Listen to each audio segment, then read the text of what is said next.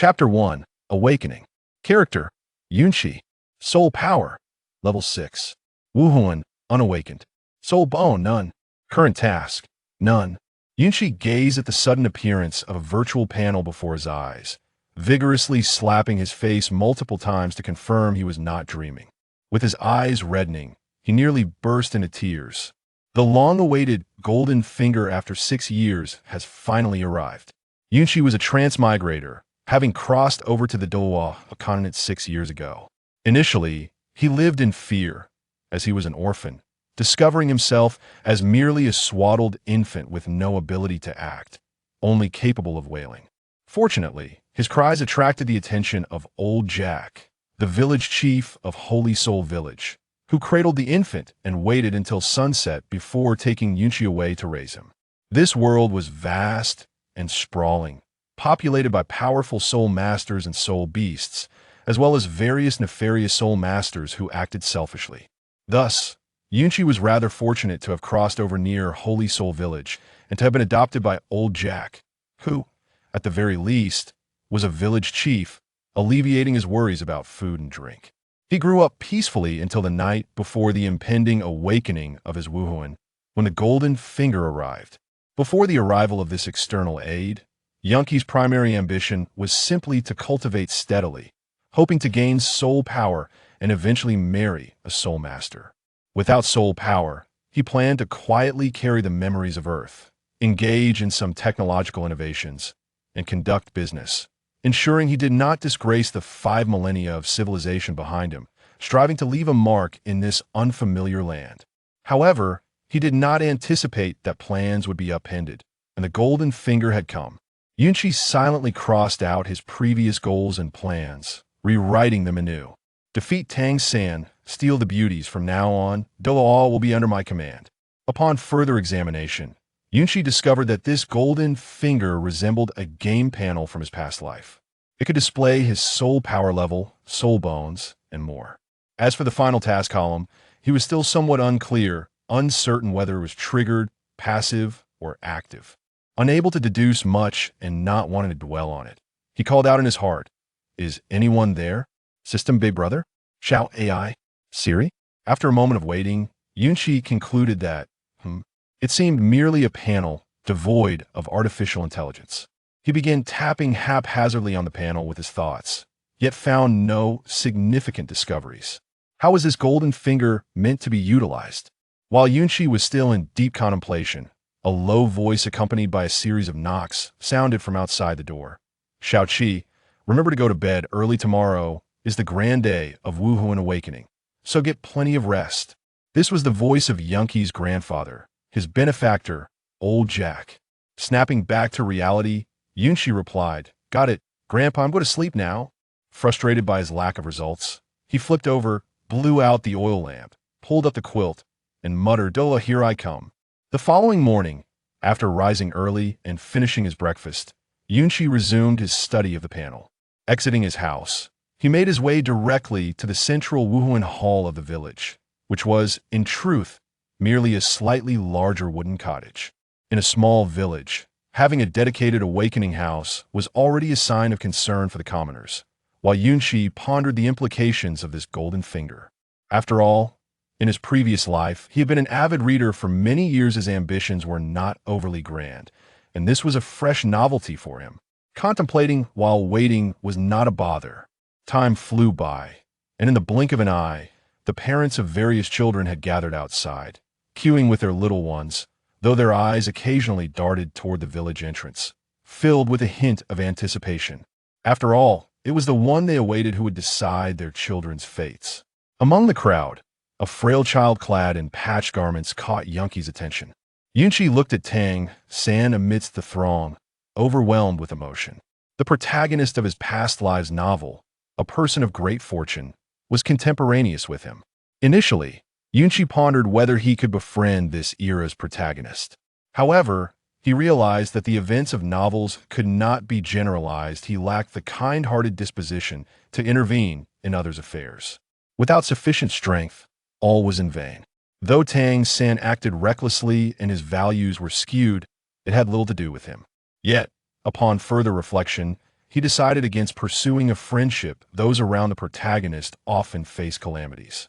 If he ever displeased Tang San, he could very well incur a dire fate. His modern soul surely would not align with that of an ancient one. Thus, he abandoned the idea of befriending him, not wishing to play the sycophant. Nevertheless, he harbored no intentions of hostility.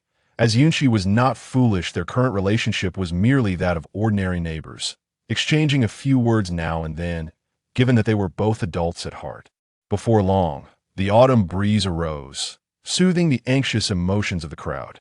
Accompanied by blue-silver grass and falling leaves, a figure stepped into Holy Soul Village, arriving before the Wuhuan Hall. Before he could speak, the surrounding voices drowned him out. "Welcome, esteemed battle spirit master." The villagers bowed in respect to the figure at the center. A hint of pride glimmered in the young man's demeanor, a slight smile gracing his lips. He found the surrounding voices quite agreeable and inclined slightly in acknowledgement. "Let us dispense with unnecessary formalities. I have little time and must hasten to the next village. Let's begin." Old Jack hurried forward, addressing the queue of children loudly. "Children, this esteemed battle spirit master hails from Notting City. He will assist each of you in awakening your Wuhuan. Do not be afraid, cooperate with him." The young man appeared somewhat impatient, thinking to himself that this would only waste his time. "Stop. You say the same few lines every year, yet there has not been a single child with soul power. I've already visited 6 villages without finding even one." A glimmer of despair flickered in old Jack's eyes as he sighed, moving to Yunqi's side in the queue, patting his shoulder and uttering a few words before turning to leave. "Xiao Qi, do not worry, you will surely become a soul master. Good luck." As Yunqi turned his head, wishing to say something, a voice suddenly interrupted his thoughts. "Task: successfully awaken. Reward: increase soul power level by 1. Accept? Yes or no?" So this is how attribute points and tasks are acquired. Triggered tasks? Yunqi felt a sudden surge of excitement, realizing this golden finger could facilitate some clever maneuvers. As for accepting the task and claiming the reward, it was clear that this was a game panel. Yunqi had been a top player in his past life and had encountered various games. Given that the task was to awaken his Wuhuan, he had no reason to refuse. After all, nothing felt better than getting something for free. Without further thought, he accepted the task without hesitation. Current task: successfully awaken Wuhuan. The young man's gaze lingered on old Jack as he walked away, not uttering another word, for the path from ordinary person to soul master was exceedingly arduous. He refocused on the 9 children before him, as it was his duty to assist these commoners in awakening their Wuhuan, a task he had long since become accustomed to. "Children, I will awaken each of you in turn. Please refrain from speaking loudly."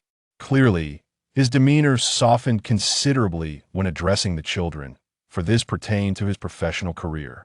The 9 children lined up orderly before the young man, with Yunqi standing at the front due to his early arrival, while Tang San stood somewhat further back in the middle. The young man smiled. "My name is Su Yuntao, a level 26 Great Soul Master and your guide. Now, please come forward one at a time, and do not be afraid of what happens next."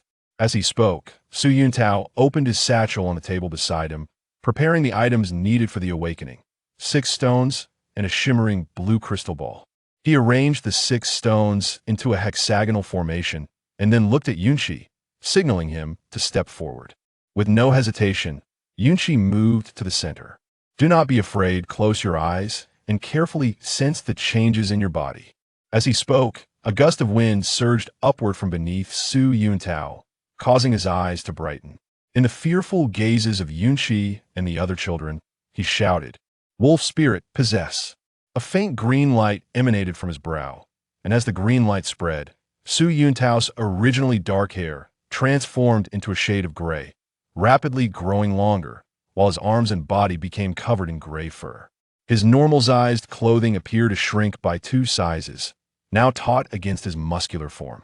Fortunately, the attire of the Wuhuan Hall was of excellent quality, displaying no signs of tearing despite his transformation. Su Yuntao's eyes shimmered a ghostly green, and his fingers sprouted claws that glimmered with a faint cold light. Simultaneously, 2 circular rings of light ignited beneath his feet, swirling from his toes to his head in a mesmerizing display, one white and one yellow, creating a strikingly eerie sight. Although Yunqi had prepared himself, he was still momentarily startled, for a modern gentleman had never encountered a werewolf. The other children, however, were far less composed, with some crying and others screaming. However, the gaze of Su Yuntao was indeed intimidating, akin to an instinctual biological response, where a higher-ranking creature exerts a sense of oppression over a lower-ranking one. To simplify, it is like encountering a tiger in the wild. Would you contemplate a desperate slide tackle or gracefully accept your fate? Su Yuntao rubbed his forehead, displaying a hint of exasperation. Cease your cries, I assure you. There is no need for fear. This is my martial soul, the lone wolf. Should you aspire to become soul masters, you too shall possess such abilities in the future. As he spoke, his claws glimmered under the sunlight, sending a chill down the spines of the other children, who trembled in place. The only one who seemed relatively unperturbed was Tang San, a man of the ancient times who had witnessed bloodshed. Though taken aback, he quickly regained his composure. However, even he instinctively took a step back during Su Yuntao's transformation, striking a pose reminiscent of ancient martial arts. Yunqi observed the entire scene without uttering a word. What drew more attention, however, was how the beast martial soul manifested in such a fur-covered form, resembling a werewolf. Aside from his face, he bore an uncanny resemblance to the hairy, thunderous visage of Sun Wukong from television dramas.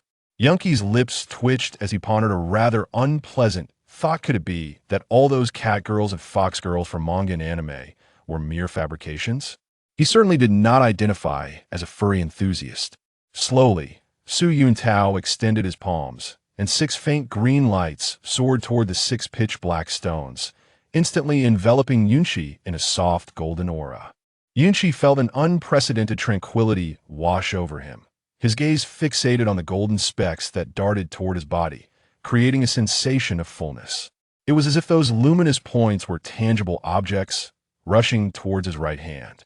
Instinctively, Yunqi raised his right hand, and in an instant, a long sword materialized within his grasp. This sword appeared to be no mere illusion, it was undeniably real. Measuring 3 feet in length, the sword could be reduced in size, predominantly showcasing hues of black and purple.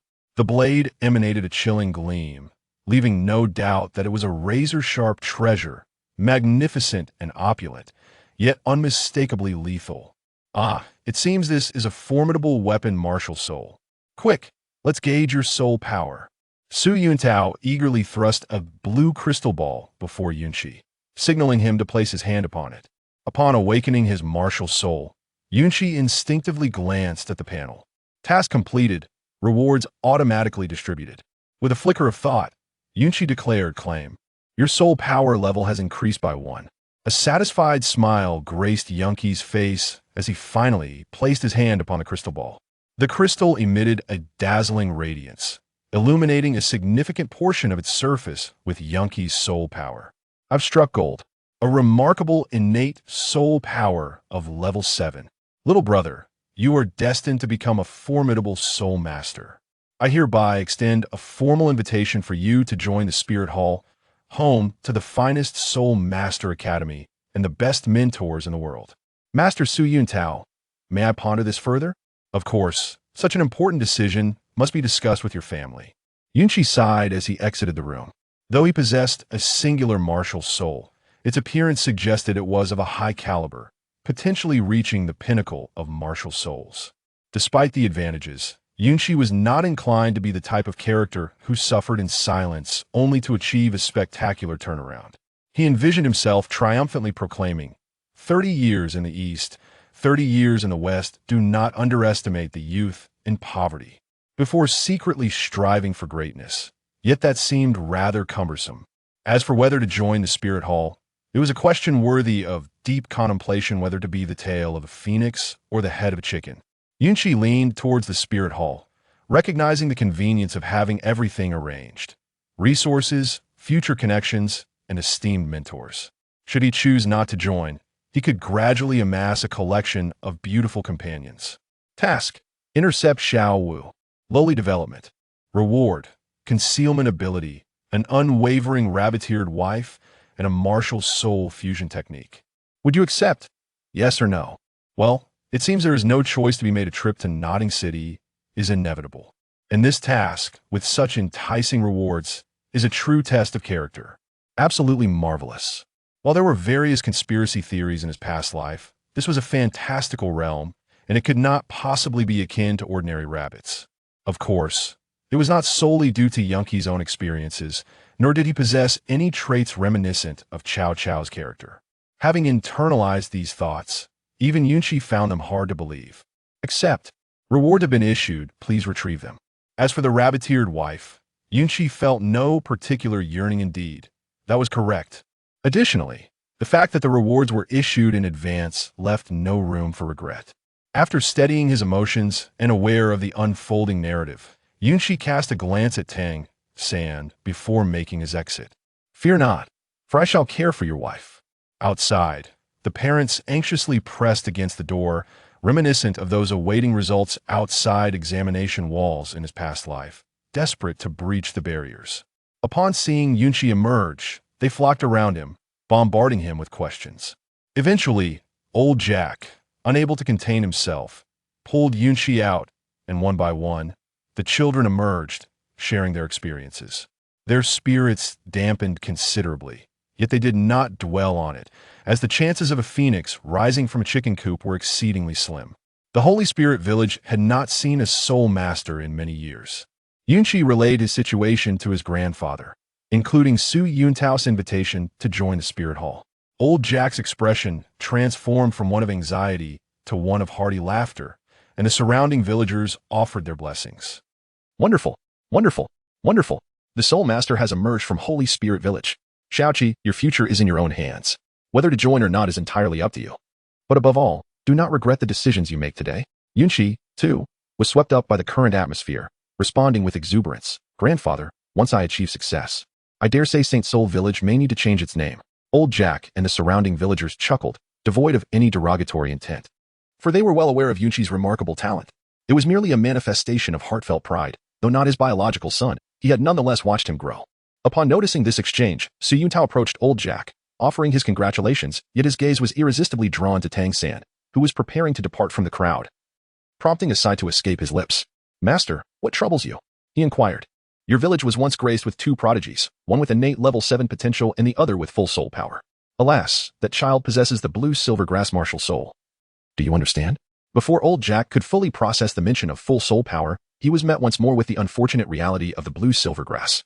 Observing Su Yuntao's demeanor, Yunqi felt a striking sense of DJVU, as if he were the stepping stone for the genius celebrated in public while the ordinary toiling figure remained in the shadows. By the way, have you considered my proposal? Would you wish to join the Spirit Hall and pursue your studies there? Su Yuntao asked with eager anticipation. Yunqi gazed at Su Yuntao's face and replied earnestly, Master, I do not wish to join the Spirit Hall at this moment. Though you may not fully comprehend my sentiments, I assure you that I will join the Spirit Hall in the future, for it is indeed the sacred domain for soul masters across the continent. Su Yuntao appeared somewhat regretful, yet his expression did not linger on this sentiment for long. After all, his responsibility was merely to report, and the accolades and rewards he was due would not diminish significantly. Once he confirmed that Yunqi would not be joining, he handed over 2 Spirit Hall certificates to old Jack and prepared to advance to the next village. However, before departing, he wished to cultivate a connection with this promising talent. Yunqi, I am a steward from Notting City. Should you decide to pursue your studies there in the future, do not hesitate to reach out to your brother Tao for assistance. Su Yuntao produced a small pouch from his bosom and placed it into Yunqi's hand, the pouch emitting a metallic clinking sound. This contains 10 gold soul coins. With the new school term approaching, you will find it useful. Please do not refuse. Consider it an advance investment from your brother Tao. Observing Yunqi's instinctive inclination to return the gift, Su Yutao spoke his final words and departed without delay.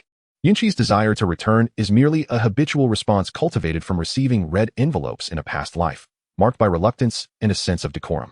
The crowd gradually dispersed as they followed Su Yutao, immersing themselves in their individual affairs, the vibrancy of life giving way to solitude.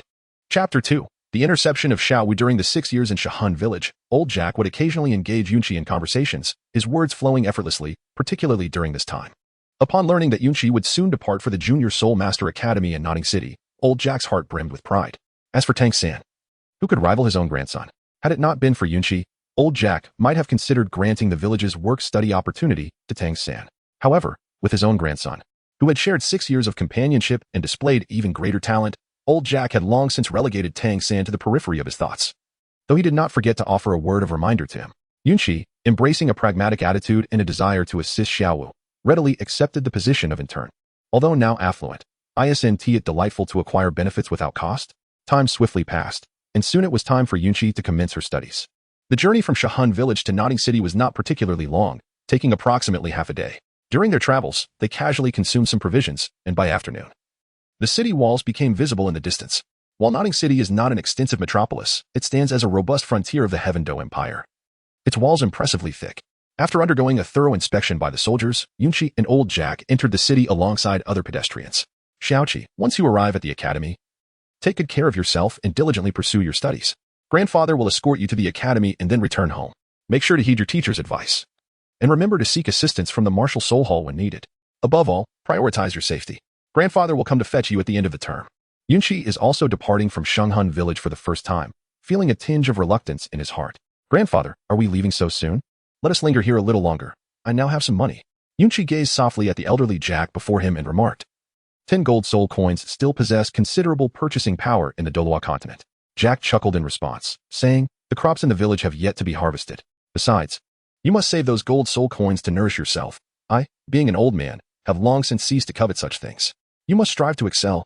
When next I see you, I hope you will have become an exceptional soul master. Shahun village will take great pride in you. Yunqi, aware of the wisdom of the elder generation, refrained from speaking extensively, silently vowing to keep a portion of any life-extending elixirs for his grandfather in the future. The Notting City Junior Soul Master Academy is situated in the western part of Notting City. Along the way, Yunqi and Old Jack inquired several times before finally arriving at the entrance of the academy. Before them stood a grand archway, towering at least 10 meters high and spanning a width of no less than 20 meters, meticulously constructed from resilient oak rock. Flanking the archway were 2 imposing black iron gates. Through the gaps in the gates, a straight path could be glimpsed, leading directly into the academy, surrounded by towering trees. Carved into the stone above the archway were the 4 characters, Notting Academy. As Yunqi beheld the grandiose entrance, he couldn't help but marvel at the esteemed status of soul masters in this realm. Even a mere junior soul master academy exuded such magnificence. One could hardly imagine the splendor of the soul master sanctuary in Wuhuan City. After Yunqi had conferred with Old Jack, he prepared to enter the academy, only to be halted abruptly. Stand still. Who permitted you to enter? This is no place for country bumpkins like you. Just as Old Jack was about to offer an explanation, Yunqi intervened, unwilling to endure humiliation before retaliating. Such behavior was not in his nature. With a smile, Yunqi retrieved the proof of the Wuhuan Hall that Su Yuntao had previously provided and summoned his martial soul. I have come to enroll. Might I inquire whether I possess the qualifications to enter? Yunqi, with a playful smile, lifted his gaze towards the doorman before him. He thought to himself, how curious it is that I, Yunqi, find myself amidst such a narrative. Yet, he had no desire to witness his grandfather's humiliation, so he interjected preemptively. There exists an old adage that states it is easier to deal with the king of hell than to contend with mischievous spirits. However, it is contingent upon the individual. A mischievous spirit that overestimates itself is no true spirit at all. The young doorman, observing this youthful lad with his delicate and handsome visage, noted the slight upward curl of his lips and the glimmer of amusement in his eyes.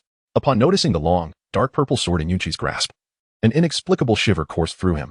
Coupled with the evidence of Yunqi's martial soul, the doorman's complexion paled, and he hurriedly bowed, profusely apologizing and expressing his regrets for any offense caused. Yunqi gazed upon the gatekeeper before him, and with such demeanor, he felt no inclination to hold any grievances.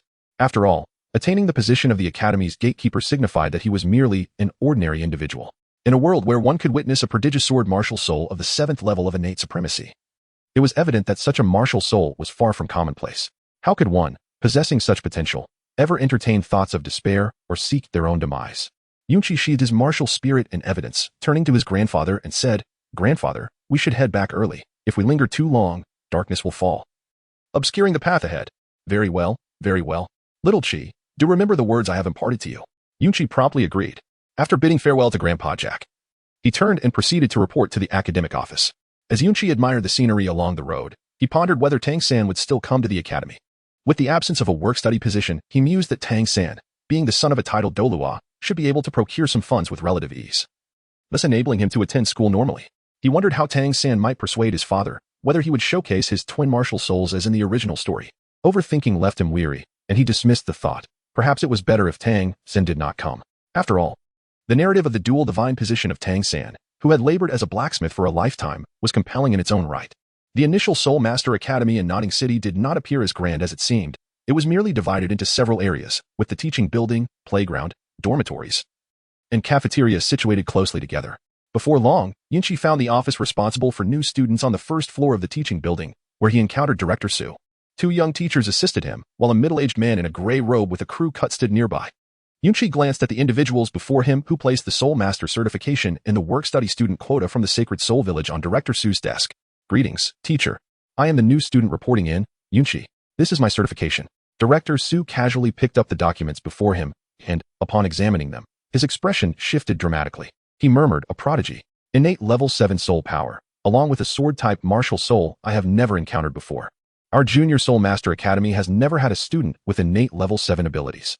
The surrounding teachers appeared equally astonished, as if they had just heard something extraordinary.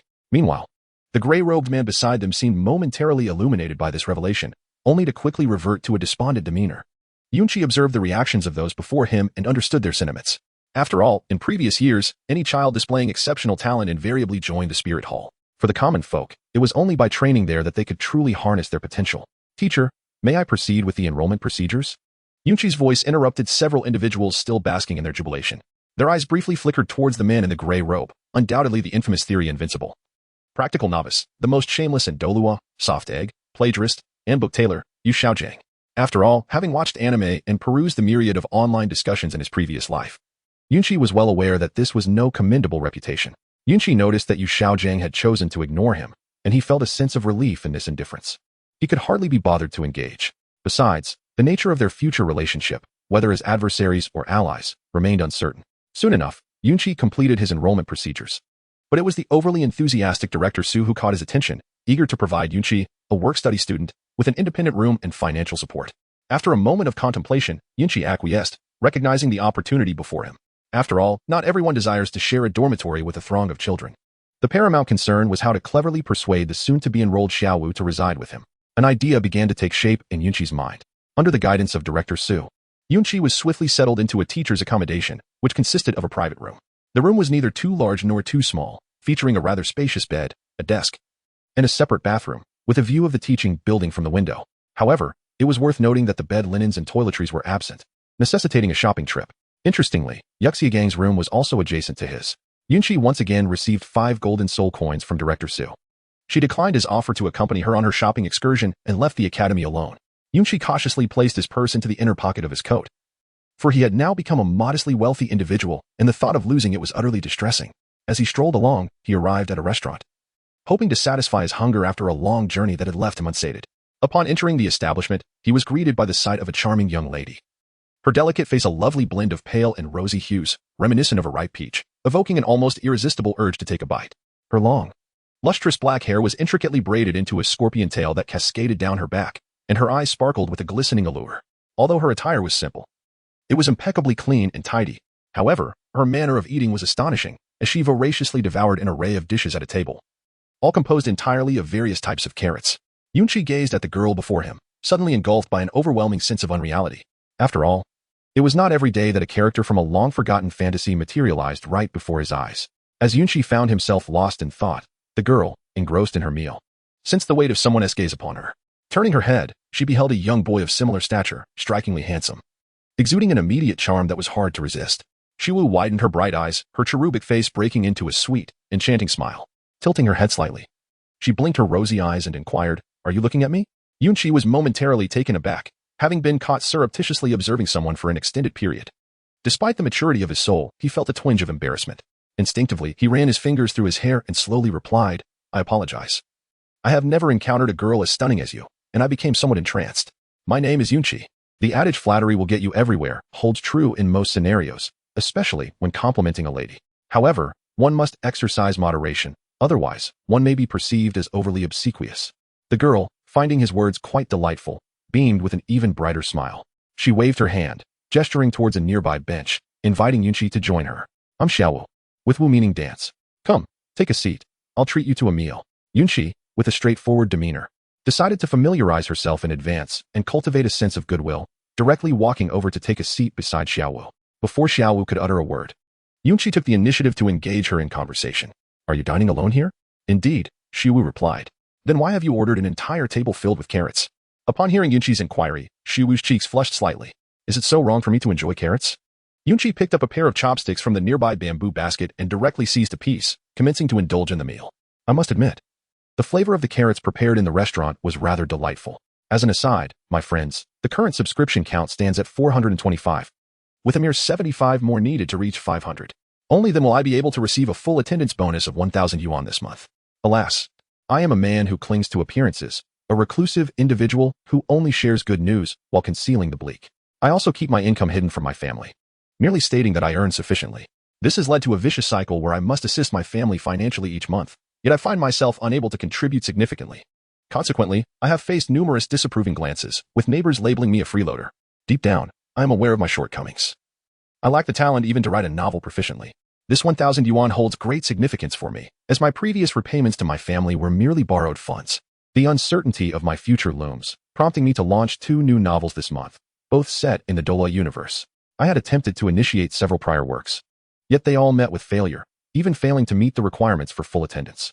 Many might wonder why, if I am incapable of writing well. I do not seek employment in a factory. This question touches upon numerous unspoken complexities. It is not a matter of unwillingness, but rather one of inability. At the age of 23, it seems rather absurd. In the prime of youth, I find myself beset by ailments, yet I dare not voice them. The life of an adult is invariably fraught with challenges.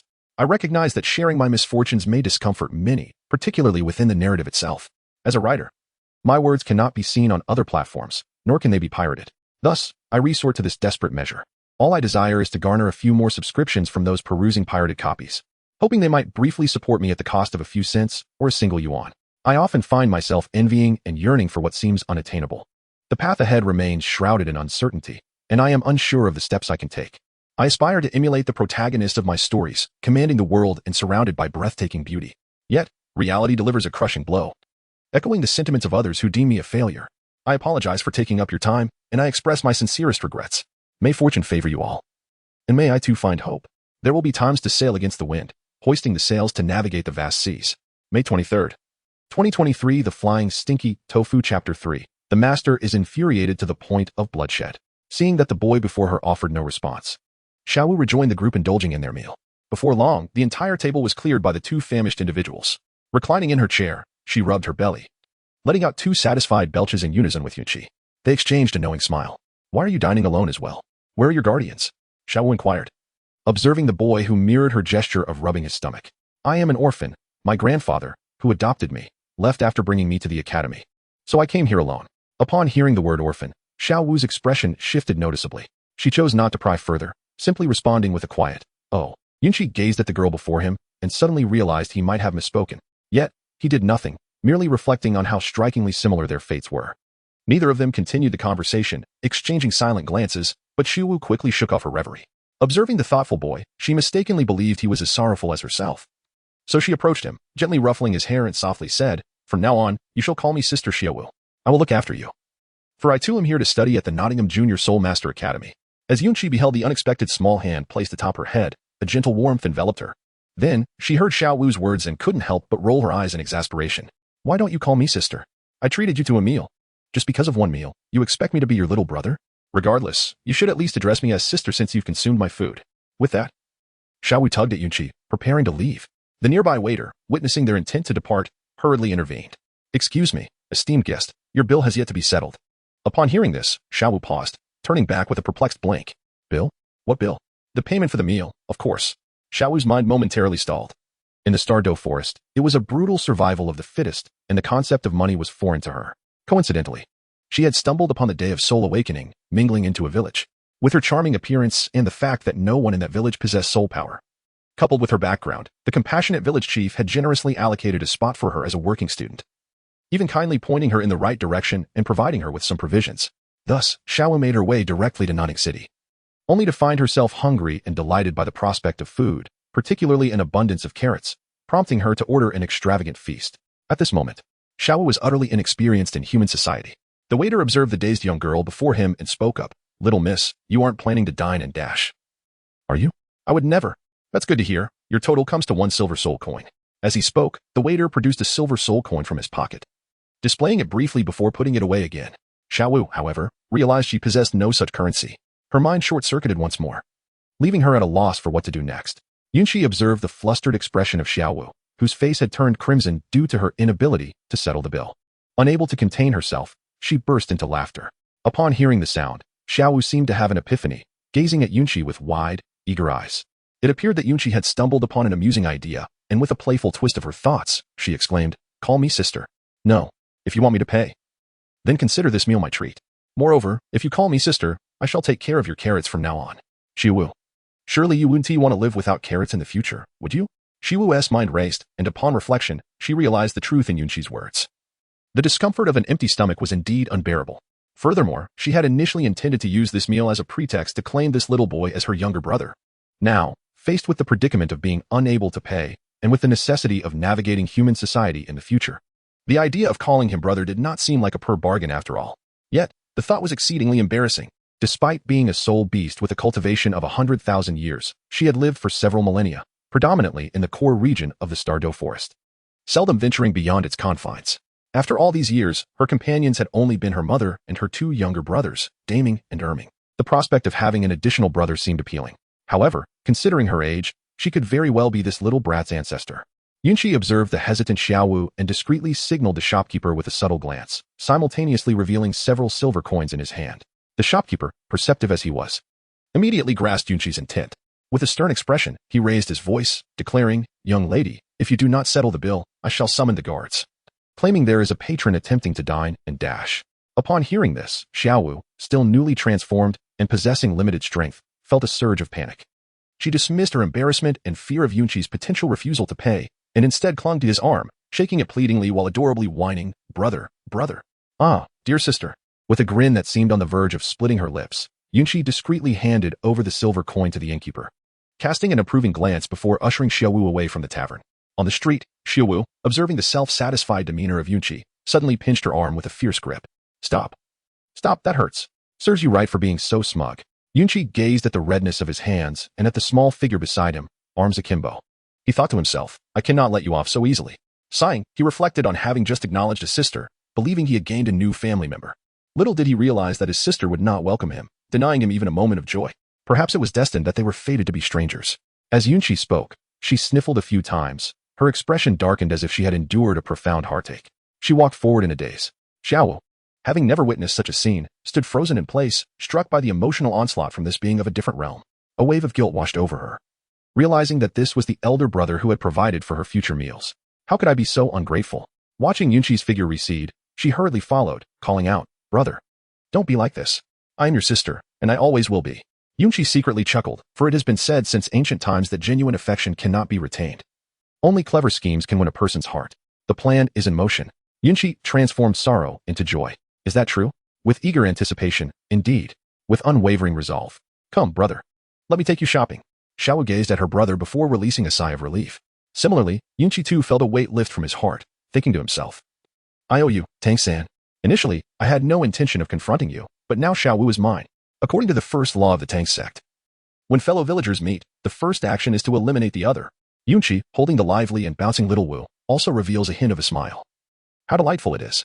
As Yunqi opened the panel, he applied the previously selected task rewards aura concealment feature onto Xiao Wu. He discovered that the aura concealment function was perpetually active and that he could utilize it as well. A sudden thought struck Yunqi, perhaps he could indulge in some delightful activities in the future. However, he chose not to disclose this to Xiao Wu, primarily out of concern that she might misunderstand his intentions. It was better to avoid unnecessary complications.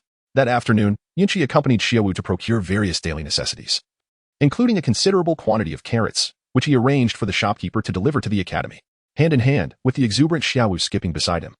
They made their way to report in. "Director Su, I have brought my sister to register." As Yunqi gazed at the smiling director before him, he slowly began to speak, motioning for Xiao Wu to hand over the materials to Director Su. Once again, the teachers were left in a state of shock, their jaws nearly dropping to the floor. Yu Xiaogang was among them, observing the group with a sense of indifference, convinced that they were merely children at innate levels 7 or 8, unworthy of even participating in his experiments. A haughty expression adorned Yu Xiaogang's brow. Yet the exaggerated reactions of those around him prompted him to take the materials from Director Su's hands. Upon glancing at the contents, his eyes widened in disbelief. He swiftly turned to Xiao Wu and proclaimed, Xiao Wu, would you be willing to take me as your master? I can guide you to become one of the continent's most formidable powerhouses. With that, he flashed a confident smile, as if certain that she would eagerly accept his offer. The other teachers and directors exchanged bewildered glances, their expressions reflecting their astonishment at his audacity. However, Yunqi had anticipated this reaction. Currently, Tang San had yet to arrive due to circumstances beyond his control. And Xiao Wu was the only child he had encountered in decades who possessed a fully unlocked innate soul power.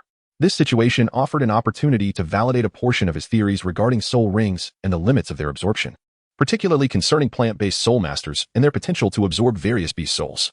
Thus, he had informed Xiao Wu of these theories during their journey. Yet, what need did Xiao Wu have for such theoretical musings? By following a systematic approach to harnessing her sealed soul power, she could easily attain the rank of title de law.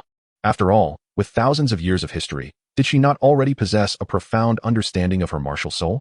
She readily agreed to Yunqi's words. Now, both Yunqi and Xiao Wu regarded Yu Xiaogang with the eyes of spectators watching a jester. If one were to take on an apprentice, at least there should be some groundwork laid. To suddenly declare, "Take me as your master, and you shall become the continent's top powerhouse," was utterly nonsensical. Please. A child with fully unlocked innate soul power could become a formidable force merely by methodically studying the fundamentals, given the inherent talent they possessed. Xiao Wu looked at Yunqi, her gaze seemingly questioning whether this was indeed the arrogant fool and thief he had mentioned. Yunqi nodded, and then thought to himself how he longed to make Yu Xiaogang humiliate himself. Task, to slap Yu Xiaogang in the face, rendering him utterly embarrassed before several onlookers. Reward, a spatial soul-guiding ring. Do you accept? Yes. Yunqi suddenly grasped a revelation. It seemed that the game interface would issue tasks that mirrored her subconscious desires. Was it not a trigger mechanism, but rather a self-initiated endeavor? Clearly, further exploration was warranted. Yet there were pressing matters at hand. Indeed, observing the abrupt silence that enveloped the room, Yu Xiaogang appeared to have an epiphany as well. In the outside world, I am referred to as a master. I trust you have heard of me, specifically, the one who proposed the theory of the 10 core competitive advantages of martial souls. Am I now deemed worthy to be your mentor? A sense of self-satisfaction radiated from Yu Xiaogang.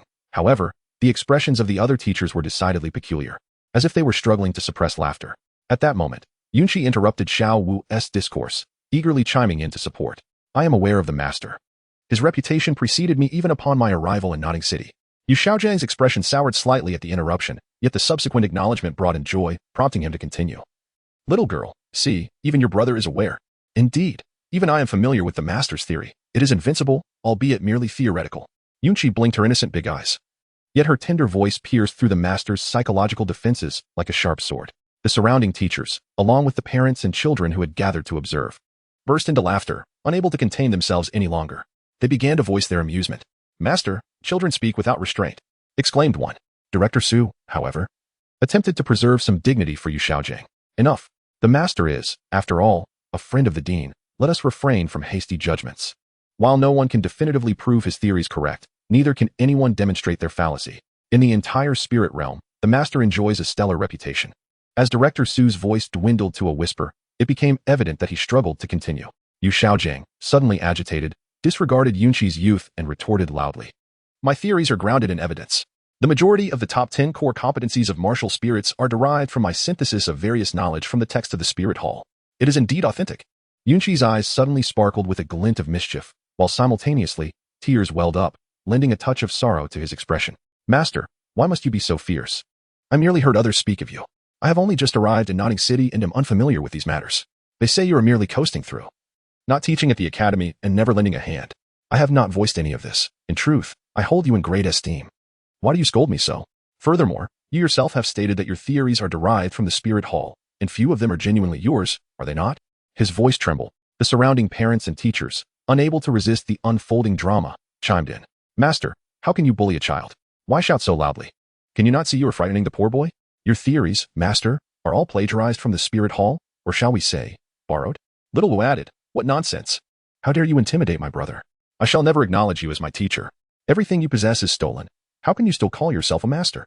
You would be better labeled a thief. As Yu Xiaogang observed the growing murmurs around him, he realized he had misspoken, inadvertently revealing his own plagiarism. Suddenly, a wave of darkness enveloped him, and he coughed up blood, collapsing to the ground with a thud, the sound echoing ominously. The onlookers, witnessing the fainted master, were momentarily at a loss for words. To think he was a grand soul master yet so frail. Nevertheless, they refrained from further comment. While Director Su hastily summoned assistants to carry the master away for medical attention. Yet, the glances exchanged among the crowd brimmed with intrigue, and with such scandalous revelations. Yunqi was convinced that it would not be long before the entire continent was abuzz with the story. The tale of Master Yu Xiaogang bullying a child, followed by his self-implosion, revealing that all his theories stemmed from the spirit hall, would surely be the talk of the town. Chapter 4. Tang San's enrollment and apprenticeship. Yunqi gazed at the master, who was rendered speechless with rage, utterly captivated. Was this the allure of tea art? Meanwhile, Xiao Wu, observing Yunqi standing there in a daze, assumed he was still startled by the master's thunderous roar. She promptly wrapped her arms around Yunqi's, whispering gently, "Brother, it's all right. Let's ignore this charlatan." Yunqi hastily rubbed his eyes, indicating that he was unharmed, and led Xiao Wu before Director Su. Given Xiao Wu's remarkable talent, Director Su swiftly composed himself, assuring that everything would be meticulously arranged for her. After all, geniuses are rare and precious. The arrival of two at once could potentially bestow immense benefits upon the academy, provided they graduated smoothly from the nodding Junior Soulmaster Academy. Upon hearing this, Yunqi expressed his gratitude profusely and urged Director Su to convey his apologies to the master upon awakening.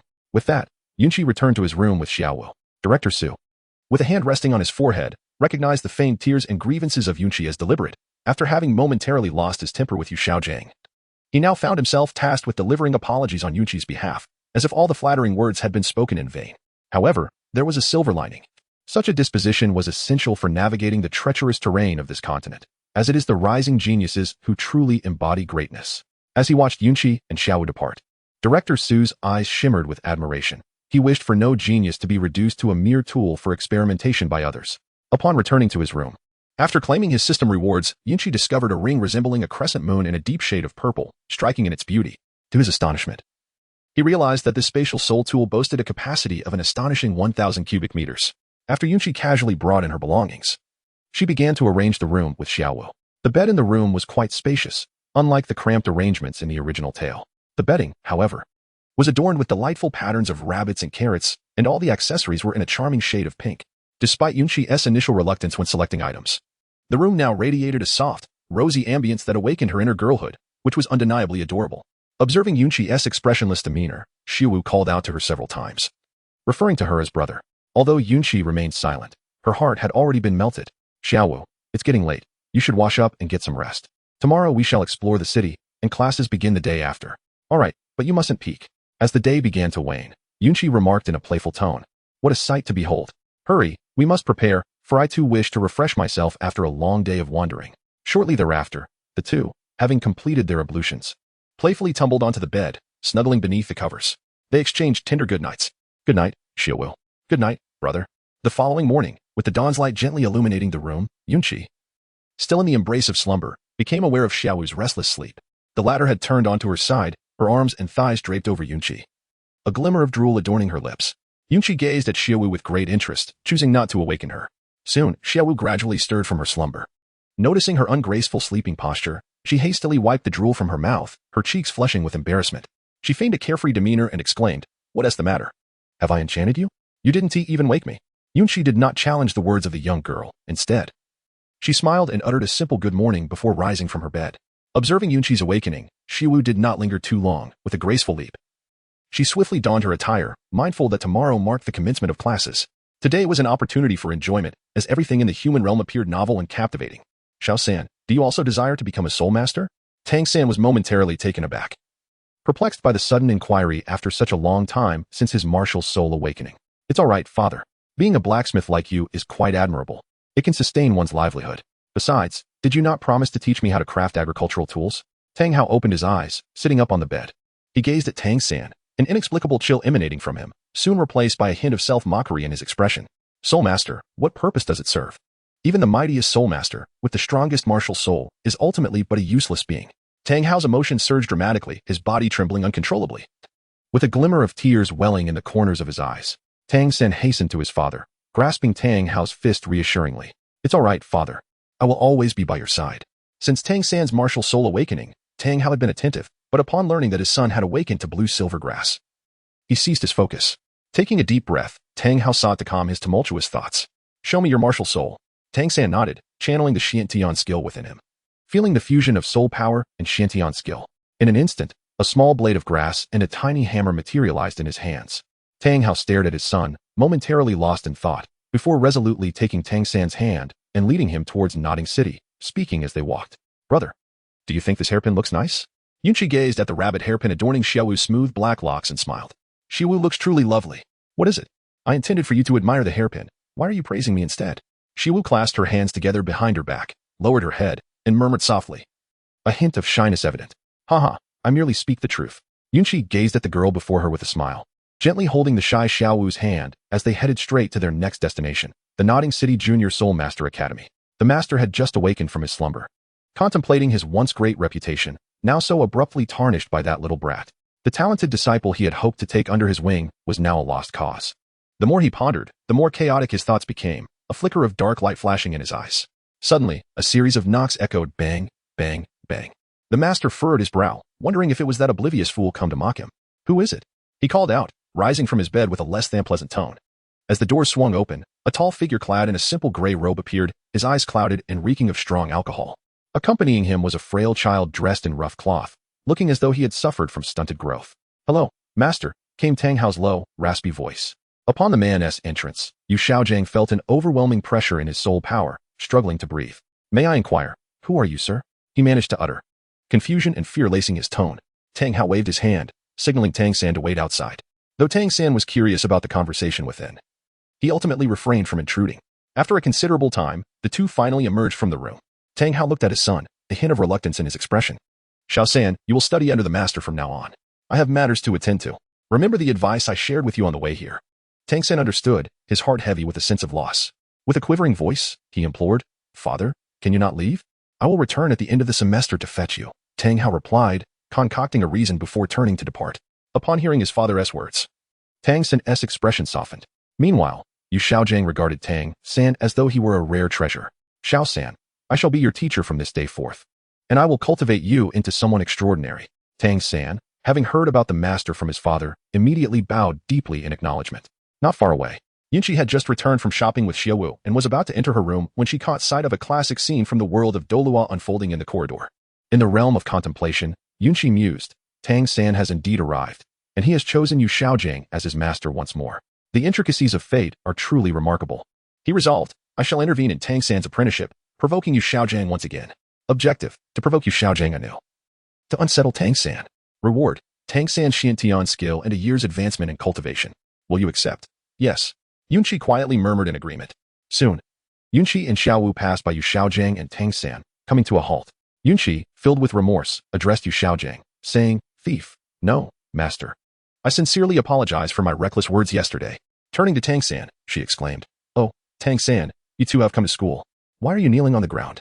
Please, rise. As she spoke, she helped the half-bowed Tang San to his feet.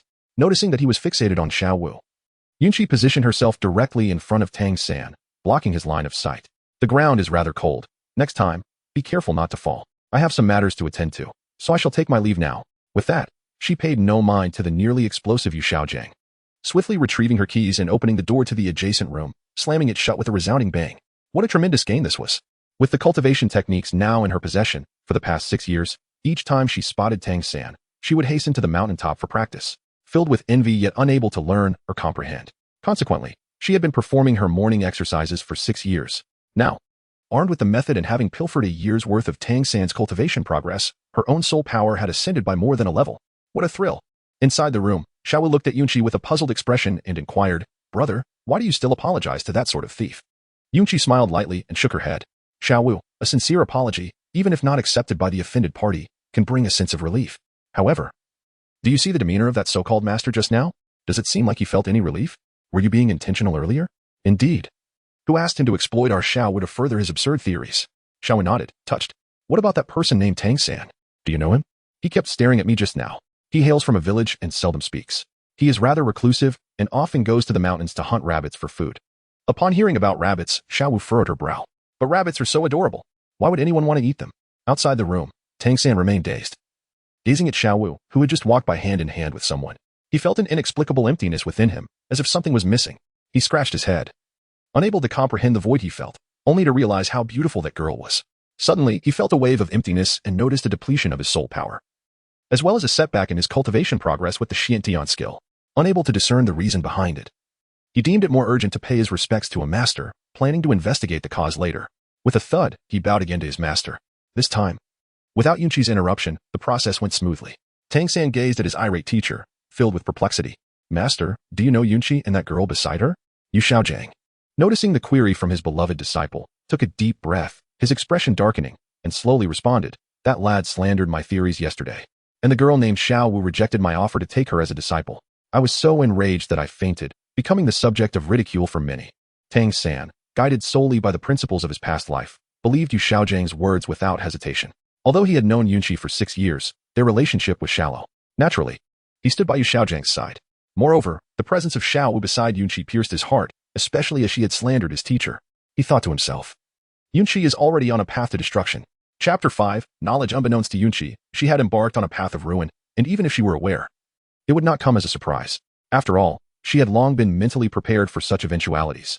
With the advent of cultivation techniques at Yunqi, it is no longer as feeble as it once was. After soothing Xiao Wu, I began to delve into the profound art of Xuantiangong stored within my mind.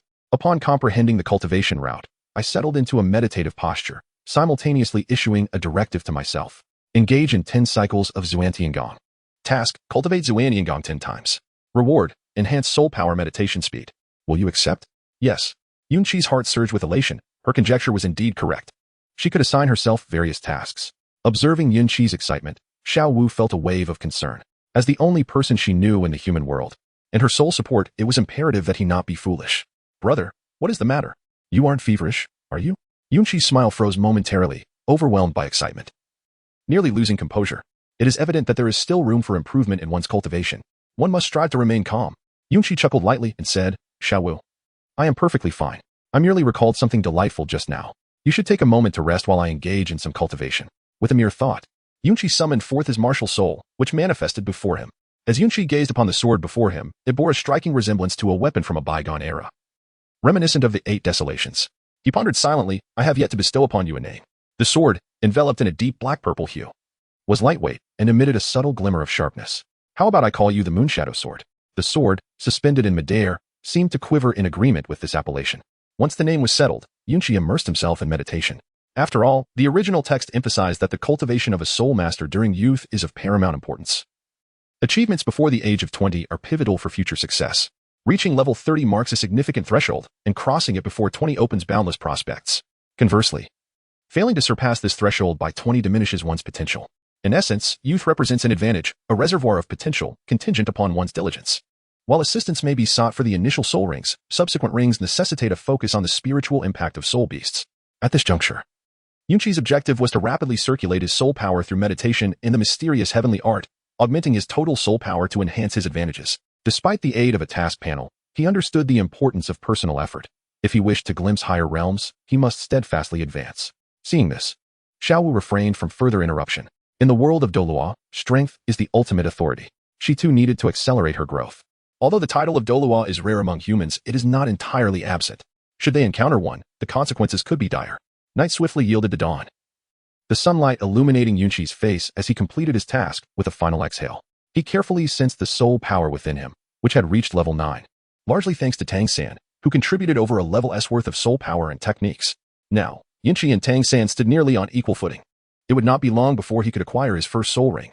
The thought ignited a profound excitement within him. After all, what boy has not dreamed of possessing unique skills that set him apart during his youth? Yunqi rose slowly from his meditative posture, his bones cracking with an audible pop.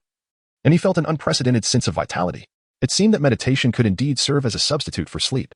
Turning to glance at the slumbering Xiao Wu, who was curled up in a position reminiscent of the falling sand technique, he approached her with an air of helplessness and gently shook her awake. Xiao Wu, it's time to rise. Today marks the beginning of classes at the academy. We must attend our lessons. Just a little longer. Let me sleep for a bit more. If you sleep any longer, I shall leave without you. Reluctantly, Xiao Wu rubbed her eyes and descended from her bed. After preparing themselves, Yunqi and Xiao Wu made their way to the second class on the first floor of the teaching building. They were, rather conspicuously, not placed in the same class as Wang Sheng and his group of work-study students, a clear arrangement made by Director Su. Once they found a seat, a few oblivious students attempted to engage with Xiao Wu, but they were swiftly deterred by Yunqi, who unleashed his martial spirit to frighten them away. Before long, the classroom was filled with students, and a handsome teacher with flowing dark green hair entered from outside. Greetings, everyone. My name is Mohen, and my martial spirit is the ink bamboo. I am a soul master of the 33rd rank, and will be your instructor henceforth. Now, let us commence our lesson. Yunqi and Xiao Wu straightened their postures, for the original work remained a fantastical realm, while Yunqi had traversed into a tangible world, filled with knowledge and experiences unattainable through mere texts. There are 10 classifications of soul masters: the assault type, agility type, control type, defense type, healing type, support type, food type, summoning type, strength type, and range type. Each martial soul possesses distinct characteristics, necessitating the search for a soul ring that complements one's martial soul. For instance, can a tiger martial soul, emblematic of brute strength, effectively utilize a rabbit soul beast as its soul ring? Mo Hen contemplated briefly before responding. Yes, it is possible, but ultimately futile.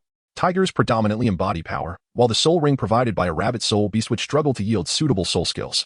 This illustrates the essence of martial soul characteristics, which is foundational knowledge for soul masters. The accurate approach is to seek soul beasts that embody both strength and speed, or to directly find a soul beast that mirrors one's own martial soul. Typically, beast martial souls manifest through the integration of the human body and the martial soul, thereby amplifying one's capabilities. As Mo Hen expounded, a student inquired, "Teacher Mo, what about our scythe-type weapon martial souls? And those food-type martial souls?" Mo Hen, choosing his words carefully, replied, "Weapon martial souls encompass a wide array of types, generally including plant-type martial souls as well. Consequently, the supportive effects of weapon martial souls often surpass those of beast martial souls. For instance, various food-type martial souls, formed from the condensation of soul power, serve as an energy supplement for all living beings. As for weapon martial souls like your scythe, it is imperative to find soul beasts that enhance the sharpness and durability of your martial soul. Furthermore, your martial soul must choose a direction for its development. Otherwise, even the most gifted soul master may find themselves stagnating and eventually fading from the collective memory." The surrounding students appeared to grasp the essence. While Mo Hen diligently imparted knowledge, occasionally engaging with Yunqi and Xiao Wu, clearly placing great importance on them. At the conclusion of the class, Yunqi felt enriched, realizing that theoretical understanding could never rival years of practical experience. He had already formulated a path for his future development, lacking dual martial souls. He was resolute in pursuing the assault type, for strength was essential to safeguard himself and protect his loved ones. Meanwhile, Yu Xiaogang planned to take Tang San on an excursion, aiming to hunt soul beasts and prepare him for his first soul ring.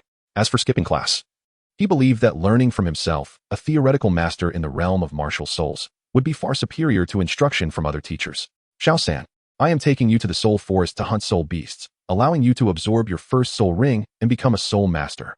Tang San felt somewhat awkward, as inexplicably his soul power had diminished by a level. Despite his efforts, he could not ascertain the cause. Upon returning to the dormitory, he was compelled to assume the role of a leader. After organizing his belongings and practicing the Shantian skill, he noticed his soul power gradually increasing, which eased his anxiety. He had spent a restless night fearing another inexplicable loss of soul power. Once he gathered his thoughts, he addressed his teacher, "Teacher, my soul power is currently at level 9. I may not be able to go. Yesterday, it inexplicably regressed slightly, but I will recover swiftly." Yu Xiaogang had never encountered such a situation. After a prolonged examination of Tang San, he could not reach a conclusion, ultimately advising him to report any abnormalities promptly and to focus on his training.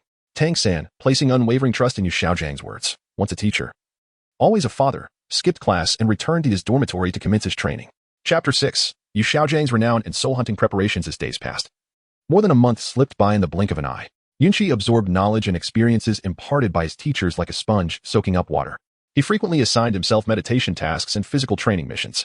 Though the returns from these tasks dwindled, he found that performing calisthenics invigorated his physical condition, leading to rapid advancements in both his physique and soul power. During this period, several notable events transpired. The first was the deepening bond between Yunqi and Xiao Wu. While the relationship with Tang San grew increasingly strained, marked by mutual disdain, Yunqi's soul power had surpassed level 10, but he had yet to acquire his first soul ring. Believing that adhering to Yu Xiaogangs' soul ring limits was somewhat disrespectful, he also learned that Tang San had just returned to level 10 and was preparing to hunt for soul beasts. The second event involved Yu Xiaogangs' name echoing across the continent, as accusations surfaced claiming he had bullied students and plagiarized his research on martial souls, revealing him as merely a purveyor of second-rate knowledge. This revelation sent shockwaves through the soul master community. Once celebrated among lower-tier soul masters, he now faced disillusionment.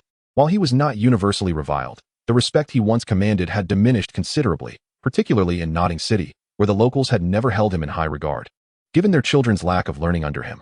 Notably, the actions of Yu Xiaogang in Nodding City had reached the ears of Bibi Dong, the Pope of the Spirit Hall, as well as Lu Erlong of the Blue Tyrant Academy. The former felt an inexplicable sense of bewilderment, while the latter found it hard to believe Yu Xiaogang was capable of such actions. In the past, she had regarded him as knowledgeable and wise, but now, to hear such news was disheartening. As for their emotional responses, Yunqi remained oblivious. Xiao Wu had taken an early leave, claiming to visit relatives, and returned with a soul ring. Yunqi, aware of her intentions, offered her some reassurance before seeking Director Su to request entry into the soul hunting forest. Director, may I accompany you to obtain my first soul ring? I have been at level 10 for some time now. Director Su gazed at Yunqi in astonishment. Was this child not originally at level 7? To reach level 10 in less than 2 months was utterly preposterous. Such a feat was almost inhumane. Director Su. Yunqi approached Director Su and waved his hand in front of him. I apologize, little Qi. Your talent is truly astonishing. He paused for a moment, taken aback. I shall prepare to assist you in acquiring your first soul ring. Thank you, Director. It's nothing. After all, you are a prodigious student of our academy. As he spoke, he reached out and patted Yunqi gently on the shoulder. At this moment, Yunqi has also assigned himself a task. Acquire the first soul ring. Reward, soul-attracting incense, capable of enticing soul beasts within a 5-kilometer radius into forced estrus, effective for those under 1,000 years old. It is harmless to humans, colorless and odorless, and undetectable. Yunqi couldn't help but reveal a hint of a sinister smile upon seeing the reward. Shortly thereafter, Director Su, having completed his instructions, escorted Yunqi out of the academy. They traveled by carriage to the outskirts of the soul-hunting forest. Upon disembarking, Yunqi realized that the forest bore no resemblance to what he had envisioned in his previous life. To him, a forest should be a sanctuary filled with the fragrances of nature, fresh air, and sparse human presence. Yet, the landscape before him resembled a vast marketplace. Bustling with voices and bustling with activity, surrounded by a multitude of houses and shops, where the calls of vendors echoed incessantly. A network of rudimentary paths crisscrossed, connecting various establishments. The cacophony of the atmosphere made Yunqi feel as though he were not on the threshold of a forest. However, Yunqi understood that where soul beasts resided, there would always be daring adventurers. Particularly in these specially cultivated soul beast forests managed by the state, the allure was even greater. Moreover, the prices in the shops established here were typically several times higher than those outside, as soul masters constituted a wealthy demographic, and many sought to profit from their purses.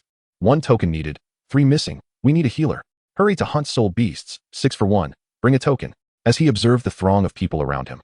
Inviting him to join, Director Su quickly declined and led Yunqi away from the marketplace. The moment they left, tranquility enveloped them. Gazing at the expansive forest ahead, Yunqi was struck with awe. This was no ordinary forest from his previous life. Towering trees reached skyward, while the forest periphery was fortified with multiple layers of iron barricades, revealing numerous glistening spikes, each standing at least 10 meters high. Every 10 meters, soldiers clad in iron armor stood guard, wielding long spears, forming an imposing line that emanated a chilling sense of authority. Director Su solemnly explained to Yunqi, the Soul Beast Forest is not accessible to just anyone. Only those possessing a token issued by the Spirit Hall may enter the soul hunting forest. These soldiers are stationed at the perimeter to prevent poaching and to protect the residents, while also ensuring that soul beasts do not escape and wreak havoc. Within the forest, there exists a dedicated enforcement team from the Spirit Hall. The regulations here are extraordinarily stringent. Yunqi nodded in acknowledgement. Director Su then produced a token emblazoned with the insignia of a longsword from his bosom and handed it to Yunqi. Acquiring this token was not particularly challenging. Upon registering with the Spirit Hall, a Soul Master automatically attained the title of Baron of the Empire upon reaching level 30. The higher one's prowess, the greater the privileges bestowed. Furthermore, the token merely required the endorsement of 3 nobles, and one could obtain it upon reaching the zenith of their current level of strength. Yunqi received the badge, glanced at it briefly, and then returned it to Director Su. Together, they approached the soldiers stationed at the entrance of the forest. The soldier responsible for inspecting the badge merely gave it a cursory glance before waving them through. The guard at the entrance then opened a grand gate, allowing Yunqi and the others to pass. As they traversed the towering barbed wire fence, Yunqi inhaled deeply, savoring the remarkably fresh air. Upon reaching the depths of the forest, Director Su did not rush into action. Instead, he silently observed his surroundings, memorizing the paths nearby. Noticing his meticulousness, Yunqi too began to take in the environment around them. Once he was certain of their surroundings, Director Su solemnly instructed Yunqi, Xiao, from this moment on, you must stay close to me, ensuring that you do not stray even an inch. Yunqi nodded eagerly, feeling a mixture of fear and excitement at the prospect of hunting for souls for the first time. Director Su then chose a direction and cautiously led the apprehensive Yunqi deeper into the forest. Do you understand the process of soul hunting, Xiao? He inquired. I do. My teacher has instructed me. You really should stop calling me Director. My name is Su Yi. From now on, refer to me as Uncle Su. Su Yi said earnestly to Yunqi. Yunqi directly addressed him, for Su Yi had indeed rendered him considerable assistance. He thought to himself that he would simply owe him for now and repay him when the opportunity arose. All right, Uncle. Upon hearing Yunqi call him Uncle, a sparkle filled his eyes, clearly overjoyed. After walking for some time, Yunqi encountered numerous 10-year and 100-year spirit beasts. A few met his criteria, yet their ages fell short. Merely around 200 years. Clearly, they did not align with his aspirations. So he remained silent, evidently not wishing for Yunqi to absorb such creatures. Xiaoqi, are there any spirit beasts you wish to hunt? Yunqi pondered for a moment, realizing that there were indeed several suitable soul beasts for his Moonshadow sword this month, such as the dark golden fearclaw bear, the saw crocodile, and the shadow leopard. However, none of these resided in the soul-hunting forest. His Moonshadow sword was also inclined towards the dark element, granting it a certain advantage in speed. Uncle, shall we venture into the area of the phantom sword bamboo? He glanced at Yunqi, who had made a choice. His lips twitched slightly as he mechanically nodded, clearly feeling the pressure of encountering such soul beasts. The phantom sword bamboo was quite a commendable soul beast, perfectly suited for Yunqi, as it could enhance resilience and the sharpness of his sword. With a stroke of luck, he might even acquire an impressive soul skill.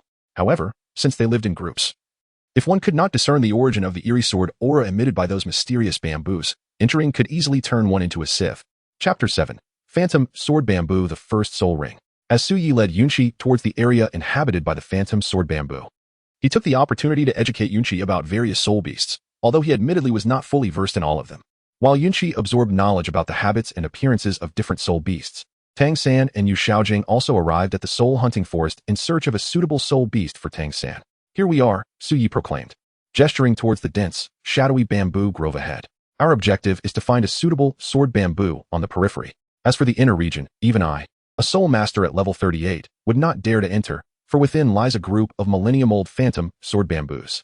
Yunqi, feeling a chill run down her spine as she gazed at the eerie bamboo grove, shivered at the bone-chilling aura that enveloped the area, making her somewhat uncomfortable.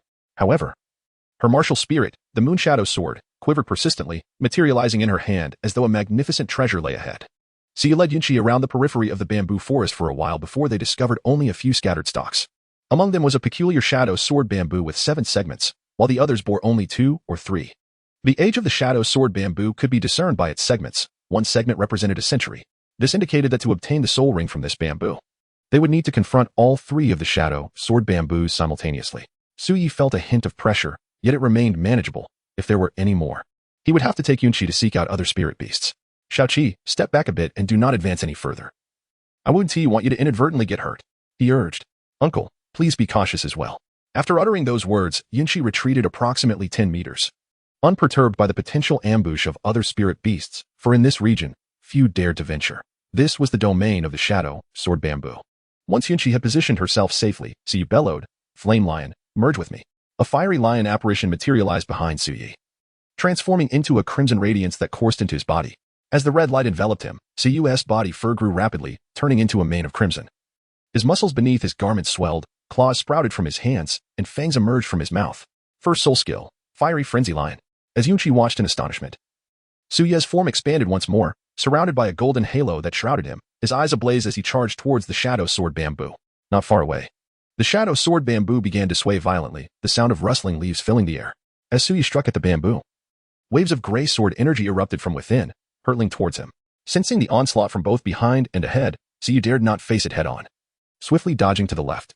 Unfortunately, he was not quick enough, and a blade of energy grazed his arm, drawing forth a trickle of blood. Seizing the moment of reprieve, Su Yi hastily retreated a few steps, his mouth agape. Second soul skill, Flame Lioness Roar.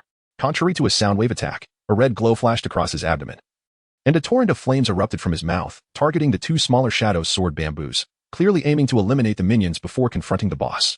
The 3 shadow sword bamboos swayed even more violently, unleashing a barrage of sword energy directed at Su Yi. Rather than confront them directly, a purple halo flickered, surrounding him with a protective red barrier. Third soul skill, Flame Lioness Protection. He evaded the sword energy as best as he could, employing his third soul skill to withstand what he could not dodge, occasionally launching a fiery assault in retaliation. Yunqi watched in awe, mesmerized by the spectacle. Was this a magical confrontation?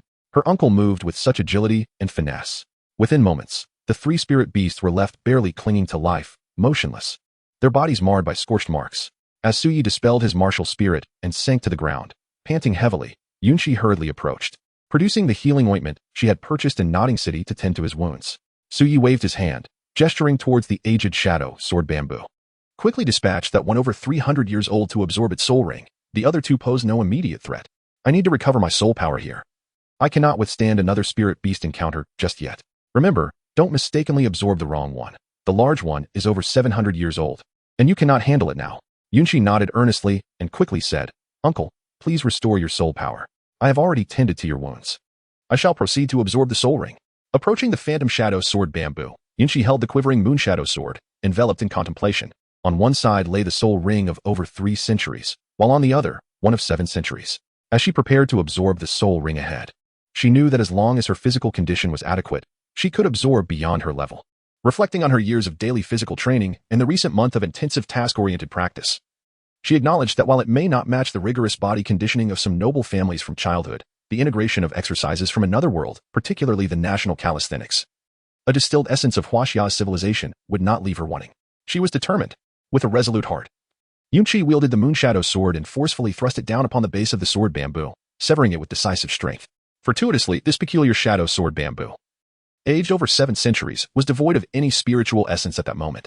The earlier skirmish had singed a portion of its roots, which ultimately facilitated Yunqi's lethal strike. Yunqi gazed at the radiant yellow soul ring floating before him and gracefully settled into a meditative position. He concentrated all his soul power into his palm, and with a shimmer of black and purple light, the Moonshadow sword materialized in his hand, exuding a chilling brilliance. Come forth. I have watched you since my very first step in the Douluo Continent, my first soul ring. As the light emanating from the Moonshadow sword beckoned, the enigmatic shadow sword bamboo, over 700 years old, began to envelop Yunqi's being. Yunqi sat cross-legged with closed eyes, concentrating his entire essence on the dantian, feeling an unprecedented pressure that caused his bones to creak ominously. As the soul rings infused with soul power, they gradually constricted, tightly enveloping the Moonshadow sword nestled in the palm of his right hand. In an instant, he felt an excruciating pain as if his hand were about to explode. Waves of searing energy coursed through his right hand, spreading throughout his body, igniting a sensation that his internal organs might spontaneously combust, and causing his body to tremble unnaturally. At this point, Yunqi disregarded everything else and directly activated the Xiantian skill, dispersing the energy throughout his body. Although the agony intensified, he could unmistakably sense the rapid absorption of soul power. Within his consciousness, a glimmering sword was being reforged amidst the raging flames, its edge sharper than ever, adorned with intricate patterns that rendered it extraordinarily exquisite and opulent. Finally, as the flames subsided, the Moonshadow sword ceased its quivering, emanating an enigmatic aura. Yunqi felt an overwhelming joy, as if he had heard the sound of something shattering. The pain that engulfed his body vanished without a trace, replaced by a refreshing sensation. His soul power surged from the original level 10 to level 14, and his theft of Tang San's Xiantian skill also broke through the first realm. As Yunqi's thought stirred, he summoned the soul ring of the Moonshadow sword, a bright yellow ring adorned with intricate patterns, floating gracefully around him. Sitting upright, he noticed that his garments had shrunk, and he had grown considerably taller. The soul power within the realm of Douluo was astonishingly potent, surpassing even the might of golden fertilizer. Stretching his limbs, a series of resounding cracks echoed through his body, as if he were floating on a cloud, his pores wide open, greedily absorbing the air around him. When Yunqi turned to gaze at Sui, he found him staring in shock, as though he had encountered a ghost, disbelief etched across his face. Shortly after Sui had settled into a meditative posture, unease crept in, prompting him to open his eyes. He beheld the eerie sight of the over 700-year-old ghostly shadow bamboo lying lifeless nearby, alongside Yunqi, who was engrossed in absorbing the soul ring. Overwhelmed by dizziness, he hurriedly rose, yet refrained from disturbing Yunqi, fearful that a moment's inattention could lead to Yunqi's catastrophic demise, which would infuriate Sud immensely. After a prolonged wait, he finally relaxed when he noticed Yunqi's expression had lost its ferocity. However, the revelation that Yunqi had audaciously absorbed a soul ring far beyond the typical age limit left Sui with an expression of sheer astonishment, which did not escape Yunqi's notice. Chapter 8. The incense of soul summoning. Yunqi finds herself in a somewhat awkward position, as her ability to absorb this soul ring was indeed a perilous gamble. After Sui imparted a lengthy lecture to Yunqi, she observed her sincere attitude of contrition. Given that the matter was already settled and the significant advantages gained, she decided to let it go. Xiaoqi, I shall not dwell on your past. Now, please demonstrate your first soul skill for us to see. As the soul power surged into his martial spirit, the Moonshadow sword materialized in Yunqi's grasp, appearing more enigmatic and shadowy than before. A brilliant yellow soul ring emerged around him, and with a single-handed grip on the sword, he directed a powerful slash towards the nearby bamboo grove, softly uttering. First soul skill, Phantom Blade Technique. A gray sword energy, akin to the phantom bamboo, manifested from the Moonshadow sword, accelerating with astonishing speed, accompanied by a sound reminiscent of splitting air, hurtling towards the bamboo forest. Midway through its flight, it abruptly vanished, only to re-emerge within the grove, cleaving through 3 10-year-old phantom bamboos, and leaving a deep gash on a century-old bamboo. Uncle, my first soul skill not only unleashes this peculiar sword energy, but also enhances the sword's resilience and sharpness by 30%, alongside a remarkable increase in the speed of the sword energy's release. Listening to Yunqi's description of his first soul skill, Sui was utterly astounded. It seemed that this ability far surpassed his own third soul skill by leaps and bounds. Xiaoqi, you've done exceptionally well. This soul skill boasts a long attack range and high damage. while also enhancing your own speed. As a powerful assault-type soul master, there could be no more fitting soul skill for you. Once we have rested, we shall venture forth. Yunqi felt quite content as she watched Su Yi, who was seated in a meditative posture, replenishing his soul energy. Yunqi stood guard beside him, for she had not participated in the soul hunting process, only delivering a final blow at the end. Yunqi seizes the moment to claim the rewards for the current task, while simultaneously assigning a new mission to himself. Mission: place the soul incense on either Tang San or Yu Xiaogang. Reward: Aura of Affinity. Will you accept? Yes. Indeed. The Cloud Dweller also directly perceives the effects of this aura. The affinity aura can significantly enhance the favorability between oneself and the soul beasts, fostering a demeanor of humility and grace, akin to a gentle breeze. It possesses a certain capacity to mitigate hostility. However, if the opposing party harbors profound animosity, its effects become utterly ineffectual. Yunqi's eyes suddenly sparkled with excitement. This was an essential tool for homebound journeys, romantic pursuits, and covert assassinations. Coupled with Yunqi's already extraordinary looks and his elusive first soul skill, this was nothing short of exhilarating. Tang San, oh Tang San, I eagerly anticipate our meeting. Yunqi revealed a captivating smile. Before long, Su Yi had regained a substantial portion of his soul power. Rising to his feet, he addressed Yunqi, let us venture forth. Having acquired a suitable soul ring, and with daylight still upon us, there is no need to linger in the forest overnight, after all. The nocturnal woods can be exceedingly treacherous. Very well, uncle. Meanwhile, on another front, Yu Xiaogang and Tang San were diligently searching for a soul beast that suited them. As Yunqi and Su Yi made their way back, their paths converged. Just as Yunqi was intently observing the surrounding environment, Su Yi abruptly halted, turning back to Yunqi and whispering, hush, there are sounds of combat ahead. Yunqi nodded in understanding. So, uncle, shall we circumvent the area? Let us first assess the situation. If the opponent's strength surpasses ours, we shall retreat, but if not, we shall proceed directly. However, if we take a detour, we may find ourselves trapped before nightfall. Observing Yunqi's silence, Su Yi mistakenly assumed he was fearful. Fear not. In this forest of domesticated soul beasts, high-ranking soul masters are a rarity. It would be remarkable if we encountered even one. After all, I am a formidable soul master myself. Yunqi drew in a sharp breath, contemplating the formidable presence of the soul master. Indeed, such power was terrifying. However, jesting aside, Yunqi felt no fear. With a soul master by his side, he would not only be able to traverse challenges but also ensure his own safety. After all, what if they were to encounter Tang San and Yu Xiaogang ahead? With this thought in mind, Yunqi promptly declared, Uncle, let us hasten our pace. The night will soon fall. Su Yi nodded in agreement, parting the underbrush as they navigated the dense forest. Soon, Yunqi spotted Tang San and Yu Xiaogang, who had just vanquished a soul beast that had been assailing them. Su Yi approached their group to extend greetings, while Tang San's hand remained poised over the treasured 24 Bridges moonlit night gifted by Yu Xiaogang. Observing Tang San's demeanor, a glimmer of cold light flashed in Yunqi's eyes. Yunqi was acutely aware of Tang San's intentions and remained on high alert. The soul power within his Moonshadow sword continuously replenished. At the slightest movement from Tang San, Yunqi would swiftly unleash his first soul skill to deliver a decisive blow and then flee, seeking refuge in the Spirit Hall with Xiao Wu. Even if Tang Hao were to learn of this later, he would remain hidden from the Spirit Hall, confident that they would not forsake a naturally endowed genius with innate full soul power and remarkable potential for growth. Yu Xiaogang also sensed the tense atmosphere and promptly stepped forward to grasp Tang San's hand, knowing that without just cause, the unwarranted slaying of an enrolled student would lead to a manhunt and expulsion. Tang San, too, noted the gaze of his teacher, understanding that they had yet to reach the point of mortal enmity. Moreover, he was the grandson of Old Jack. Yet, for reasons unknown, he harbored a deep-seated aversion to this individual, despite having felt none of this before. Yunqi, undeterred by their exchange of glances, urged Su Yi to depart swiftly. Master, we have successfully obtained the first soul ring. Please ensure your safety as well. As Yunqi brushed past Tang San, an inner voice resonated within him. Allocate the rewards to Yu Xiaogang and Tang San. Once the soul-guiding incense was dispensed, two formless and odorless gases swiftly enveloped Tang San and Yu Xiaogang. When Yunqi and Su Yi returned, their journey was rather smooth, devoid of any ferocious soul beasts attacking them. They swiftly reached the outskirts of the forest, where towering steel barricades loomed before them. Just as Yunqi traversed the barricade and presented the command token to the guards, a series of roars erupted from within the forest. The cacophony of various soul beast howls and cries reverberated through the air, reaching even Yunqi, who was 5 miles away. A surge of elation filled his heart, for he realized the medicine was taking effect. However, the recent encounter also imparted a crucial lesson to Yunqi. Without a solid backing and strength, one should refrain from recklessly wandering about. After all, Tang San had access to hidden weapons at this stage. A few hits could leave him severely injured, if not dead. As these thoughts crossed his mind, a bead of cold sweat trickled down Yunqi's brow. It would have been a grave mistake to gamble with his life, as he did not possess the ability to revive after death. Yunqi realized that during this period of time, having acquired a golden finger had made him somewhat complacent. And that recent provocation had been rather foolish. He needed to engage in deeper reflection and exercise greater caution. At this moment, the rewards for his tasks had already been credited. Yunqi promptly claimed and utilized them, and in an instant, he felt a mysterious aura entering his body, only to vanish without a trace.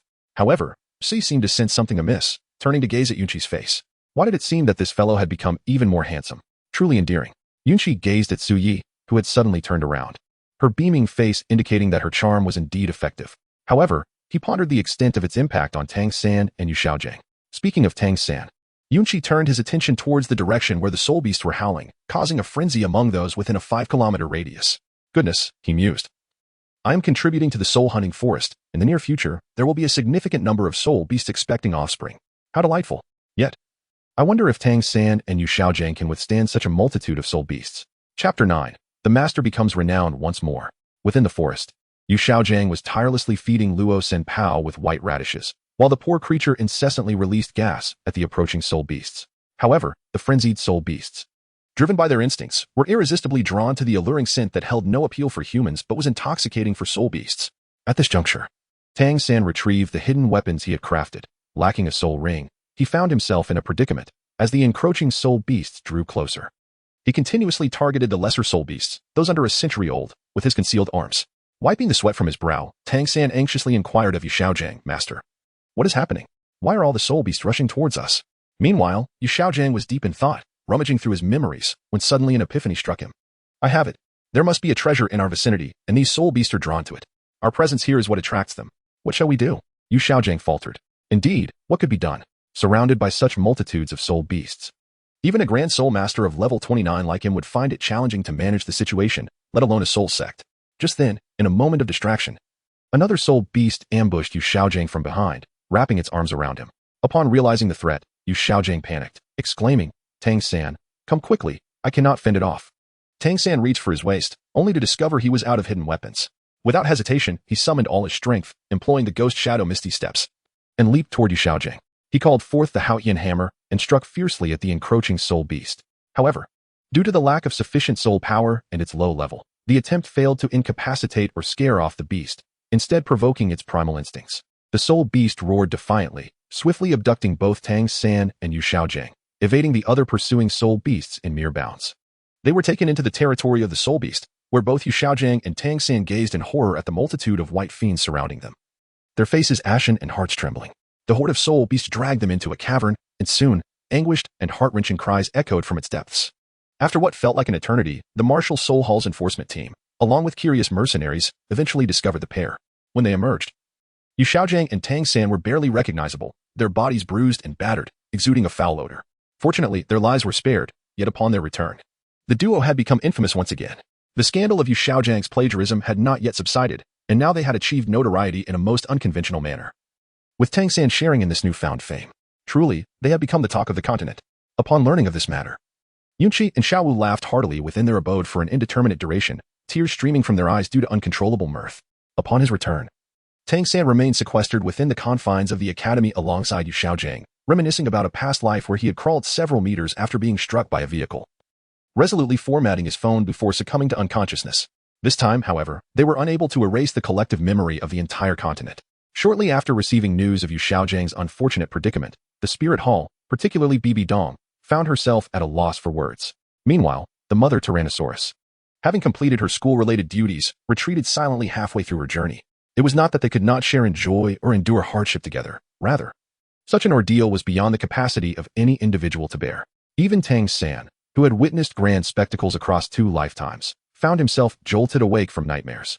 While Yu Xiaogang chose to forego sleep altogether, his mind plagued by visions of relentless beatings from numerous formidable foes. Tang San too suffered, his frail form bearing the marks of abuse. The scene was enough to send shivers down the spines of the Spirit Hall's enforcement team, who had come to intervene. Tang Hao had visited the academy once during this tumultuous time, revealing the formidable strength of a Soul King, in a bid for vengeance for his son. He led Tang San to the Soul Hunting Forest, where they exacted retribution, obliterating the entire territory of the formidable beasts, leaving only a few that were not within the confines of their domain to escape. Otherwise, Tang San would have dared not set foot in that forest or the territory of the apes. With Tang Hao's assistance, Tang San acquired the soul ring of the Mandragora snake from the original tale, albeit over half a month later than Yunqi. The annihilation of the Beast clan also drew the attention of the enforcement team. Reluctantly, Tang Hao disappeared once more. His injuries had yet to heal. Were it not for a chance encounter while purchasing wine that revealed this news, he may not have returned. Time passed swiftly, and due to Yunqi's aura of affinity, he occasionally exchanged pleasantries with the master and Tang San, who seemed to harbor less animosity towards him, occasionally engaging in conversation. The other students and teachers at the academy exhibited great warmth towards Yunqi, with Xiao Wu often finding herself lost in thought while gazing at his face, a faint blush betraying her when noticed. Furthermore, Tang San's expertise was thoroughly siphoned, yielding a complete array of profound skills. While even his covert endeavors to forge weapons for profit were thoroughly gleaned by Yunqi through various tasks, doubts began to arise regarding Yu Xiaogang, as he had spent the entire year in close proximity to him, sharing every moment and imparting knowledge. With no one else around, it was easy for Yunqi to discreetly acquire items. Otherwise, one might suspect a flaw in the soul guide, as if its spatial integrity was compromised. Meanwhile, the ever-smiling Yunqi diligently maintained his physical training, seemingly under the enchanting influence of a unique exercise regimen, which, with the aid of the task panel, infinitely enhanced his physical prowess, while his Xiantian skill could only operate at double its usual speed. Nevertheless, this was still far superior to the training rates of Xiao Wu and Tang San. Notably, Yunqi generously shared these techniques with Xiao Wu. Though she could not match his speed, her progress was nonetheless significant. At the Nodding Junior Soul Master Academy, a semester spanned an entire year, during which students were not permitted to return home. However, Grandpa Jack made numerous visits to check on Yunqi, each time bringing copious amounts of food. Xiao Wu particularly cherished this carrot-wielding figure, relishing the soul power-infused carrots he brought. Though they were exceedingly rare, they were succulent and crisp. A year swiftly elapsed, and during this time, Yunqi and Xiao Wu engaged in countless conversations, learning that Xiao Wu had lost her family. Her previous claim of visiting relatives was, in truth, a meeting with De Ming and Heir Ming, which was not entirely untrue. Yunqi was also packing her luggage, and upon turning to Xiao Wu, she directly inquired, "Xiao Wu, since tomorrow is a holiday, would you like to return home together?" Upon hearing the word home, Xiao Wu momentarily froze, a hint of desolation flickering in her eyes, starkly contrasting with her usual vibrant demeanor. Yunqi smiled as she said, "What I mean is to return home together, to our home." Suddenly, Xiao Wu's eyes sparkled with realization. Indeed, after a year of sharing daily life and vibrant experiences, she had long regarded Yunqi as family. "All right then, let us return home together." Chapter 10. Affirming feelings, Xiao Wu promptly began to gather her belongings. The following morning, Yunqi was accompanied by a lively little girl clad in a pink outfit. Together, they departed from the academy, spent a delightful day shopping in Nodding City, and then made their way towards Shahan Village. The past year had been exceptionally fulfilling and gratifying for Yunqi. Not only had she mastered all of Tang San's profound techniques, but she had also made significant progress with the aid of the mission panel. As for her Xiantian, she had now reached level 20, diligently honing her physical capabilities in hopes of absorbing a more formidable soul ring for her second spirit. Within the academy, no student could rival her in terms of soul power or combat prowess. Her close bond with Xiao Wu meant they seldom engaged in serious sparring, merely sampling each other's strength. However, Xiao Wu, bolstered by Xiantian and her unique dedication absent in the original narrative, had managed to elevate her soul power level to nearly 18, only slightly trailing Yunqi. Amusingly, Tang San seemed to have succumbed to a state of melancholy. His days revolved around training, eating, sleeping, and attending lectures from Yu Xiaogang. He had long abandoned his blacksmithing, realizing that the fruits of his labor vanished shortly after creation, leading him to relinquish that pursuit altogether. Nevertheless, his strength had steadily increased, and he currently possessed a soul power level of 15, not far behind the original's achievements. Yunqi had also engaged in several friendly matches with Xiao Qinyu and Wang Shang, yet none could stand as her equal, earning her the title of the academy's acknowledged leader. Xiao Wu, on the other hand, seized every opportunity to spar with them, sharpening her skills until everyone affectionately referred to her as Sister Xiao Wu, at which point she would graciously relent. Yunqi, in secret, diligently practiced the concealed weapons crafted by Tang San, as these devices would ultimately become formidable tools of destruction. After the previous encounter in the soul-hunting forest, Yunqi approached his training with utmost caution.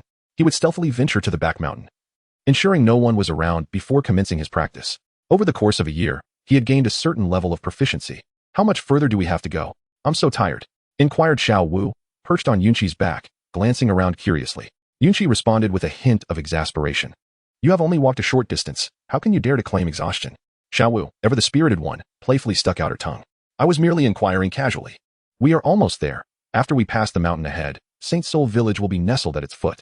Yunqi, upon reflection, could not help but feel a surge of joy. After all, having lived in this place for 6 years, she had developed deep affections for the people and things around her. Now, with a year having passed since her last visit, an exhilarating sense of anticipation filled her heart. In a previous life, Yunqi's journey began with the unfortunate loss of her parents. Therefore, she holds a profound appreciation for the emotions and the nurturing provided by her grandfather, who raised her in this lifetime. Yunqi gently caressed the storage ring adorning his finger, within which lay various gifts he had brought for the villagers.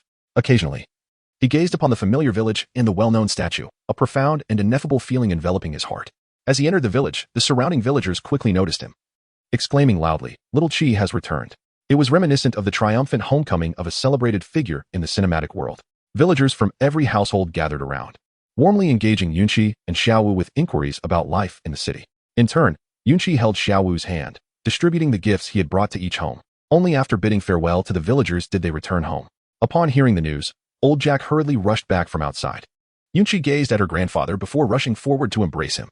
Although old Jack had visited the academy a few times to see Yunqi, their encounters had been brief, filled only with hurried exchanges and the delivery of gifts, leaving little room for meaningful conversation.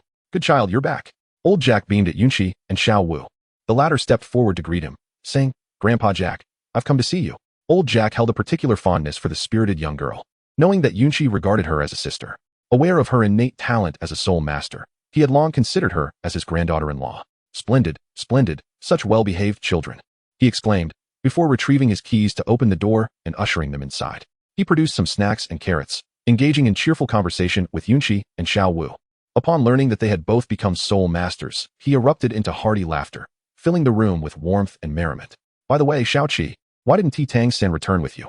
he inquired, curious about his whereabouts. "I'm not sure where his father went. I stopped by their house this morning, but it was empty." Yunqi also explained, "Grandfather, Tang-san's father mentioned to him at the academy that he had matters to attend to. Knowing that no one was at home, Tang-san chose not to return." "I see. It's a pity that Tang Hao has left. There are no blacksmiths left in the village, and what one can purchase is certainly inferior to his craftsmanship, which is truly regrettable." Yunqi found the situation rather amusing. After all, one could only imagine the expression on his grandfather's face upon discovering that a titled Douluo was forging iron for the villagers. After a brief conversation with Yunqi, old Jack rose to prepare a meal for them. This left Yunqi and Xiao Wu exchanging glances in the room. They retrieved various items and luggage from their rings and proceeded to place them within the room. At Notting Academy, the campus appeared desolate after the vacation. Tang-san chose to remain at the academy, engaging in studies under the guidance of Yu Xiaogang. With a companion by his side, Tang-san felt little sorrow, though he did find himself missing his father after such a long time apart. Occasionally, the image of Xiao Wu would drift into his mind, but it was swiftly overshadowed by the haunting memories of their encounter in the soul-hunting forest. As the sun set, its gentle rays cast a warm glow upon Yunqi's face, creating an atmosphere of exquisite beauty and tranquility. Xiao Wu leaned against Yunqi, playfully toying with her braid. Yunqi gazed at the little dance beside him and spoke gently, "Thank you, little dance." The little dance paused her activities, straightened her posture, and turned to pinch Yunqi's cheek. "What is the matter? Why are you thanking me?" "I am grateful for your constant companionship." Yunqi began to express her sentiments, her eyes brimming with mirth. Xiao Wu let out a chuckle, immediately embracing Yunqi. "Who else would I play with if not you? After all, I am your sister." Yunqi gazed at Xiao Wu with a grave expression. "Yet, I do not wish for you to remain merely my sister." Upon hearing Yunqi's words, Xiao Wu's face turned ashen, and her voice trembled as she stammered, "Brother, do you no longer want me?" The serious expression on Yunqi's face vanished in an instant, and he hurriedly reassured her, "How could I possibly not want you? You simply misunderstood the meaning of my words." Xiao Wu clutched the corner of Yunqi's garment, gazing at him with wide eyes. "What does that mean?" Now it was Yunqi's turn to speak haltingly. "It means, growing up, and in the future. No longer, merely a sister." In that moment, Xiao Wu grasped the essence of Yunqi's words, transforming her anxiety into relief. As she wiped away the glistening tears from the corners of her eyes, with a radiant smile, she embraced Yunqi, speaking in a tone he had never heard before. "Then I am yours. What am I?" The youthful and striking visage of Yunqi began to flush with a rosy hue as he turned his head and fiercely declared, "You will understand once you grow up." Chapter 11. Confession and Graduation. Xiao Wu ceased her inquiries, simply shyly tossing her head, allowing her long scorpion-tailed braid to cascade gracefully before her. Observing Xiao Wu's charmingly bashful demeanor and her face, aglow with the golden light of the setting sun, was a sight to behold. Yunqi could not help but smile. Having someone by her side was ultimately a delightful experience. Suddenly, Xiao Wu looked up at Yunqi with earnest eyes and said, "Brother, what would you do if one day everyone wanted to harm me, and you found yourself unable to protect me?" Yunqi was momentarily taken aback, contemplating seriously before deciding to be forthright. He gradually spoke, "In truth, Xiao Wu, I am aware of your true identity. I possess a unique ability, yet rest assured, I harbored no ulterior motives from the very beginning. As for the aura surrounding you, I have utilized that special ability to shroud it. So you need not worry about potential exposure in the future." Should there come a day when you inadvertently reveal yourself, I shall steadfastly stand before you, ensuring that no harm befalls you. Xiao Wu fell into silence, her heart brimming with astonishment. Uncertain how Yunqi had discerned her identity, yet she cautiously inquired, "You truly know my identity?" Yunqi smiled faintly. "Xiao Wu, you must be a transformed spirit beast. I have encountered this notion in an ancient tome. Yet it is my inherent special ability that enabled me to comprehend it. You need not worry." Xiao Wu could not help but shed tears. Since her arrival in the human realm, she had lived in constant trepidation, fearing that she might be discovered by a passing soul Douluo or title Douluo. Now, upon learning that Yunqi had concealed her aura, the heavy burden in her heart was finally lifted. "Brother." A simple address seemed to shatter the final barrier between them. "Would you find me repugnant?" Yunqi remained silent, gently cradling Xiao Wu's head and soothing her by tenderly stroking her hair, listening to Xiao Wu's sobs in her embrace. She also heard the young girl recount her life experiences, revealing all her secrets before Yunqi. As Xiao Wu gradually regained her composure, Yunqi felt it appropriate to lighten the mood with a jest. "Xiao Wu, since your true form is that of a rabbit, does that mean your kind has numerous offspring?" Upon hearing this, Xiao Wu's expression shifted from anger to amusement, and she playfully bit Yunqi's hand. "What a ridiculous notion. For soul beasts like us, who have cultivated for 100,000 years, the stronger we are, the more challenging it is to bear young. Besides, I have always resided in the core area. There are no rabbits here that could catch my fancy." Yunqi hastily surrendered, acknowledging his errors. He did not intentionally court disaster or distrust Xiao Wu. Rather, he sought to resolve long-standing mysteries from his past. With old Jack's call, the playful banter came to an end, and they settled down to enjoy their meal. Time swiftly passed, and before long, 5 years had elapsed. In the southern reaches of the Balak Kingdom, near the forests bordering the Xinglua Empire, two youthful figures tread cautiously through the grass. The boy, strikingly handsome with flowing black hair secured by a simple hairpin, appeared to be around 12 or 13 years of age. Clad in a sleek black outfit, standing at an impressive height of over 6 feet, he exuded an inviting aura, leaving a remarkably positive first impression. As for the girl, her silky brown hair cascaded in a scorpion tail braid, reaching down to her calves. Standing at just over 5 feet 7 inches, she was only slightly shorter than her companion. She wore a pink vest that snugly embraced her well-developed figure, accentuating her delicate waist. With large, expressive eyes, willow-like brows, and a cherubic face, she epitomized the term lowly face, mature figure. Despite being merely 12, she had already matured beyond her peers, promising a bright future ahead. The passage of 6 years had intertwined Yunqi and Xiao Wu inseparably. Before leaving the academy, they had heard from the master that they could attend Shrek Academy. Indeed, the master had taken the initiative to converse with Yunqi, and this remarkable aura of affability had dissipated the animosity between Tang San and Yu Xiaogang over those 6 years. However, Yunqi was not one to be easily swayed by such goodwill. He had no intention of sparing them from mischief simply because they bore him no ill will. Yet, this aura of congeniality was truly extraordinary.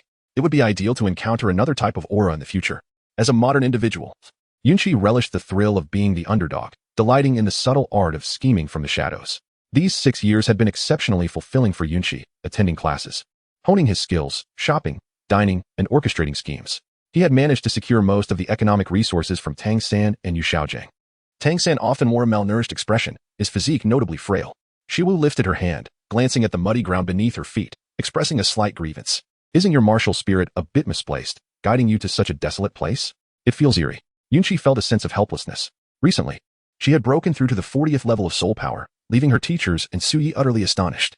For the past 6 years, those who knew Yunqi wore similar expressions of disbelief. Upon graduating, she bid farewell to the nodding Junior Soul Master Academy, the most formidable student in its history. Amidst the reluctant gazes of Suyi and her teachers, Yunqi cherished their kindness and hoped to repay them in the future.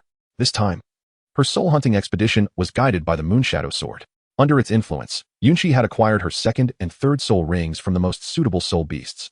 Determined not to abandon her quest, she ventured into a secluded forest bordering the Star Luo Empire and the Barak Kingdom. Due to its geographical location, various mercenaries often roamed this area. "Just hold on a little longer, and I shall treat you to a grand feast." Upon hearing this, Xiao Wu's demeanor shifted. Her spirits lifted. Ever since their heartfelt exchange 5 years prior, Yunqi had taken on a protective, elder brother role, and Xiao Wu relished the warmth of such care. The forest exuded an eerie aura, and the Moonshadow Sword was ever at Yunqi's side, poised for battle. As they traversed the thorns blocking their path, Yunqi and Xiao Wu ventured deeper into the woods.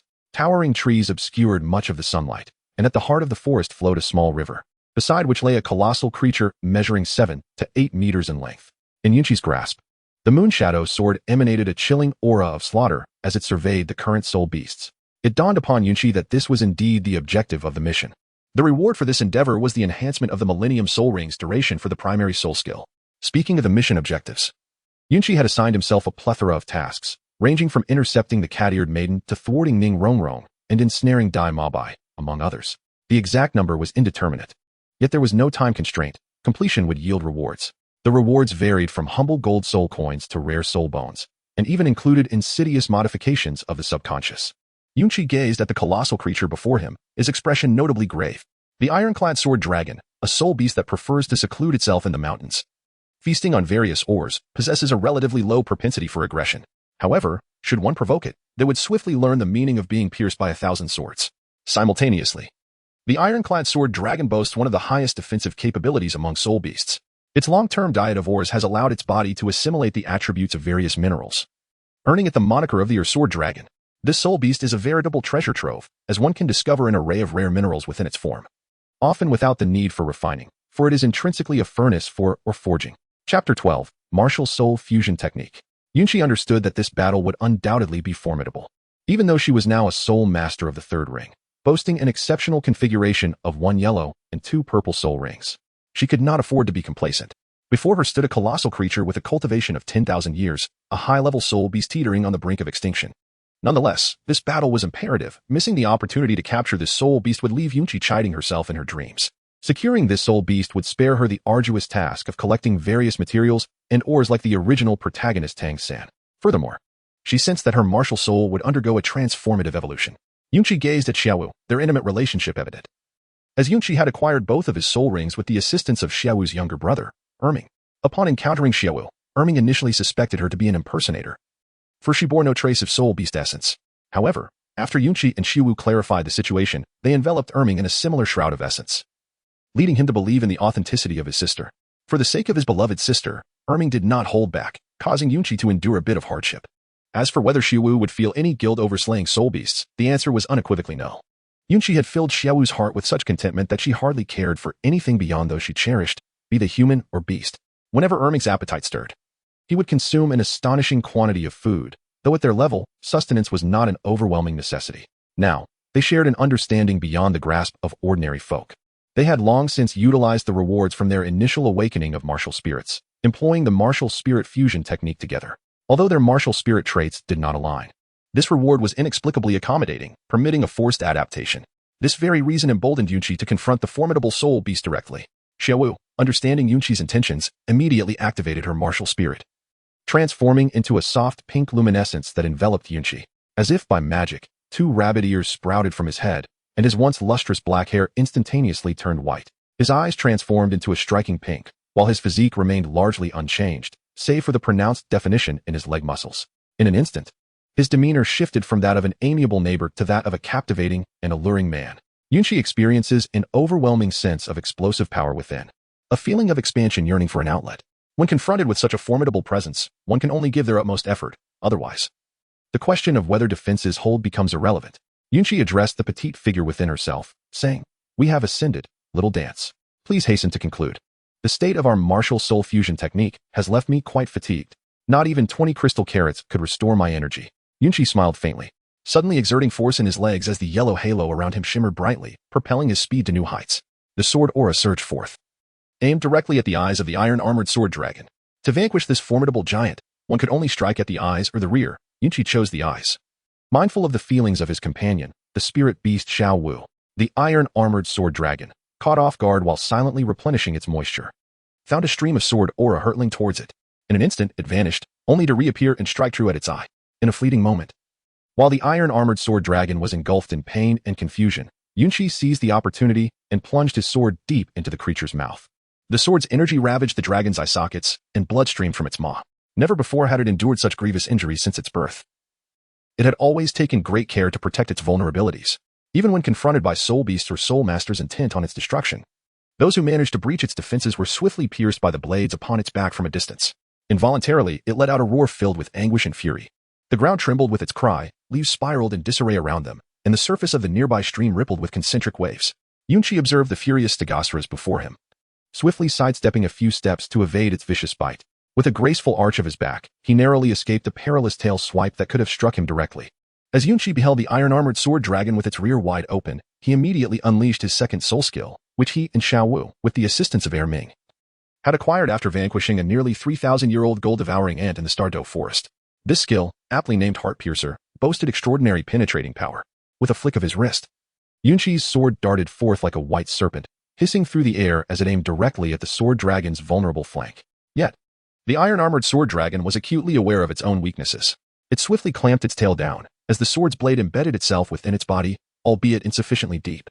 Inflicted with yet another wound, the iron-armored sword dragon curled its form, exposing the numerous blades protruding from its back, rolling towards Yunqi like a spiny hedgehog, maximizing both offense and defense. However, in doing so, it sacrificed a significant portion of its visual awareness. Yunqi, compelled to remain in constant motion, occasionally unleashed slashes infused with his second soul skill, the sword aura, which not only disrupted the dragon's defenses, but also rendered its trajectory unpredictable, tearing through its flesh intermittently. Realizing that this method was futile, the sword dragon understood that despite its fearsome display, without proper vision, it could not hope to strike the man who had heightened his speed to its zenith. Rising once more, the iron-armored sword dragon let out a deafening roar, enduring the searing pain as the blades on its back rapidly extracted themselves, charging directly at Yunqi. Swish, swish, swish. The blade sliced past Yunqi with alarming speed. Leaving him momentarily dazed, this soul beast exhibited a blatant disregard for martial ethics, wielding its blades like a Gatling gun. Yunqi tirelessly employed his Ghost Shadow Mistral and the purple Extreme Demon Eye to evade the onslaught of blades, yet these weapons seemed to possess an uncanny GPS-like precision, rendering him unable to shake them off. Yunqi's expression darkened as the third soul ring on his body illuminated. A shadowy sword emerged from beneath his feet, propelling him skyward. Indeed, this was Yunqi's third soul skill, Sword Control, which granted him formidable flight capabilities alongside augmenting his martial spirit. Observing the swiftly approaching sword, Yunqi steeled his resolve and soared towards the ironclad sword dragon, his longsword pointed menacingly at the beast. The ironclad sword dragon, witnessing Yunqi's rapid ascent, instinctively shut its eyes, using the thick mineral layers of its eyelids as a shield against potential harm. However, Yunqi was far from predictable. Upon reaching the dragon's side, he executed a sudden halt, then ascended sharply, causing the swords trailing behind him to collide forcefully with the ironclad sword dragon. Although the impact did not inflict severe damage, it effectively nullified the dragon's offensive capabilities, rendering it merely a high defense target. Just as Yunqi prepared to strike, Xiao Wu urgently interjected, "Brother, I can barely hold on. My soul power is nearly depleted." Yunqi's expression turned grave. "Xiao Wu, let us strike decisively and employ the technique." "Understood, brother." Indeed, the fusion of martial souls transcends the mere amalgamation of two bodies. Observing Yunqi raise his longsword high, he swept his arm, transforming the martial soul into a colossal shadow of a black and purple sword. With a swift, straight arc, he unleashed a beam of sword light extending over 10 meters, carving a vast chasm in its wake. The blade was as thunderous as a storm. Once drawn, it severed heads. In the despairing gaze of the armored sword dragon, the sword light cleaved through its neck, severing the river behind it, while the surrounding trees bore neat incisions before crashing down with a thunderous roar. Simultaneously, Yunqi plummeted heavily from the sky, not far from the ground. Bang! Yunqi's form stirred a cloud of dust. Xiao Wu emerged from Yunqi's body like a gentle glow, plopping down onto the ground and inhaling the fresh air deeply. Chapter 13, The External Soul Bone, Sword Bone. After a considerable time, Xiao Wu finally regained her strength from the state of exhaustion. She helped Yunqi to sit up and discovered that there was nothing serious. It was merely a depletion of soul power, leaving her devoid of energy. Yunqi also gradually awakened in Xiao Wu's embrace. After greeting Xiao Wu, he signaled that he was fine. "Xiao Wu, please let me go. I am ready to absorb the soul ring." Yunqi, enduring a nauseating fatigue, operated the Xuantian Gong at full capacity, drawing upon the soul ring of the nearby ironclad sword dragon. The absorption of the soul ring proceeded remarkably well. As his physical form had been significantly strengthened through the relentless honing he underwent day after day. To his surprise, Yunqi found that he faced only a slight struggle against the residual spiritual impact of the ironclad sword dragon's soul, leaving him puzzled. Could it be that his journey through time had tempered his soul? Or perhaps the strength of his soul from 2 lifetimes had already equipped him to withstand such levels of spiritual onslaught. The origins of Yunqi remain shrouded in mystery, however. The outcome is evidently favorable, prompting Yunqi to cease any further contemplation on the matter. Xiao Wu gazed at Yunqi, whose expression remained unchanged, and could not help but marvel at her brother, a prodigy unlike any she had encountered in her years. Before long, Yunqi had completed the absorption process and claimed the rewards for his tasks. For soul rings, shimmering in hues of purple and black, floated around him. Xiao Wu eagerly approached, inquiring, "Brother, how do you feel now? What level have you attained?" Yunqi delicately sensed the power within her, a radiant smile gracing her face. "Xiao Wu, I have already attained the rank of Soul Master at level 42. You must strive to do your best as well." As Yunqi gazed into Xiao Wu's expectant eyes, he comprehended her anticipation. The ebony soul rings on the martial soul shimmered brilliantly. In an instant, the moon shadow sword split into 2, then 4, continuously undergoing a process of fission. In the blink of an eye, it transformed into a myriad of sword shadows. Amid Xiaowu's astonished gaze, Yunqi casually pointed, and the dense rain of swords morphed into a streak of flowing light, slicing through the air with resounding cracks, crashing violently onto the ground not far away. Yet, this was not the end. The ground, after the impact, was still plagued by a relentless surge of sword energy, wreaking havoc upon the surrounding environment. Brother, this is utterly extravagant. Have you become an enhanced version of the ironclad sword dragon? Yunqi lightly tapped Xiao Wu's head, expressing his exasperation. It's not over yet. As I level up, the number of sword shadows will continue to increase, theoretically without limit. Now, could you elucidate how your first soul ring transformed into a purple one? Yunqi smiled mysteriously, placing a finger to her lips. Sure, this is one of my special abilities. Xiao Wu gazed at Yunqi as if she were observing a strange creature. Despite being a soul beast for 100,000 years, she had never encountered a man with such an array of peculiar talents. Yunqi gazed at Xiao Wu before him, uncertain of how to articulate his thoughts. After pondering for a moment and realizing that explanation was futile, he simply surrendered to the silence. Yunqi gazed at the back of the iron-armored sword dragon's corpse, where an unusual fluctuation of soul energy emanated. Seemingly struck by a revelation, Yunqi unsheathed his sword and began to dissect the creature's back. Before long, he extracted a fragment of a soul bone from within the iron-armored sword dragon's body, subsequently storing the entire carcass within his storage ring. Xiao Wu regarded the soul bone in Yunqi's hand with a mixture of curiosity and intrigue. Is this an external soul bone? Yunqi gazed at the petite figure of Xiao Wu before stating directly, Xiao Wu, assist me in my protection. I am about to absorb this soul bone. I sense that the soul bone will elevate my power to an unprecedented level. No sooner had the words left his lips than Yunqi seamlessly integrated the external soul bone into his body. The instant the soul bone entered, it began to incessantly shift and reorganize. A wrenching pain coursed through him, his entire being ablaze with heat, while beads of cold sweat streamed down his forehead. Simultaneously, numerous handleless swords erupted from his back, piercing through flesh and tearing apart his garments, transforming into a formidable sword formation in the sky. Yunqi emitted a heart-wrenching howl. Taking a considerable time to regain composure, he commanded the ethereal sword soaring in the heavens to transform into energy and returned it to his being. Xiao Wu, observing with a peculiar gaze, mused silently, still claiming to be no iron-armored sword dragon. After absorbing the soul bone, Yunqi and Xiao Wu rested in the forest for a day, replenishing their soul power before setting off towards Soto City for a delightful meal. Meanwhile, on the opposite side of the forest, a silhouette clad in black, accompanied by an elderly man in a gray robe, hurriedly advanced towards Yunqi's location, pursued by a cacophony of shouts and chaos from figures cloaked in black. Before long, the black-robed man caught up with the two ahead and injured the strongest among them. The gray-robed elder. Second miss, do not run, called out a middle-aged man in black robes, his face adorned with a lecherous grin as he fixated on the alluring figure of the woman before him. His companions encircled her, tightening their grip. The gray-robed elder, sensing the imminent danger, positioned himself protectively in front of the black-clad silhouette, whispering urgently, Second miss, I will hold them off. You must flee without concern for me. I shall be fine. With that, he unleashed all his soul power, creating an opening in the encirclement, and enveloped the black-clad woman in his energy, propelling her to safety. Vile wretches, seeking death. The assailants barked in anger. Hearing the sounds of battle intensifying behind her, the black-clad woman turned, her eyes brimming with tears as she called out, Uncle Fu. Responding to her plea amidst the fray, Uncle Fu was unfortunate enough to sustain further injuries. Miss, run. You must survive. Upon hearing this, the leader of the black-robed men acted decisively, dispatching two of his comrades to pursue her. The black-clad woman cast a lingering glance at Uncle Fu and the assailants surrounding him, as if etching their images into her memory, her tears igniting a fervent flame of vengeance within her. Stumbling forward, she leaped and concealed herself. Yet the distance between her and her pursuers diminished as her soul power waned. Desperation filled her as she faced the two middle-aged black-robed men, slowly articulating, Do you intend to betray your master? The men burst into laughter, as if they had heard a jest. Second miss. We were sent by the eldest miss. It is common knowledge that the crown prince is destined to win. Why not align ourselves with the victor?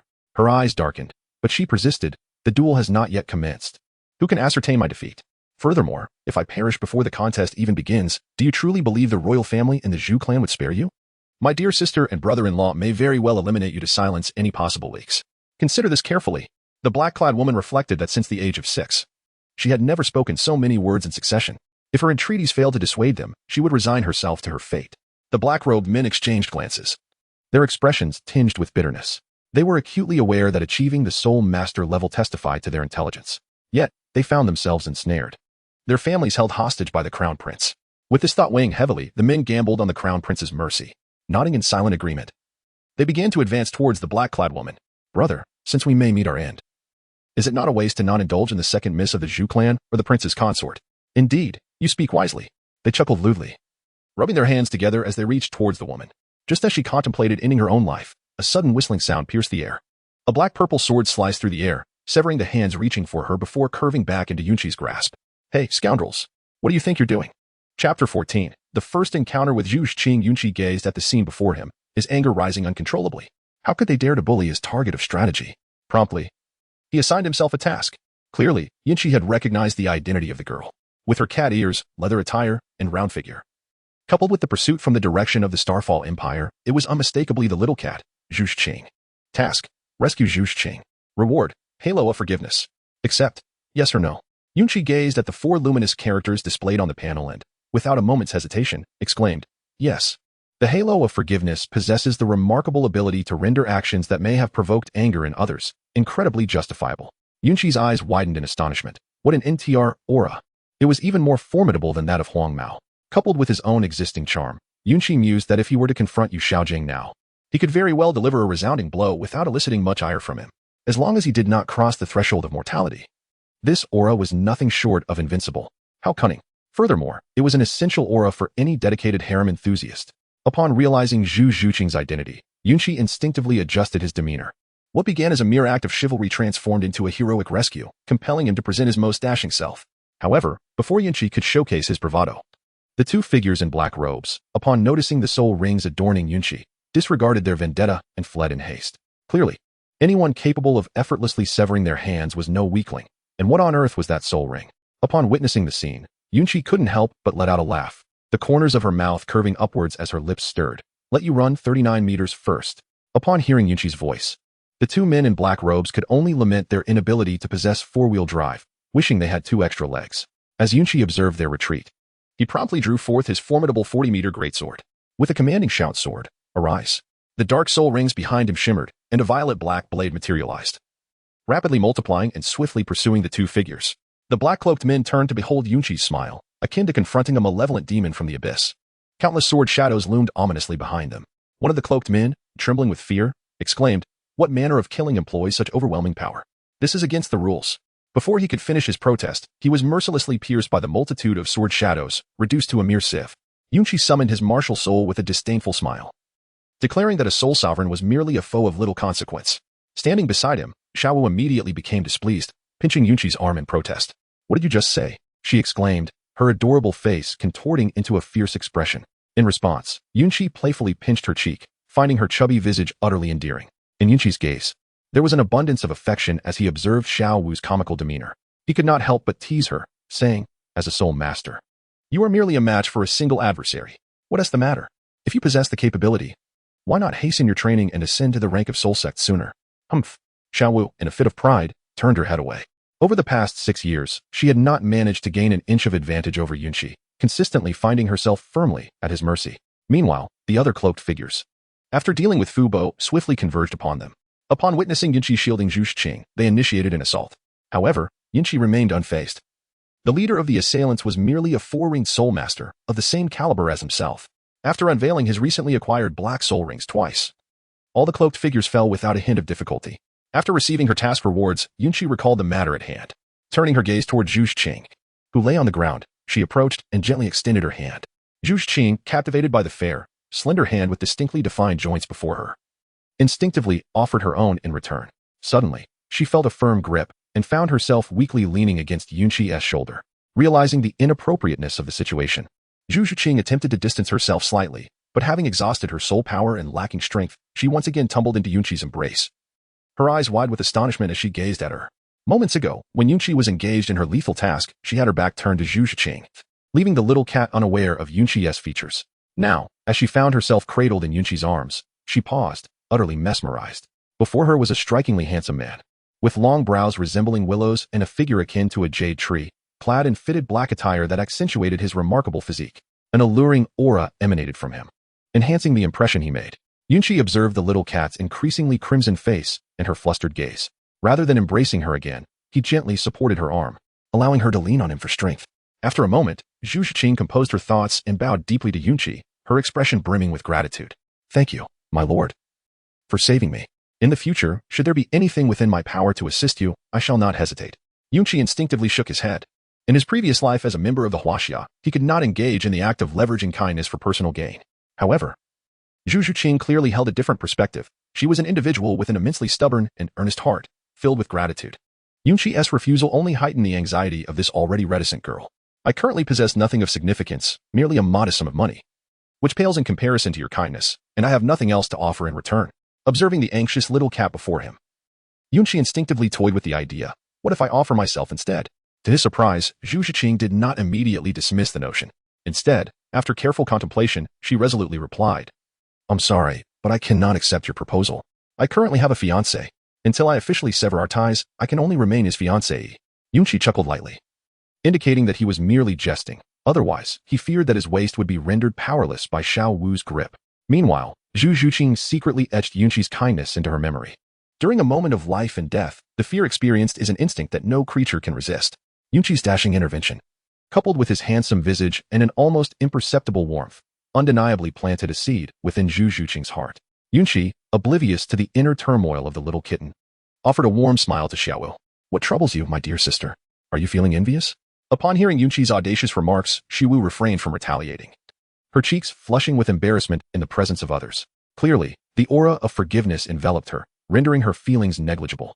Before Yunqi could continue his playful teasing, Zhu Zhuqing interjected, Senior, could you please take me ahead? I need to assist Uncle Fu with the remains. We cannot allow him to lie exposed in the wilderness. Gazing into Zhu Zhuqing's misty eyes, Yunqi felt a pang of compassion for her. She had ventured far from home in search of a wayward fiancé, simply yearning for survival. Yunqi nodded in acknowledgement.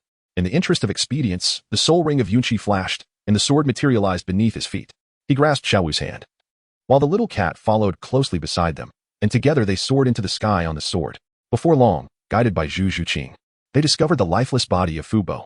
His form was marred, devoid of a single unblemished piece of flesh, clearly having exhausted his life to buy time after Zhu Zhuqing's departure. Zhu Zhuqing did not weep, yet the despair within her overflowed through her eyes. Silently, she lifted the corpse and gently laid it aside. She gathered some firewood from the ground and arranged it in a clearing, igniting a great blaze that consumed Fu Bo's remains, burying the past self within the flames. Xiao Wu, feeling a deep resonance, stepped forward to embrace the seemingly soulless little cat. Yunqi intended to comfort the strong-willed girl, yet recalled the nature of the little kitten in the original narrative. Before she recognized her own identity, any semblance of pity was but a mockery to her. The vivid crimson flames illuminated the trio, but Yunqi felt not a trace of warmth, only the frigid chill of an outdated regime, piercing to the bone. She also harbored disdain for Dai Mabai, who had forsaken his fiancée. The inferno blazed rapidly under their watchful eyes, and soon only a few scattered embers remained. Zhu Zhuqing stepped forward to collect a handful of ashes, carefully sealing them in a box, which she then secured within a cloth bag and placed into her soul guide.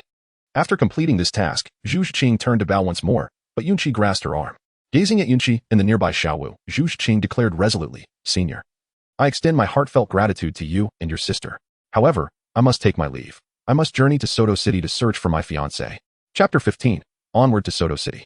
Yunqi gazed at the earnest little cat before him, a hint of exasperation evident as he rested his forehead on one hand.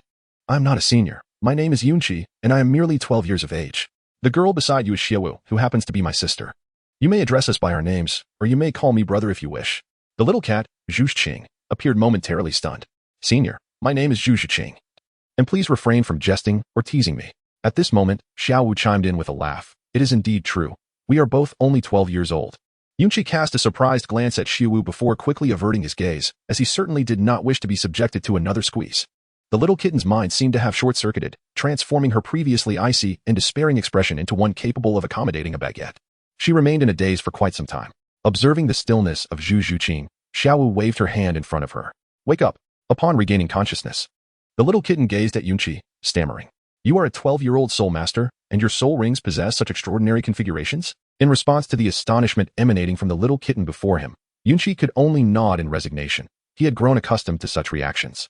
Back at Nodding Academy, even the instructors had proven no match for him in practical classes. What more could Yunqi do? He had already tempered his strength. Upon receiving an affirmative answer, the little kitten's eyes glimmered momentarily before quickly dimming. Indeed, how could she express gratitude for the life-saving grace bestowed by this remarkable individual? It was hardly reasonable to expect Yunqi to impart his unique secret techniques to her now. Yunqi also noticed the glimmer in the little cat's eyes, yet chose to remain silent, though her heart ached. She understood that expressing her feelings before establishing a relationship could render her vulnerable and might lead the other party to perceive her intentions as insincere. She merely offered a faint smile. Xiao Wu sensed a slight discord in the atmosphere and quickly shifted the topic. Zhu Qing, we are also heading to Suatua City. Why don't we travel together? The little cat felt somewhat bewildered, as a plethora of events had transpired in such a short span of time, even altering her perception of soul masters. Instinctively, she nodded, only to suddenly recall something and turned to Xiao Wu with a timid inquiry. Xiao Wu, you are not a member of the soul sect, are you? Xiao Wu shook her head despondently. I am not that pervert. Those born with a level 7 soul power cultivate faster than I do, despite my innate full soul power. I am still merely a 37 level soul master. The little cat's last shred of comfort vanished, her mind overwhelmed, spiraling into chaos. Still only? Xiao Wu answered innocently, my rapid progress is largely thanks to my brother. He taught me some things and guided me through the competitive landscape. Clearly, Xiao Wu had absorbed many contemporary terms from Yunqi. Meanwhile, the little cat had grown numb. The relentless blows had led her to seal her heart, leaving her disinclined to utter another word. Yunqi is indeed a timely and direct decision. Qing, let us embark together. Should anyone pursue you once more, we shall provide mutual support. Furthermore, we are eager to witness the nature of your fiancé, the one for whom you have bravely sought. Xiao Wu, equally curious, nodded in agreement. Zhu Qing, let us go together. As fate would have it, we are also destined to attend school in that direction. Zhu Qing observed the enthusiasm of the two before her, feeling a surge of emotion, and nodded in acknowledgement. Thank you. Soto City is situated in the heart of the most prosperous limal plain within the Barak Kingdom, earning the title of the kingdom's granary and serving as the economic lifeblood of Barak. Soto City is a grand metropolis, with a magnificently restored spirit hall and a labyrinth of streets connecting various edifices. At this moment, just past noon, the sun reached its zenith, casting a sweltering heat upon the city. 3 young individuals, 1 male and 2 females, approached the city gates, engaging in light conversation as they passed through the guard's inspection and entered the city. Xiao Wu drew close to Yunqi, taking hold of her sleeve to wipe away her perspiration, and with a hint of annoyance remarked, at last, we have arrived. I wonder why that ridiculous master recommended you to come here, and yet you truly did. Have you not always harbored a disdain for Yu Xiaogang? Yunqi smiled faintly, offering no response. Internally, she mused, how can I become stronger without facing challenges? How can I conquer the weak if I remain weak myself? It must be me who falters, not others. Meanwhile, Zhu Qing, upon hearing the master's name, regained a hint of the curiosity befitting a young woman. It was that individual who first self-destructed, whose theories of martial spirits originated from the spirit hall, and who subsequently aided his disciples in acquiring soul rings, only to find himself beset by a horde of combined apes. As Zhu Qing spoke, she found herself somewhat embarrassed to continue, for the combined apes, the Gale Demon Wolves, and the Wolf Bandits were renowned figures within the realm of soul masters, showing no mercy regardless of gender. Xiao Wu, however, nodded decisively. Yes, that is indeed the esteemed Yu Xiaogang. Who would have thought his reputation had spread all the way to the Star Luo Empire? Additionally, it is said that within the territory of the combined apes, there are around 100 soul beasts, and Yu Xiaogang and his companions astonishingly managed to remain there for 2 hours. In a certain sense, that is quite impressive. As Yunqi observed their conversation seemed to linger, he interjected directly, all right, Xiao Wu, let us first indulge in a meal before seeking out a hotel. After spending such an extended period in the wilderness, a refreshing wash is in order. Xiao Wu and Zhu Qing lowered their heads and caught a faint whiff of their own wrists. Though there was no discernible odor, the discomfort lingered in their minds, leading them to harbor no objections. After all, compared to their male counterparts, females found it considerably more challenging to tolerate a sticky sensation upon their skin. Soto City was significantly larger than Notting City, bustling with life and vibrancy, with guards stationed at every corner and throngs of people weaving through the streets. The trio first indulged in a lavish feast at a tavern. Upon settling the bill, they proceeded to inquire with the server, excuse me. We have just arrived in Soto City today. Could you kindly direct us to a hotel? The server, upon noticing the 2 enchanting ladies standing behind Yunqi, swiftly conjured a myriad of imaginative scenarios, and with a smile, he replied, Dear guests, upon exiting, if you proceed eastward, you shall easily find one. Yunqi casually bestowed a small gratuity, leading the 2 young ladies outside. The innkeeper's eyes brimmed with envy. Such is the dream of men. Before long, Yunqi stumbled upon a hotel of exquisite design. Standing 3 stories tall, its exterior adorned in a vibrant rose red, the entire structure resembled a magnificent rose, instantly captivating the attention of the 2 girls. Xiao Wu gazed at the hotel and exclaimed to Yunqi, Brother, let us stay here. Yunqi nodded nonchalantly and turned to Zhu Qing. Yu Qing, what about you? Will you stay here, or will you seek your fiancé first? Just as Zhu Qing was about to respond, a familiar voice caught her attention. She turned to see a man and 2 women engaging in flirtatious banter, completely oblivious to the stares of passers-by. The man, approximately 6 feet tall, sported cascading golden locks and possessed a pair of oddly captivating eyes. He was only slightly less handsome than Yunqi. What drew attention, however, were the twin sisters clinging to him, adorned in extravagant attire, appearing to be around 17 or 18, with figures that were nothing short of enchanting. Chapter 16. A brutal confrontation with Dai Mubai. Upon witnessing this scene, even the resolute Zhu Zhuqing felt a surge of despair. Since Dai Mubai had abandoned her to flee alone, she bore no resentment towards him. Instead, she sought solace in the belief that he had merely gone out for training. Zhu Zhuqing threw herself into relentless cultivation, enduring oppression and assassination attempts in the Star Luo Empire, managing to survive until the age of 12. Reaching a soul power level of 27, she clung to a flicker of trust, hoping to believe that Dai Mubai had been striving for their future all these years. Yet, the current spectacle shattered her illusions. She merely wished to survive. Silence engulfed her. She remained mute, lost in her thoughts. Dai Mubai, sensing the tremor of his martial soul, shifted his gaze from the twins to Zhu Zhuqing, instantly recognizing her identity, for it was the resonance of their martial and spiritual connection. Comparing the twins embracing him to Zhu Zhuqing left him feeling a profound sense of guilt, and he abruptly pushed the twins away, approaching Zhu Zhuqing with a strained smile. Zhuqing, you're here? Zhu Zhuqing regarded the man before her without uttering a word, devoid of anger. It was clear that she had exhausted all fury. She had risked her lifetime and again to escape the Star Luo Empire and journey to Soto City in search of him. Yet Dai Mubai's actions had extinguished her hopes completely. After a prolonged silence, she declared, "Do not call me Zhuqing. We are not that familiar." With that, she turned to leave. Seeing her attempt to walk away, Dai Mubai hurriedly stepped forward to block her path.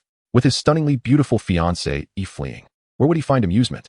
Moreover, if Zhu Zhuqing departed, his chances of redemption would be utterly lost. Zhu Zhuqing, observing Dai Mubai's relentless pursuit, felt increasingly repulsed. Nearby, Xiao Wu sensed that the situation was far from the sweet romance she had envisioned. Instead, it was a tale of a scoundrel devoid of responsibility, abandoning his fiancée while reveling in indulgence. Anger surged within her as she prepared to confront him, only to be restrained by Yunqi. Xiao Wu looked at Yunqi, her eyes reflecting confusion. Yunqi perceived Xiao Wu's bewilderment and softly responded, "Such scum, allow me to handle him. Do not let him soil your hands." After uttering these words and basking in the adoring gaze of Xiao Wu, Yunqi swiftly issued the task to thoroughly thrash Dai Mabai, then approached him directly, seizing his hand. And amidst Dai Mabai's astonished expression, Yunqi executed a powerful shoulder throw. Bang! The ground erupted in a cloud of dust.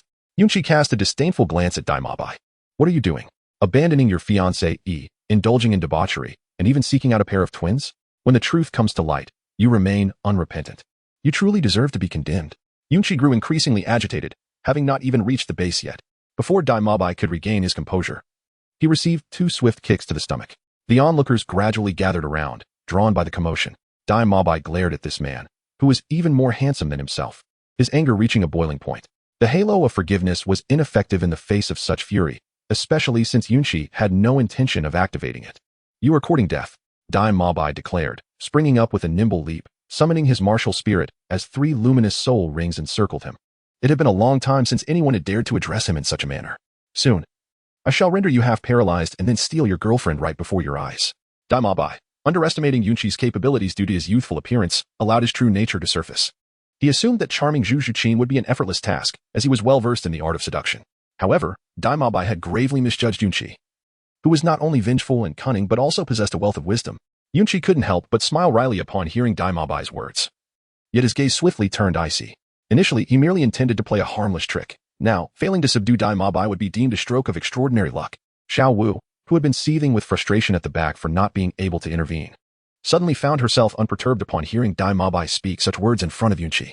With a mischievous glint in her eye, she playfully shouted at Dai Mabai, "Go for it, you scoundrel big brother. I have faith in you."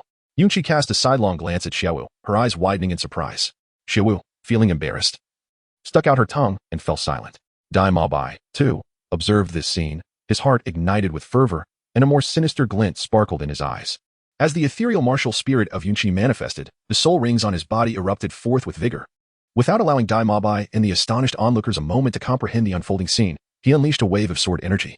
Dai Mabai, realizing that this was no time for distractions, activated his first soul ring, which flickered brightly, forming a protective dome of white light that barely managed to shield him from the onslaught of sword energy. Just as he prepared to retaliate, another blade of energy appeared, vanishing only to re-emerge, striking his right leg with precision. Yunqi, seemingly bored, continued to wield his longsword, the first soul ring intermittently shimmering, followed by the emergence of additional sword energies, second, third, fourth, and so forth, each one materializing in various locations on Dai Mabai's body, leaving behind deep, crimson gashes. In a matter of moments, Dai Mabai lay in a pool of his own blood, utterly unrecognizable. Just as Yunqi contemplated ending the encounter with a decisive blow, Zhu Zhuqing timely grasped his hand, which swung the sword with mechanical precision.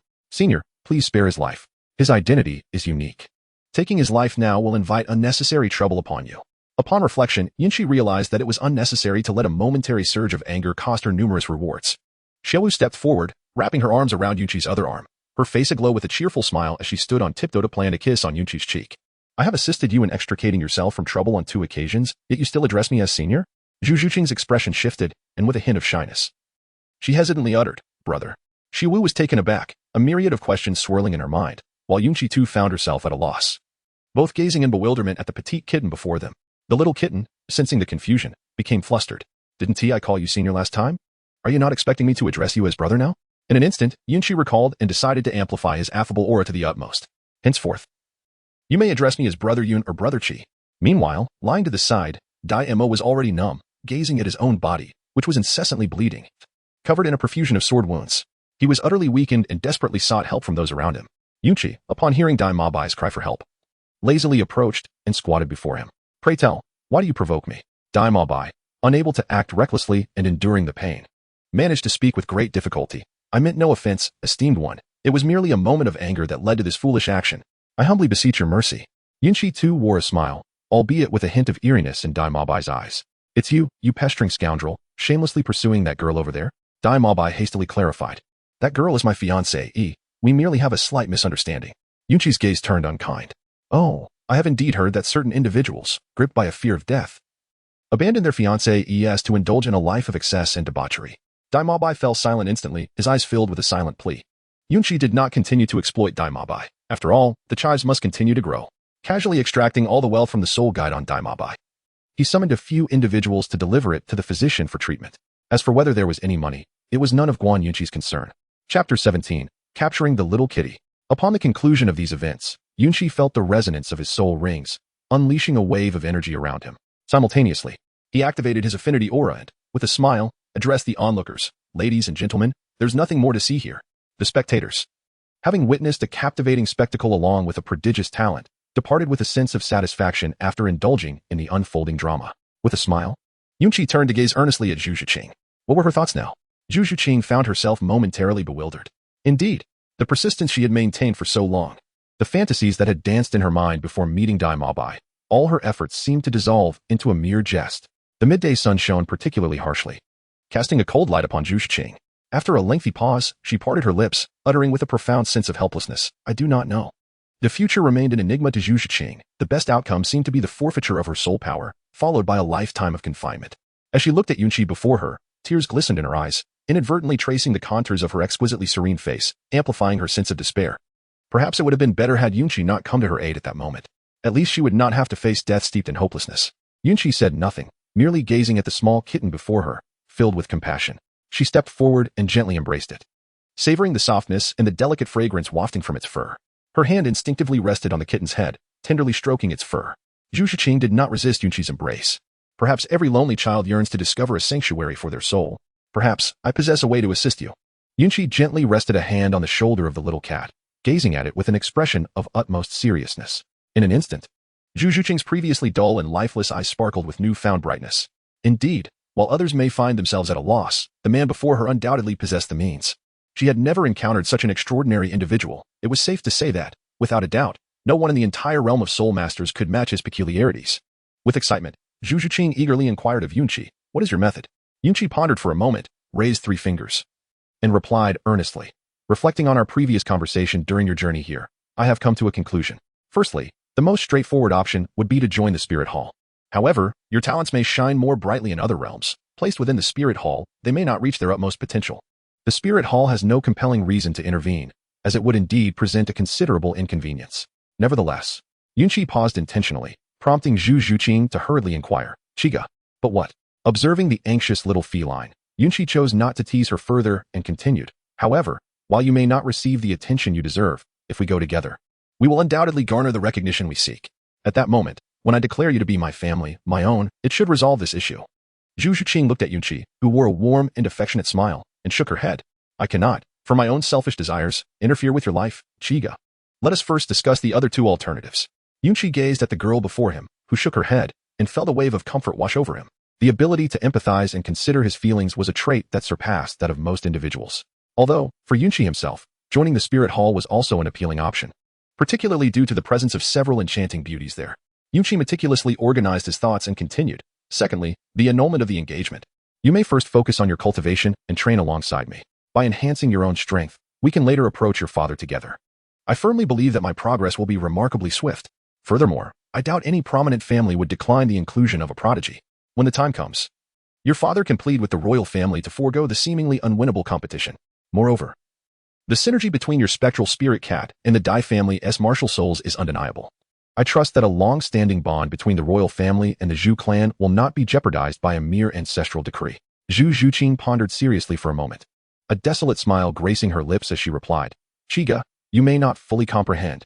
The relationship between the Star Luo Empire and the Zhu family is one of shared fortunes and shared miseries. They will not allow external factors to dismantle this connection. Although your talent is exceptional, the likelihood of persuading my father is rather slim. This path is fraught with peril. As Yunqi pondered, he realized the truth. He had indeed overestimated his own worth. Observing the fading light in Zhu Zhuqing's eyes, a sharp pang pierced through Yunqi's heart. Chiga, what about the third solution? With unwavering determination, Yunqi embraced Zhu Zhuqing once more, simultaneously unleashing his aura of charisma. The third option is to become my woman. At worst, we can hide in the depths of the mountains until I attain my title. Let us see who dares to oppose us. Zhu Zhuqing's eyes glazed over. Captivated by the masculine warmth exuding from the man before her, her gaze filled with unwavering resolve. Her heart swelled with emotion, and the seeds of affection within her began to sprout and flourish. It had been many years since she had felt such care and love. Tears streaming down her face. Zhu Zhuqing buried her head in Yunqi's chest, her lips parting slightly as she asked, Do you truly like me? Hearing her words, Yunqi nodded earnestly. Perhaps you may not believe it, but I have cherished you since our past life. Upon hearing this, Zhu Zhuqing lifted her head from Yunqi's embrace and, tilting her face upward, pressed her lips against his. Yunqi eagerly reciprocated, and they remained locked in that embrace for quite some time, parting only reluctantly. As they drew away, a warm blush adorned Zhu Zhuqing's cheeks, dispelling the melancholy that had previously enveloped her. Meanwhile, Xiao Wu, unable to bear the sight any longer, shot Yunqi an angry glare. Realizing the situation was beyond her control, she stormed off to book a room at the Rose Hotel. Zhu Zhuqing lingered in Yunqi's embrace for a while, but as she struggled to adjust to his forceful hold, her graceful body shifted and writhed against him. As a vigorous young man, Yunqi had long since reached adulthood in this world. How could he possibly endure this? Hastily releasing the little kitten, he began to mutter incantations under his breath.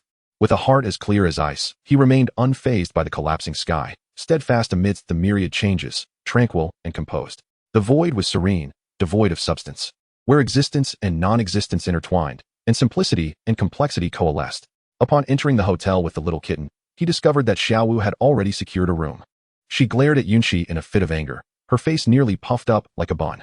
Seeing this, Zhu Zhuqing, taken aback, stepped forward to embrace Xiao Wu's arm, clearly aware that the relationship between Yunqi and Xiao Wu was anything but ordinary. In a hushed tone, she offered her apologies. Xiao Wu, however, bore no ill will towards Zhu Zhuqing. After all, who could dislike a strong girl with a heart of compassion?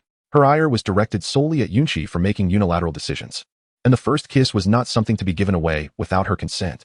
Yunqi observed the irate Xiao Wu and approached, intending to grasp her hand. However, Xiao Wu, quick as a flash, evaded him and seized Zhu Zhuqing, making her way upstairs. Seeing the situation, Yunqi felt a sense of guilt.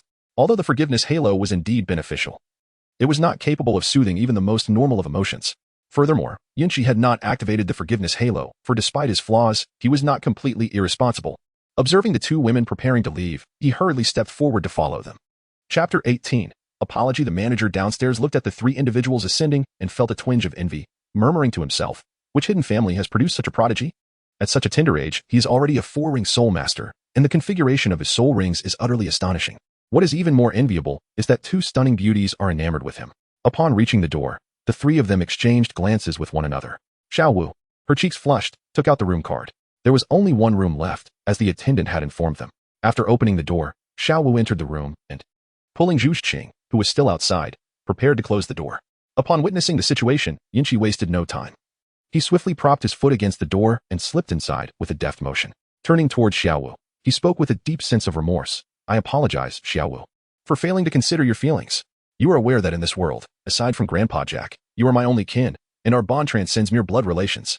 Moreover, Grandpa Jack has often urged you to assist me in finding a suitable wife. Surely, you wouldn't want our family line to dwindle, would you? As he spoke, Yunqi's voice gradually diminished to a whisper, feeling increasingly petty and insipid. Xiao Wu, pulling Zhu Qing to sit on the rose-adorned bed, regarded Yunqi thoughtfully. She understood that Grandpa Jack desired Yunqi to take more wives to preserve their lineage, especially since he was without parents. It was customary in this world to ensure the continuation of one's bloodline, and thus, old Jack frequently murmured such requests into the ears of both Xiao Wu and Yunqi. This was not exclusive to soul masters. The same held true for the realm of soul beasts, where even the most formidable creatures adhered to these traditions. Although Xiao Wu had not personally experienced such matters, she found it rather vexing. However, witnessing Yunqi's sincere demeanor brought a sense of relief to Xiao Wu, softening her irritation somewhat. After all, over the span of 6 years, whether in sparring, combat, or banter, Xiao Wu had never been a match for Yunqi. Thus, his humility in this instance was a source of enjoyment for her, even if she chose not to reveal it, maintaining a sullen expression as she regarded him. As I observe Yunqi more closely, an unsettling feeling grows within me, leaving me restless. Xiao Wu directly inquires, while there is no issue in seeking a partner. You previously assured me that I would be your first choice. Yunqi comprehended the words of Xiao Wu and ceased to feign indifference. Recognizing that Xiao Wu was no longer genuinely upset, he stepped forward and embraced her neck, leaning down to plant a kiss upon her lips, leaving no room for her to react. As for Zhu Qing, she merely tilted her head, choosing not to comment further, for she was but a newcomer in this scenario. Moreover, the notion of marrying multiple wives held little significance for Zhu Qing. Having been born into a prominent family where women often wed into royalty, the emperor's consorts were numerous, and she had grown accustomed to such affairs from an early age. In contrast to Dai Mabai's hedonistic lifestyle, Zhu Qing displayed no overt signs of discontent. And despite being significantly outmatched by Yunqi, she remained unfazed as he fought without regard for his own life. Thus, in Zhu Qing's eyes, Yunqi's actions were inconsequential, as long as he held her dear in his heart. Furthermore, upon hearing Xiao Wu mention that Yunqi was an orphan, the last remaining member of his family, the little cat felt a pang of sympathy. For a woman from a prestigious lineage, the preservation of bloodlines was of utmost importance. At that moment, Xiao Wu was nearly breathless from the kiss and hastily began to pat Yunqi's back. Observing Xiao Wu's flushed face, Yunqi finally released her, grinning mischievously. Xiao Wu retaliated by pinching the soft flesh at his waist, shooting him a fierce glare. I'll let you off this time. But next time you seek my sister's company without my or Zhu Qing's consent, you shall face the consequences. Seeing the situation diffuse, Yunqi sighed in relief and settled himself between the two women, embracing them as they lay on the bed. The little cat and the little rabbit panicked, fearing Yunqi's intentions, and hurriedly attempted to rise. However, Yunqi's strong arms pulled them back down, their heads resting against his chest. Listening to Yunqi's heartbeat and perceiving that he meant no harm, they ceased their struggles and lay quietly upon him, allowing their thoughts to drift as they surveyed the room named Crimson Ocean. The chamber was spacious, adorned with silver furniture intricately carved with exquisite patterns. The crimson carpet was embellished with various rose motifs, and the center of the hall featured an astonishing display, a heart formed from enormous rose petals, inscribed with the words, 1001, you are my only. Throughout the room, rose elements were omnipresent. Vases, the bed, the walls, and even the ceiling were adorned with an array of roses. Xiao Wu was left in awe, exclaiming to Yunqi, if one were to pay for all this, how much would it cost? Yunqi expressed his confusion. Upon noticing this, Xiao Wu explained, the manager of this hotel, after witnessing your spirited battle, graciously allowed us to stay here free of charge. Yunqi resolved her doubts with a mere smile, choosing not to inquire further. Instead, she gazed at Zhu Qing, who lay upon her chest, and gently spoke. Let us embark on a journey to Shrek Academy together. Fear not, for I shall safeguard you. Zhu Qing nodded in response. I have heard that Daimu also studies there. Is that place truly capable of imparting knowledge? Xiao Wu chimed in. Indeed, indeed. Why must we attend school there? Yunqi smiled gently, affectionately ruffling the hair of the two women. You will undoubtedly learn something valuable, even if you do not. I shall be here for you. I assure you that your pace of cultivation and acquisition of knowledge will remain unimpeded. Upon hearing such reassurances from their beloved, Xiao Wu and Zhu Qing ceased their inquiries.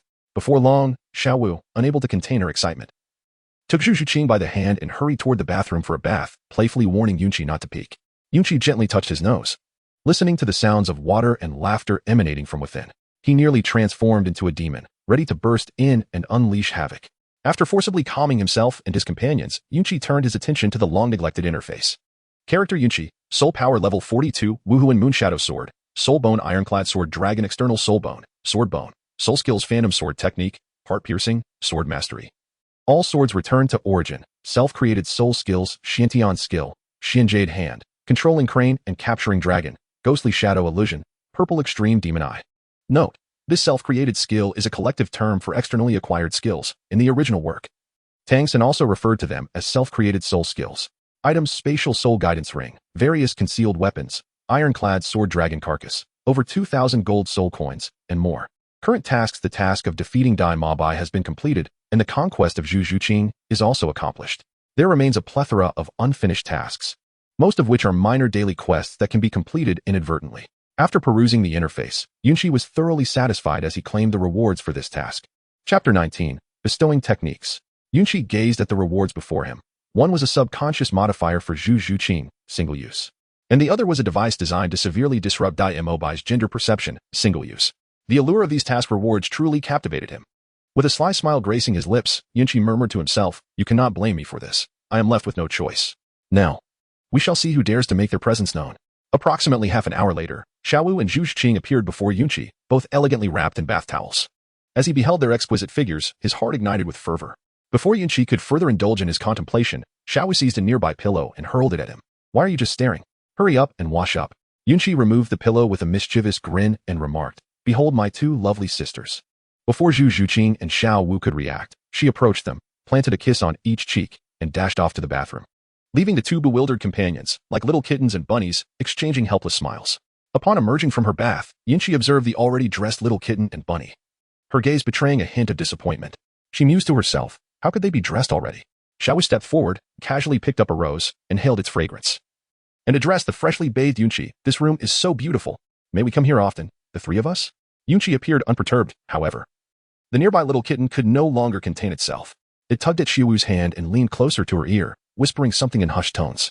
Xiao Wu, feeling the warmth of Zhu Zhuqing's breath against her ear, instinctively scratched her own, and upon learning the hotel's peculiar purpose, her face flushed a deep crimson. Yunqi raised an eyebrow, a mischievous smile playing on her lips as she addressed Xiao Wu. "So, have you realized that you might hesitate to come here again?" Initially, Xiao Wu lingered in uncertainty, contemplating retracting her previous statement. However, spurred on by Yunqi's taunt, she immediately retorted, "Who said I wouldn't dare to come back?" Zhu Zhuqing, with her enchanting eyes rolling slightly, rested her hand on her forehead and sighed. "Xiao Wu, it seems you haven't heeded a single word of what I just said." Yunqi smiled gently, pondering that Xiao Wu had indeed taken it to heart. However, with her temperament, she could scarcely endure any provocation. Upon hearing Zhu Zhuqing's words, Xiao Wu playfully stuck out her tongue, contemplating who truly was the hunter and who the prey. Yunqi paid no heed to the silly little dance nearby, approaching the bedside.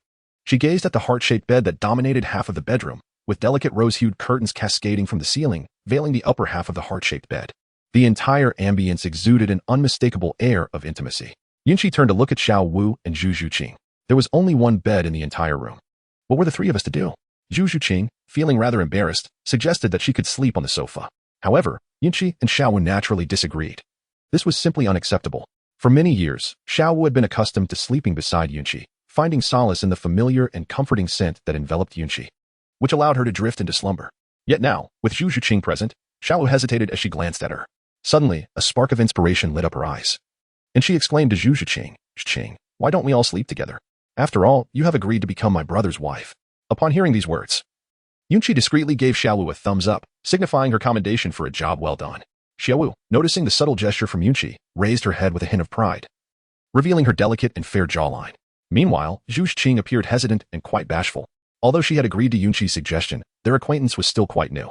Yet, Zhu Zhuqing found herself instinctively inclined to trust Yunqi, for there was something utterly captivating about her presence. As Zhu Zhuqing lifted her gaze to meet Yunqi's hopeful eyes, she let out a deep sigh. Very well. Upon hearing this affirmation, Xiao Wu couldn't help but cheer, as she too wished to avoid the discomfort of sleeping apart from Yunqi. However, with only one room available, the allocation posed a dilemma. As for Yunqi, she showed no inclination to suggest the idea of sleeping on the sofa. Yunqi also stepped forward to grasp the hands of Zhu Zhuqing and Xiao Wu. "Rest assured, I understand that you are not yet accustomed to this. Until you have fully embraced me, I shall not impose myself upon you." Upon hearing these words, Zhu Zhuqing felt immensely touched. She recognized the allure she possessed, and it was indeed a feat for Yunqi, a spirited young man, to make such a promise in the presence of two stunning beauties. Meanwhile, Xiao Wu gazed at Yunqi with a look of deep melancholy, evidently haunted by a childhood promise. Now, with her first kiss having been claimed by her sister Zhu Zhuqing, the situation had become precarious. Xiao Wu was anxious that, in an unfortunate turn of events, she might inadvertently find herself in the position of a secondary partner. Yunqi discerned Xiao Wu's sentiments and offered her a gentle smile, followed by a playful wink. With this assurance, Xiao Wu felt a wave of relief wash over her. She had harbored fears that Yunqi might favor Zhu Zhuqing due to her more alluring figure, thereby casting her aside. Now, receiving this affirmative response, she leaped joyfully onto the heart-shaped bed adorned with roses, for she had endured countless days of hardship, leaving her utterly exhausted. Observing Xiao Wu's exuberance, both Zhu Zhuqing and Yunqi could not help but smile. The vibrant spirit of the girl was simply enchanting. Yunqi beckoned Zhu Zhuqing to sit beside her on the bed and earnestly declared, "Zhuqing, since you have agreed to be my woman, I shall not keep secrets from you. I will now impart the techniques to you. It is imperative that you dedicate yourself to your cultivation. Tomorrow morning, I will teach you a supreme technique for strengthening your body." Upon hearing this, Zhu Zhuqing's eyes sparkled with excitement as she quickly settled into a meditative position. Her desire for power had intensified, not solely due to the pressures from the Star Luo Empire, but significantly from the expectations set by Xiao Wu and Yunqi. She had no intention of lagging behind them, lest she become nothing more than a decorative figure. After all, with a talent like Yunqi's, she was certain that many women would soon surround him. Yunqi gazed at the seated Zhu Zhuqing, refraining from unnecessary words, only cautioning her not to disclose this technique to anyone. Zhu Zhuqing nodded repeatedly, signaling her understanding. Subsequently, Yunqi imparted the Xiantian skill, ghostly shadow displacement, and purple extreme demon eye simultaneously to the little cat. Yunqi harbored no selfish intentions. Rather, the other techniques were not particularly suitable for Zhu Zhuqing, who urgently needed to enhance her strength, and overindulgence could lead to confusion. With the aid of the task panel, Yunqi frequently assigned himself cultivation tasks, allowing his progress to be remarkably swift. Observing Zhu Zhuqing immersed in the realm of techniques, Yunqi settled down to cultivate with a sense of reassurance. Over the past 6 years, Xiao Wu had often teased him, primarily due to Yunqi's lifestyle habits, which were strikingly steady, akin to that of the elderly janitor in the academy. Although he could converse with anyone, his relationships remained superficial. Moreover, given that Yunqi was an adult in his previous life, despite his smaller physique inducing a slightly youthful mindset, his inherent self-restraint as an adult persisted. Consequently, aside from accompanying Xiao Wu, his time was predominantly spent attending classes or cultivating, which further fueled Xiao Wu's jest about Yunqi's premature aging. In matters of cultivation, Yunqi never dared to be negligent. As long as he had yet to stand atop the continent, he could not afford to be lax. After all, as a transmigrator, who could predict the extent of the butterfly effect he might unleash? After casually issuing a cultivation task, but the current benefits were minimal, they were still preferable to having none.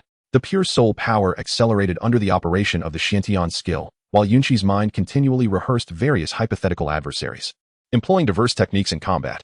This approach had been inspired during his hunt for the iron-armored dragon, as opportunities for actual combat had been scarce over the years. The first soul ring was acquired with the assistance of Uncle Sui, while the second and third were aided by Xiao Wu's brother, Erming, during their hunts. Other combat opportunities stemmed from some ill-fated soul masters attempting to target Xiao Wu, only to be effortlessly dispatched by Yunqi's sword energy. Therefore, the only genuine battle experience was during the hunt for the iron-armored dragon, where, although Xiao Wu provided support, Yunqi was ultimately the one leading the hunt. He persistently reflected on the details of the battle, learning from past experiences to gain new insights, truly becoming a master. Yunqi had contemplated the use of hidden weapons. Yet against such a colossal entity, their efficacy was rather limited. Tang San's myriad of concealed weapons had long been appropriated by Yunqi through various missions, yielding a considerable arsenal at his disposal. However, Yunqi had not crafted a single one, primarily due to a lack of time. After pilfering all of Tang San's concealed weapons, Yunqi found himself devoid of financial resources, as he had taken only what was necessary for survival. A plan must be devised to deliver the corpse of the iron-armored dragon to Tang San. Chapter 20 ripples the time spent by Yunqi, Zhu Zhuqing, and Xiao Wu in their cultivation was brief. Xiao Wu, tempted by her cravings, returned with some late-night snacks, the delightful aroma interrupting the focused meditation of the two. However, it was not a matter of great concern, as Zhu Zhuqing had encountered a challenge in her training and sought Yunqi's guidance. Instead of providing an immediate answer, Yunqi led Zhu Zhuqing to Xiao Wu's side and casually began to indulge in the snacks. Indeed, the delicacies of Douluo Continent are truly delectable. Over the past 6 years with Yunqi, Xiao Wu had transitioned from a herbivore to an omnivore, relishing everything except rabbits. A lavish spread of barbecue delights, both meat and vegetables, lay before them. As they dined, Yunqi elucidated the answers to Zhu Zhuqing's inquiries, enlightening her in the process. In no time, the trio had devoured the entire feast, preparing for sleep. Observing Xiao Wu, who still wished to cultivate, Yunqi approached and embraced her, bringing Zhu Zhuqing along to the bedside. Not wanting to be disliked by the little kitten, Yunqi explained his intentions. After such a long and arduous journey, a proper rest was essential for optimal recovery. Zhu Zhuqing understood the wisdom of patience, lying down obediently on the bed. Xiao Wu, seeing this, nestled against Yunqi, and after he turned off the light, she shamelessly positioned herself between the two, hugging one with each arm. Zhu Zhuqing, feeling shy, squirmed slightly, only to discover Yunqi's unyielding grip, which tightened rather than loosened. As time passed, Zhu Zhuqing grew weary, and the comforting presence of Yunqi's hand offered a sense of security, leading her to drift off. As for Xiao Wu, she was already wholly unconcerned, having firmly grasped Yunqi's hand, her own sleep elusive. The following morning, Zhu Xuqing awoke early, her eyes landing on the sight of Yunqi peacefully slumbering. A wave of sweetness washed over her, reminiscent of her own past fantasies. Yet, those dreams had remained just that, dreams, until fate had sent a savior in the form of a man, with a playful spirit. The little kitten began to tease Yunqi by tickling his face with a strand of his hair. Before long, Yunqi's eyes fluttered open to find the mischievous kitten at play. As he attempted to lift his hand, he realized it was firmly pinned down by the two girls, both arms numb from the pressure, unintentionally shifting. He startled the little kitten. Zhu Xuqing noticed the unusual sensation beneath her and quickly sat up, startled. However, in the moment she rose, the corner of her garment was slightly pulled aside, revealing a fleeting glimpse of allure, which Yunqi observed with his purple extreme demon eye, capturing every detail. Only after Zhu Xuqing had adjusted her clothing did Yunqi reluctantly deactivate his gaze, smiling as he inquired, "Did you sleep well last night?" Zhu Xuqing, casting a peculiar glance at Yunqi's other hand, replied softly, "Yes, I haven't slept so soundly in a long time." As Yunqi was about to rise, a soft hand pressed down gently on the other side. Yunqi understood what it was, and in response to Zhu Xuqing's peculiar gaze, nonchalantly withdrew the hand and covered Xiao Wu with a blanket. After Yunqi quietly donned her attire, she instinctively lifted her hands to her nose, comparing the scents. She mused that the fragrance from her kitten-like hands was richer and more robust, while the aroma from her bunny-like hands carried a subtle hint of vanilla. Yet, the commonality lay in the fact that both scents were utterly refreshing. Zhu Xuqing observed Yunqi's little actions, unable to restrain herself from embracing herself, her cheeks flushing with embarrassment. Accompanied by a playful yet indignant reprimand, she jolted Yunqi back to reality, as Zhu Xuqing gazed at her, still lingering in a state of blissful reverie. Her teeth clenched in frustration. "Is it pleasant?" Yunqi instinctively responded, "All right, it smells good." Observing the woman before her on the verge of eruption, Yunqi swiftly redirected the conversation. "Didn't we agree that I would impart to you a unique and unparalleled skill last night? Come, let me teach you now." Zhu Xuqing was momentarily captivated by the allure of such a remarkable technique and, feeling somewhat embarrassed, inquired, "Can you truly teach me this? Aren't you concerned that I might share it with others, or take it away? You would gain nothing from it." Yunqi smiled serenely. "I trust you would not act in such a manner. Yet even if you did, those you instruct cannot possibly match my pace of cultivation. Those whom I surpass shall be left far behind, until they can no longer catch a glimpse of my silhouette." Zhu Xuqing felt a wave of joy, for the sensation of trust and the radiant confidence exuded by the man before her was truly dazzling. It was impossible to divert her gaze from him. "Thank you. Between us, what need is there for gratitude?" Subsequently, Yunqi led Zhu Xuqing in a spirited exercise routine, dancing youth. Along the way, he corrected Zhu Xuqing's movements, taking the opportunity to indulge himself, leaving her flushed with embarrassment, believing Yunqi's intentions were solely for her benefit. Of course, Yunqi had Zhu Xuqing's best interests at heart, yet he did not overlook the chance to seize his own advantages. After all, Yunqi considered himself an ordinary person, never proclaiming to be anything extraordinary. As Yunqi persistently corrected her, the little kitten learned at an astonishing rate. If she did not keep up, she felt she would become utterly overwhelmed, thus mustering all her energy to learn. In just a few attempts, she had mastered it completely. Yunqi gazed at Zhu Xuqing, feeling a mix of regret and joy. Observing this girl who was diligently striving for her future, Yunqi accompanied Zhu Xuqing in practice for an extended period, continuously chanting the peculiar yet rhythmic slogan, 22, 22, 22, 22, 2234. Zhu Xuqing also inquired about the same question that Yunqi had faced when teaching Xiao Wu. What is the essence behind this strange slogan? Yunqi was momentarily taken aback, but soon responded, "You may consider this slogan as a mantra. It will imbue you with a greater sense of rhythm." Zhu Xuqing, feeling both enlightened and perplexed, nodded in agreement and joined Yunqi in the chant. Xiao Wu, roused from her slumber, casually adjusted her attire before also becoming part of this energetic exercise group. Before long, Zhu Xuqing found herself breathless, while Xiao Wu and Yunqi, accustomed to such activities, felt no fatigue at all. Yunqi instructed the two women to continue performing their calisthenics while he stood by, cheerfully encouraging them with slogans, particularly during the jumping exercises. His voice fluctuated in harmony with their rhythm, and his eyes darted up and down incessantly. Yunqi did not linger for long before calling for a halt, prompting everyone to change into their attire in preparation for breakfast and to procure some supplies. Yunqi was well aware of the conditions at Shrek Academy, a humble village with scant amenities, and she certainly did not wish for her two girlfriends to endure any hardship. It is always prudent to make ample preparations. Chapter 21. Amusing events. Zhu Xuqing, Xiao Wu, shall we venture out to purchase some items? Have you both changed your clothes? Yunqi stood outside the door, feeling a sense of melancholy as he gazed at the closed entrance, yearning to unveil the secrets within. The voices of Xiao Wu and Zhu Xuqing soon echoed in the air, signaling the moment of revelation. Once the door swung open, Yunqi beamed with delight, extending his arms to invite the two women to join him. With a shared glance of exasperation, Xiao Wu and Zhu Zhiqing approached and clasped his hands, descending the stairs together. One must commend the exquisite service and ambience of the Rose Hotel. As the trio exited, they encountered a server wheeling a cart laden with fresh roses, ready to replace the existing ones. Inquiring further, they learned that the hotel replenished its floral arrangements and essential supplies daily. A casual question to the attendant revealed that a night's stay at this establishment cost a staggering 10 gold soul coins. Fortunately, it was complimentary. Otherwise, despite Yunqi's wealth, he had diligently earned every coin through arduous tasks alongside Tang San and Yu Xiaogang. Upon leaving the Rose Hotel, Yunqi led the two women to a delightful breakfast. Turning to Zhu Zhiqing and Xiao Wu with a question, "Where would you like to go for some leisure?" Zhu Zhiqing shook her head, her desires for worldly pleasures having diminished. Her sole ambition was to grow stronger. In contrast, Xiao Wu, brimming with enthusiasm, tugged at Yunqi's hand, exclaiming, "Brother, let us purchase some new clothes. And perhaps some daily necessities as well." Fearing Yunqi might decline, she then turned to Zhu Zhiqing, batting her eyelashes in an endearing manner. After all, her penchant for shopping was quite rapid. She often found herself acquiring several new outfits each week. Back in their school days, the contributions from their quartet barely sufficed. Yet Yunqi's indulgence was unwavering. The rapid growth of soul masters meant that Xiao Wu frequently had an abundance of unworn garments. Zhu Zhiqing, intrigued by the prospect, nodded in agreement. As it is a well-known truth that girls often harbor an inexplicable obsession with new attire, Yunqi understood this well. Recalling how women in his past life could be even more fervent in their shopping sprees, sometimes investing all their belongings during sales events. With Yunqi's approval, Xiao Wu swiftly planted a kiss on both his and Zhu Zhiqing's cheeks before dashing toward the clothing store. Upon entering the boutique, the three were greeted by an overwhelming array of garments, leaving them momentarily dazzled by the sheer variety before them. As for Yunqi, one could say that he is quite agreeable in many aspects. However, he suffers from a certain indecisiveness.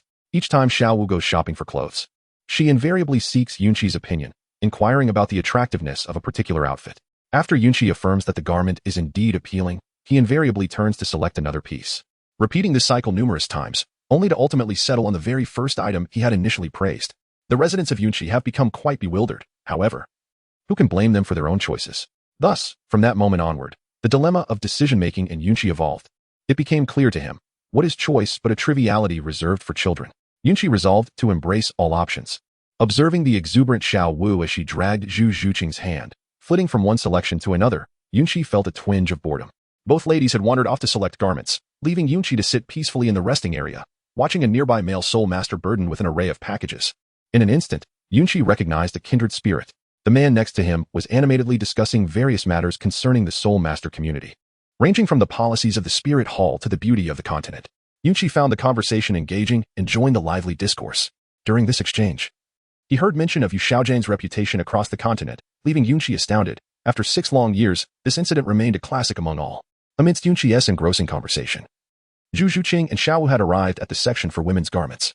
Xiao Wu, captivated by the vibrant array of colorful undergarments, rushed toward the largest size, evidently overestimating her own measurements. "Zhiqing, do you think this suits me?" she inquired, holding up the largest piece. Zhu Zhiqing regarded her friend with a bemused expression, unsure of how to tactfully advise her.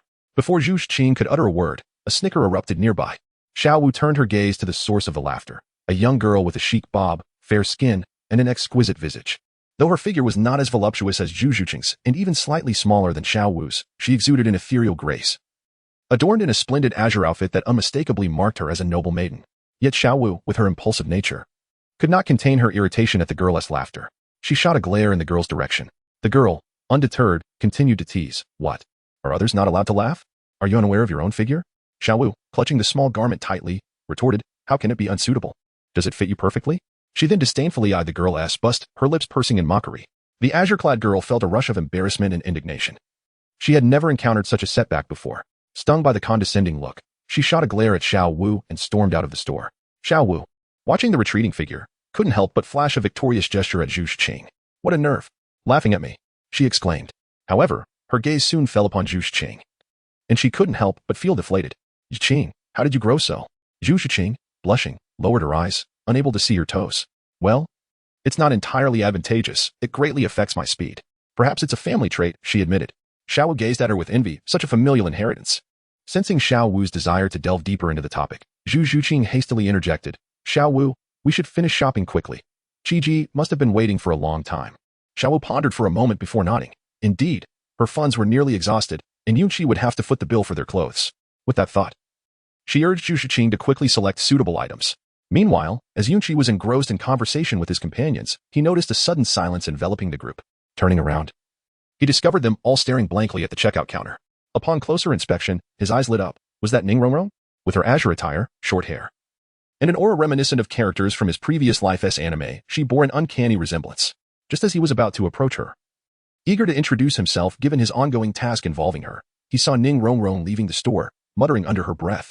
Yunqi, feeling a sense of resignation, settled back down, thinking to himself that he would soon reunite with them in just a day, thereby relinquishing that particular notion. Before long, Xiao Wu and Zhu Shiqing arrived before him, entwining their arms with his, evoking envious glances from the surrounding onlookers, who were nearly biting their own teeth in frustration. After casually bidding farewell, Yunqi nonchalantly paid and strode out of the establishment with an air of confidence. The brothers who had just been conversing exchanged glances, astonished by his display.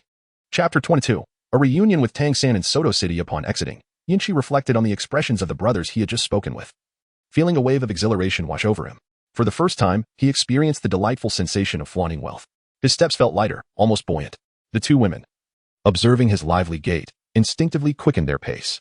After covering some distance, Yunqi turned to Xiao Wu and Zhu Shiqing, revealing a warm smile. Today, whatever you wish to buy, I shall procure for you. Xiao Wu, upon hearing this, leapt in excitement, while Zhu Shiqing remained relatively unfazed, though she smiled back at Yunqi. In truth, boys were easily satisfied. As long as he was afforded some semblance of respect in public, he was content. The trio ambled toward the bustling streets in Soto City. Renowned as the economic hub of the Balik Kingdom, was indeed vibrant. Despite it being merely morning, the city was alive with the sounds of a bustling crowd. A scene of prosperity. The pace of life here was evidently swifter than that of Notting City, reminiscent of the hurried individuals in the great cities of his past life. After passing various clothing stores, they arrived at a marketplace brimming with snacks and everyday necessities. It was noteworthy, however, that Soto City exhibited a noticeable increase in prices compared to Notting City, though the quality was somewhat superior. Yunqi comprehended that in such a bustling place, various expenses inevitably followed. Before long, under the guidance of Xiao Wu, Zhu Shiqing found herself unconsciously purchasing numerous items, while Yunqi took on the responsibility of settling the bills from behind. As they strolled along, Xiao Wu suddenly pulled Yunqi into a peculiar shop, prompting Yunqi to instinctively glance at the sign hanging above. The name seemed somewhat familiar, yet it eluded her memory. She did not dwell on it for long and remarked to the two women, "Let us go inside and take a look." Upon entering the shop, the trio was met with a sense of astonishment, as they detected a peculiar energy fluctuation in the air. One that Yunqi recognized as the distinctive energy emitted by soul guides. Soul guides, when not bound, radiate soul power, resulting in an outward manifestation of such energy, which dissipates once they are bound. According to Yunqi's knowledge, during this particular era, the technology of soul guides had nearly become extinct. The existing soul guides were relics of the past, most of which were rendered obsolete or damaged. Yunqi was well aware of the proprietor of this establishment, the esteemed dean of Shrek Academy, Flinder, renowned as one of the illustrious Golden Triangle figures, yet also known for his somewhat sycophantic demeanor. Despite this, it must be said that Flinder's character is relatively commendable, albeit his values diverge somewhat from those of Yunqi. Within the shop, two voices resonated, striking a familiar chord in Yunqi's memory. Glancing over, he beheld a young man clad in blue, of rather unremarkable appearance, alongside a robust gentleman appearing to be in his 50s, whose rocking chair creaked rhythmically with his movements. The two were engaged in a spirited debate, and upon recognizing the young man in blue, Yunqi could not help but feel a sense of serendipity. It was none other than the little pauper. Yunqi approached Xiao Wu and Zhu Shiqing, initiating a conversation. "Tang San, you have arrived as well?" Tang San felt a sense of frustration. Over the years, the finances of himself and his teacher had inexplicably dwindled. Fortunately, his teacher, who held the position of principal at the Notting Junior Soul Master Academy, occasionally provided assistance, preventing the two from succumbing to starvation.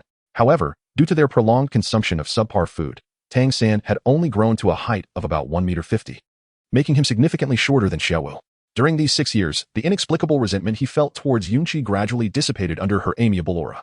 Even when Yunqi playfully delivered some inedible food to Tang San and Yu Xiaogang, the gesture profoundly touched the hearts of the master and disciple. Of course, Yunqi was not entirely benevolent.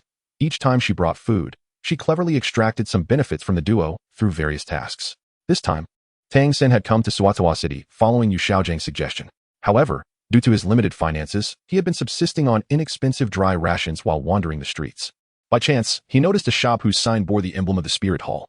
Having seen the symbol on his teacher's Spirit Hall token, he felt an inexplicable urge to enter the establishment. Inside, he discovered a crystal the size of a human head. While others might remain oblivious, Tang San recognized the substantial impurities within the crystal.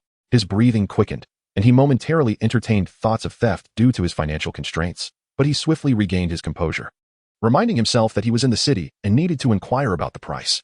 This led to the scene Yunqi observed, prompting her to stifle a laugh. As Tang San's financial woes were largely her doing, Tang San looked up at the towering Yunqi and the two beautiful women surrounding her, his expression a complex mix of disappointment and joy. Shiga, Xiaojia, you have come as well. In Nodding City, Yunqi was widely recognized among students as a figure of respect. Tang San, unable to compete with Yunqi and lacking any hidden weapons, had begun to address her as brother after he thought their relationship had improved.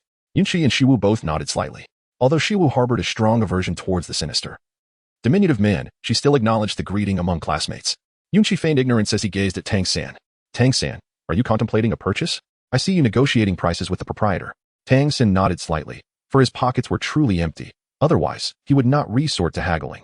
Yet each time he attempted to negotiate, the owner doubled the original price. Brother Qi, this proprietor is utterly unscrupulous. He raises prices arbitrarily, treating customers like fools. Yunqi gazed at the crystal on the table, feigning curiosity as he remarked, this object, its quality is rather mediocre, with an abundance of impurities. It is entirely a worthless crystal. Before Tang San could offer an explanation, Yunqi turned to the cunning-faced Flander before him and inquired, Boss, how much is this? Flander glanced up at Yunqi and casually replied, not expensive, merely 500 gold soul coins. Little Wu, assuming that Yunqi intended to make a purchase, hurriedly approached and grabbed his arm. You're being swindled, do you realize? To sell such a shabby crystal at this exorbitant price is outrageous. I wish your shop swiftly goes under. Brother, let us leave and disregard Tang San and this unscrupulous merchant. Yunqi offered a sincere smile of apology to Tang San before turning to lead Xiao Wu and Zhu Shiqing away. Yunqi understood that the crystal might seem of little value to others, yet for Tang San, it represented a tangible enhancement of his combat prowess. Far more significant than anything else. If only he had the funds, with sufficient money, be it 500 or even 10,000. Yunqi was confident that Tang San would purchase it without a moment's hesitation.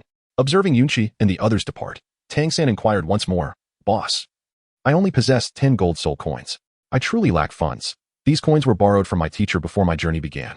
As he spoke, he gently pulled out an empty cloth pouch from his waist, revealing its contents, 10 gold soul coins, 2 silver soul coins, and several copper soul coins. Flander, sitting opposite him, twitched his lips, recognizing the familiar belt adorning the impoverished young man before him. He asked, Where did you acquire that belt? Taken aback, Tang San had not anticipated such a question from the shrewd merchant, but casually replied, It was a gift from my teacher. Do you know this belt, boss? Chapter 23. Tang San's humiliating encounter with the crystal Flander was surprised to see his old friend in such dire straits after all these years, reduced to borrowing money even for his disciple's visit to Soto City. As Tang San prepared to leave, he cast lingering glances at the crystal, ultimately sighing. Flander rose to block his path and, after a moment's thought, spoke slowly. How is your teacher faring? Tang San halted, gazing at the merchant with an inexplicable expression. My teacher is well, though certain events transpired in recent years. As he spoke, memories of those harrowing hours flooded back, causing him to tremble and turn pale. Flander, aware of the tribulations his old friend had faced with his disciple, observed Tang San's quivering form and sympathetic expression crossed his face. He said, Since you are his disciple, take the crystal. It is not particularly valuable. I acquired it for merely 1 silver soul coin. With that, he reclined on his rocking chair, closing his eyes as if in slumber. Gradually, Tang San regained his composure, still shaken but overwhelmed with joy at Flander's words. All the concealed weapons he had forged over the years had inexplicably vanished before he could utilize them. Now, having left Nodding City, surely they would not continue to elude him. At last, he possessed a means of survival in this vast continent. Tang San picked up the crystal, placing it into his 24 bridge Mingwen Knight, then tossed 2 silver soul coins onto the table. After expressing his gratitude to the merchant, he hurriedly exited, as if fearing Flander might change his mind. Once Tang San departed, Flander opened his eyes, contemplating the young man's retreating figure. It appeared that his old friend had finally come to terms with his circumstances, though he still needed to waive the boy's tuition. Otherwise, he would be unable to afford his education. Pained by this thought, Flander gazed at the 2 silver soul coins lying quietly on the table, feeling an even sharper pang of regret. Meanwhile, Tang San casually sought out a place to stay, eager to experiment with his newly acquired crystal. Brother, why are you associating with Tang San? You know how Yu Xiaogang treated you, and Tang San is his disciple. Observing Xiao Wu's displeasure, Yunqi chuckled and affectionately ruffled her hair. One must not display all emotions on their face. When discontent arises, one should let others lower their guard before striking decisively. As he pondered, Yunqi added, Tang San still holds great value for me. Xiao Wu, somewhat understanding, nodded, while Zhu Shiqing, beside her, brightened at Yunqi's words. Having grown up in a prominent family, she had absorbed wisdom from her surroundings, and she wholeheartedly agreed with Yunqi's sentiments. Only individuals like him could thrive in this world. Time flew by, and after completing their purchases, Yunqi and his companions enjoyed a simple meal before accompanying Xiao Wu and Zhu Zhuqing as they explored the bustling market for an entire afternoon, eventually returning to the familiar confines of the Rose Hotel. Before returning to Yunqi, a small task was casually issued. Task, during tomorrow's assessment. Divert Zhao Wuji's animosity towards Tang San, resulting in him being deliberately beaten. Reward, all of Tang San's dragon beard needles, except, yes. Yunqi casually murmured a reluctant affirmation in her heart, fully aware that she must claim her reward. Little did she anticipate that she would obtain precisely what she desired with the very first task. As Yunqi observed Zhu Xiqing, who eagerly began her training upon entering the room, he couldn't help but feel a sense of admiration. Meanwhile, Xiao Wu had just retrieved all the clothes she had purchased that day from the ring in Yunqi's possession, intending to try them on. However, witnessing Zhu Zhuqing's fervent dedication instilled within her a subtle sense of pressure. It wasn't long before she too joined the ranks of those training diligently. On another front, Tang San had secured a modest room in a budget inn. He took out a crystal he had acquired for free and summoned his martial soul, the Haotian hammer. After weighing it in his hands, he placed the crystal on the ground to stabilize it. A grave expression settled on his face as he activated his Xiantian skill to its utmost limit, channeling power from his calves to his waist and then to his arms. He executed a half-turn and unleashed the chaotic cloak hammer technique. The force of this strike was maximized, creating a resounding blast in the air that surged toward the crystal like the might of Mount Tai. With a tremendous crash, the entire inn trembled. Although Tang San employed a shockwave, it inevitably left a significant hole in the floor, startling a male soul master who had just checked into the room below. Lying comfortably in bed, he was taken aback as the ceiling collapsed and a person fell through. Tang San, caught off guard, found himself plummeting alongside the shattered floorboards. As he fell face down, the male soul master looked up, and by sheer chance, their lips met.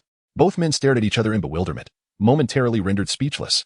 Before Tang San could rise, a head peeked through the gaping hole in the ceiling, accompanied by a voice laden with meaning. Esteemed guests, I must interrupt. This establishment cannot withstand such violent antics. While indulging your whims, kindly show some regard for the hotel's facilities. Tang San was momentarily stunned. Realizing the chaos was a result of his strike, yet he had not anticipated the poor quality of the inn. Meanwhile, the male soul master, visibly flustered, struggled to articulate his frustration. This isn't. I was sleeping soundly, and suddenly, someone fell from the ceiling. The attendant above, observing the agitated man, misinterpreted the situation further, simply stating, very well, gentlemen. Please compensate for the damage to the hotel's facilities, 5 gold soul coins for repairs. In addition to 5 gold soul coins for the distress caused to other guests, a total of 10 gold soul coins. Clearly uninterested in the predicament of the two men, Tang San's ears perked up at the mention of money. In this life, he was acutely aware of his financial constraints, having never been particularly wealthy even in his previous existence. He sprang to his feet and shouted up at the opening, it's your room's quality that's lacking. How can you demand compensation from us? The male soul master gazed at Tang San with a piercing look and retorted, mind you, it is you, not us. I was sleeping peacefully until I was startled awake by the noise and then struck by you. Tang San dismissed the comment but refused to back down, continuing to argue with both the attendant and the male soul master. He insisted on the poor quality of the room while questioning why the other man was so eager to place blame. The two were left astounded by the absurdity of the debate until the attendant summoned the manager. After a round of negotiations, they decided against involving authorities, each agreeing to cover half of the damages. Tang San, fearful of his financial situation, was relieved to reduce the cost by half. However, the male soul master was far from pleased. Upon witnessing Tang San reveal 3 soul rings, he fell silent, begrudgingly extracting 3 gold soul coins along with some silver and copper coins from his pocket. After the matter was settled, Tang San declined the attendant's offer to clean up, swiftly utilizing his control crane capturing dragon technique to sweep the room. Everywhere he passed, both dust and golden particles adhered to his hand. As the gold and dust mingled, he meticulously sorted them, placing each piece into his belt. Thus, Tang San tirelessly traversed between the 2 rooms throughout the night, diligently collecting over 20,000 golden particles. As dawn broke, under the watchful gaze of the sleepless male soul master, he picked up the final particle, a smile gracing his face, which startled the other man, perhaps having never encountered someone so devoted to scavenging. Meanwhile, when Yunqi awoke once more from the embrace of 2 soft forms, the sun had just begun to rise. He roused the 2 young women who had been training until the late hours, engaging in a few lively exercises to loosen their limbs. After gathering their belongings, they prepared to report to Shrek Academy. After enjoying breakfast together, they departed from the inn, not forgetting to express their gratitude to the manager, leaving a few buns in his hands as a token of appreciation. The manager, observing Yunqi and his companions retreating alongside the buns, was left speechless, pondering whether today's prodigies were indeed so peculiar in their ways, actions that were well beyond his comprehension. Yunqi, feeling the intensity of the little cat's gaze, asked, if you have a question, feel free to ask. Your unwavering stare makes me somewhat uneasy. Zhu Zhuqing then interjected with a chuckle. Why did you bring back those buns for the manager? Yunqi responded with a smile, saying, why should there be a reason? I simply wish to do it. For a modest gift carries profound sentiments, does it not? Upon hearing this, Zhu Zhuqing refrained from probing further, reflecting instead that were it not for Yunqi's character, she might not be standing here today, having saved someone simply because she wanted to. Lost in thought, a smile blossomed on her face. Yunqi, captivated by her expression, was momentarily entranced. Meanwhile, Xiao Wu, unable to bear the sight, pinched the soft flesh at his waist and gave it a vigorous twist. She mused to herself that her dear brother was commendable in many respects, yet undeniably too enamored with the opposite sex. She couldn't help but worry about how many would fall under his charm, and with that thought, her already limited mental capacity was further burdened. Yunqi, with pain narrowing her gaze, grimaced before exiting the city of Suatu through the southern gate, making her way toward Shrek. This trio certainly drew considerable attention, as their combination of male and female was lethal. Along the way, Xiao Wu could hardly contain her curiosity and inquired about Shrek, while nearby, Zhu Zhuqing's ears twitched involuntarily. To be honest, Yunqi had limited knowledge. She only knew that Shrek was situated in a small village, inhabited by soul masters whose edges had been smoothed by the trials of life, and the conditions were exceedingly poor. After all, everything was based on tangible evidence, and Yunqi was uncertain whether it was the same for her. In response to their curiosity, Yunqi replied casually, "In truth, I do not know much. My initial arrival was driven by a portion of instinct, and another reason is that our cultivation methods and physical training are among the finest on the entire continent. Thus, we did not concern ourselves with the quality of the faculty. My decision to come was largely a matter of intuition, and after meeting Xing, my perspective shifted. We currently face powerful factions, and our strength is insufficient. We must remain dormant for a while. Moreover, Daimabai is still alive. We must seek some amusement." Xiao Wu firmly believed in Yunqi's sixth sense and unique abilities, having sensed the presence of title Douluo-level individuals several times at the Nodding Junior Soul Master Academy. Yet she failed to recognize the incarnation of the 100,000-year soul beast. Meanwhile, Zhu Zhuqing, through Xiao Wu's explanations, realized that her understanding of this man was merely the tip of the iceberg, leaving her somewhat astonished. Xiao Wu initially assumed that Yu Xiaogang had said something to Yunqi, considering their current prowess was more than sufficient for both the intermediate and advanced soul master academies, which also offered better conditions than those in the small kingdom. However, Yunqi's choice of this place was guided by intuition. Xiao Wu trusted Yunqi as she had brought her immense shock and inspiration. After leaving the city, the trio continued their journey southward along the road. After traversing for over half an hour, the surroundings were dominated by farmland. It was not until Xiao Wu, weary of walking, implored Yunqi to carry her that Yunqi summoned her martial soul. Utilizing her third soul skill, a purple halo shimmered around her, and a colossal sword emerged beneath her feet. Xiao Wu took a running leap onto Yunqi's back, while Zhu Zhuqing, at Yunqi's gesture, positioned herself at the front of the giant sword, allowing Yunqi to embrace her slender waist. With a mere thought, Yunqi summoned a colossal sword that transformed into a streak of radiant light, soaring towards the heavens. In this realm, one must attain the formidable rank of a 95-level title Douluo to soar freely. Otherwise, they can only hover momentarily. The ability to fly is inherently inscribed within the very essence of beings across worlds. Previously, Zhu Zhuqing, in her fervent quest to find someone, had paid little heed to this aspect. However, this time, her flight speed surged dramatically, igniting an intense passion within the little cat's heart. After all, as an agile spirit master, she harbored an extraordinary yearning for speed. Yunqi couldn't help but kiss the little kitten in her arms, whose face flushed with excitement. Observing this, Xiao Wu promptly turned Yunqi's head towards her and gave the kitten a kiss as well, which brought forth a radiant smile. Yunqi also smiled gently. Each time she gazed upon this scene, a warmth enveloped her heart, a singular warmth reminiscent of a wandering child discovering the solace of a harbor. It served as a testament that, both in the present and the future, there would always be companions by her side. Furthermore, the two young women now represented a fulfillment of the deep-seated emotional voids that had eluded her in her past life. In an instant, the sword of command soared to the skies above a quaint village. Utilizing the power of her purple extreme demon eye, Yunqi surveyed the village below, which boasted approximately 100 households, somewhat smaller in scale than the Holy Soul village, encircled by wooden fences to ward off surrounding beasts. A considerable number of people lined up at the entrance of the village. Upon witnessing the scene, Yunqi comprehended that this was indeed the destination. He then guided the sword's blade to descend until it gently touched the ground. Only then did the three descend from above. The surrounding crowd, captivated by such a breathtaking spectacle, was filled with awe, believing Yunqi to be a person of great significance. After all, in the eyes of those at the bottom rungs of society and among lower-tier soul masters, encountering a soul master capable of flight without a flying martial spirit was an extraordinary rarity, something they had only heard of through word of mouth. Xiao Wu and Zhu Zhuqing surveyed the rudimentary houses and facilities around them, their expressions rife with confusion. "Brother, is this really Shrek Academy? It appears to be a village even smaller than Holy Spirit Village." Yunqi couldn't help but smile awkwardly, for he too had once entertained fantasies. After all, There were not a few high-ranking soul masters within the academy. It seemed improbable that they could be so impoverished. However, reality delivered a resounding slap to Yunqi's face. Observing his embarrassed expression, Xiao Wu couldn't restrain her laughter. Brother, it turns out you hadn't anticipated this either. Yunqi could only awkwardly touch her hair in silence. Observing this, Zhu Zhuqing chose not to mock Yunqi. Instead, she stepped forward and linked arms with her, gently reaching out to the internally frustrated Yunqi. After the restoration of Yunqi, she observed the surrounding groups, most of whom were peers of her age, accompanied by a portion of parents who remained, continuously cheering for their children.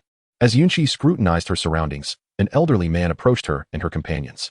Following the direction of the elder's gaze, she noticed a tattered sign at the village entrance, emblazoned with bold characters alongside an abstract green creature, Shrek Academy.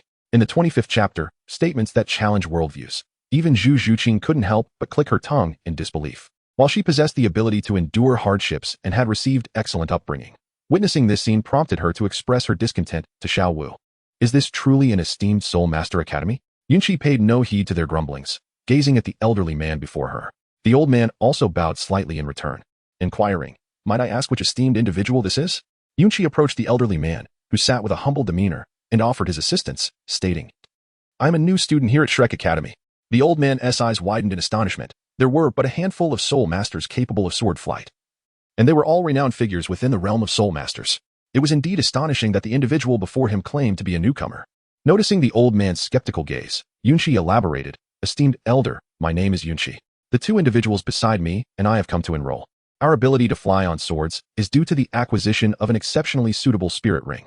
Upon hearing this explanation, the elderly man's posture relaxed slightly, returning to a more languid state. "Since you are here to enroll, please join the queue nearby."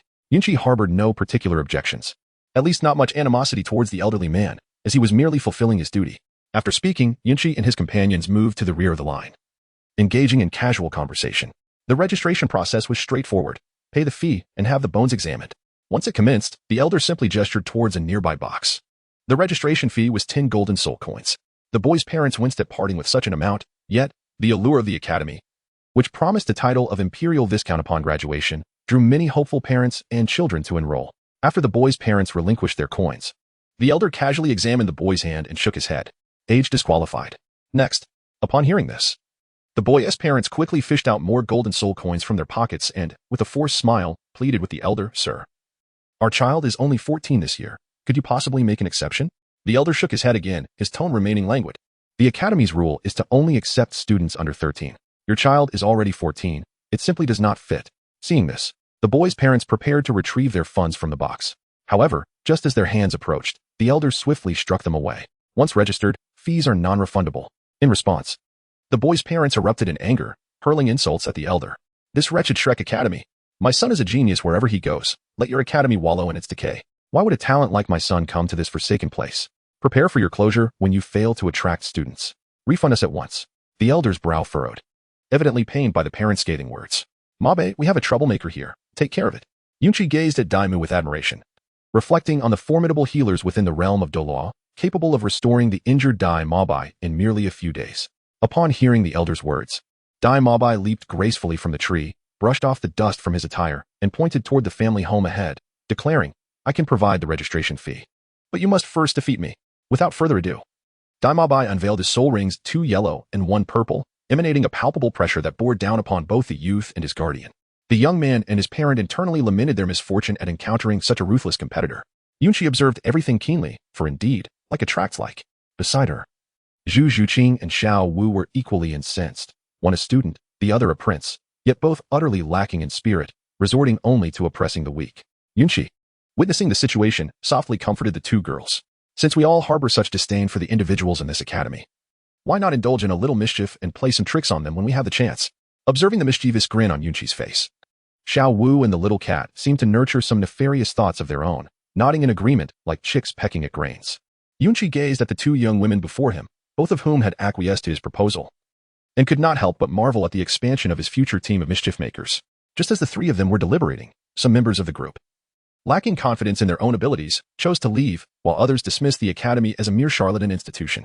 The remaining participants were predominantly those who harbored unwavering self-assurance in their talents.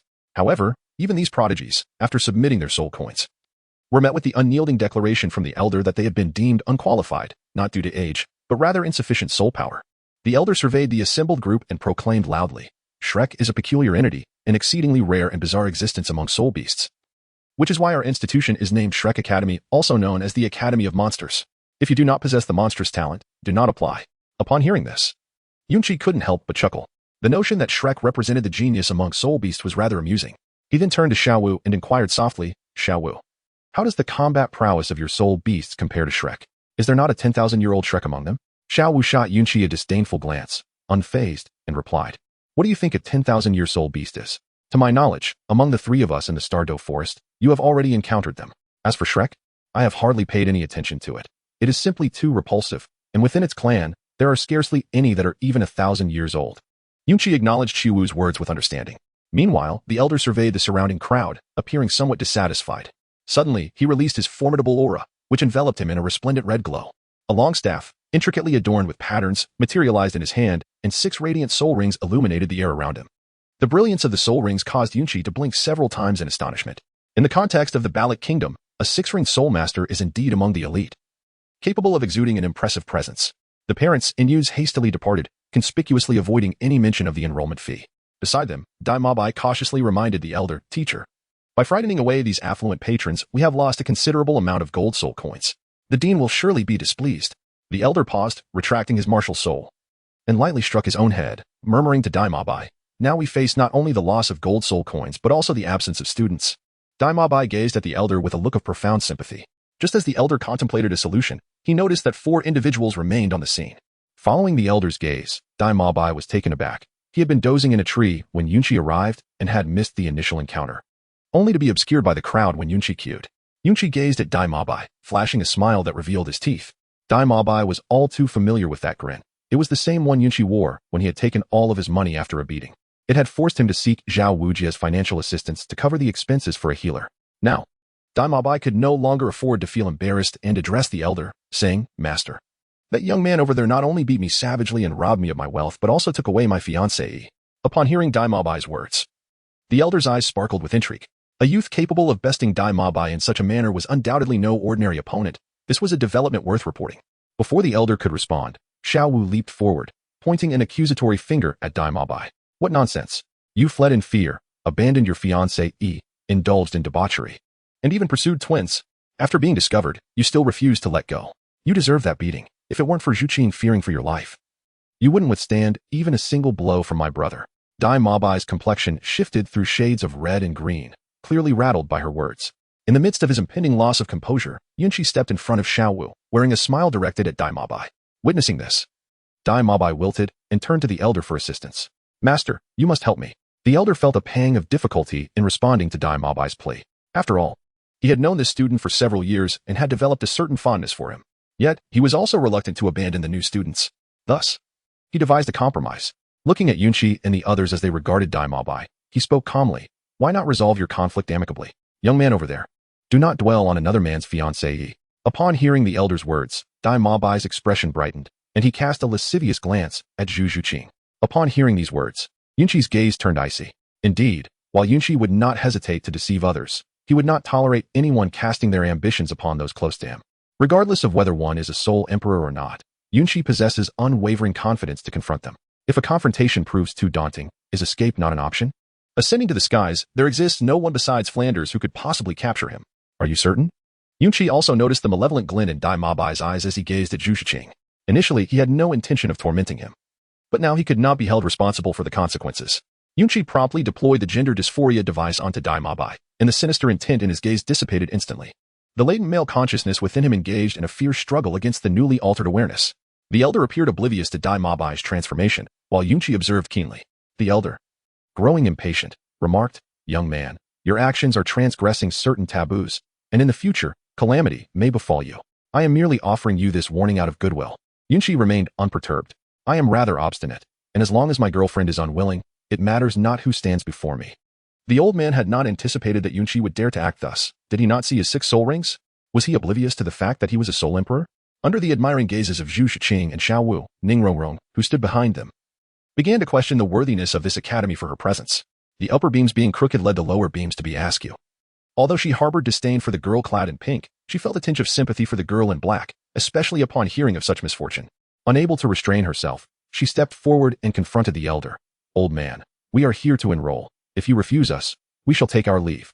Are you merely here to bully us? Upon hearing this, the elder was instantly enraged, his imposing aura radiating outward as his martial soul, the long staff, materialized in his grasp, its soul rings gleaming with brilliance. Do you seek death? Yunqi and the others glanced at Ningrongrong, who was speaking on their behalf, and nodded in agreement. Particularly, Xiao Wu shyly smiled at Ningrongrong. Yunqi gazed at the elderly man before him, who was exuding his martial spirit, and promptly summoned the Moonshadow Sword. A majestic aura enveloped him, adorned with 4 vibrant soul rings. Similarly, Xiao Wu manifested her martial spirit, showcasing 3 soul rings, while Zhu Qing, though slightly weaker, displayed 2. Nearby, Ningrongrong hesitated for a moment, but upon witnessing Yunqi's soul rings, she immediately unleashed her martial spirit, revealing a beautifully crafted small tower, 7 stories tall, a sight that seemed otherworldly.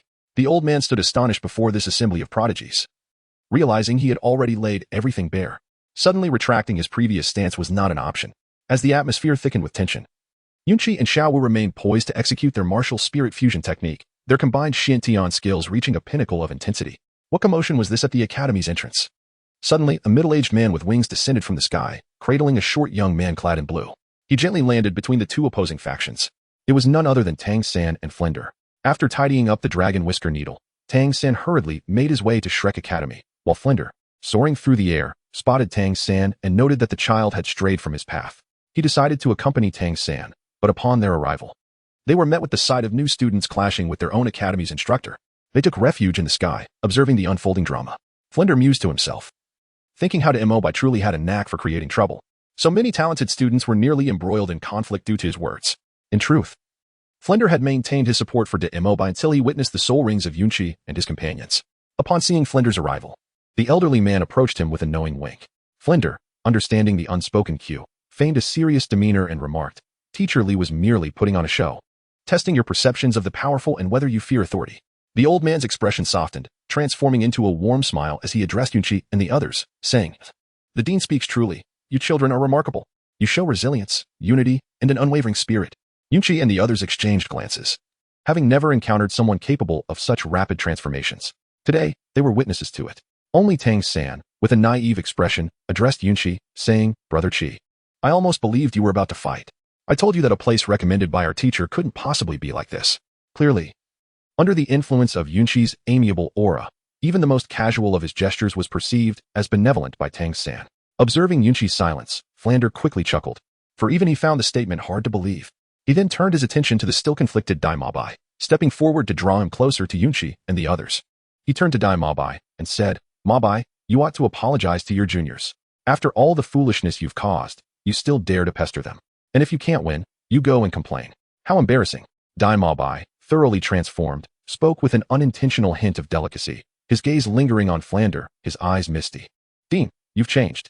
You weren't like this before. You used to be fierce.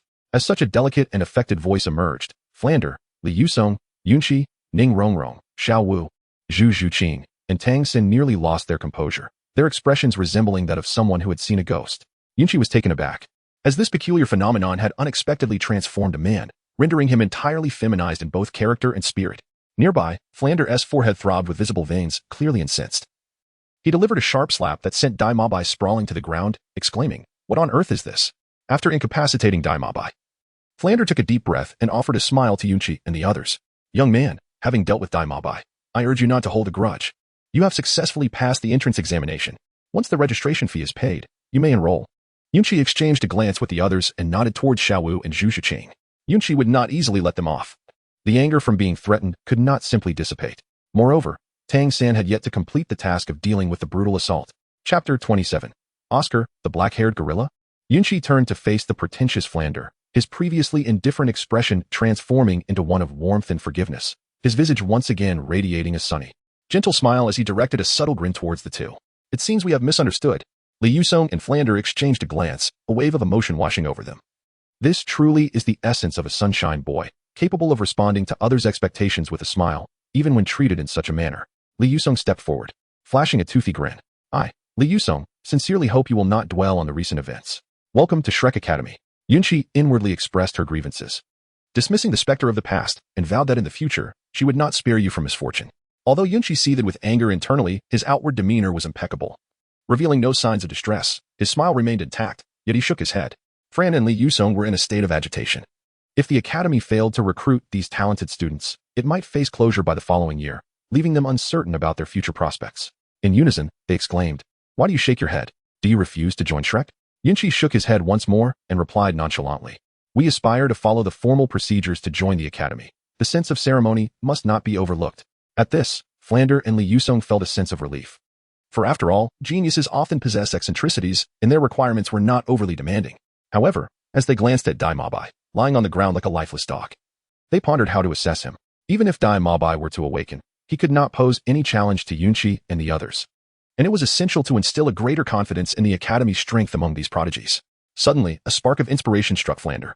Since old Zhao was not particularly occupied, why not have Xiao Wu ease the pressure during the assessment? With this thought in mind, Flander turned to Yunqi and inquired, "Very well. Must you all pass a test before joining?" Zhu Zhuqing and Xiao Wu immediately responded, as this had been previously agreed upon. Tang San, upon seeing Xiao Wu nod in agreement, promptly did the same. Ning Rongrong had initially considered joining directly, but out of curiosity regarding Yunqi's rather extravagant entrance examination, she too acquiesced. Next, Li Yusong conducted a bone assessment for the group. All the participants were under the age of 12, which elicited a satisfied smile from Flander. However, Yunqi exceeded that age, so he needed to devise an excuse to retain him. Interestingly, both Tang San and Yunqi opted not to have their hands assessed, instead allowing their feet to be examined. When it came to Ning Rongrong, Flander could not resist asking, "Do your family members approve of your coming here?" To which Ning Rongrong replied directly, "Does the academy need to consult others about teaching its students?" After a moment of hesitation, Flander agreed with her sentiment. Recognizing that establishing a connection with the Seven Treasures Glazed Tile School would greatly benefit Shrek Academy, as they proceeded to pay the registration fee. It appeared that Yunqi and the others deliberately overlooked this matter. Observing the disgruntled expressions on Li Yusong and Flander's faces, Yunqi and his companions could not help but feel a sense of delight.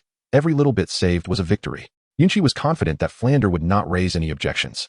The martial spirits had already been demonstrated in front of Li Yusong, and no superior soul ring configuration existed compared to Yunqi's.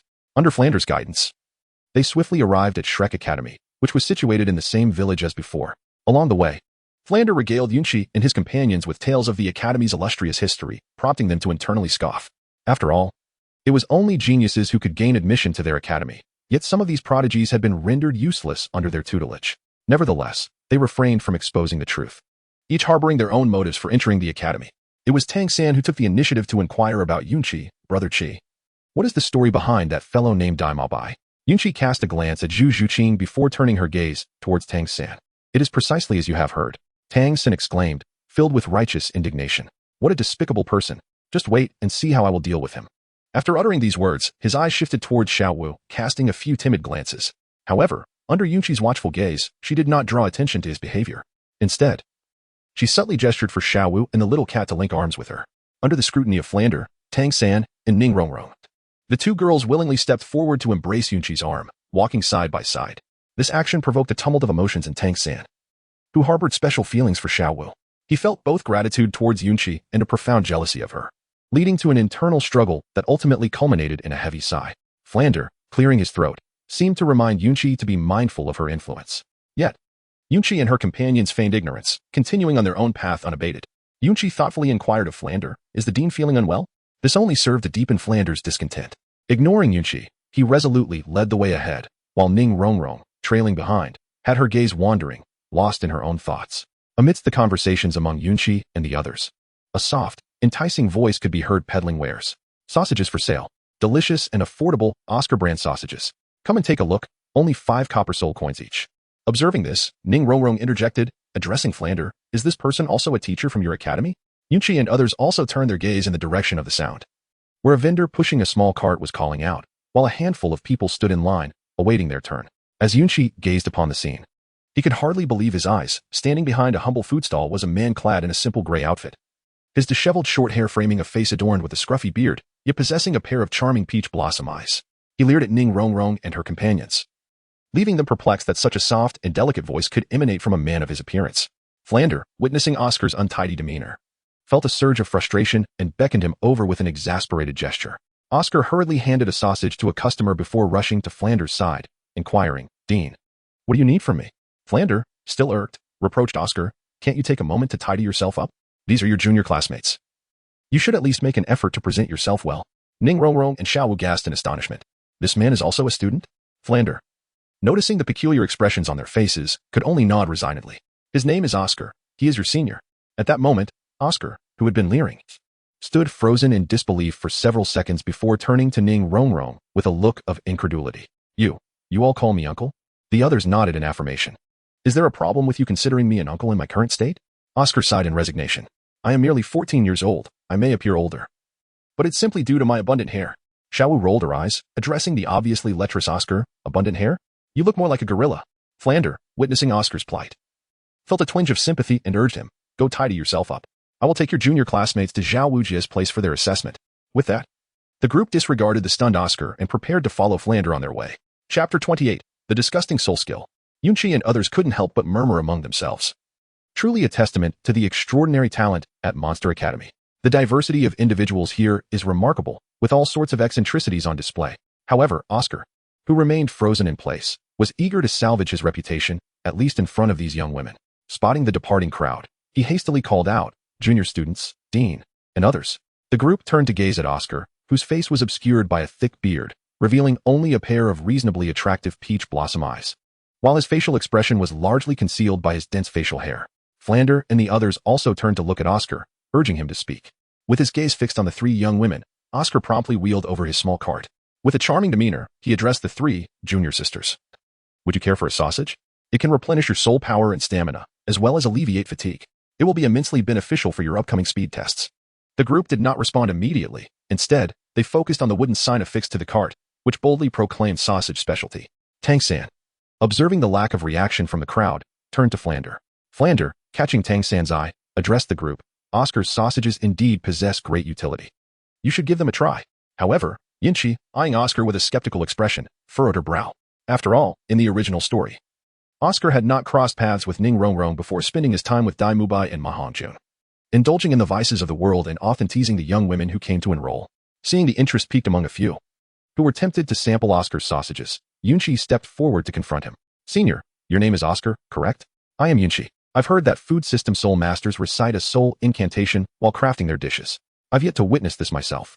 Oscar found himself influenced by Yunqi's eager gaze and warm demeanor, yet he hesitated, unable to reveal the incantation. Xiao Wu and Ning Rongrong chimed in, suggesting that discussing the incantation wouldn't harm anyone, and that they might as well indulge in something fresh. Faced with their encouragement, Oscar found himself at a loss. His initial intention was to use food to restore his image in the eyes of the three women, then tidy up his appearance to present a striking contrast. He hadn't anticipated the situation evolving in this way, and he glanced toward Flander for assistance. Flander contemplated that this was a valuable opportunity for mutual understanding, and it would be better for Oscar to reveal his soul incantation now than to hesitate in future battles. With this in mind, Flander spoke up. Oscar, showcase your abilities to your future teammates. Oscar was once again caught off guard, while Yunqi chimed in, indeed, Senior Oscar, let us witness your skills. We are all quite eager to know, aren't we? Yunqi turned to face the crowd, who, almost imperceptibly, began to regard him as their leader, nodding in agreement. Oscar, witnessing this scene, felt a chill run down his spine, yet he could not blame Yunqi for reasons unknown to him. With a forced resolve, he extended his right hand, his voice dripping with an unsettling, soft timbre as he proclaimed, I possess. A yellow glow materialized upon Oscar's palm, and two soul rings ascended from beneath his feet, followed by the sudden appearance of a sausage, identical to those sold at food stalls, in his hand. An eerie silence enveloped the surroundings for a moment. How repulsive. How could such a disgusting soul incantation exist? Who is this person who leered at us moments ago, and now desires us to consume this abomination? Even Zhu Shiqing, typically composed and strong-willed, let out a disdainful sound. Had she not been in Yunqi's company, she might have brushed it off, but now, her affection for him only deepened with every passing moment. As she recalled how Yunqi had just intervened, she sensed mischief on the horizon, though unexpectedly, it was Oscar who sought to provoke disgust. Tang-san stood in stunned disbelief, the ambiguity of Oscar's words striking him as particularly troubling. He dared not entertain the notion of how palatable the offering might be. Merely hearing those words without retching or resorting to violence would be a blessing.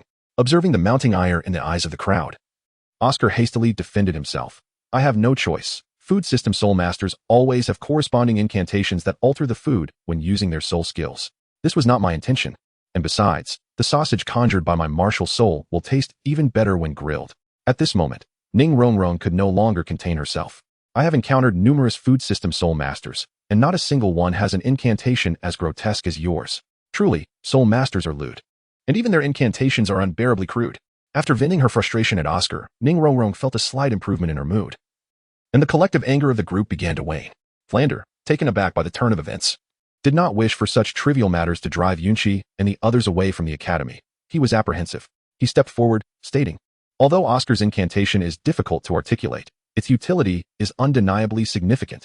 Let us set that aside for now. I shall take you all for testing." Flander had initially intended to defend Oscar further, but upon observing the subtle shifts in the crowd's demeanor at the mere mention of the topic, he swiftly redirected the conversation. Yunqi gazed at Oscar, whose face resembled that of a ghost, and felt a wave of relief wash over him. The sensation of social death is truly something to behold. Flander had also advised Oscar to sell sausages outside the academy. He then turned away, leading the others, leaving Oscar in a daze, disheveled by the wind. Flander gently explained, "In our peculiar academy, it is quite normal to encounter a myriad of unique martial souls. Although Oscar's martial soul and soul skills may repulse you, he is indeed a remarkable anomaly within our institution. While his martial soul lacks any offensive capabilities, it is considered an exceptional asset in the realm of culinary arts. Furthermore, due to the nature of his martial soul, his hair grows at an astonishing rate, and gradually, Oscar has become quite indifferent to its upkeep." Tang San, observing the scene, furrowed his brow. After all, the most enticing thought on his mind was the prospect of a meal. He had lost his soul coins frequently, and having skipped breakfast to rush to the academy, he was now painfully hungry. The sausages on Oscar's stall appeared particularly appetizing, yet he was taken aback by their grotesque nature. Flander, noticing that no one was paying him any attention, chose not to elaborate further, aware that the more he spoke, the darker the atmosphere became. Soon, he guided Yunqi and the others to the subsequent checkpoint. As they passed through the second and third assessment areas, nearby students could not help but voice their discontent. Why are they exempt from the examination? Why are they allowed to pass without assessment? The examining instructor glanced at the disgruntled youths with indifference.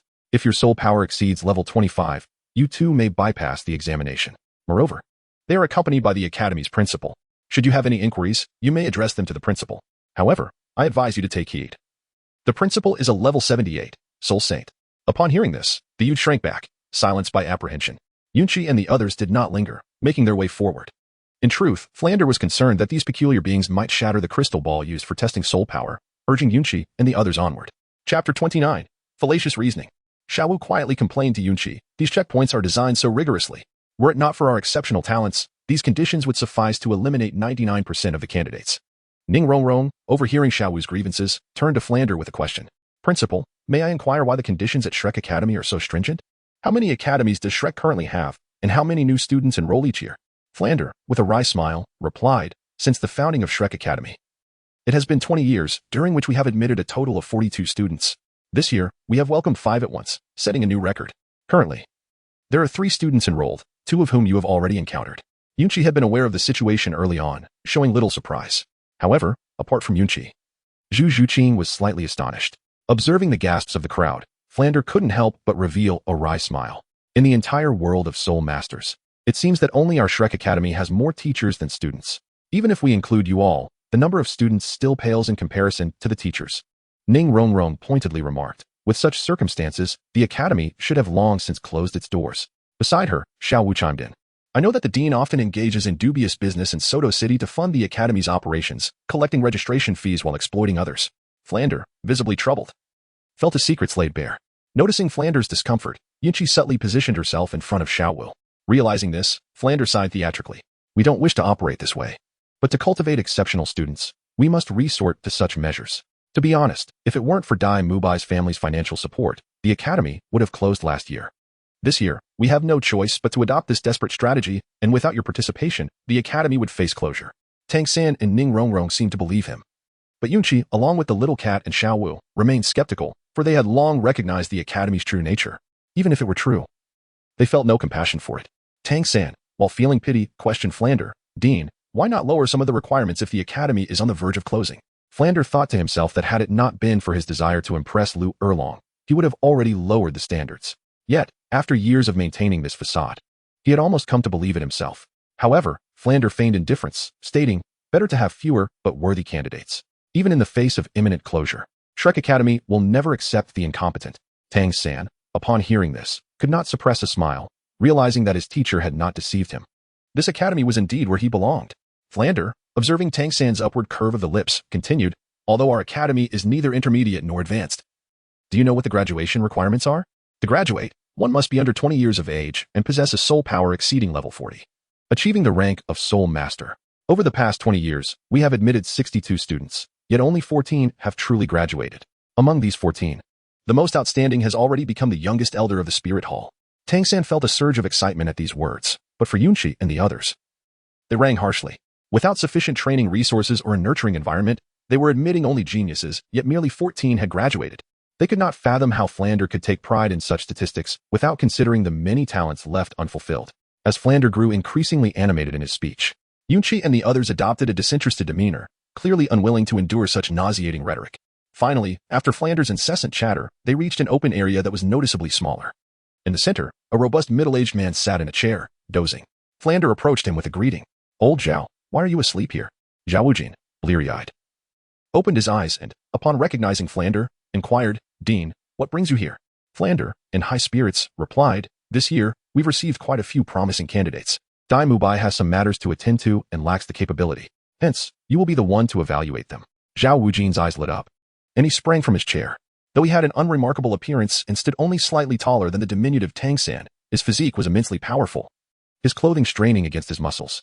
His countenance bore a fierce expression, exuding an overwhelming sense of intimidation. "All right, Dean, I've been idle long enough. Let me show them a thing or two." Flander smiled, well aware of Xiao Wu's strength. He could not allow Yunqi and the others to develop an air of arrogance. After all, in a mere 10 minutes, Flander had inexplicably endured a great deal of frustration. Xiao Wu forced a few friendly smiles, addressing Yunqi and the others. "I am Xiao Wu, your collective examiner for the upcoming evaluation. Since the Dean believes Dai Mubai cannot adequately gauge your abilities, I shall assess your true strength. Take a moment to get acquainted with one another, lest you accuse me of bullying the weak." Yunqi and the others exchanged glances, their eyes shimmering with a silent understanding. Evidently having conspired beforehand, they resolved to feign effort, allowing Tang San to endure a beating first. As for Ning Rongrong, who had been advocating for Yunqi and the others, she was merely a support soul master. Once she had bestowed her buffs, it would suffice to withdraw her from the fray. Yunqi and the others did not deliberate for long, as most were already aware of the information at hand. They briefly introduced themselves to Ning Rongrong, exchanged their martial spirits and their characteristics, and then swiftly formulated a battle plan before proceeding to Xiao Wu's location. Yunqi also assigned himself a task, inflict severe injury on Xiao Wu. Reward, an additional 1,000 years to the first spirit ring. Shall it be accepted? Affirmative. Yunqi casually clicked, and Xiao Wu, awakening from his feigned slumber, spoke nonchalantly. "The essence of your speed test lies in enduring for 10 minutes in my presence. If even one among you manages to persevere until the end, you shall all triumph collectively. However, do refrain from employing any cunning tricks to escape this open space. It is a futile endeavor." Upon witnessing Xiao Wu's unwavering confidence, Yunqi couldn't help but inquire with a smile, "Teacher Xiao, what if we were to defeat you?" Xiao Wu, taken aback by the audacity of this naive young man, shot him a bemused glare, clearly amused yet irritated. "If you manage to best me," he declared, "I shall grant you a single request, but it must be a collective one from all of you." As he spoke, Xiao Wu produced a stick of incense and casually tossed it, planting it firmly in a nearby patch of ground. Chapter 30. A fierce battle against Xiao Wu. Yunqi was undoubtedly aware of Xiao Wu's formidable prowess, being a level 76 battle soul saint with a beast martial soul, his strength second only to Flinder. This battle promised to be exceedingly arduous. However, with Tang San serving as a focal point for attracting attention, there was a chance to turn the tide. Perhaps even inflicting severe injury upon Xiao Wu through the utilization of their martial soul fusion technique. Ning Rongrong also reminisced about Xiao Wu's name. For one who could retaliate under the siege of the Spirit Hall, was undeniably powerful. She then turned to the uninformed crowd and declared, "Xiao Wu is currently a wanted criminal by the Spirit Hall, possessing immense strength. It is estimated that he is now at least a level 70 soul saint." Upon hearing Ning Rongrong's words, the others gazed at her in disbelief and queried, "Is that true?" Ning Rongrong responded with a gentle smile, saying, "If there truly exists no other individual with such striking similarities who is being hunted by the Spirit Hall, it must indeed be correct."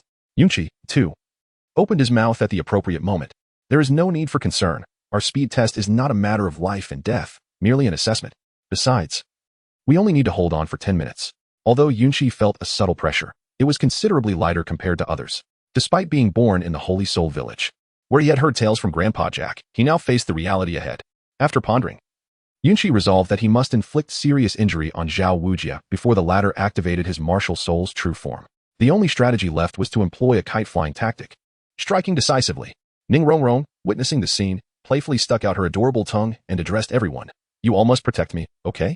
Yunqi and the others nodded in agreement, turning to the crowd to offer an encouraging cheer. After all, they had done all that they could. Apart from her collaboration with Xiao Wu, Yunqi had not engaged in any prior partnerships, leaving the outcome of a flawless team battle uncertain. Yet, she still needed to outmaneuver Tang San, a daunting task indeed. Teacher Xiao, we may begin. Upon observing this, Flandra gradually stepped aside to watch the match unfold, aware of the stark disparity in strength. Xiao Wu casually twisted his neck, loosening his muscles, which emitted a series of resounding cracks, akin to a slumbering beast awakening. He then ignited an incense stick nearby with his soul power, signaling that the battle was imminent. Noticing this, Ning Rongrong summoned her martial soul, her skirt billowing as her soul power surged. After spinning gracefully in place, she released a dazzling array of colorful lights from her body, which swiftly coalesced in her right hand, manifesting a splendid miniature tower. The 7 treasures are renowned. One speaks of strength. With her martial soul materialized, Ning Rongrong wore a composed smile as she directed her energy towards the 4 individuals. Under the influence of her yellow soul ring, vibrant beams of color enveloped Yunqi and her companions. Yunqi has indeed witnessed the existence of the illustrious soul of the first auxiliary martial spirit of the continent. Yet, the moment the radiance made contact with his body, a wave of warmth enveloped his limbs, and an overwhelming power surged through him, as if his very soul energy were boiling. Xiao Wu stood in a stupor, gazing at Ning Rongrong, astonished that members of the 7 Treasures Glazed Tile School were present, before the others could fully savor the sensation of newfound strength. Ning Rongrong spoke again. The 7 treasures are renowned, second being speed. Once again, 4 beams of colorful light gracefully descended, this time enhancing speed, creating a sensation of lightness as if shackles had been unshackled. Even Zhu Qing could not help but exclaim that the 7 Treasures Glazed Tile Pagoda truly lived up to its reputation. After all, the 7 Treasures Glazed Tile School was virtually non-existent in the Heaven Do Empire and the Star Luo Empire. Witnessing this, Xiao Wu could no longer contain himself. He directly summoned his martial spirit, assuming a half-crouched stance, and with his calloused claws, he struck the ground with great force. Upon witnessing the unfolding situation, Yunqi could not help but silently lament the predicament. He promptly activated the 3rd soul ring of the Moonshadow Sword and soared into the air, clutching the 3 women who had fallen to the ground.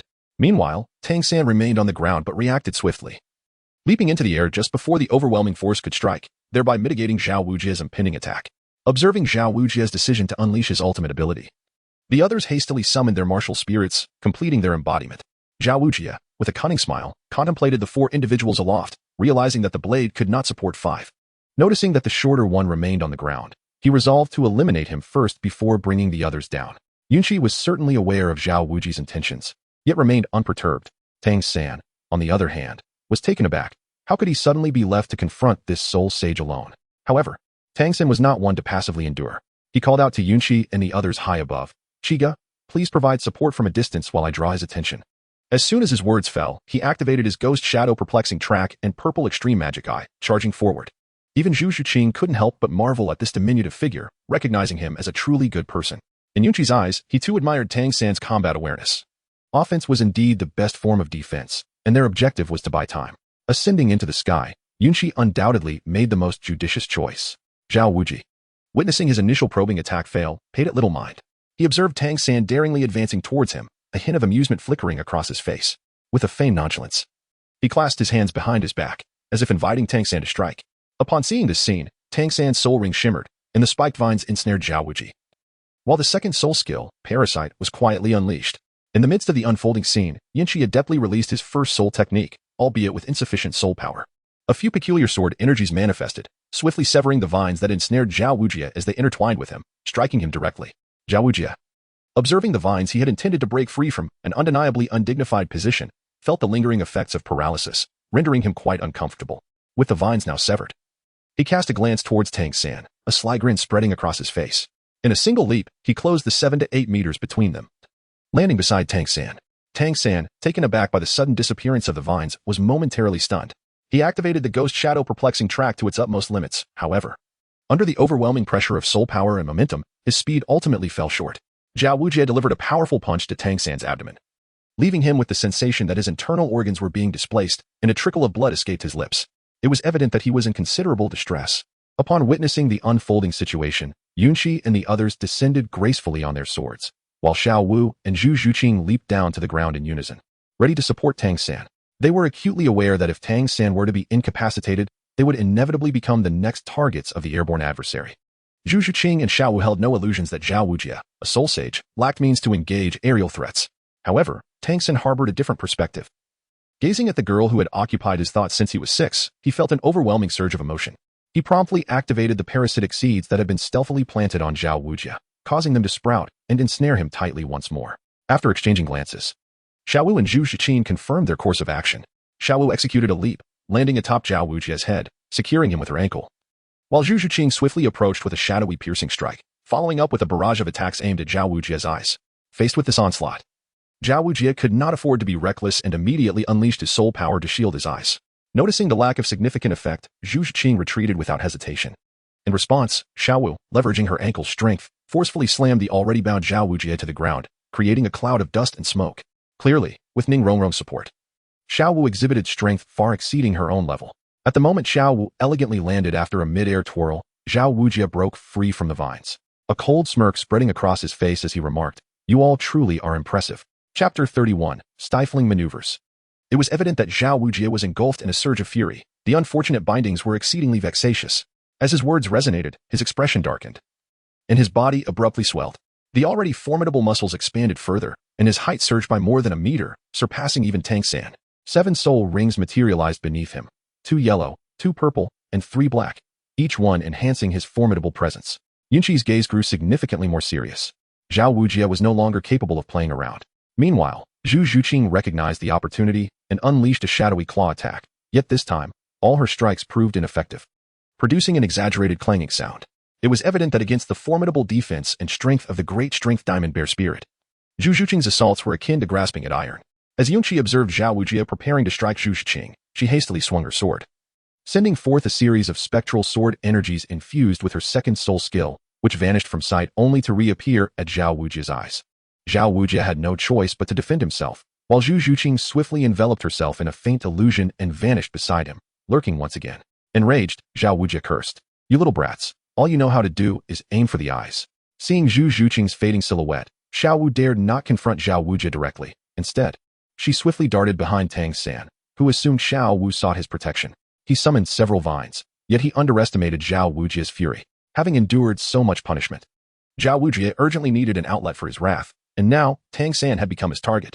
The blue silver grass was once again shattered, causing Tang San's complexion to turn pale, yet he did not falter. In an instant, he activated his ghost shadow Misty Step and charged at Zhao Wujie. Thick vines appeared beneath Zhao Wujie's feet, momentarily hindering him, while Yunqi, airborne, unleashed 2 sword energies imbued with her second soul skills, aimed directly at Zhao Wujie's ears and neck. As Tang San approached the ensnared Zhao Wujie, he summoned all his strength for a punch. However, noticing the sword energy emerging near Zhao Wujie's neck, he quickly raised his fist to intercept. Zhao Wujie, having grown a full meter taller, found Tang San's punch landing squarely on his brother. Though Zhao Wujie did not falter, his eyes turned crimson as he fixed a fierce glare at Tang San. While Yunqi's sword energies, though painful, merely grazed Zhao Wujie's skin, this little brat's intentions were clearly treacherous, targeting his brother directly. It was too cunning. He had nearly compromised himself by showing leniency. Tang San instinctively launched a rapid succession of moves, transforming his punch into a palm strike, and executed the control crane and seize dragon technique. In that fleeting moment of Zhao Wujie's astonishment, a powerful suction emanated from Tang San's palm. Enraged, Zhao Wujie realized this brat intended to uproot him completely. Breaking free from the vines, he retaliated with a heavy punch that struck Tang San squarely in the face, sending him sprawling backward as if struck by a hammer. Tang San's nose crumpled under the force, blood gushing uncontrollably. The onlookers, ever vigilant of Zhao Wujie, instinctively shielded themselves, with even the girls gasping in shock. Yunqi shivered with trepidation. He had not deliberately sought to trap Tang San, yet somehow, it was Tang San who provoked this formidable warrior. He could not help but murmur, "What a true champion."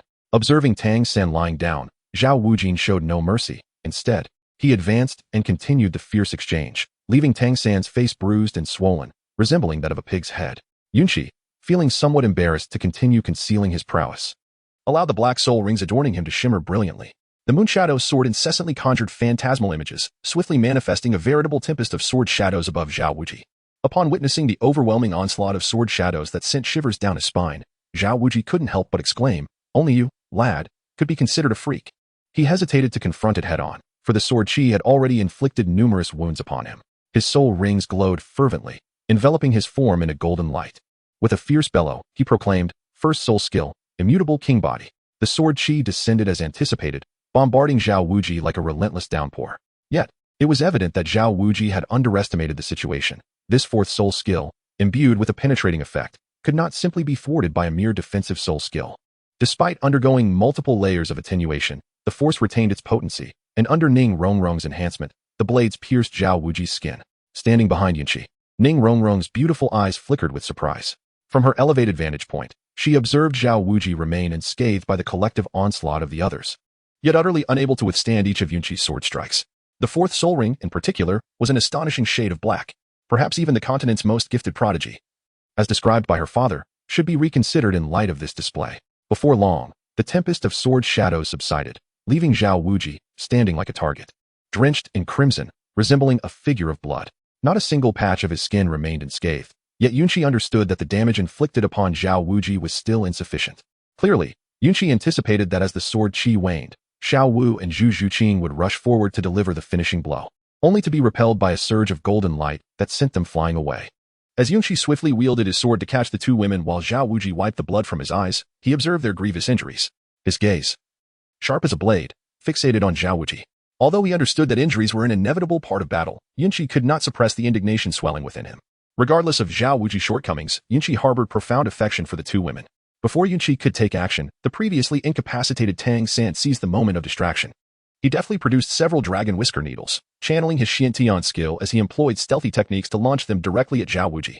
The needles were aimed at his eyes, neck, heart, ankles, abdomen, and even at his intimate areas. The dragon whisker needles whistled through the air, piercing into Xiao Wuji's body. The immovable King's body did not impede Tang San's concealed weapons.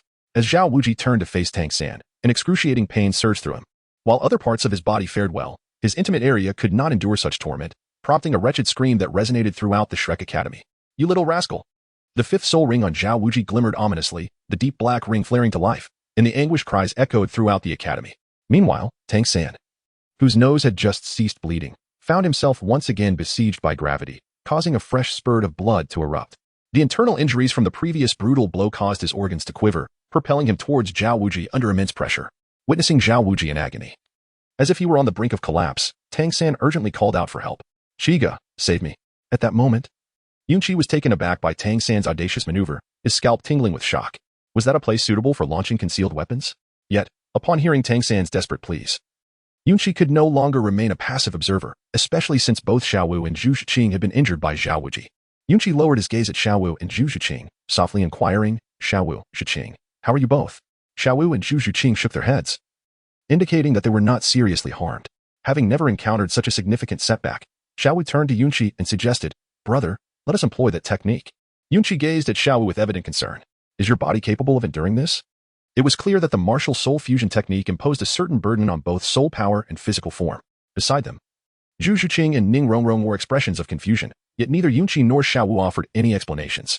With a resolute nod, Yunqi looked at Xiao Wu, casting aside any lingering doubts. In Chapter 32, Both Fall, Xiao Wu transformed into a radiant pink light, swiftly merging with Yunqi. In an instant, fluffy rabbit ears sprouted from Yunqi's head, and her demeanor transformed into one of enchanting allure. Ning Rongrong and Zhu Zhuqing could not resist reaching out to touch the newly transformed Yunqi, their faces reflecting infatuation, with even Zhu Zhuqing captivated by Yunqi's charm. Let alone Ning Rongrong. Yunqi felt the immense power coursing through his body, yet he found no outlet for its release.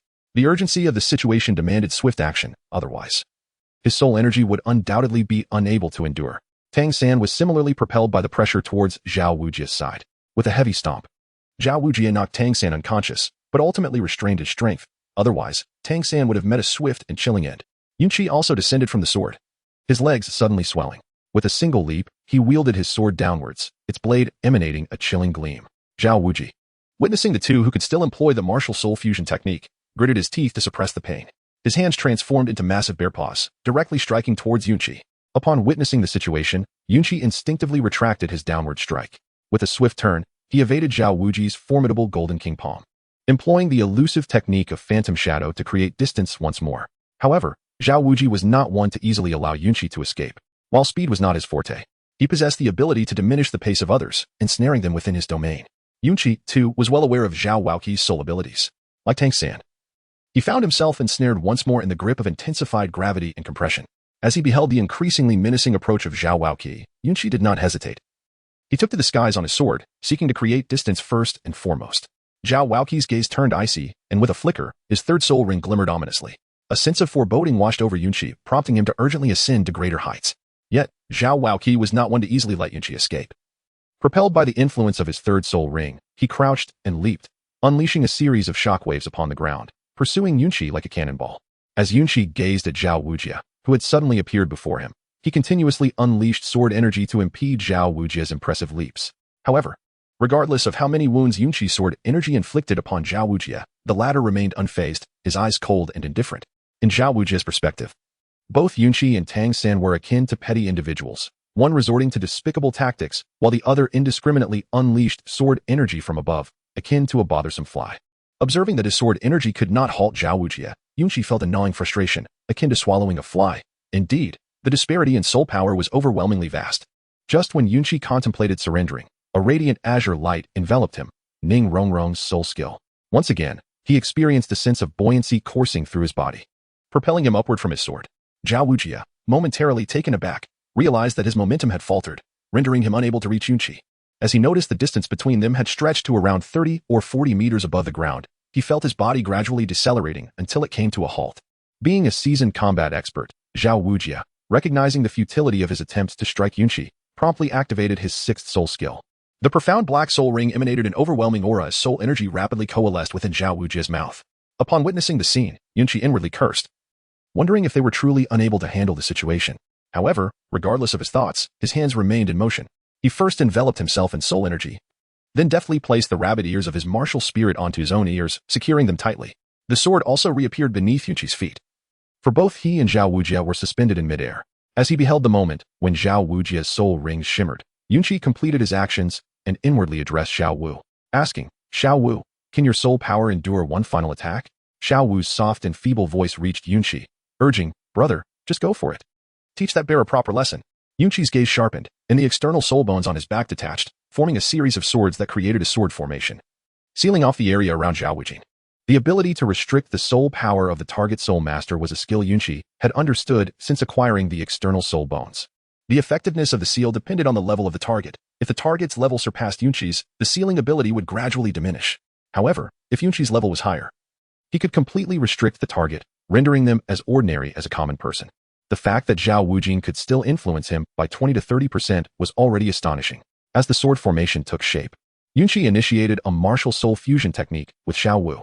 He raised his long sword high, and his martial soul transformed into a massive black-purple sword shadow.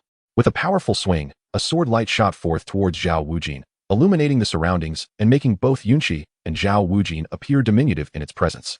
The brilliance of the sword energy dazzled those outside the arena, who shielded their eyes from the piercing light. Xiao Wujie sensed the imminent danger that could end his life. But under the influence of the sword formation and the powerful King Kong roar he had just unleashed, he could not promptly summon his martial soul's true form. As the sword light approached, Xiao Wujie dared not underestimate it. He released a colossal sound wave filled with energy, but once that was expended, he could only utilize his first soul skill, leaving him no time to react. The two energies clashed in the air without directly colliding, striking each other's forms. In that instant when the sound wave hit Yunqi, he felt as though his insides were trembling, and the martial soul fusion was instantly undone. Both he and Xiao Wu coughed up blood and plummeted to the ground. Seeing this, Flinder hurriedly spread his wings and caught them just before they hit the ground. Xiao Wujie was not in a favorable condition either. His body was covered in injuries, with a deep sword wound stretching from his chest to his face, tearing through flesh and allowing the sword energy to wreak havoc within him. Coupled with Tang San's hidden weapon, the dragon whisker needle, which was relentlessly constricting, Xiao Wujie could no longer suppress the pain. Tears streamed down his face as he slammed into the ground, creating a human-shaped pit, accompanied by a fissure of sword energy several meters long. His agonizing cries echoed through the village, startling the residents who had thought something catastrophic had occurred due to the earlier commotion. Zhu Zhuqing and Ning Rongrong rushed to take Yunqi and Xiao Wu from Flinder, angrily questioning him. Was such a test necessary? Why send a soul sage and not intervene? Flinder had no words to express his frustration initially. He had been amazed by the talents displayed, believing he could step in at any moment, trusting Xiao Wujie's rationality to prevent any calamity or injury to the prodigies. However, he had not anticipated the terrifying nature of Yunqi's final martial soul fusion technique, which was so formidable that even Flinder, a speed-type soul sage, dared not interfere. Faced with the women's inquiries, Flinder remained silent, quickly using his soul power to assess Yunqi's injuries, discovering that he had merely been shaken by the sound wave, with no serious harm done. Xiao Wu was in a similar state, which relieved him. They had narrowly avoided disaster. Once Zhu Zhuqing and Ning Rongrong saw Flinder nodding, signaling that there was no significant issue, they felt considerably reassured. Soon, the arena was filled with people, and upon seeing Flinder, they hurriedly approached with questions. "Dean, has the academy been invaded? Why is the arena in such disarray? Didn't 5 children just arrive? Where is Xiao Wujie?" Flinder, facing the barrage of inquiries from his colleagues. Could only manage a wry smile, feeling overwhelmed by the multitude of questions. Just as Flinder was about to speak, the teachers heard Xiao Wujin's cries from the pit, readying themselves for battle as they cautiously approached to investigate. Upon closer inspection, their expression shifted to shock. What on earth had happened? Flinder stepped forward to explain. This is Xiao Wujin, and as for why he is in this state. He awkwardly gestured towards Yunxi.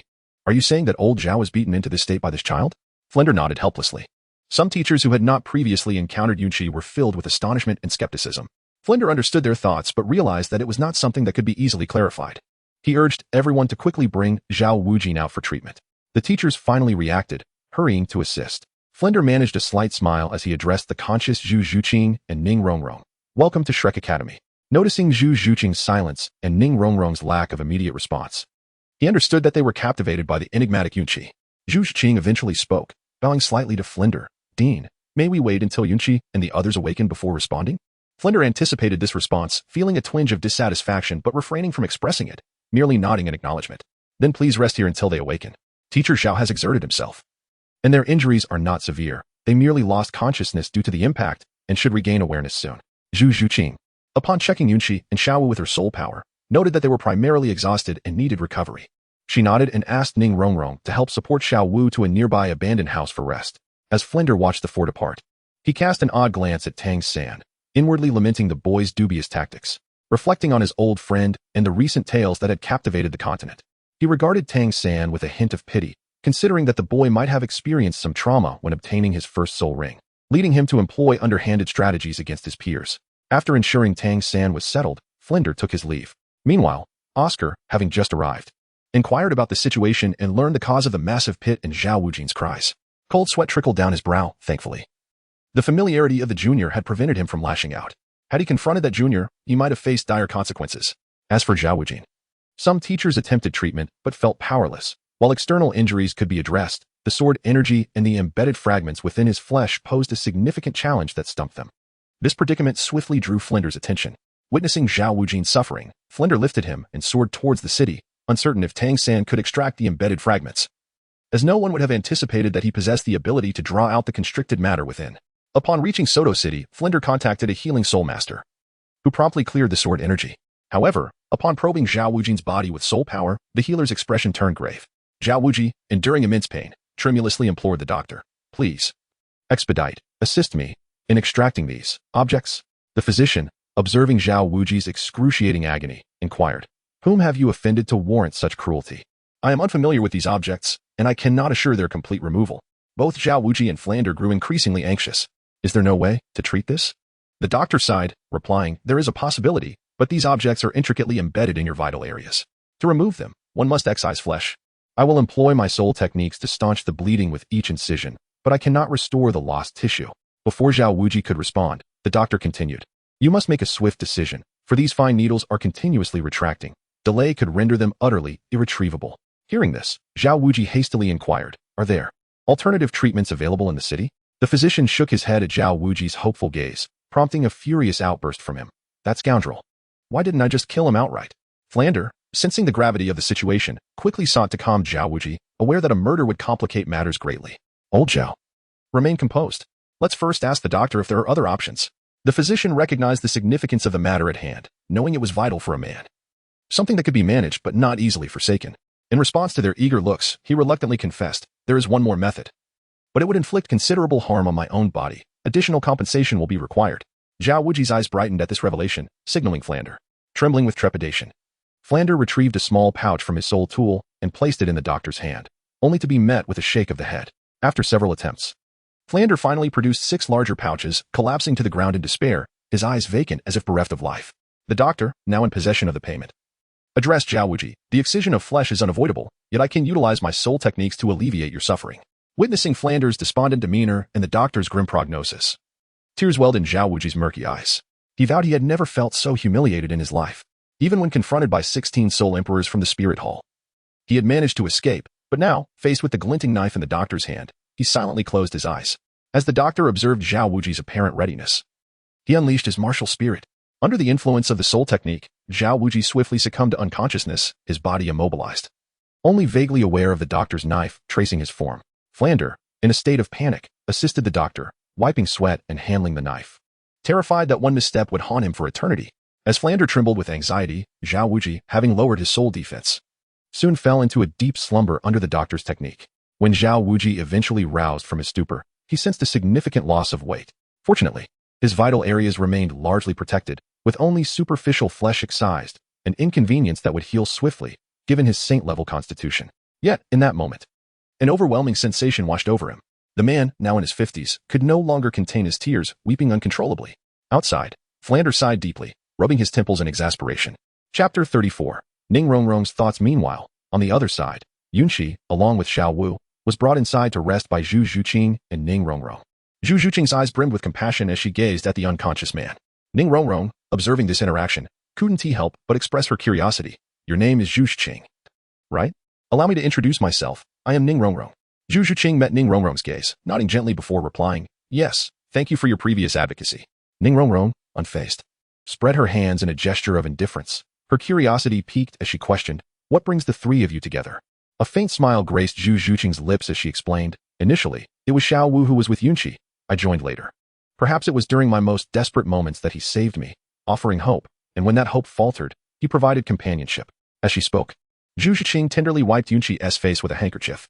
Ning Rongrong, captivated by the gentle warmth radiating from this enchanting woman, felt as if her very essence was melting away, marveling at Yunqi's fortune. Simultaneously, Ning Rongrong studied Yunqi with intrigue. From their very first encounter, she felt an inexplicable affinity toward him.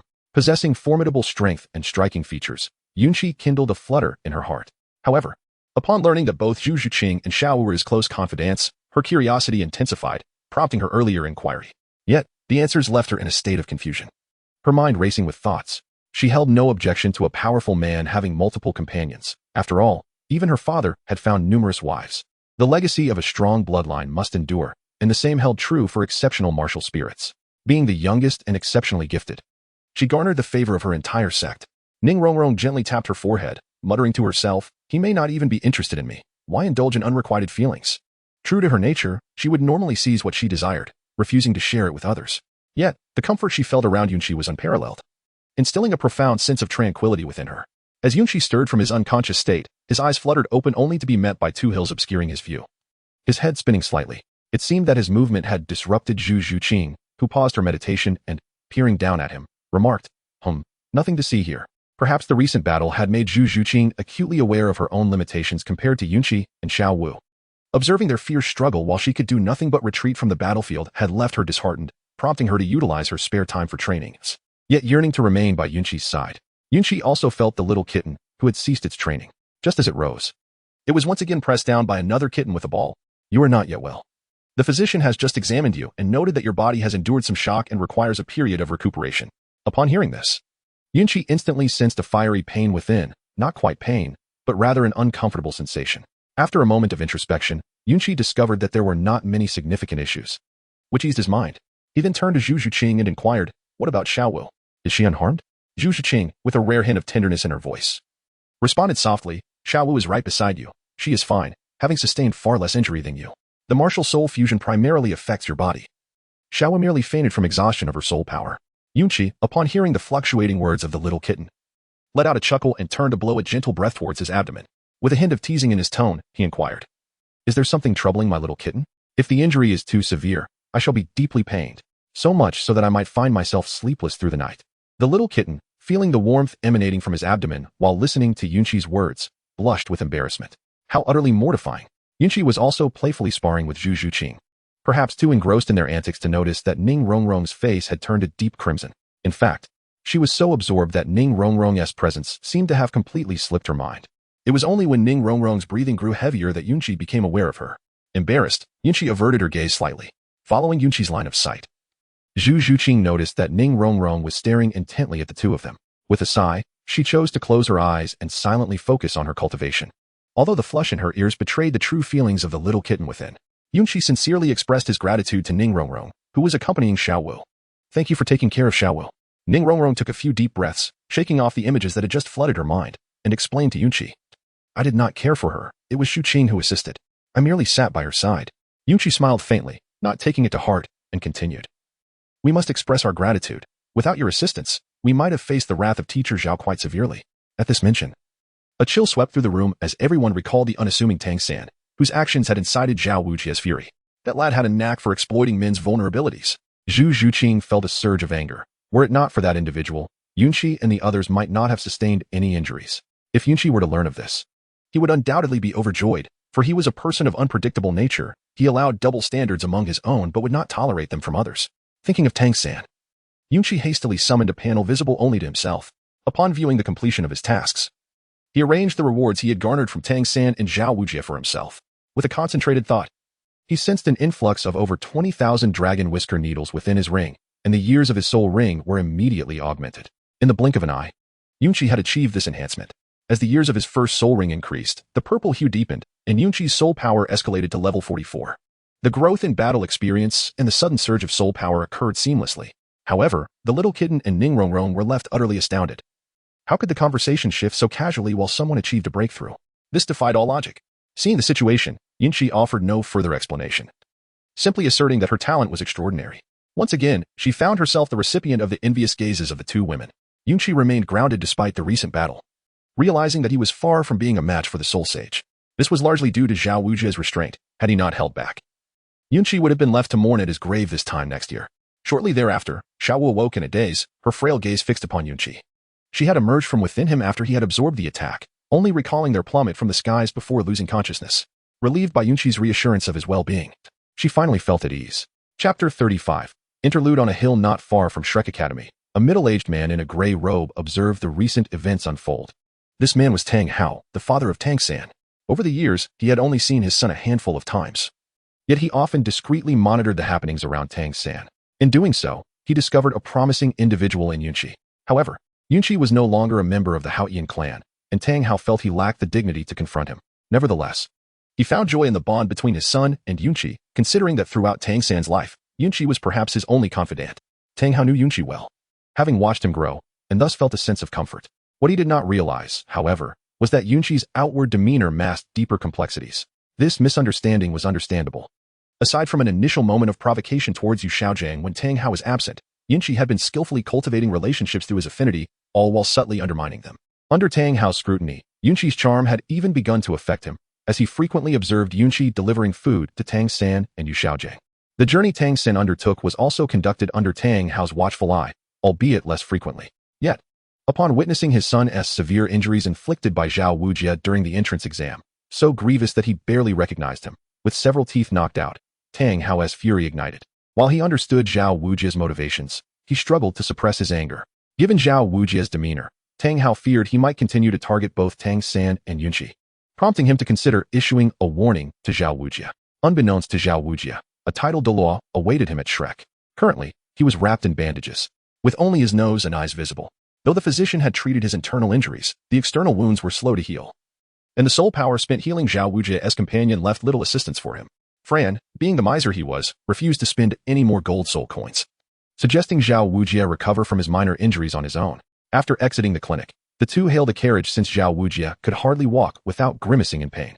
Initially, Fran had objected, claiming his flying was stable, but stability was not the issue. Xiao Wujie was battered and could barely endure even the slightest touch. Xiao Wujie glared at Fran, exclaiming, "You wretched Fran. For the sake of your academy, I am left a mere shell of my former self. Utterly beaten by your precious student. And you balk at the cost of a carriage?" Fran, feeling guilty, acknowledged the years of camaraderie and the sacrifices Xiao Wujie had made for the academy. In a moment of self-reproach, he slapped himself before assisting Xiao Wujie into the carriage. Although Xiao Wujie felt a flicker of gratitude, the memory of Fran's earlier hesitance and his own injuries lingered. Xiao Wujie harbored some resentment towards Fran. Yet Fran remained oblivious to Xiao Wujie's true feelings and continued to speak of Tang San as his only disciple and friend. Xiao Wujie's expression darkened as he muttered, "Am I not considered your friend?" Fran fell silent, and a heavy stillness enveloped the carriage. After some time, Xiao Wujie addressed the reticent Fran, assuring him, "Rest assured, I will not harm your soul disciple. Let us leave it at that." Fran felt a surge of relief, yet Xiao Wujie was acutely aware of this moment, recognizing that a rift had formed between them. After all, it was an intolerable situation. Xiao Wujie, like many instructors in the academy, had no offspring, and this was a matter of a man's dignity. He pondered the implications of being powerless when faced with someone he wished to protect. What if his future child were born incomplete? Xiao Wujie felt despondent, unable to comprehend how their relationship had deteriorated after nearly 2 decades of friendship. The carriage rolled steadily onward, but turmoil brewed within its confines. Soon, the carriage arrived at Shrek Academy, where Fran begrudgingly paid the fare before helping Xiao Wu alight and proceed toward the academy. As for Tang San, although his injuries were severe, he had made significant progress toward recovery with the assistance of the academy faculty, though he remained in a state of unconsciousness. Under the cover of night, Tang Hao seized a moment to glance at his son. The Haoyan clan was straightforward in their methods, and Tang Hao had not instructed Tang San in any underhanded tactics. He had never heard of anyone utilizing such dark weaponry, leading him to question how his son had acquired such skills. Despite years of observation revealing Tang San's peculiar methods, he had not practiced anything of the sort. As for Yu Xiaogang's teachings, that was implausible. Yu Xiaogang lacked such knowledge himself, and if he were capable, he would have surely boasted about it across the continent. Given his personality, he craved attention. Thus, Tang Hao harbored a hint of suspicion but chose to suppress it, quietly entering Xiao Wujie's room. Meanwhile, Xiao Wujie lay in bed, reflecting on the events of the day. Though displeased, he found sleep elusive. As his thoughts spiraled into frustration over how to undermine Tang San in the future, his expression twisting into a grim smile. Just as Xiao Wujie indulged in thoughts of how to sabotage Tang San, a deep male voice suddenly resonated in his ears. Startled, Xiao Wujie recalled that he was a level 76 soul sage, a top-tier existence in such a small place, and a formidable presence throughout the continent. His soul power could create an aura around him, allowing him to detect the faintest sounds within 100 meters. Yet, to his astonishment, he sensed no one nearby, as the voice seemed to penetrate directly into his ears, sending alarm bells ringing in Xiao Wujie's head. Injured and facing an adversary of equal strength, he felt uncertain. In a split second, Xiao Wujie considered calling Fran for assistance, but before he could act, another voice interrupted his movement. Step forward. None among you can oppose me. I mean you no harm. Xiao Wujie froze, realizing that the stranger had locked onto his presence. Feeling the immense power of the voice's owner, he knew he could not afford to be careless. Chapter 36. The unfortunate Xiao Wujie. But what sort of person was Xiao Wujie? In the realm of martial prowess, he is known as the Indomitable King, a formidable figure who, under the siege of the Spirit Hall, managed to retaliate against numerous foes and escape unscathed. In his youth, he was notorious for his merciless killings. Although he was aware that the owner of the aura was formidable, Xiao Wujin, having endured a day filled with indignation, felt a surge of anger upon hearing the unceremonious voice. It seemed as though both humans and spirits sought to trample upon him. Xiao Wujin, with this thought igniting his fury, he disregarded his wounds and pursued the source of the aura with relentless determination. Before long, Xiao Wujin found himself outside the Shrek Academy, in a small grove where the aura vanished abruptly. With a roar, he demanded, "Who is here? Step forth." As he spoke, Xiao Wujin summoned his martial spirit, his soul rings pulsating rhythmically, radiating vibrant colors. Just as he remained vigilant, a figure cloaked in gray emerged slowly from behind a great tree, enveloped in the gray robe. Only a pair of murky, haunting eyes were visible, sending shivers down Xiao Wujin's spine. Upon seeing the man's appearance, Xiao Wujin began to channel his soul power, inwardly speculating that this might be yet another difficult opponent, one whose identity was shrouded in secrecy. "Who are you? What do you want with me?" The gray-cloaked man did not answer directly but remarked, "The illustrious Indomitable King Xiao Wujin, residing in such a modest place, and bested by a few youngsters, how unexpected." Xiao Wujin recognized the man's sarcasm and felt his rage boiling over. Unable to contain himself, he coldly retorted, "You, a mere shadow, dare to mock me?" The gray-cloaked man was taken aback, having not encountered such disrespect in quite some time. He found it refreshingly audacious and replied with a hint of mockery, "There is no need for that. I merely wish to spar with you." As he spoke, the man slowly raised his right hand. In an instant, a dark luminescence coalesced into a massive hammer, while 9 soul rings danced around him, 2 yellow, 2 purple, and 4 black. The most terrifying was the last, a crimson ring that exuded an overwhelming aura. 99 rings. Xiao Wujin, momentarily forgetting his anger, felt a salt-in-the-wound sensation as he realized his injuries had not yet healed. The pressure emanating from the man weighed heavily upon him. As a soul sage, Xiao Wujin understood the significance of level disparities. Once one reached level 60, even a single level difference could manifest as a notable gap in power. The figure before him was at least 20 levels beyond him, pale as a ghost. Xiao Wujin managed to utter a tidal Douluo. Under the oppressive weight of the man's presence, even his indomitable king form trembled, akin to a mere human facing a tiger. Experiencing an instinctual fear rooted deep within his being, he recognized the grim reality and hastily bowed. "My lord, please forgive my previous disrespect. What business do you have with me?" The gray-cloaked man, Tang Hao, did not respond immediately but gazed into the shadows, saying, "Since you're here, come out. Whether it is 1 or 2 to fight, it matters not." To Xiao Wujin's astonishment, Flinder appeared before them with a few swift movements. Seeing Flinder, Xiao Wujin exclaimed in surprise, "Director, this esteemed senior." Before he could finish, Flinder interrupted, releasing his martial spirit.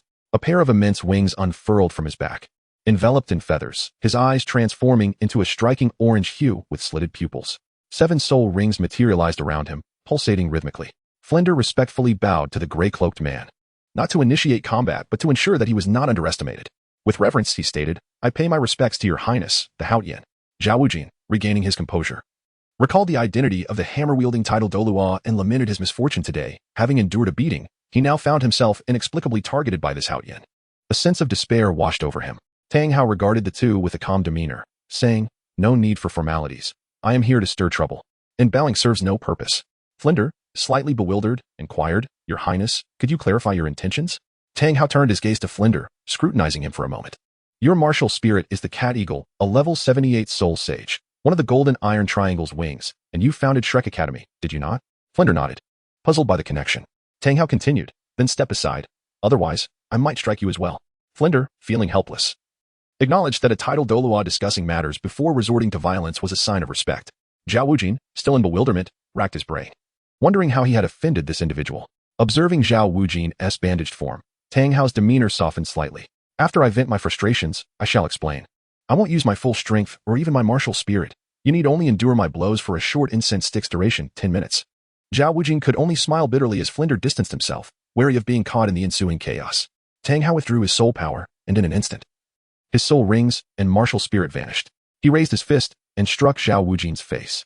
The sounds of impacts, the cracking of trees, muffled grunts, heavy breathing, and Xiao Wu's anguished cries reverberated through the grove. Even those far within Shrek Academy, including Yunqi and his companions, heard Xiao Wu's wails.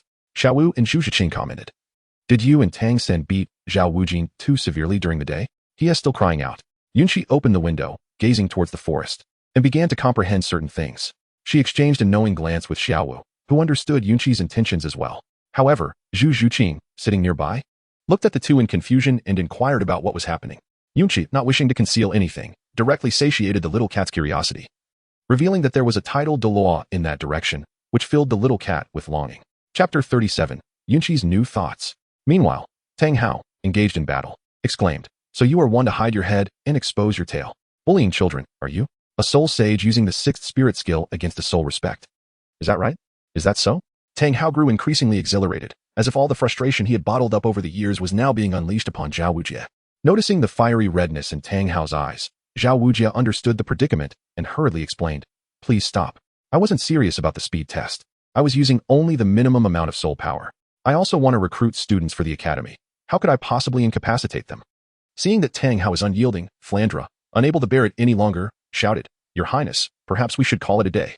That mischievous child has already rendered Xiao Wu half impotent. It is quite tragic." Upon hearing Flandra's words, Xiao Wu shot him a furious glare. "Did we not agree to keep this a secret, even if it meant death?" Flandra, aware of Xiao Wu's humiliation, understood the gravity of the situation. Apart from the doctor, only they two were privy to this disgrace, and now Flandra had spoken of it. What would become of Xiao Wu's reputation? Tang Hao, upon hearing Flandra's statement and witnessing Xiao Wu's wrath, couldn't help but glance down at Xiao Wu's lower half, realizing the mischief his son had wrought. Embarrassed, he ruffled his disheveled hair, at a loss for words, as if their entire family were of ill repute. His son had incapacitated another, and he himself had directly assaulted the victim without understanding the circumstances. Xiao Wu, unable to endure Tang Hao's peculiar gaze, roared, "Your Highness, why not just kill me instead?"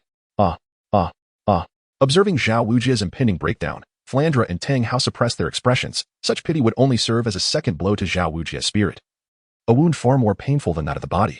Looking at Xiao Wu, bandaged and with a face swollen like a pig's, a trickle of blood escaping his lips, Tang Hao hesitated to strike again. The battle, which had unfolded under Tang Hao's unilateral assault, concluded in merely a minute, hardly lasting the time it takes to burn a stick of incense. Tang Hao, recognizing his fault, approached the fallen Xiao Wu, who sat dazed, and gently brushed away the dust from his clothing, careful not to cause him pain. After assisting Xiao Wu to his feet, Tang Hao, wishing to express his remorse, whispered a few words into Xiao Wu's ear. Xiao Wu, regaining his senses, understood that this formidable soul master, standing at the pinnacle of the continent, was imparting wisdom to him. While Xiao Wu pondered over this, Tang Hao cautioned both Xiao Wu and Flandra with several remarks, indifferent to whether Xiao Wu truly grasped them. Those earlier actions were meant as compensation, though perhaps insufficient. "Tang San is my son, and I shall be relying on you both more in the future. I will make frequent visits." It was evident that Tang Hao was not a fool. His initial words brimmed with apology, while the latter carried an implicit threat. Flandra and Xiao Wu, seasoned individuals, certainly comprehended Tang Hao's message, yet circumstances rendered Xiao Wu mute, unable to voice his grievances. After Tang Hao finished speaking, He gazed towards the direction of Shrek Academy for a moment, a hint of warmth crossing his features, before he departed, as the atmosphere had become somewhat awkward. In the blink of an eye, he vanished without a trace. Xiao Wu just stood there dazed. While Flandre understood that his friend was likely haunted by the incident, having struck down the young, only to face the wrath of the elder, each one fiercer than the last. Shortly thereafter, the two retracted their martial souls, and Flandre remarked, "Old Xiao, you really need not go to such lengths." Thankfully, His Highness did not harbor murderous intent. Otherwise, we both might have perished here. Xiao Wujie remained silent, muttering not a word, limping as he leaned against the nearby trees to return to his quarters. Flandre considered offering assistance, but Xiao Wujie declined. As night fell, the teachers of Shrek Academy were drawn by Xiao Wujie's cries, yet they found only Flandre standing there, lost in thought, with no sign of Xiao Wujie to be seen. The following day, at dawn, Yunqi and Ernu both rose early to practice the Purple Extreme Demon Eye. However, today, as they engaged in their training, a sudden thought struck them. If the broadcast gymnastics could enhance their physical strength, what about the eye exercises? Yunqi appeared to have stumbled upon a new realm of discovery, acting upon inspiration with spontaneity. He engaged in the profound practice of Xiantiangong, enveloping his hands with soul energy, and gradually began to massage his eyes. Following this meticulous process, Yunqi indeed discerned a remarkable efficacy, facilitating a swifter progression of the Purple Extreme Demon Eyes. Upon sharing this revelation with Xiao Wu and Zhu Zhuqing, they too embarked on the practice. However, the results were fleeting. After dawn, their cultivation bore little fruit, yet the experience lingered in their memories. Zhu Zhuqing could not help but exclaim in admiration. Acknowledging the brilliance of genius, a mere thought, transformed through a unique technique, could evolve into a soul skill that enhances vision. After concluding their morning training, Yunqi and his companions stepped out, engaging in conversation about the events of the previous day. Xiao Wujie's defense was truly astonishing. Zhu Zhuqing lamented that the soul skill she took great pride in could not inflict even the slightest damage upon him. Yunqi smiled as he remarked that fortunately, Xiao Wujie's speed was not excessively outrageous. Otherwise, escape would have been impossible. However, this statement also served as a reminder to Yunqi that he currently lacked genuine means of self-preservation. His methods were still too limited. If an adversary like Xiao Wujie were to launch a direct assault, Yunqi pondered, he might indeed be unable to flee or protect those around him. Yet, Yunqi conceived a plan to take the corpse of the iron-armored sword dragon to Tang San for crafting and then secretly appropriate it. As for why Yunqi did not undertake this task himself, perhaps it was mere laziness? Upon acquiring the techniques for creating Tang San's hidden weapons, Yunqi did not feel elated. Rather, he contemplated the moment when he would establish himself on the continent and subsequently disseminate the knowledge, ensuring that everyone had a share. This would undoubtedly set Tang San up for a significant challenge. However, this was merely a fleeting thought. The pressing matter at hand was to devise a reasonable way to deliver the iron-armored sword dragon to Tang San, and then, to the task, reclaim the finished product. Yunqi and his companions wandered for a while and discovered that Shrek Academy was indeed lacking in funds. The entire institution was composed of modest wooden cottages rented within the village, occupying merely one-third of the village's area. Fortunately, it was not far from Soto City, making it quite convenient to procure supplies. With Yunqi's swift sword-flying speed, they could easily make a round trip in no time. The three of them felt a pang of hunger, having scarcely eaten anything since the previous afternoon. Yunqi also took out some jerky from a ring and shared it with the two women, pondering how to find something to eat. Chapter 38. Assisting Ma Hongjun in dispelling evil fire. The group, being newcomers, resorted to the most primitive method of searching for food. They gazed upwards, scanning for any signs of smoke to identify a place that might offer sustenance. Zhu Zhuqing and Xiao Wu clung to Yunqi's arms, with Xiao Wu vigorously chewing on the jerky in her mouth, lamenting to the two, "What a place this is. Even finding something to eat is such a challenge." Yunqi nodded in agreement, acknowledging the truth in the statement. Although he possessed considerable culinary skills, the absence of ingredients rendered them futile. As the group engaged in casual conversation, they unknowingly wandered beyond the confines of Shrek Academy and into the villagers' dwelling area. In stark contrast to the serene ambience of Shrek, the villagers were already bustling with activity. Rising with the sun and retiring at dusk, this routine likely mirrored the agricultural habits of the common folk across any realm. In their search for provisions, which yielded no results, Yunqi and his companions decided to approach a local farmhouse. After exchanging a modest sum, they indulged in some staple foods. Not long after satiating their hunger and stepping outside, they chanced upon a heated argument between a young man and woman by the roadside. Both appeared to be quite youthful. The girl seemed no older than 14 or 15, her appearance unremarkable yet infused with a vibrant sense of youth. Clad in simple, plain garments, she appeared to be one of the village children. The boy embroiled in the dispute with her seemed slightly younger and bore a resemblance to Yunqi, albeit with a shorter stature and disproportionately small limbs. His rotund physique was accentuated by his striking red hair, and two wisps of hair adorned his upper lip. His eyes were notably tiny. "Ah, another rather unsightly fellow," Xiao Wu remarked, turning to Zhuqing. Zhuqing nodded in silent agreement. reflecting on how rarely one encounters truly unattractive individuals among soul masters. Yet here they found themselves encountering several in quick succession. Yunqi recognized the portly figure before him, Ma Hongjun. However, he chose not to interfere, for the man had not provoked him, nor did he have any connection to his wife. Meanwhile, Xiao Wu stood by the roadside, intrigued by the unfolding drama of a breakup. The young girl observed the chubby boy with a flicker of fear in her eyes. Tugging at her own garment, she declared, Ma Hongjun, do not seek me out again. You have never regarded me as a person. I will not be with you. Ma Hongjun, in a peculiar tone, responded to the girl, Sui Hua, I am a soul master. Have I not treated you well? Why must we part ways? Yunqi observed the gossip in the eyes of the two young women and, realizing they were not following him, resignedly returned to join them in watching the drama unfold. The girl named Zuhua reflected on certain memories, her expression shifting from pale to flushed. You have not treated me poorly. It is merely that I, an ordinary person, cannot endure this. We are ill-suited for one another, and you do not regard me as a person at all. As she spoke, tears streamed down Suihua's face. Indeed, he sought her out when it suited him, yet when he had no need, he scarcely acknowledged her presence. The chubby boy, Ma Hongjun, expressed his annoyance. What do you mean by saying you cannot endure me? What do you mean I do not regard you as a person? Was it not you who initially saw me as a soul master, hoping to elevate your status through me? I offered you an opportunity, yet you failed to seize it. I cannot fathom what you women ponder daily. With that, without regard for Tsuehua's consent, Ma Hongjun stepped forward and embraced her, preventing her escape. Tsuehua, startled, screamed as she struggled to free herself, pleading for release. Yunqi and her companions could no longer tolerate the situation, yet Xiao Wu's reaction was swifter than Yunqi's. Zhu Zhuqing's eyes gleamed with murderous intent. Her hatred for these beasts was palpable. In unison, the two women exclaimed, Beasts, cease your actions. Ma Hongjun and Suehua simultaneously turned to face the two women. The chubby Ma Hongjun gazed at the pair of striking beauties before him, his small eyes sparkling with excitement. And even the whiskers on his lip trembled under the influence of his uncontrolled expression. He smacked his lips and boldly addressed them. Wow, what stunning ladies. Are you two planning to replace Suehua as my girlfriend? Having uttered those words, he released his hold on Suehua and dismissively said, Scram. Suehua, recalling the moments they had shared, had always strived to please Ma Hongjun, but she never anticipated that he would so quickly turn his affections elsewhere. Upon witnessing Suehua's tear-filled eyes as she fled, Xiao Wu and Zhu Zhuqing were consumed with fury. Ma Hongjun, too, noticed Suehua's expression and disdainfully spat. A shameless woman is merely being dramatic. Exchanging a glance, Xiao Wu and Zhu Zhuqing could no longer restrain themselves. In a swift movement, Xiao Wu leapt forward and delivered a powerful kick, knocking Ma Hongjun to the ground. Zhu Zhuqing, not one to be outdone, extended her claws, poised to strike Ma Hongjun's face. Realizing that the two women were formidable opponents, Ma Hongjun's expression darkened. This is a matter between us. You have no business meddling. If you don't wish to be my girlfriend, then stay far away. Yunqi could no longer restrain himself. Initially, he had no intention of interfering. But upon hearing Ma Hongjun speak so arrogantly about the woman he cherished, he felt compelled to teach this audacious fool a lesson.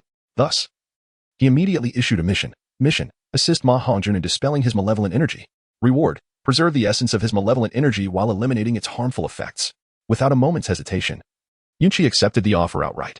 Yunqi's eyes sparkled as he approached the two women, a radiant smile gracing his features as he directed his gaze towards Ma Hongjun, and slowly remarked, Your name is Ma Hongjun, is it not? Initially, I had no intention of meddling in your affairs, yet your disrespectful words have left me quite perturbed. Ma Hongjun, perceiving Yunqi's youthful visage and the smile that adorned it, assumed him to be a coward and disdainfully retorted, And who might you be to speak so boldly? I intend to take those two girls over there, and what can you do about it? Upon hearing this, Xiao Wu and Zhu Zhuqing immediately ceased their aggressive postures. Gazing at Ma Hongjun with expressions of pity, they were well aware of Yunqi's temperament. The more he greeted someone he detested with a beaming smile, the more he contemplated how to ensnare them. A calm and serene smile was often a precursor to action. It had been the same smile he wore when he rescued Zhu Zhuqing and confronted Dai Ma Bai. A shiver ran down Ma Hongjun's spine as he caught sight of the pity in the two women's eyes, and he felt an icy chill enveloping him as he met Yunqi's gaze, which resembled that of a grim reaper. Yunqi stirred, never perceiving himself as a person of gentle temperament. All his facades and deceptive antics were merely for his own amusement. In his mind, taking a life was a simple task. However, dismantling a person's essence was infinitely more gratifying. This did not imply that he was incapable of murder. With a swift and shadowy stride, Yunqi approached Ma Hongjun, deftly maneuvering his concealed weaponry. A dragon whisker needle materialized in his hand. He delivered a powerful kick that sent Ma Hongjun flying, interrupting his martial soul manifestation. Then, employing the technique of controlling the crane and capturing the dragon, he ensnared the airborne Ma Hongjun, manipulating him effortlessly. As he maximized the potency of the Xiantian art, he expertly thrust the dragon whisker needle into Ma Hongjun's dantian, precisely 1 inch below his spine.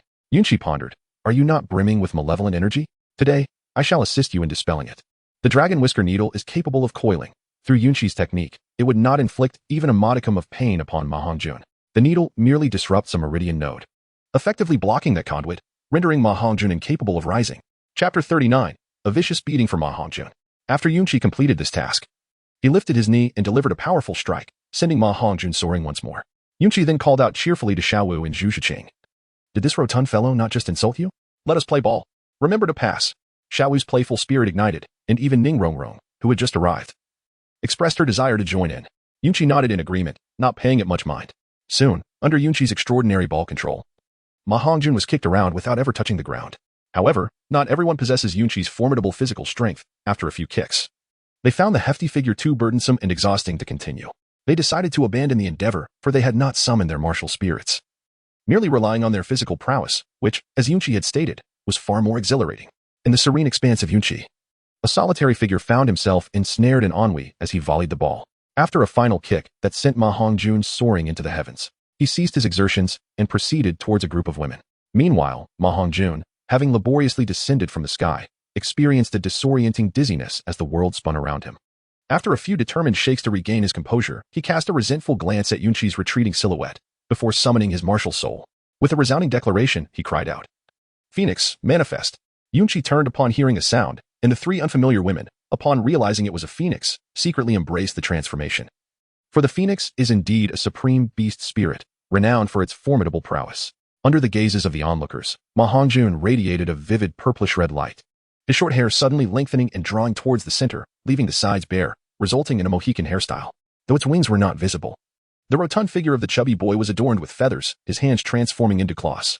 The three women could not help but chuckle at the sight of Ma Hongjun before them, exclaiming with laughter. Never had they witnessed such a resemblance to a rustic chicken. It was undoubtedly a plump turkey. Ning Rongrong nodded in agreement, for her experiences surpassed that of the average person. How could this be called a phoenix? I have seen the true bearer of the ice phoenix spirit, and the elegance and nobility of that creature are worlds apart from this scruffy, homely bird. It was no wonder others found him laughable. During the spirit possession, his declarations had been so grandiose that they had astonished everyone. Yet now, with his rotund body, hands draped in elongated feathers, and hair standing erect, if Yunqi were to comment, he would fit right in as the patriarch of the Zhang Ai clan. Ma Hongjun, now filled with indignation, seemed to have struck a nerve, unleashing a torrent of curses. Uninformed fools! What rustic chicken! This is a phoenix! He shouted, raising his hands as his spirit rings shimmered. He opened his mouth wide, unleashing a slender stream of purplish-red flames that surged toward the fore. The intense heat created visible ripples in the air. Though the flames appeared unremarkable, the surrounding distortions signified their extraordinary temperature. Here, with the exception of Ning Rongrong, who might struggle to evade, the others possessed remarkable speed. Noticing this, Yunqi swiftly darted forward, scooping up Ning Rongrong, and leaping several times to escape the range of the attack. However, Ma Hongjun was not one to relent easily. He pursued them, spewing flames that danced about without extinguishing. Yunqi, feeling somewhat exasperated, summoned his martial soul. The Moonshadow sword materialized instantly in his grasp, accompanied by the sudden manifestation of his soul rings. Ma Hongjun, observing the presence of the man before him, who was roughly of his stature yet possessed the rank of a four-ringed soul master, felt a deep sense of dread. Even more alarming was the configuration of his soul rings, 3 purple and 1 black. Each soul ring emanated an overwhelming aura of pressure. Ma Hongjun, gazing at his own 2 yellow soul rings, fell into a state of silent contemplation, staring blankly at Yunqi. Yunqi, perceiving the situation, refrained from further commentary. Regardless of whether Ma Hongjun was lost in thought, should he provoke her, he must bear the consequences. In an instant, Yunqi's first soul ring shimmered, and the Moonshadow's sword emitted a peculiar sword aura. Ma Hongjun, realizing the threat, hastily retaliated with a burst of flames towards the sword aura. However, the moment the blade's energy met the fire, it vanished into thin air. Ma Hongjun, initially pleased with himself, dismissed the significance of the purple soul ring, believing it paled in comparison to his flames. Yet, within the blink of an eye, his amusement faded, as the sword aura materialized directly in his mouth, extinguishing his fiery breath. The flames, once directed, now erupted chaotically, while the sword aura relentlessly stirred within his oral cavity. Just as Yunqi contemplated severing Ma Hongjun's tongue, Flinder, accompanied by Tsuehua, arrived just in time. It turned out that Tsuehua, moved by compassion, had informed Flinder of the unfolding events, prompting him to act without hesitation. Flinder swiftly approached Ma Hongjun and utilized his soul power to disperse Yunqi's sword aura, instructing Ma Hongjun to extinguish the flames engulfing him. As the fire receded, Ma Hongjun expelled black smoke, his head appearing devoid of any impurities. All hair was utterly absent. Fortunately, as it was his own flame, the damage was minimal. Yet he found himself completely bereft of hair and brows. Observing Flinder's arrival was akin to finding a pillar of support. Ma Hongjun eagerly implored, "Teacher, please help me teach them a lesson." Yunqi gazed at the figure of Ma Hongjun before him, an inexplicable sense of familiarity washing over him. After a moment of contemplation, it was only with Zhu Zhuqing's gentle reminder that he recalled the resemblance to the time when Dai Mubai sought assistance. Looking upon his disciple being battered, Flinder's expression soured. He inquired of Ma Hongjun, what led to this conflict? Ma Hongjun hastily replied, "Teacher, you are well aware of the flaws in my martial soul, thus." Flinder, upon noticing the evasive glint in Ma Hongjun's eyes, grasped the situation with clarity. It was evident that this young man, emboldened by his identity as a soul master, had taken advantage of the fact that none dared to provoke him in this vicinity. Although of similar age, he certainly lacked Flinder's prodigious talent. Yet he had inadvertently provoked a formidable opponent. Ma Hongjun had observed that none among the three young women possessed a martial soul that was inferior to his own. Flinder felt a surge of frustration. He was uncertain whether Yunqi and the others would remain at the academy. Just the previous night, Tang Hao had come forth, explicitly requesting to look after Yunqi and Tang San, evidently perceiving Yunqi as a potential ally for Tang San's future. Flinder, wary of taking any drastic measures against Yunqi, contemplated the situation before delivering a sharp slap to the top of Ma Hongjun's bald head, his expression grave as he commanded, "Apologize to your classmates at once." Ma Hongjun, faced with Flinder's stern demeanor, felt compelled to comply, timidly bowing towards the four and muttering, "I'm sorry." The group feigned ignorance of his words. Observing the ambivalence in their gazes, Flinder concluded that they were not accepting Ma Hongjun's apology. With renewed vigor, he struck Ma Hongjun's head once more, acknowledging that the sensation was indeed quite satisfying. "Speak louder." At Flinder's urging, Ma Hongjun, startled into action, disregarded his pride. He executed a deep bow, exclaiming at the top of his lungs, "I apologize. I was wrong. I should not have spoken carelessly. Please forgive me." Yunqi also nodded towards the few women, who in turn signaled that everything was fine. Yunqi softly remarked, "It is not only we who owe an apology. There is also the young lady Tsuwa by your side. She, after all, has fulfilled your beastly desires, and yet you treat her so disdainfully, commanding her to leave." Upon hearing these words, Flinder delivered a resounding blow to Ma Hongjun's head, the crisp sound bringing him considerable delight. He then bellowed at Ma Hongjun, "Apologize." Chapter 40. Dai. Miss Dai? Ma Hongjun, left with no choice, could only utter an apology towards Tsuwa. Observing her, he saw her shake her head, tears streaming down her face as she vanished by the roadside. Yunqi remained silent. In this world, without strength, words hold no weight. After Yunqi received the rewards, he felt the exhilarating surge they brought, which filled him with joy, though he maintained an outwardly calm demeanor. Flinder observed the silent crowd and felt compelled to explain. "This is my disciple, a student of the academy." The women were taken aback, realizing that there seemed to be no ordinary individuals among the academy's students. Flinder continued, "This situation arises from Ma Hongjun's own circumstances. His martial soul possesses inherent flaws. During its mutation, it did not fully transform. While it is indeed powerful, akin to a premier beast martial soul, the martial souls in Ma Hongjun's village are predominantly non-aggressive domestic fowl. Thus, it may stem from a congenital deficiency, as the mutation remains incomplete. Although he wields the formidable flame abilities of the Phoenix martial soul, this has also imparted certain shortcomings to Ma Hongjun's innate constitution. If he cannot release this energy, the flames could consume him." Observing the women's expressions of disdain, Flinder sighed and deftly shifted the topic. He then turned to Yunqi and inquired, "So, what do you think? Have you made your decision? Will you join the academy?" Yunqi gazed into the brilliance within Flinder's eyes, then turned to confer with the other women, nodding in agreement. To be candid, Yunqi was not particularly keen on remaining in this place. However, there was no alternative. Over the course of 6 years, Yunqi had experimented with various methods of task release, yet only when issuing tasks to Tang San, Yu Xiaogang, and others did the rewards prove substantial, while other tasks could indeed yield steady improvements. Yunqi had experienced the benefits of high-reward missions and was reluctant to relinquish such lucrative opportunities. Flinder, observing Yunqi's nod of agreement, felt an inner sense of joy, for the preservation of Shrek Academy was assured. Moreover, with these individuals participating in the future Soul Master tournament, they could bring immense economic benefits to Shrek. Yunqi is also aware of what Flinder is contemplating. However, Yunqi has no intention of aiding Shrek. Instead, Yunqi plans to extract every possible benefit before making a swift exit, intending to lead the others to join another faction, regardless of its nature. Yunqi has always been a person of double standards, a fact he does not deny. He detests anyone he dislikes, regardless of their actions. Yunqi desires to make Tang San experience the taste of a righteous betrayal at the moment of ascension. Ultimately, he yearns to witness the expression of despair intertwined with pain and disbelief as one meets their demise. As Yunqi pondered, a shiver ran down his spine, realizing that this would indeed be exhilarating. However, before indulging in such delights, there were still necessary preparations to be made. Yunqi gazed at Flinder and directly stated, "Director, We are willing to join Shrek Academy, but we do not wish to conform to your methods. I have my own plans that align more suitably with our training approach. Aside from attending classes, we hope you will refrain from interfering with our activities, and we require a separate courtyard, which we will rent from the villagers at our own expense. Flander pondered for a moment, recalling Yunqi's formidable soul power and extraordinary soul ring configuration. Furthermore, the prospect of not having to finance their accommodations was quite agreeable. He nodded, recognizing that retaining such talent warranted a reasonable concession. Very well, since you consented, I shall attend to my duties. As for the housing, you may seek out the villagers yourselves. With that, Flander soared away, evidently preferring to remain uninvolved in further matters. Content with the current arrangement, Xiao Wu, elated, leaped into the air and embraced Yunqi, exclaiming joyfully, "Brother, I still want to live with you." Yunqi also nodded indulgently. For who does not cherish a human-shaped pillow? Very well, I shall rent a spacious courtyard. We shall not part ways. Zhu Zhiqing stepped forward to embrace Yunqi, while Ning Rongrong stood aside, feeling a pang of envy, for her current relationship with Yunqi was non-existent. Yet, the little enchantress harbored a profound sense of possessiveness. Despite Yunqi not belonging to her, she yearned to seize him for her own amusement.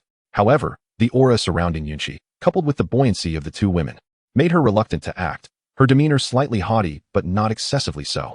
Ning Rongrong aspired to attract Yunqi with her charm, yet upon witnessing the smile in his eyes, she ultimately relinquished the idea. Internally, she vacillated, whispering to herself, "Just wait a little longer, just wait a little longer." The others remained oblivious to Ning Rongrong's inner turmoil, merrily discussing where to find a house, disregarding Ma Hongjun, who gazed wistfully at the sky. "Teacher, why don't you take me along as well?" Yet, at the speed of Flander, Ma Hongjun's voice was destined to be lost to the wind, fading away unheard. However, he was overthinking. The lesson Yunqi had imparted to him was already sufficient, for severing ties was no trivial matter.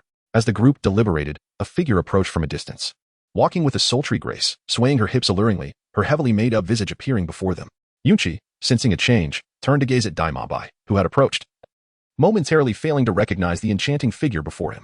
It turned out that after Yunqi had altered Dai Mabai's gender perception the previous day, Dai Mabai, having been knocked unconscious by Flander, soon regained consciousness and transformed entirely. She had ventured into the city, procuring an array of feminine items, and had even changed her hairstyle. It was not until this morning that Dai Mabai returned from the city, leaving Ma Hongjun utterly astonished, for he had never encountered such a tall and alluring woman. Meanwhile, Zhu Zhiqing furrowed her brow in contemplation, a sense of familiarity stirring within her, giving rise to a few speculations in her mind. Xiao Wu, on the other hand, discreetly placed her hand on Yunqi's waist, prepared to act should this woman seek Yunqi's attention. Before Yunqi and the others could inquire, Ma Hongjun eagerly approached, exclaiming, "Beautiful lady, may I ask what brings you to Shrek Academy?" Dai Mabai, observing the charred figure of Ma Hongjun, failed to recognize him as well. With a twinkle in her eyes, she replied, "Not at all. I have always been a student of Shrek." This left Ma Hongjun dumbfounded, as the academy only had 3 students, and he had never seen her before. Confused, he asked, "Are you a newcomer as well?" Dai Mabai, catching on to something, glanced at Ma Hongjun's round physique and recalled her former good friend from when she was a man, questioning with a hint of curiosity, "Are you the chubby one?" Ma Hongjun regarded the stunning woman before him with a peculiar expression. While she may not have surpassed the 3 beauties nearby, she was undoubtedly striking in her own right, exuding an exotic charm. He slowly inquired, "Are you Dai Lauda?" Dai Mabai rolled her eyes with a playful flare and replied, "Yes, that's me. But please, just call me Mabai. It sounds awkward for a girl to be called Lauda." Chapter 41. Oscar's delight in the hunt at this moment. Not only was Ma Hongjun taken aback, but everyone else was equally astonished, rubbing their eyes and blinking vigorously to ensure they were not mistaken, casting odd glances at Yunqi. Yunqi also shrugged, indicating that it had nothing to do with him. Even if there were a connection, could Yunqi express it directly? However, what surprised Yunqi was that after Dai Mawe had applied her makeup, even he failed to recognize her. She had shed her ostentatious platinum attire and donned a delicate little dress. Dai Mawe, observing the incredulous expression on Ma Hongjun's face, indignantly chided, "You glutton." Ignoring her, Ma Hongjun turned his attention to Zhu Zhiqing, his gaze filled with a myriad of complex emotions.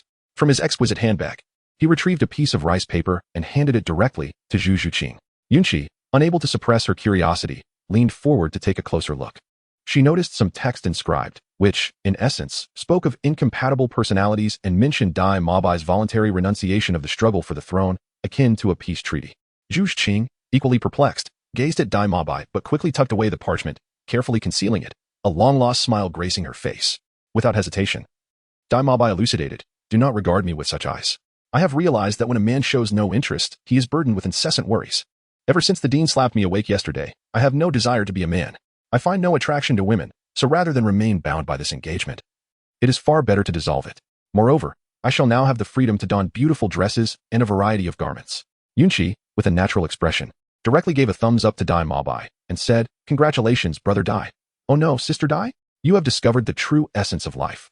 Dai Mabai gazed at the handsome man before her, smiled brightly, licked her lips, and slowly replied, "I was in the wrong before. I apologize. May we reintroduce ourselves?" Yunqi, gazing at Dai Mabai, who seemed intent on devouring him, was overwhelmed by a wave of goosebumps. He promptly deactivated his charm aura and retreated hastily, exclaiming, "Miss Dai, while I am pleased to make your acquaintance, I must decline any further propositions. I hold my girlfriend in great esteem." Meanwhile, the trio of women nearby couldn't help but chuckle at Yunqi's predicament. Dai Mabai, noticing Yunqi's evident trepidation, shot him a disdainful glance. Upon realizing the absence of any warmth in his demeanor, she recalled the earlier incident where she had been thoroughly bested. With a sultry sway of her hips, she departed, accompanied by the bewildered Ma Hongjun. Fortunately, the charm aura did not profoundly affect Dai Mabai. Otherwise, Yunqi would have been utterly repulsed. Yunqi turned to glance at the smiling ladies, her cheeks flushing with embarrassment, and quickly shifted the topic. "Let us seek out a courtyard." The little kittens, aware of their man's preferences, decided to cease their playful banter and joined in the search for a suitable abode. Before long, after inquiring with the local villagers, they learned of a wealthy resident in the village who had an abundance of courtyards. They approached him with the intent to rent. Upon discovering their purpose, the affluent man graciously offered them a vacant courtyard for their stay. However, Yunqi, not one to covet the possessions of common folk, insisted on compensating him with soul coins. After the payment was settled, they commenced the task of cleaning and arranging the courtyard. Under the efforts of several soul masters, the space was swiftly tidied, and their belongings were neatly placed.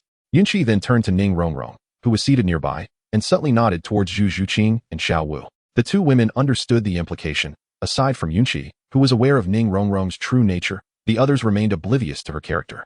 Throughout these days, Ning Rongrong had maintained a gentle smile, save for a minor altercation with Xiao Wu in Soto City, which did not escalate further. The two women welcomed her warmly, appreciating this charming younger sister. Observing the situation, Xiao Wu stepped forward, took Ning Rongrong's hand, and gently proposed, "Rongrong, why not stay here? There are quite a number of rooms available." Ning Rongrong looked at Yunqi, her heart stirred by the suggestion. Yunqi was well aware of the implications and directly stated, "My home is quite spacious. You are welcome to move in." Zhu Zhuqing nodded in agreement and coolly added, "Rest assured, we are here for you." Ning Rongrong smiled brightly, exuding an air of innocence. Yunqi did not linger on her for too long, as he understood that Ning Rongrong's character had yet to evolve. The little demoness still resided within her. He wished to avoid any unwarranted entanglements or the label of a sycophant. Yet he felt compelled to reciprocate her previous support on his behalf. As for the task at hand, Yunqi opted for a natural approach. Being overly scheming would only diminish the value of their emotions.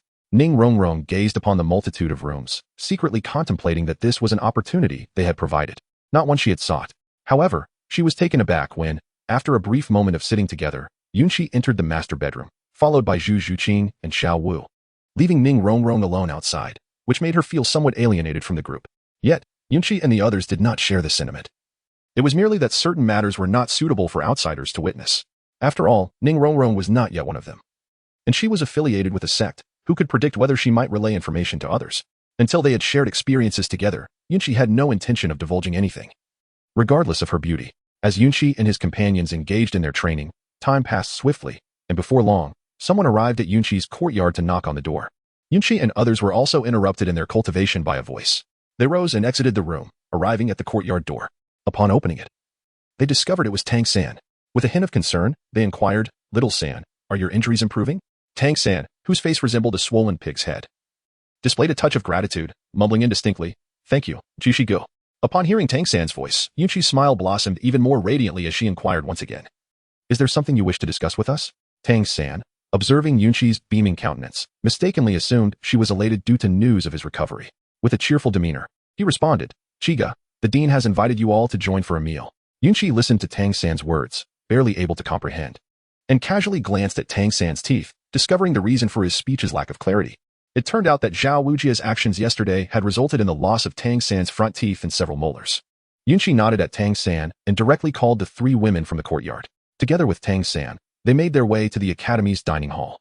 Upon re-entering the confines of Shrek Academy, they encountered what was referred to as the dining hall, a slightly larger wooden cabin. The kitchen was managed by a few hired villagers. As Yunqi and the others entered, they discovered that Dai Mabai, Ma Hongjun, and Oscar had already taken their seats at the dining table. It appeared that Oscar was still oblivious to the fact that the woman beside him was Dai Mabai. He was playfully teasing her. Leaving Ma Hongjun at a loss for words, as Dai Maobai was glaring at him, her eyes warning him to remain silent. It turned out that Oscar had tidied himself up, removing the hair from his face, which instantly revitalized him.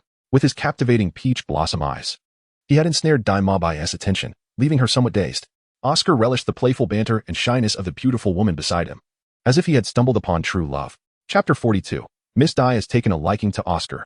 After being ridiculed by the women yesterday, Oscar reflected deeply and resolved to transform himself. With an already commendable foundation, he diligently groomed himself and emerged quite handsome. Dai Maobai observed her good friend's remarkable transformation, unable to contain the excitement bubbling within her. After all, he was indeed the notorious evil tiger. The lecherous instincts within him did not wane with his transformation into a female. Rather, they simply shifted to an affection for men. Yunqi and others expressed their ignorance regarding the situation. Despite any past grievances with Dai Maobai, the moment she presented the contract, it signified that there was no longer any direct conflict of interest between her and Yunqi. Naturally, Yunqi would refrain from any further actions against her. On the contrary, Yunqi and her companions might even assist Dai Maobai in her pursuit of happiness, for their noble character compelled them to do so. Dai Maobai, well aware that she could not conceal her intentions from Oscar for long, resolved to finalize matters that very evening. Once accomplished, Oscar would find it impossible to evade her grasp. Thus, she merely needed to maintain her composure during the day, deliberately avoiding the academy's teachers and acquaintances to foster her relationship with Oscar. Her only concern rested with Yunqi and those familiar with her past. However, witnessing Yunqi's willingness to cooperate, she felt a sense of gratitude reflected in their sinister gazes. The three women, having recognized Dai Maobai, remained silent. Only Ning Rongrong, a simple observer, was curious to see how far Dai Maobai could go. They failed to identify Oscar until he spoke up, being quite the lecher himself. Oscar, glancing at the three women, sought to salvage his image by sidelining Dai Maobai, for the trio before him was undeniably more captivating. Nevertheless, he held no further ambitions. Aware of Yunqi's formidable prowess, having heard tales of her defeating teacher Xiao Wu in such a manner that sent chills down his spine. Ah, you've come to dine as well. Yunqi recognized him to be Oscar, for that pair of peach blossom eyes and his soft, somewhat lascivious voice were unmistakable. However, the three ladies and Tang Xin did not immediately identify him. They merely compared the handsome figure before them with Yunqi. Alas, there was no comparison. Yunqi radiated a masculine charm, with sharp features that exuded warmth and sunlight, while Oscar bore a somewhat effeminate visage, too delicate to rival. Yet, he still inquired, "Do you happen to know us?" Oscar, observing the evident unfamiliarity of the group before him, managed to smile, thinking to himself that with a little grooming, he too could be deemed a handsome fellow. The demeanor of the individuals around him had certainly improved. However, he had completely forgotten the reasons behind his previous unpopularity. And as for recognition, well, with that scruffy appearance, only his eyes and mouth had been visible. Wearing a smug smile, Oscar replied, "I am Oscar, the student you encountered yesterday." The first to react was Ning Rongrong, who gazed at Oscar with incredulity. "Are you truly that lascivious uncle from yesterday?" Oscar's smile faltered for a moment before he chuckled lightly. "Yes, I am indeed that uncle. What do you think? Still the same?" He spoke with an air of unwarranted confidence.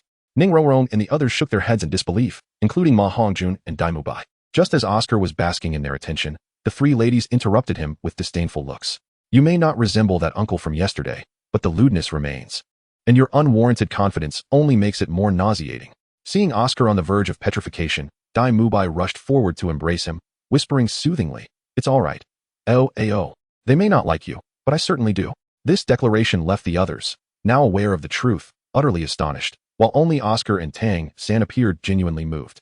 Oscar was deeply touched, realizing there were indeed considerate girls in the world, and Tang San felt a profound appreciation for the beauty of such love. In the depths of Yunqi's mind, an alternative thought lingered. A dog deserves a bitch for eternity. Nevertheless, she wore a warm and radiant smile and spoke. "Congratulations to you all. You have found your own happiness." Oscar regarded Yunqi with utmost courtesy, yet remained oblivious to the expression of Dai Maobai beside him. Thank you. Yet, you surpass us all." As he spoke, Oscar fell silent, winking at Yunqi while glancing towards the three women. Yunqi embraced the situation wholeheartedly, directly addressing Oscar with confidence. "There is nothing to be embarrassed about. Both of them are my girlfriends." Xiao Wu and Zhu Xuqing blushed slightly, while Ning Rongrong felt an inexplicable pang of jealousy that she herself scarcely recognized. Ma Hongjun, having overheard the conversation, chose silence and buried himself in his meal, feeling detached from the world around him. Ever since being playfully chastised by Flender, he sensed a waning of desire, uncertain if it was merely a figment of his imagination. Contemplating the matter, he resolved to seek out his teacher for further experimentation when the opportunity arose. Before long, Yunqi and the others procured their dishes and gathered around the table to partake in their meal. When queried about their cultivation, Yunqi cheerfully attributed their successes to innate talent. Under the dual influence of Yunqi's charisma, any animosity dissipated, forging stronger bonds among them. As for the nature of these bonds, Yunqi believed they were quite favorable. As for the other gentlemen, he mused, they could only wish for the best. In summary, the meal was a delightful affair, with both parties reveling in the joy of camaraderie. Under Yunqi's guidance, they rediscovered each other and playfully bestowed nicknames upon Ma Hongjun and others, such as Fatty and Big Sausage. Amidst the chorus of brother from the ladies, Yunqi inadvertently positioned himself as the leader of their group of 8. After Yunqi helped Xiao Wu wipe her mouth, she turned her gaze towards Zhu Zhuqing, who, feeling somewhat bashful, insisted that she was perfectly capable of handling things on her own. Yunqi did not impose any pressure. He merely inquired casually of Oscar, "Is there no particular rule at the academy regarding the nickname Big Sausage?" Under Yunqi's amiable demeanor, Oscar found no reason to dwell on this moniker. After all, Dai Mabai and Ma Hongjun had long since adopted it, and he had grown accustomed to it.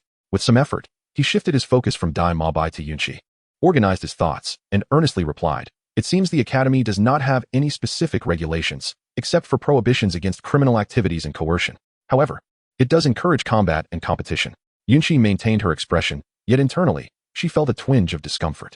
While combat was understandable, the involvement of certain elements stirred an unease within her, for in her past life, many had suffered due to such matters.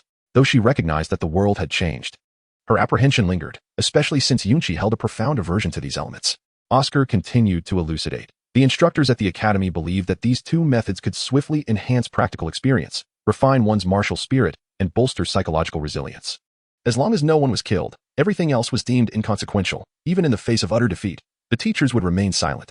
Chapter 43. The True Nature of Ning Rongrong. Yunqi nodded silently, yet beside him, Ning Rongrong inquired, "What about the academy's courses?" Oscar pondered for a moment before responding with a hint of resignation. "Before your arrival, the number of students at the academy was quite limited, and our curriculum is constantly evolving. With so many instructors, the courses are tailored to individual needs, so I am unaware of the current arrangements." He accepted the water handed to him by Dai Mo Height, flashed a grin, and gulped it down before continuing. "Thus, the annual tuition fee of 100 gold soul coins is undoubtedly a tremendous value for you." It was evident that Oscar was oblivious to Yunqi and his companion's unique advantages. Yet Yunqi merely smiled in agreement. However, Xiao Wu could not restrain herself from speaking out. "Then why is your academy so impoverished?" Logically, with several teachers at level 60s, alongside the principal and teacher Xiao, both of whom are soul saints, it shouldn't be in such dire straits. Before Oscar could respond, Ma Hongjun added, "We also receive subsidies from the Spirit Hall, but the teachers no longer do." The group was aware that the compensation for Soul Masters ceased once they advanced past Soul Master rank to Soul Elder. For instance, Yunqi, at present, could no longer receive such benefits. However, Ma Hongjun evidently misunderstood Xiao Wu's intent. "What I meant was, with such high Soul Master levels, surely any endeavor would yield better results. It's implausible for the academy to be in such a state." Ma Hongjun, Dai Mo Height, and Oscar were momentarily taken aback, collectively realizing the oversight. Ning Rongrong, with a sincere smile, gently advised Xiao Wu, "Don't pry further. Perhaps the teachers have their own burdens and cannot venture out to earn money." Upon hearing Ning Rongrong, Ma Hongjun and the others appeared to be explaining to Xiao Wu. Yet the underlying message resonated with all present. Both Ma Hongjun and Oscar were incensed. They were the principal Esprot GS, brought back by Flander, and felt a deep sense of gratitude that made them intolerant of Ning Rongrong's veiled criticisms towards their teachers. Ning Rongrong, unencumbered by Yunqi's aura, could not sway Ma Hongjun or Oscar. Ma Hongjun, now resolute, and Oscar, accompanied by a beautiful companion, remained unmoved by Ning Rongrong's outward charm. Suddenly, the two slammed their hands onto the table, overturning the dishes and utensils, and in unison, they furiously confronted Ning Rongrong. "What did you mean by that?" Yet, Ning Rongrong was no ordinary individual. As the cherished princess of her sect, she had never encountered such indignities. She ceased her pretense, revealing a disdainful expression, and retorted, "What I said is precisely what I meant." Seeing Ning Rongrong not only reject their insinuations but also mock them, they were provoked to violence. Observing their intent, Ning Rongrong merely smirked and slowly warned, "If you dare lay a finger on me, by tomorrow, everyone in Shrek, including your principal, will meet their demise here." "Do you believe me?" Yunqi initially contemplated intervening, yet upon observing Ning Rongrong's demeanor, he realized it starkly contrasted with her portrayal in the original work, where she was subjected to humiliation by Flander. In the original narrative, despite her family's influence and strength, she capitulated to Dai Mabai, facing punishment at Flander's behest.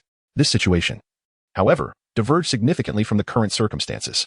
Yunqi pondered for a moment and concluded that it was indeed true. After all, these were living, breathing individuals.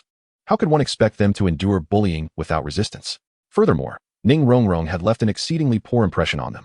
If she possessed any formidable backing, Yunqi would deem her sanity questionable, as such logic simply defied reason. As for Oscar and Ma Hongjun, they too regained their composure, recognizing that Ning Rongrong's identity was undoubtedly significant. During their recent meal, she had once again shared her fundamental information, innate soul power at the 9th level. And her martial soul was the 7 treasures glazed pagoda. From this, it could be deduced that Ning Rongrong was a paragon of the 7 treasures glazed sect. They dared not gamble on whether tomorrow would bring a scene of carnage. Regaining their calm, both men were drenched in cold sweat. For the 7 treasures glazed sect was home to 2 titled Douluos and maintained an excellent relationship with the Heaven Do Empire. Even if they merely insulted her without restraint, they would have to accept the consequences. With this realization, the 2 hastily apologized. "We are truly sorry, Ning Rongrong. We were a bit too emotional just now. Please forgive us." Yunqi gazed at the 2 individuals bowing in apology, as well as Ning Rongrong, who had no intention of forgiving them. She stepped forward and said, "Rongrong, please accept their apology. After all, we are classmates who must continue to learn together." As Yunqi spoke, she discreetly winked at Ning Rongrong from a position unseen by the 2. Although Ning Rongrong did not fully grasp Yunqi's intent, she understood that there was more for Yunqi to convey and promptly indicated her willingness to forgive the 2. "For the sake of Brother Qi, I shall pardon you this time. However, should you ever dare to harbor murderous intent towards me again, I will not hold back." Ma Hongjun and Oscar quickly nodded in agreement, knowing better than to act rashly, as they certainly did not wish to experience the consequences of their impulsiveness, risking the quiet disappearance of Shrek and its members from the Spirit Master realm the following day. Now, observing Yunqi's righteous defense, their eyes brimmed with gratitude. Yunqi gazed at the scene before him, realizing that this was how it should be. To possess power yet refrain from utilizing it would be sheer folly. This Ning Rongrong truly knew how to please the palate. Yunqi casually waved his hand and slowly addressed the 2. "I have assisted you this time, but please let it not be so in the future. We are all classmates. Is there not anything we can discuss? If words are misspoken, we can take our time to clarify. Why must it resort to violence?" Ma Hongjun, feeling aggrieved, murmured, "Brother Qi, the rules of our academy dictate otherwise. They encourage combat." The others shook their heads and sighed, but only Tang San's eyes sparkled with excitement. He mused to himself. This academy truly lives up to its reputation as a school for prodigies. Even its rules are peculiarly unconventional. It seems I have come to the right place. After all, in his previous life, Tang San was also immersed in a sect that specialized in concealed weaponry, where the emphasis on combat and irregularity was simply their way of life. Yunqi was taken aback, realizing that this school rule had embedded itself into their minds. She couldn't help but raise her thumb in approval, giving a nod of commendation to Ma Hongjun and Oscar. "Keep it up, and be sure not to forget this regulation. However, the rule does not specify that it is only applicable to our own people, does it? From now on, if you encounter anyone you find intolerable, make sure to confront them decisively." Zhu Shiqing, Ning Rongrong, and Xiao Wu listened to Yunqi's words in silence, while Ma Hongjun, Oscar, Diamobai, and Tang San were suddenly enlightened. In unison, they expressed their gratitude to Yunqi, saying, "Thank you, Brother Qi, for your guidance." The girls rolled their eyes, exasperated, realizing that the 4 before them seemed unable to comprehend even Yunqi's sarcasm. Yunqi gazed at them in astonishment, pondering to herself, "My aura is undeniably one of forgiveness and amiability. How has it devolved into something that diminishes intellect?" Yet, it was not entirely her fault. The rule resonated profoundly with the 4 individuals. Thus, when Yunqi spoke with righteous fervor, they did not delve into the implications of her words, merely interpreting them as guidance from her. Chapter 44. Tang San moved to tears. After the meal, everyone returned to their respective practices. The atmosphere in Shrek underwent a palpable transformation with Yunqi's presence, becoming increasingly intense, for the enigmatic Yunqi stirred the fragile nerves of the group. Yunqi, observing the departing Tang San, stepped forward to obstruct his path. A thought crossed his mind. Task: have Tang San forge hidden weapons from the corpse of the iron-armored dragon. Reward: retrieve the forged hidden weapons. Tang San, puzzled, gazed at the obstructing Yunqi and could not help but inquire, "Qi, is there something you wish to discuss?" Yunqi directly inquired, "Xiao San, back when we were in school, we noticed that you often collected various ores. What purpose do you have for those?" Upon hearing Yunqi's observation about his hobby, Tang San's expression shifted momentarily before quickly regaining composure. After all, there was a certain fondness in the air, prompting him to respond with a hint of modesty. "It's nothing much. As you know, my family hails from a blacksmithing background, and I wish to preserve my craft. So I gather some materials to practice whenever I find the time." Yunqi also nodded in agreement and addressed Tang San, saying, "I noticed during the entrance examination yesterday that the little gadget you used was crafted by you, wasn't it?" Tang San felt a flicker of anxiety. This was the very foundation of his existence in this realm. Although the person before him was Yunqi, he could not help but feel a twinge of nervousness. He replied somewhat ambiguously, yes, it is indeed my own creation. However, due to the scarcity of materials, there isn't much left." Yunqi casually patted Tang San's shoulder and smiled, saying, "It's nothing, just inquiring. I won't take your things." Upon seeing the amiable Yunqi before him, Tang San felt a wave of shame wash over him. However, He thought to himself that since Qi Gu did not possess the hidden weapon techniques of the Tang sect, there was no cause for concern. Resolute, he decided to present one of his treasures to Yunqi for inspection. As his left hand brushed against the 24 bridges bright moonlight at his waist, he did not immediately retrieve the item. Curiosity piqued. Tang San utilized his soul power to probe within, only to have his eyes widen in shock as they turned crimson with disbelief. He muttered to himself, "Where is my dragon whisker needle? Where is my dragon whisker needle?" Yunqi observed with a concealed delight as Tang San finally realized that his belongings were missing. However, he maintained a facade of concern and inquired, "What troubles you, little San? Is something amiss?" Tang San, with a forlorn expression, lifted his head to meet Yunqi's gaze and sorrowfully replied, "Brother Qi, all the items I used yesterday have vanished." Yunqi inquired, "Xiao San, how could your belongings possibly be lost within the storage soul guide? Please do not fabricate such a flimsy lie to deceive me merely because you are reluctant to show them." Tang San, feeling somewhat anxious, hastily replied, "How could I ever deceive you, Brother Qi? I have always remembered the assistance you and the teacher have provided me." Yunqi pondered thoughtfully and slowly remarked, "It seems that your belongings have indeed been lost. Could it be due to the soul guidance device?" Upon hearing Yunqi's words, Tang San reflected on the past 6 years, during which he frequently lost money and concealed weapons, harboring a complex affection and aversion towards this soul guidance device. In that moment, he found himself unable to make a decisive judgment. Yunqi gazed at Tang San, who was visibly shaken by his words, and boldly suggested, "Why not, little San? Sell this item to me. After all, it seems to be of little use to you," indicating that it has fallen into disrepair over the years. Tang San hesitated for a moment, but ultimately shook his head, responding to Yunqi, "This item was a gift from my teacher. Selling it would not be appropriate." Yunqi gazed at the resolute Tang San, unperturbed by his rejection, for he possessed a surefire method to sway him. With a hint of regret, he remarked, "What a pity. I noticed your frail physique, and I assumed you must be enduring hardships. I merely wished to extend my assistance." Tang San felt a surge of emotion. Having arrived in this world, his father had never shown him kindness, yet the bond of blood remained. Although Yu Xiaogang had imparted wisdom upon him, there was no one, apart from Yunqi, who genuinely cared for his well-being. As the moment of opportunity arrived, Yunqi took out the corpse of the iron-armored sword dragon directly from the ring. Tang San gazed in astonishment at the colossal creature before him, particularly overwhelmed upon recognizing the various ores embedded within the dragon's remains. His breath quickened significantly, and his eyes gleamed with desire. However, the remnants of his rationality prevented him from losing his composure at that very instant. Yunqi also cleared his throat at an opportune moment, interrupting Tang San's train of thought. Tang San, equally excited, gazed at Yunqi and hurriedly inquired, "Qi Gu, what brings this on?" Yunqi casually remarked, "This armored sword dragon is a soul beast that my sister Xiao Wu and I hunted together.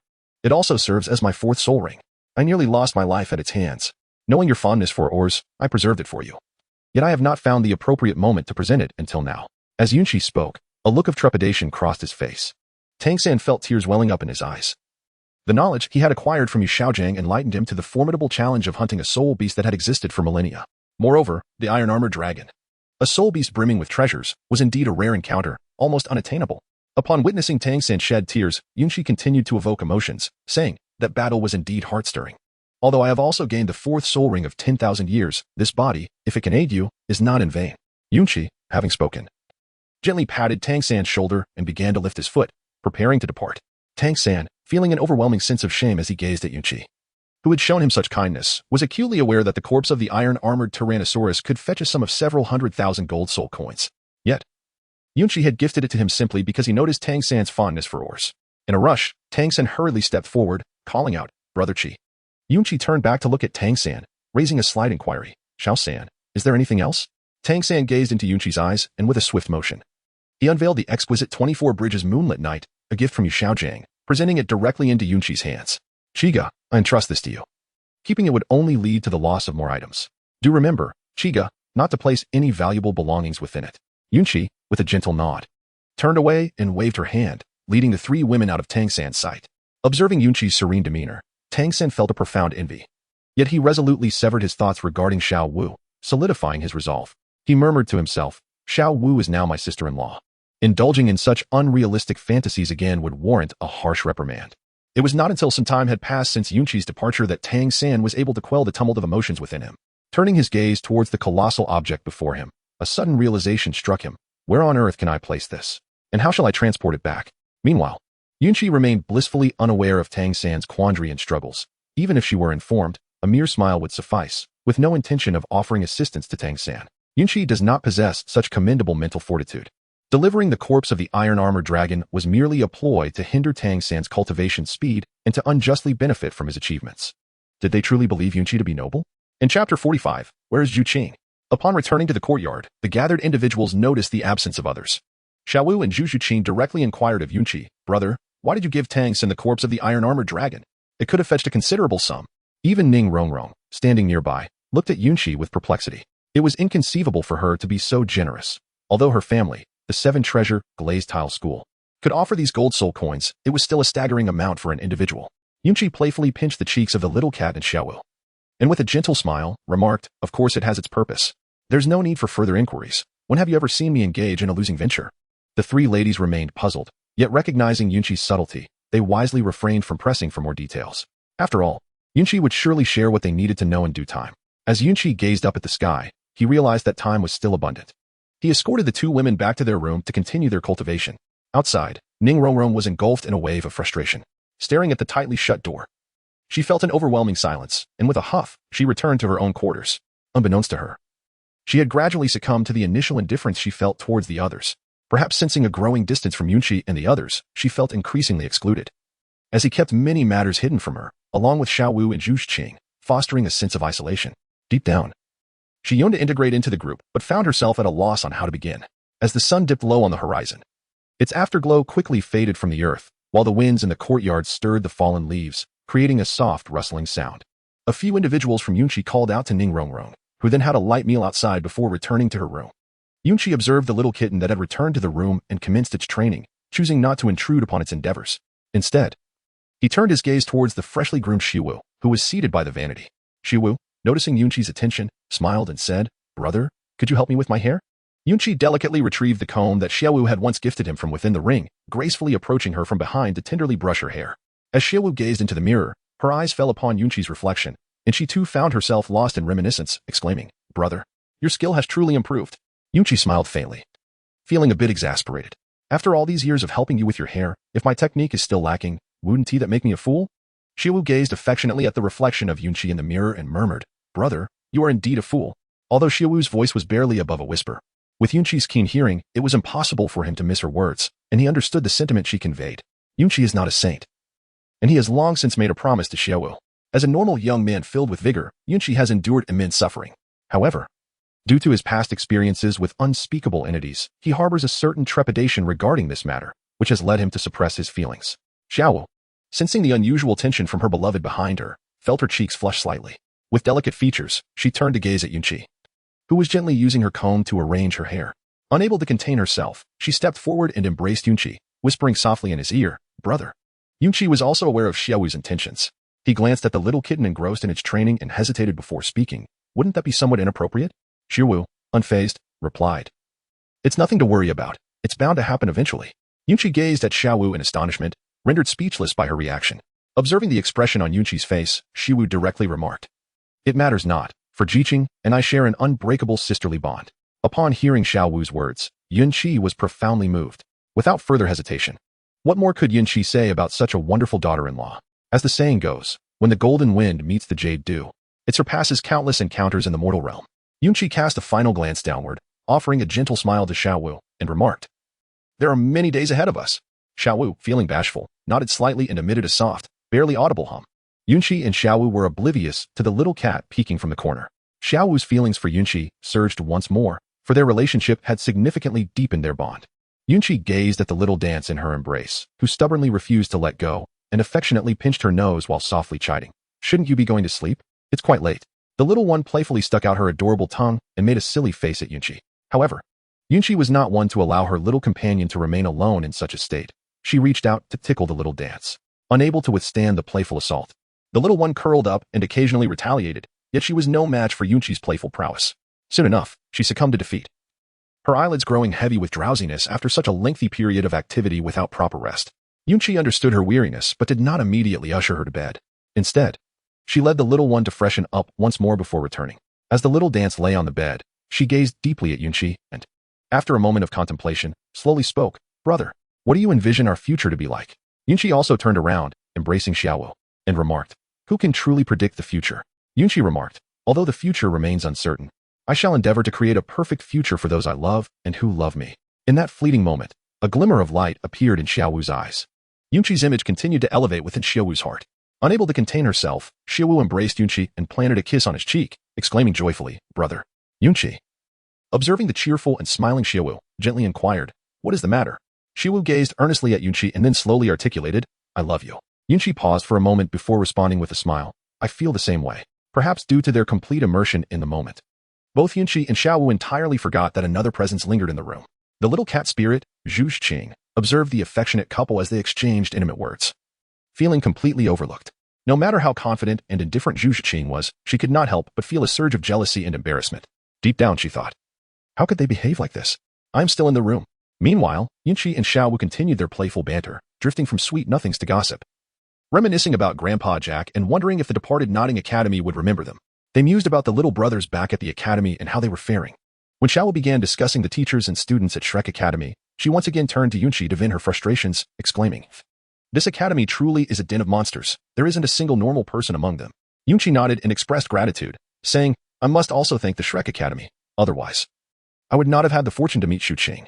Xiao Wu concurred wholeheartedly, exclaiming, "Zhu Xing is truly wonderful." As they spoke, the two exchanged a knowing glance. Their bodies suddenly stiffening as they hesitantly inquired, "Where is Zhu Xing?" In Chapter 46, Xiao Wu persuades the little cat. Yunqi and Xiao Wu abruptly became aware of a lingering, melancholic aura. They turned in unison to gaze upon the little cat, whose face was flushed as if it could bleed. Its eyes wide and fixed intently upon Yunqi and Xiao Wu. A wave of awkwardness swept over them, having been momentarily caught up in their own thoughts. They had neglected the feelings of the little cat.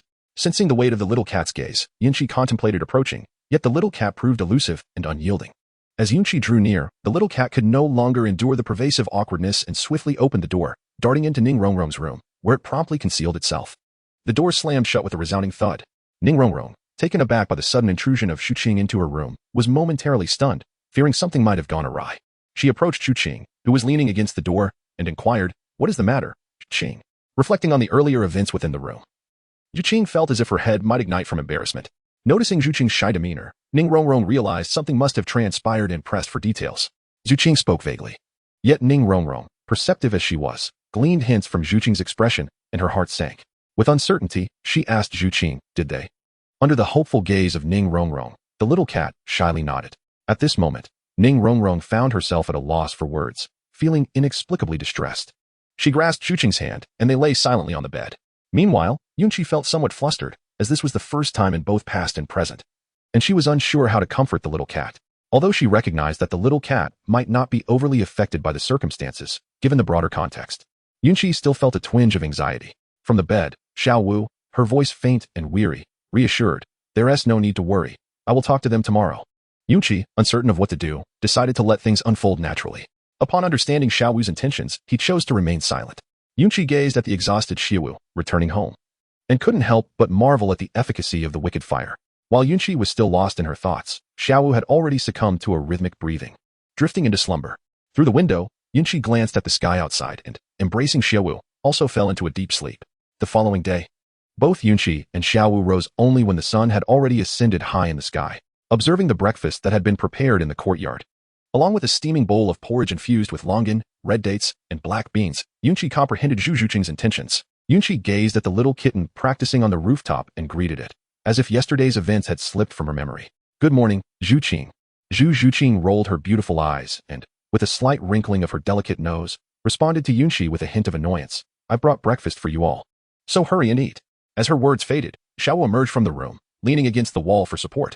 Observing this scene, Zhu Xing swiftly approached to assist Xiao Wu to the table.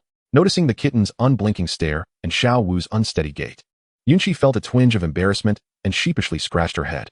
The young, having tasted the sweetness of life, might occasionally indulge a little too much. However, as they were all seasoned soul masters accustomed to physical exertion, they would recover in no time. Zhu Xing gestured for Yunqi to serve the porridge she had painstakingly prepared for Xiao Wu. Yunqi, not remaining idle, carefully approached Xiao Wu, gently feeding her spoonfuls of food. With an expression brimming with contrition, she said to Xiao Wu, "I am truly sorry." Xiao Wu, in turn, beamed with a smile, her eyes curving into crescent moons, and playfully replied, "There is no need for apologies. It was I who wished for you to take me home, and moreover, I am fulfilling the promise made long ago and honoring Grandpa Jack's wishes." As Yunqi reminisced about their past moments together, a smile graced her lips as she continued to feed Xiao Wu breakfast. Soon, Under Yunqi's attentive care, Xiao Wu had eaten her fill and pulled Zhu Zhuqing aside to share whispers. Zhu Zhuqing, perhaps aware of Xiao Wu's intentions, felt a sense of hesitation and embarrassment. However, Xiao Wu, with a serious demeanor, addressed Zhu Zhuqing. Zhuqing, you are aware of what transpired yesterday, and when it comes to dealing with Go, that fickle-hearted rogue, one must act swiftly. Especially since he possesses an enchanting allure that will inevitably draw more people to him. Zhu Zhuqing understood the terrifying charm surrounding Yunqi, having unwittingly succumbed to it herself. Yet she did not feel prepared, given that they had only known each other for a month. A flicker of conflict crossed her face. Observing Zhu Zhuqing's turmoil, Xiao Wu added fuel to the fire. Qing, did you not notice Ning Rongrong's gaze towards Go? Zhu Zhuqing now grasped Xiao Wu's implication but remained skeptical, replying, that cannot be true. She is the esteemed young lady of the Seven Treasures, Glazed Tile School. However, as the words left her lips, she recalled visiting Ning Rongrong's room the previous night and witnessing her awareness of the situation, causing her heart to race. Xiao Wu continued. Even if Rongrong is the young lady of the Seven Treasures Glazed Tile School and does not harbor feelings for Go, did you not observe Ji's gaze? Having spent time with Yunqi and others, Zhu Zhuqing was well aware of Yunqi's character. He often lingered his gaze on beautiful women. With this realization, the hesitant little cat nodded decisively to Xiao Wu. Seeing Zhu Zhuqing's determination, Xiao Wu was elated, knowing that Yunqi, inherently gifted, had now become even more formidable and that she needed to rally more allies.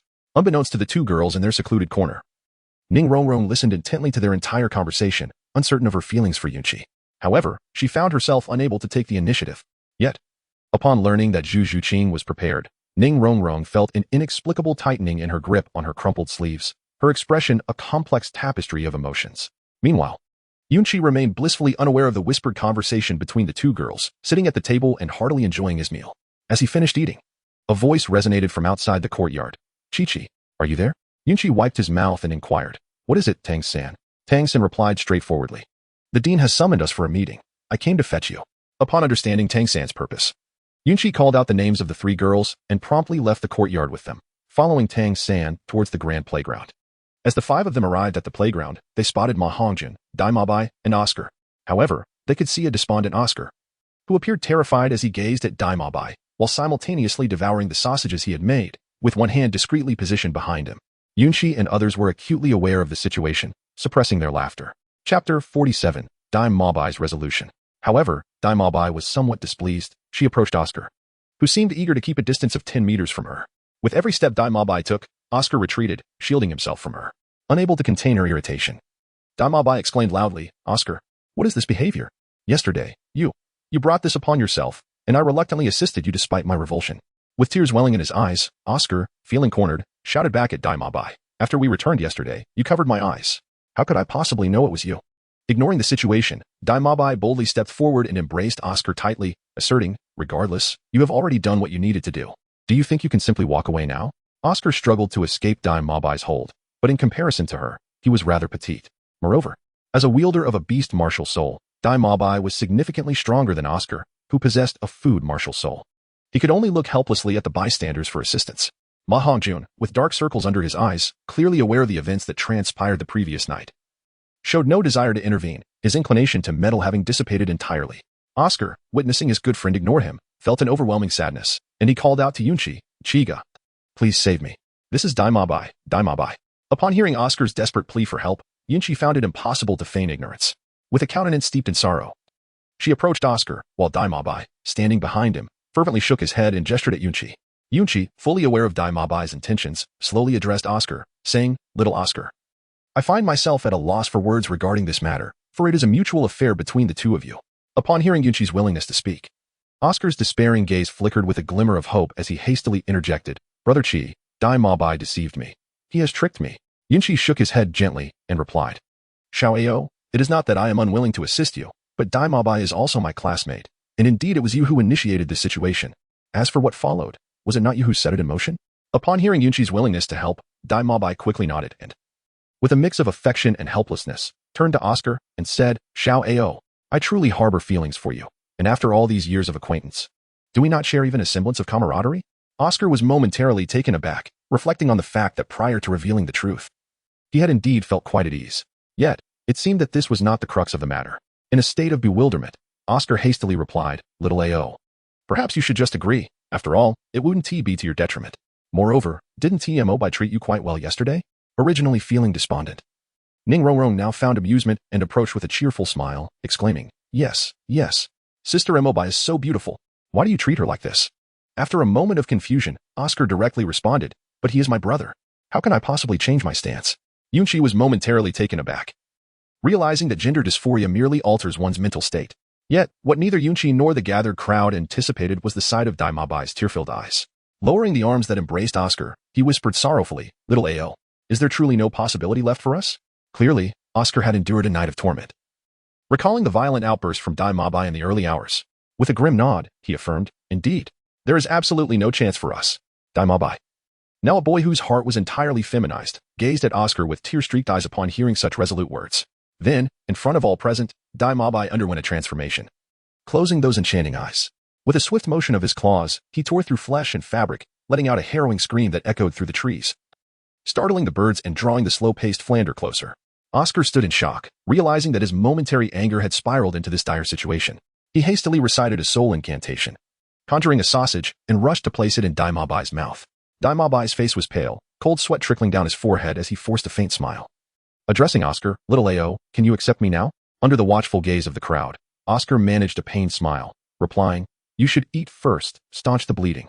Dai Mabai, suffering greatly, quickly absorbed the soul energy from the food, gradually halting the flow of blood. Flander, having arrived after hearing the scream, was filled with fury upon finding his student lying in a pool of blood. "Who did this?" he roared. The intensity of Flander's aura caused discomfort among the onlookers, though it was not directed at them. Flander scanned the crowd, his gaze demanding an explanation, but Yunqi and the others were fixated on Oscar. Realizing the source of the chaos, Flander directly questioned him, "Oscar, what happened to Mabai?" Oscar met Flander's gaze briefly before quickly lowering his head, struggling to articulate a response. With no time to waste, Flander swiftly gathered Dai Mabai in his arms, channeling his soul power to lift the fallen youth into the air. The urgency of the moment was to heal Dai Mabai, to seek any glimmer of hope. As Flander ascended, a voice echoed through the sky, "Disband. Oscar, when I return, I expect an explanation." The crowd, filled with sympathy, cast glances laden with compassion towards Oscar, who remained ensnared in the shadow of the victim-turned-aggressor, burdened by the weight of blame. Yunqi also shook his head, fully aware that Dai Mabai's inner self had become entirely feminized. This transformation would undoubtedly serve as an obstacle to Dai Mabai's romantic pursuits, thus he seized the opportunity to decisively eliminate it, intending to strengthen his significance in Oscar's heart. However, others remained oblivious to this, particularly Tang San, who, with righteous indignation, gazed at Oscar and exclaimed, "Oscar, are you even a man? You initiated such actions first, and now you have become like this. Mabai has expressed her feelings for you, yet now that she has departed, you remain here in a daze?" Yunqi gently patted Oscar on the shoulder, offering no words, yet his demeanor spoke volumes. With a sigh, he led the three ladies past Oscar, heading toward the direction of Soto City. Oscar found himself in a profound internal struggle. This decision could potentially alter the course of his life. However, one must acknowledge the wisdom of Dai Mabai's previous experiences with others. Indeed, the reversal of roles was quite clever, and it remained unrecognized by Oscar for the time being. Chapter 48, The Origin of the Evil Soul Master. After Tang San and Ma Hongjun had departed, Oscar gazed at the bloodstains on the ground. Reminiscing about the brotherhood of yesteryears and the events of the previous night, he resolved to pursue the direction in which Flinder had just vanished. As he ran, he contemplated the notion of forgiving himself and extending forgiveness to Dai Mabai. "I would rather err than do nothing at all." Meanwhile, Yunqi, accompanied by the three ladies, intended to enjoy a meal in Soto City, for the cuisine at the academy was, to put it mildly, unsatisfactory. Upon hearing this, Ning Rongrong followed closely behind Yunqi and the others, for, as a young lady of considerable means, the food here was indeed a challenge to endure. Soon, Yunqi and his companions arrived at a restaurant in Soto City, where they savored a delightful meal before leisurely wandering the streets for a while. "Why do you think Dai Mabai acted in such a manner?" Xiao Wu inquired, glancing at the individuals before her. Zhu Shiqing remained silent, yet in her heart, she felt increasingly assured that her decision to leave at that time was indeed wise. Ning Rongrong, however, responded candidly, "Perhaps he genuinely has feelings for Oscar? After all, once he shaves, Oscar can be considered quite a handsome young man, provided he remains silent." Yunqi, however, harbored a differing opinion, voicing her previous inner thoughts to the group of women. "Were you unaware of who Dai Mabai was?" The women paused for a moment, recalling that scene at the Rose Hotel. While Ning Rongrong only heard about it through hearsay, and thus lacked comprehensive knowledge, she could not help but shudder at the thought of Dai Mabai being capable of turning against even his own brothers. As Yunqi observed the expressions of the women around him, he continued, "Having encountered countless women, it is inevitable that a transformation would soon arise, leading her to succumb to her loneliness. Moreover, Oscar should indeed align with Dai Mabai's tastes. Upon reflection, One can understand why Dai Mabai would act in such a manner. Noticing the contemplative looks on the faces of the others, Yunqi refrained from elaborating further, for he no longer harbored any grievances against Dai Mabai. The affairs of others were of no concern to him. Ning Rongrong then shifted the topic, asserting, with so many of us out together, it would be remiss not to indulge in some shopping for clothes and food. Sisters, would you care to accompany me on a shopping spree? I still haven't made any purchases since our minor disagreement last time. Xiao Wu and Zhu Xing exchanged awkward smiles at this. Ning Rongrong added, rest assured, I shall cover all expenses today. Witnessing Ning Rongrong's generous spirit, Xiao Wu joyfully grasped Yunqi's hand, bouncing with excitement as she exclaimed, hooray. Yunqi cast a glance at Xiao Wu, then lifted her head to meet Zhu Xuqing's gaze, instantly feeling as though she was in a scene where parents accompanied their daughter, being treated to a meal by an aunt. However, this time, rather than merely waiting, Yunqi approached a small roadside stall selling trinkets. She picked up a little rabbit and a kitten pendant and inquired of the vendor, how much for these two? The stall owner warmly replied, these two will cost just 1 silver coin. Yunqi nodded slightly. Although it was a bit pricey, it was still within an acceptable range.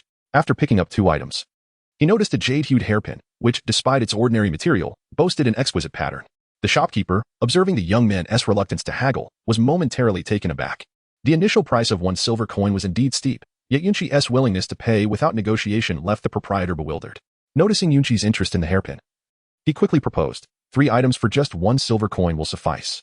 Yunqi smiled softly, retrieving money from within her ring and placing it before the stall. Before rising and turning to leave, the stall owner sighed, exclaiming, what a generous soul. Alas, if only Yunqi had lingered a moment longer, I might have returned some of it. Upon her return to the agreed meeting point outside the city gate, Yunqi noticed a lecherous man persistently harassing Xiao Wu and her companions. Little miss, are you all here to buy clothes? How about I treat you to a meal? Xiao Wu and Ning Rongrong, both fiery in spirit, summoned their martial spirits, ready to unleash their powers. Xiao Wu scoffed, what nonsense? Calling yourself brother? You must have drunk some bad wine to not recognize yourself. The lecherous man's expression darkened. In the small town of Suatua, as a soul king, he was not accustomed to being spoken to in such a manner by mere girls. His malevolence swelled within him, and he unleashed his martial spirit, his 5 soul rings shimmering ominously. Sensing the escalating tension, Zhu Xuqing discreetly vanished from sight, having activated her martial spirit and taken cover. Ning Rongrong, observing the growing malice in the lecher's gaze, boldly declared, I am the daughter of the 7 Treasure Glazed Tile School's master. Do you dare to strike? The lecherous man, momentarily taken aback, pondered the weight of her words. The 7 Treasure Glazed Tile School was renowned across the continent. The realization that this young woman was the master's daughter instilled a sense of dread within him, as he recognized the peril that could arise from his momentary lust. As the man deliberated, Yunqi concealed herself, initially curious to witness the combat prowess of the girls, but now realizing she would not witness their struggle. Seeing the lecherous man hesitate, Ning Rongrong seized Xiao Wu's hand and attempted to depart. With disdain, she addressed the man blocking their path. Good dogs do not obstruct the way. The man, stung by her words, seemed ignited, his eyes reddening as he glared at Ning Rongrong, roaring, say that again. Though startled by his ferocity, Ning Rongrong, undeterred, retorted with each word enunciated clearly, good dogs do not obstruct the way. Feeling the sting of humiliation, the lecherous man disregarded the potential danger posed by the 7 Treasure Glazed Tile School and attacked recklessly. His martial spirit manifested grotesquely, his body covered in grotesque growths emitting a foul stench. His tongue hung out, saliva dripping to the ground, sizzling as it made contact, releasing plumes of steam. Fortunately, Xiao Wu reacted swiftly, activating her ghost shadow mysterious steps to evade the Soul King's assault by mere millimeters, retreating rapidly. Yunqi found herself unable to remain any longer, as the strength and cultivation of Xiao Wu and the inadequately trained Xuan Yu were insufficient to contend with the Soul King before them, who possessed the venomous frog martial soul. As Zhu Xuqing prepared to unleash her soul skill, Yunqi urgently called out to her, Xuqing, wait, do not act just yet. Upon hearing Yunqi's voice, Zhu Xuqing hesitated, slowing her movements. Meanwhile, the man gazed hungrily at the alluring beauty before him, a lascivious glint flickering in his eyes. He activated his second soul skill, and with a swift flick of his tongue, it extended forth, cutting through the air with a whooshing sound, aiming directly for Zhu Xuqing. Yunqi remained vigilant. As the second and third soul rings on his body illuminated, the sword in his hand transformed into a streak of luminous energy, slicing directly towards the man's tongue. Accompanied by a blade that completely disregarded any form of defense, it was more than a mere tongue could withstand. The man, witnessing the blade hurtling towards him, hastily engaged the muscles of his tongue to alter its trajectory. However, Yunqi's sword possessed the remarkable ability to curve. In an instant, the blade cleaved through the man's tongue, which writhed on the ground in a grotesque dance. The man crouched down, clutching his mouth, while blood flowed incessantly from his lips. Yunqi is not the type to leave a task half-finished. She cannot tolerate a man who would dare to lay a hand on his own woman, especially one possessing a martial soul that would later be deemed as that of a sinister soul master. She has no intention of sparing him. The thought of Tang Xin being the one to unleash such entities from the city of slaughter sends a chill down her spine, leaving her to ponder how many innocent lives would be lost as a consequence. Chapter 49. Decimation. As Yunqi wielded the Moonshadow's sword with fervor, the man stood momentarily entranced, oblivious to the peril that encircled him. The first soul ring, unbridled by concerns of soul power, pulsated wildly as the blade danced through the air, unleashing a torrent of sword energy that enveloped the man. Realizing the imminent threat, he fought through the excruciating pain of his severed tongue and activated his fourth soul ring. In a stunning display, he transformed into a pool of blood, narrowly evading the onslaught of Yunqi's sword strikes. Yunqi's gaze sharpened. For his premier soul skill had always been elusive, never allowing anyone to evade his assault. Yet today, it had been sidestepped, leaving even Xiao Wu with no choice but to withstand it head-on. The sword energy lingered momentarily above the crimson waters before dissipating with the breeze. For without the sustenance of soul power, it could not endure for long. Slowly, the figure submerged within the blood began to emerge, his complexion pallid, clearly indicating that the recent exertion of soul skill had exacted a toll. Clutching his mouth, the man cried out fervently, yet his utterance was rendered unintelligible, for his tongue was lost. Nevertheless, the seething resentment reflected in his eyes spoke volumes, conveying the essence of his plight to Yunqi. Yunqi raised the corner of his mouth and said to Ning Rongrong behind him, "Rongrong, please grant me a buff." Ning Rongrong looked at Yunqi in bewilderment and asked in confusion, "Brother Qi, what is a buff? How do I grant it?" As Yunqi's initial desire to show off evaporated, he offered a wry smile to Ning Rongrong and said, "Bestow your soul skill upon me." The man before him regarded Yunqi with a hint of disdain, yet a flicker of joy crossed his face. He promptly retrieved a blood gem from his satchel and consumed it, the pallor from his excessive blood loss gradually returning to his cheeks. It was evident that this man was the embodiment of the evil soul master. As Yunqi drew his sword, Ning Rongrong's buff was applied just in time, and two radiant beams of light surged into his body in succession. Yunqi suddenly felt a wave of lightness envelop him, and his speed surged once more. The sword was drawn. The shadow followed. In an instant, the sword aura of Yunqi surged forth, and the man, lacking the fourth soul skill blood pool, was inevitably struck by the sword's force. Before he could even register the pain, shrouded by the brilliance of the sword light, Yunqi seized the moment to unleash his first soul skill, accelerating briefly before employing his second soul skill, piercing heart. It plunged directly toward the man's heart. However, this man was a soul king, a sinister soul master with a penchant for bloodshed, and thus possessed a unique sensitivity to the aura of death. Instinctively, he shifted his body, causing Yunqi's blade to pierce through his shoulder instead. The man, glancing at the sword lodged in his shoulder, pressed down on it with his hand to prevent Yunqi from withdrawing it, then swiftly kicked Yunqi away. Following this, he unleashed a torrent of incomprehensible words at Yunqi, clearly unintelligible. Upon witnessing the sword in his hand being disarmed by the man, Yunqi could only manage a resigned smile as she summoned another blade.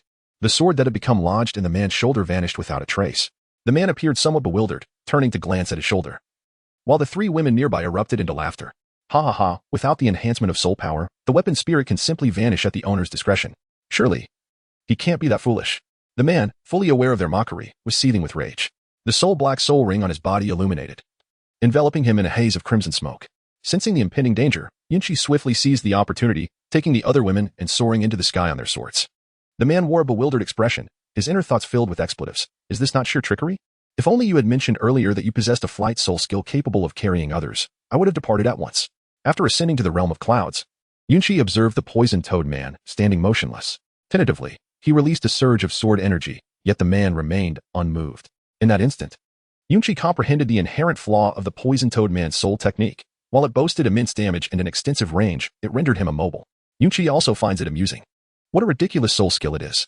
While it may serve as a formidable weapon in the arena, in the wilderness, any soul master with a modicum of speed can easily escape. After all, the speed of smoke dispersion is quite limited.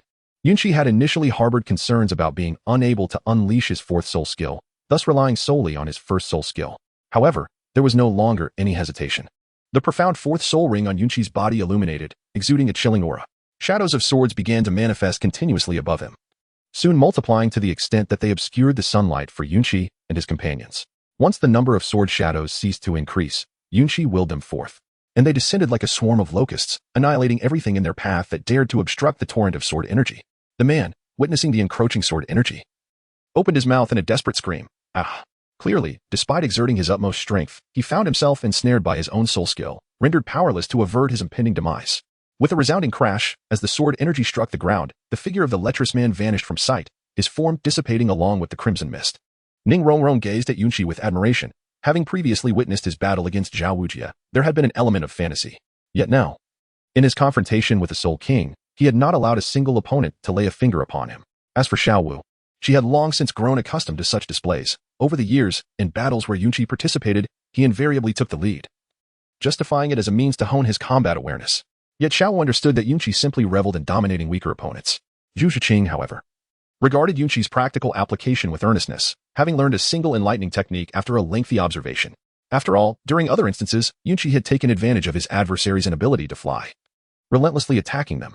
This left Zhu Shiqing both amused and exasperated. She had never encountered anyone who fought in such a manner. This was nothing short of sheer bullying. Of course, Zhu Shiqing jested, for as Yunqi's partner, the specifics of his fighting style mattered little to her. What truly counted was that he emerged victorious. In the fleeting moment when Yunzi beheld the shadow of the sword departing, he began to turn, presenting his back to the unfortunate soul behind him. Before him stood 3 women, upon whom he bestowed a faint smile. Amidst their banter, the masts and sails were reduced to nothingness. Upon hearing the sound, Yunqi couldn't help but exclaim internally. Another formidable arm had been added, yet regrettably, the audience was sparse. This scarcity somewhat dampened her enthusiasm, prompting her to click her tongue in boredom. Without a sole guide to capture the moment, it truly felt like a lamentable loss. The other girls, observing Yunqi's demeanor, played along with exaggerated admiration. Wow, brother, you are truly remarkable. That was a Soul King, and you dispatched him with such ease. Yunqi also looked somewhat awkwardly at the performance of the few, particularly at the little kitten.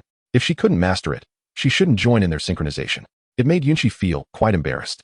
As Yunqi gradually descended into the pit, he observed the area, finding no treasures or belongings left behind. After a thorough search, aside from the rampant sword energy, nothing was discovered. With a light leap, he returned to the surface. Turning to the few women who were gazing into the pit, he smiled and said, "Let us return." The rays of the setting sun cast elongated shadows of the 4 figures, yet one silhouette appeared solitary. However, behind a large rock not far away, a figure was stealthily documenting the appearances of Yunqi and his companions, unbeknownst to them. Chapter 50. Double Standards of Flander. The following morning, Yunqi and his companions returned to the playground, eagerly awaiting Flander's arrival. Their original plans had been disrupted, and after the events of the previous night, Flander had listened to Oscar and Dima's accounts, gaining a comprehensive understanding of the situation. Flander found himself engulfed in confusion. Were the youth of today so extravagant in their pursuits? The events had already transpired, and Dima had arrived too late, feeling powerless despite his intentions. Flander wished to express something, yet upon observing the resolute expressions of the two, he was reminded of his own youthful days filled with vigor. With a deep sigh, he gestured for them to disperse. Before long, Flander, who had pondered throughout the night without resolution, appeared before the group. They were all familiar with him. Ning Rongrong gazed at the dean, whose face resembled a shoehorn and was adorned with black-rimmed crystal glasses, exuding an air of cunning. She whispered to Zhu Shiqing, "This dean. I didn't scrutinize him yesterday, but the more I look, the more he seems like a..." Before she could finish her thought, she caught Flander's gaze from the corner of her eye and fell silent. The surrounding atmosphere was thick with silence, primarily due to Dima and Oscar. Dima had called in a favor from Flander to have the doctor treat the injuries, which were merely superficial. Oscar had also declared his intentions at the clinic. Yet Flander still felt awkward, resulting in a tense ambience. Yunqi took the initiative to break the silence, greeting Flander with a warm "Good morning, Director." The others soon followed suit, collectively offering their morning salutations. "Good morning, Director."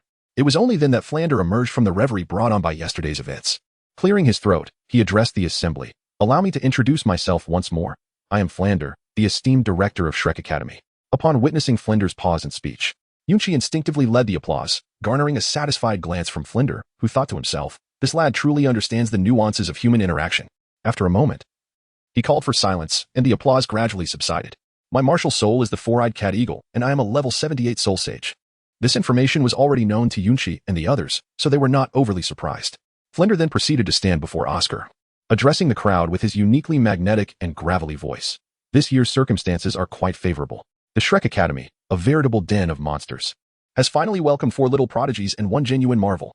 I, Flander, as the dean of this institution, extend a warm welcome to all of you. Do remember to present 100 gold soul coins to teacher Li Yusong, who oversees the finances." After delivering this message, Flander called out the name of Ma Hongjun. "Ma Hongjun." He stepped forward, his demeanor respectful as he addressed Flander, "Dean. Now, take a few of your junior classmates and brief them on the Academy's regulations. Afterwards, rest a while, as our first lesson will commence this evening. As for you, Oscar and Ning Rongrong, accompany me." In Yunqi's eyes, an inexplicable expression surfaced as she observed Ning Rongrong. She mused that Ning Rongrong had just spoken ill of Flander, and it was certain that Flander had overheard her. Given Flander's nature of bearing grudges and his protective disposition, it was inevitable that Ning Rongrong would feel a twinge of discomfort. However, Yunqi chose to remain silent. Indeed, Ning Rongrong's temperament required some refinement, yet it should not be excessive, for Yunqi still cherished the character that Ning Rongrong displayed towards outsiders. Ning Rongrong, evidently unaware of the reason behind Flanders' summons, stood bewildered, while Oscar's expression turned to one of sheer shock. Oh no. The Dean remembers what happened yesterday. This is dreadful.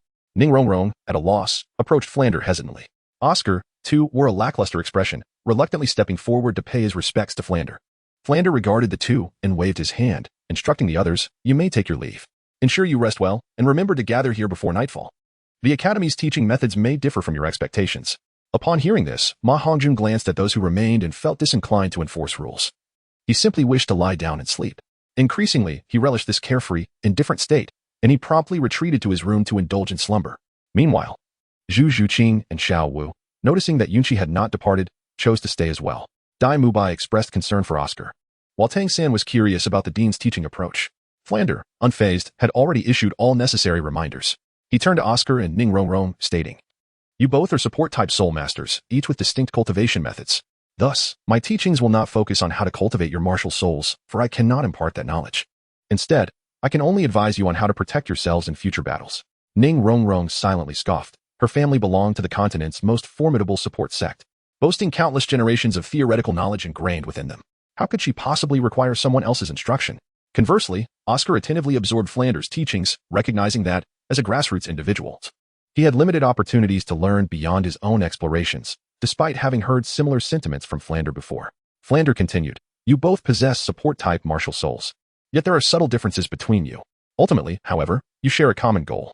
As soul masters lacking combat abilities, how will you safeguard yourselves without the protection of your companions?" Ning Rongrong, devoid of any pretense, candidly replied, "By training my physical fitness, using tactics to stall, and employing wealth to bribe the adversary.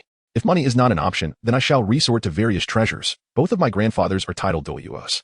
Upon hearing her response, Flanders' lips twitched in disbelief. What nonsense is this? So what if you are wealthy? And having two titled Douluos as grandfathers is impressive, is it? Internally, Flanders raged, yet upon reflection, he acknowledged the truth in her words. No one would willingly engage a menace on the battlefield. And the fury of two titled Douluos was no trifling matter. Oscar, at the tender age of 14, felt as insignificant as an ant on the playground. Even the onlookers were rendered speechless by Ning Rongrong's unabashed display of opulence. Yunqi couldn't help but marvel inwardly, recognizing that this truly aligned with Ning Rongrong's persona as a little enchantress. In the original storyline, it seemed as though she had been under the influence of a dimming intelligence aura. With such an impressive background, affluent and well-connected, even the royal family must pay her respect, and those two old men are among the most formidable figures on the entire continent. If I possessed such a background, I would stride through life with utmost confidence. After some time had passed, Flanders, regaining his composure, wiped the cold sweat from his forehead and sighed internally. "I almost forgot. The background of this little sorceress is far too grand. It would be wise to tread lightly."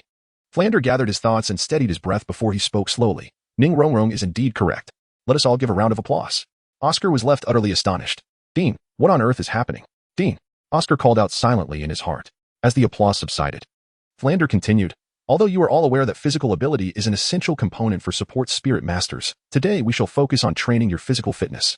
Ning Rongrong, run 15 laps around the village, and Oscar, as the senior, you will run 30 laps to set an example." Chapter 51. Flanders revisits old matters. Oscar found himself bewildered as Flanders' image in his mind suddenly crumbled. He stared blankly at Flanders, while Dai Mabai looked upon Oscar's dismay with a pang of sympathy. Knowing that they had only just established their relationship and were still in the throes of passion, Flanders' lesson was, in essence, tinged with a hint of punitive nature. What troubled Oscar was why Ning Rongrong's laps were halved. Flanders glanced at Dai Mabai, who appeared eager to intercede for Oscar, adjusting his spectacles with a single hand, his eyes glimmering with a flash of insight. Dai Mabai, realizing something, quickly withdrew his foot, casting a weak glance at Oscar, palms up in a gesture of helplessness. Observing Dai Mabai's interest, Flanders chose to disregard it and turn back to address the group. "If you do not return by noon, you may forego your meal. You may utilize your martial spirits for assistance, but cheating is strictly prohibited." Upon hearing this stipulation, Ning Rongrong did not linger on words, but without hesitation, dashed outside, her martial spirit augmenting her abilities. Oscar felt a surge of joy at the prospect of using his martial spirit, hoping to collaborate with Ning Rongrong. Yet, seeing her entirely disregard his intentions, he could only manage a wry smile, glancing at the onlookers before following in the direction of Ning Rongrong. Though the village where Shrek Academy was situated was not as grand as Holy Spirit Village, Flanders' implication encompassed the fields, making each lap a little over 3 kilometers. For a food-type spirit master, 30 laps constituted a rather daunting challenge. As Yunqi reflects on her previous life's experiences, she recalls how the journey became increasingly arduous as it progressed. Both willpower and physical endurance must not falter. Though she currently resides in the world of Douluo, Yunqi is convinced that Oscar will not return before noon, and for a battle spirit master, this is no trivial matter. Yunqi glanced at Flanders, his aura radiating brightly. He inquired, "Director, what is the matter?" Flanders, understanding Yunqi's intent, initially presumed it was a matter of defending a peer. Gazing into Yunqi's eyes, he contemplated the possibility of Yunqi becoming a significant figure in the future. Thus, he quietly elucidated to Yunqi, "You are aware of yesterday's events, after all. It was not a matter of honor. Moreover, I must ensure Oscar learns a lesson, as this is indeed a breach of decorum." As Yunqi was about to leave after acknowledging Flanders with a nod, he was halted by Flanders' call. "Yunqi, Tang-san, accompany me for a moment." Yunqi gazed at Tang-san, who resembled him, with a hint of curiosity but chose not to speak. He nodded towards Flanders. Seeing this, Xiao Wu and Zhu Zhuqing also wished to follow, but Yunqi waved his hand gently and said, "You should return and rest well.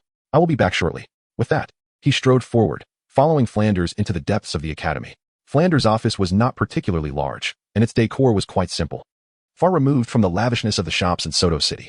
Upon entering, Flanders took a seat on his stool and gestured for Yunqi and Tang-san to join him. Once they were seated, he addressed them, saying, "I have heard from Tang-san that you both graduated from the same academy and grew up together in the village." Yunqi nodded slightly, acknowledging that there was nothing to conceal. Flanders, with a hint of complexity in his gaze, turned to Yunqi and inquired, "Then why have you not sought the esteemed master as your mentor?" In Yunqi's eyes, a glimmer of insight flashed as he recalled his previous ignorance regarding patience. Having chosen the most foolish approach that led to Yu Xiaogang's disgrace, evidently noted by those with ulterior motives. However, Yunqi remained composed, merely displaying a faint, bitter smile. He slowly addressed Flanders, saying, "Dean, you must understand that in my youth, coupled with the master's fervent admonitions, I was overwhelmed by fear." He added, "I was utterly unaware of the subsequent events." Tang-san hastily rose to corroborate Yunqi's statement, exclaiming, "Indeed, Dean, I can attest to that. Moreover, the master has long since moved on."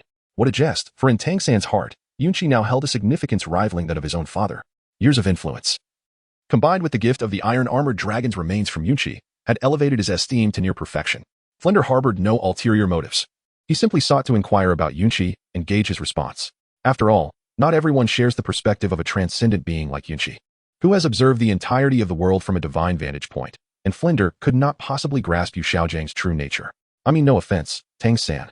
Do take a seat. I merely lament the capriciousness of fate." Upon hearing these words, Tang-san finally felt at ease and settled back down. For he had silently vowed during the previous night's slumber, he would protect the world's finest Yunqi at all costs. If Yunqi were aware, surely he would deliver a decisive blow to Tang-san, followed by an apology enveloped in a halo of forgiveness. Yunqi gazed at Flanders and inquired, "Dean, you summoned us here. It cannot merely be to discuss this matter, can it?" This time, Flanders remained silent, merely directing his gaze towards Tang-san. Tang-san, recalling the instructions imparted by Yu Xiaogang, promptly retrieved the letter from the inner pocket of his garment and presented it to Flanders. "Dean, this is the letter that my teacher entrusted me to deliver to you before his departure." Yunqi observed the scene before him with palpable indifference and spoke directly, "Dean, I shall take my leave and rest now." Flanders, having received his answer from Yunqi, waved his hand dismissively, for what followed was no longer of concern to him. Upon witnessing the scene, Yunqi stepped outside and closed the door behind him. He mused to himself that it was merely Yu Xiaogang's impending arrival at Shrek Academy. With this thought, a radiant smile graced Yunqi's face, illuminating his demeanor with a refreshing brightness. On his way back, Yunqi encountered Ning Rongrong and Oscar, who were engaged in a spirited run. He greeted them with a smile and inquired, "How many laps have you completed?" Ning Rongrong remained silent, merely raising her index finger before continuing her forward sprint. In contrast, Oscar responded loudly to Yunqi, exclaiming, "Brother Qi, I have completed 2 laps." Yunqi was somewhat taken aback, for it was Ning Rongrong who had taken the lead first. However, to her surprise, Oscar had managed to overtake her by a full lap. Yet, upon catching sight of Oscar's beaming smile, Yunqi suddenly understood the situation. This was nothing short of a display of arrogance, not merely in front of Ning Rongrong, but also in the presence of Dai Mabai. Yunqi is undoubtedly aware of the thoughts of these men at this stage. Even if they cannot attain their desires, they will devise various means to attract attention. However, observing Oscar incessantly speaking and engaging in erratic movements, coupled with the physical exertion necessary to maintain his speed, Yunqi suspects that Oscar may be exhausting himself. After all, 30 laps is no trifling number. Yunqi said little, merely sitting quietly beside.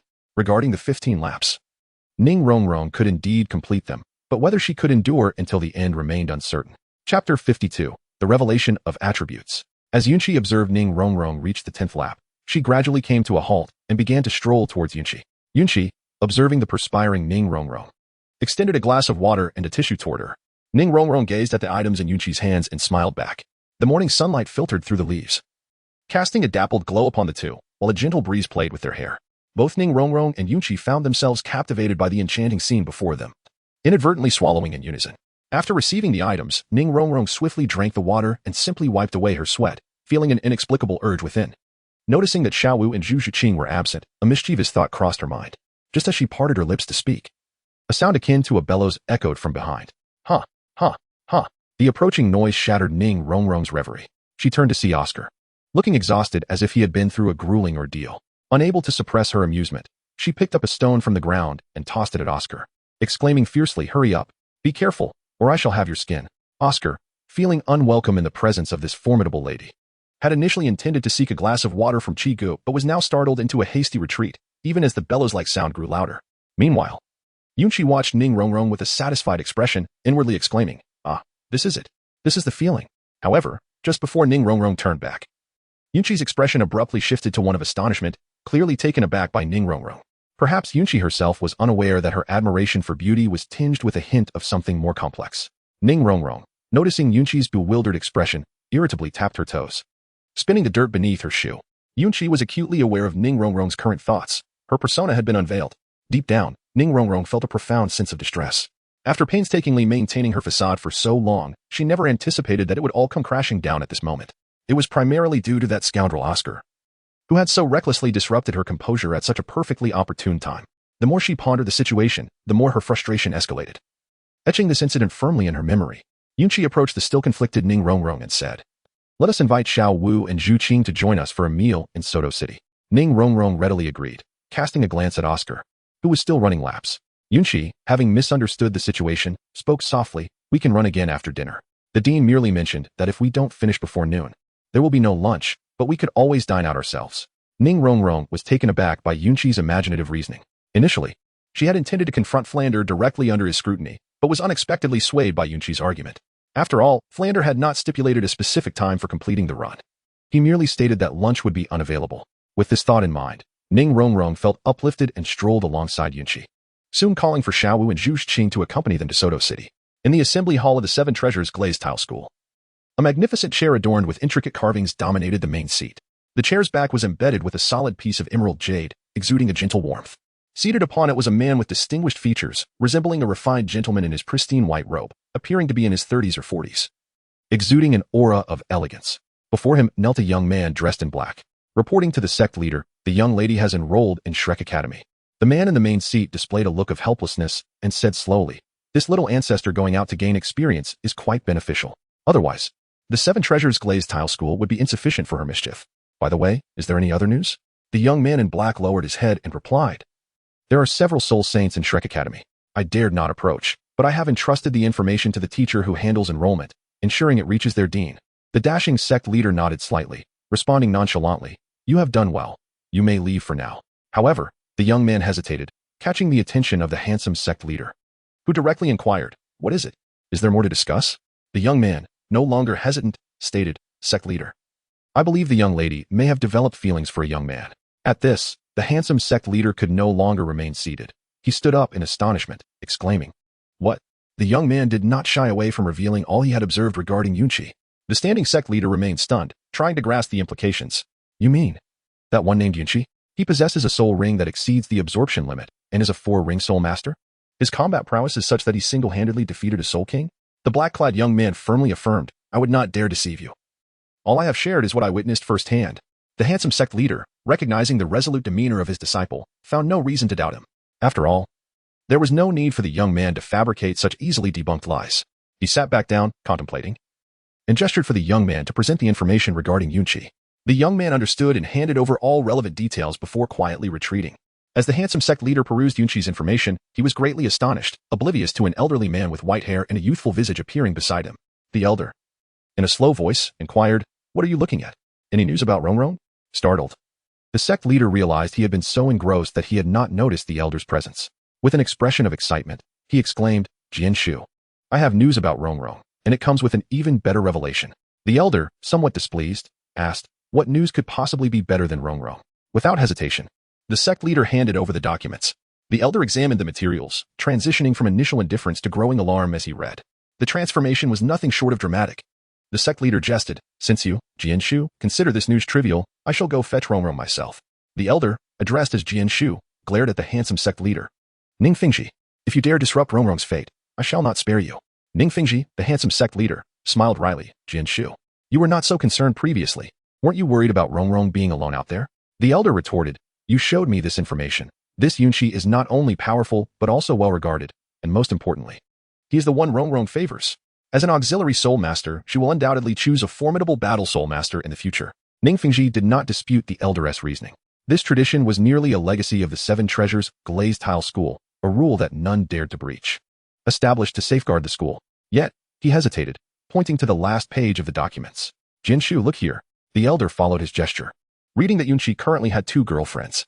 Frowning, the elder remarked, "What does it matter now? Rongrong has yet to express her feelings. And while the number of partners may not concern a strong individual, she is my daughter, and I do not wish for her to face hardship out there." The elder's gaze flickered as he made a decision, addressing Ning Fingji. "Perhaps I should test this young man?" Ning Fingji, taken aback, nodded and said, "Very well, Jianshu. And please convey a message to Flander, the Dean of Shrek. Take good care of my daughter." The elder shot Ning Fengji a glance, slowly replying, "As if I would not know that." Ning Fengji smiled sheepishly, remaining silent. In all likelihood, few dared to speak to him in such a manner across the entire Douluo Continent, and the elder before him was one of those few. Though the elder appeared youthful, Ning Fengji himself was over 60, still subject to the elder's admonitions. As Ning Fengji reflected on the elder, he recalled when he inherited the leadership of the sect from his father. This elder had been a guardian of the Seven Treasures glazed tile school ever since. The elder, noticing Ning Fengji's silence, took flight on his sword, disappearing into the horizon. Upon arriving in Soto City, the group enjoyed their usual feasting and merriment, leisurely returning with satisfaction. Meanwhile, Flander, lurking in the shadows, ground his teeth in frustration, musing, "How can I lead the team with this Yunqi around? Everyone has such strong opinions." He had initially intended to suppress Ning Rongrong's spirit. Otherwise, the entire academy would fall under her influence. Flander's audacity stemmed not from newfound courage, but rather from having recently received a confidential missive from the Seven Treasures glazed tile school, urging him to ensure that Ning Rongrong faced some challenges. Furthermore, Ning Fengji had made an investment in Shrek Academy. With this in mind, Flander felt secure, knowing he had little to fear from retribution from the Seven Treasures glazed tile school. However, unexpectedly, a certain Yunqi appeared midway and whisked Ning Rongrong away to Soto City for indulgent feasting. This turn of events left Flander somewhat exasperated. Pondering to himself, "I can only seek another opportunity." Subsequently, he ceased to observe Yunqi and the others, swiftly departing the scene. Upon returning to the academy, Ning Rongrong quickly completed 5 laps, and during her run, she kicked Oscar, who lay on the ground like a defeated dog, venting her frustrations from the morning. As night descended, Flander stood before the 7 individuals on the Shrek Academy playground. He inquired, "Where is Oscar? Why has tea finished yet?" No sooner had Flander's words left his lips than a feeble voice emerged from behind him. "Principal, I am here." Flander and the others turned to see Oscar, and their expressions transformed into pity as they beheld his colorless face and unsteady gait, nearly crawling to keep himself upright. Realizing he had forgotten to cancel Oscar's physical training, Flander thought, well, it's physical training, not punishment. Nevertheless, he maintained the dignity of his position and asked Oscar, "Have you completed 30 laps?" Using the support of Dai Mubai's hand, Oscar steadied himself, trembling as he replied, "Principal, I have finished." Flander then shifted his sharp gaze to Ning Rongrong, posing the same inquiry. "Ning Rongrong, have you completed your 15 laps?" With a smile, Ning Rongrong responded, "Yes, Principal. I have finished." Flander scoffed lightly and pressed further, "Did you complete them this morning or this afternoon?" Confused, Ning Rongrong replied, "What is the difference? In any case, I finished." Flander chuckled, though his smile bore a sinister undertone. "Your so-called completion consists of half the laps. As you indulged in a feast with Yunqi before leisurely finishing the rest?" Ning Rongrong glared at Flander, her tone filled with indignation. "So, you were monitoring us all along?" Flander did not deny it, nodding in affirmation. Ning Rongrong's anger gradually dissipated, replaced by a smile as she gently asked, "Why?" Flander's expression turned stern. Having received permission, he proclaimed loudly, "As the principal, what is wrong with me checking on your progress? Moreover, you left the academy without authorization, disregarding its rules. Did Ma Hongjun not inform you of the academy's regulations?" Yunqi also stepped forward to address Flandra, saying, "Dean, it was I who summoned Rongrong to Soto City. And Ma Hongjun did not mention the academy's rules to us." Flandra, feeling a surge of frustration yet unable to express it, turned to Ma Hongjun and inquired, "Ma Hongjun, please tell me, when I asked you about the rules, did you respond?" Ma Hongjun, previously languid and indifferent, suddenly found himself the center of attention as everyone turned their gaze towards him. With an expressionless demeanor, he replied, "Teacher, I was going back to sleep." I did not say anything. It was quite dull. After uttering these words, he stifled a yawn. Flandre, witnessing his disciple's demeanor, felt his anger boiling over.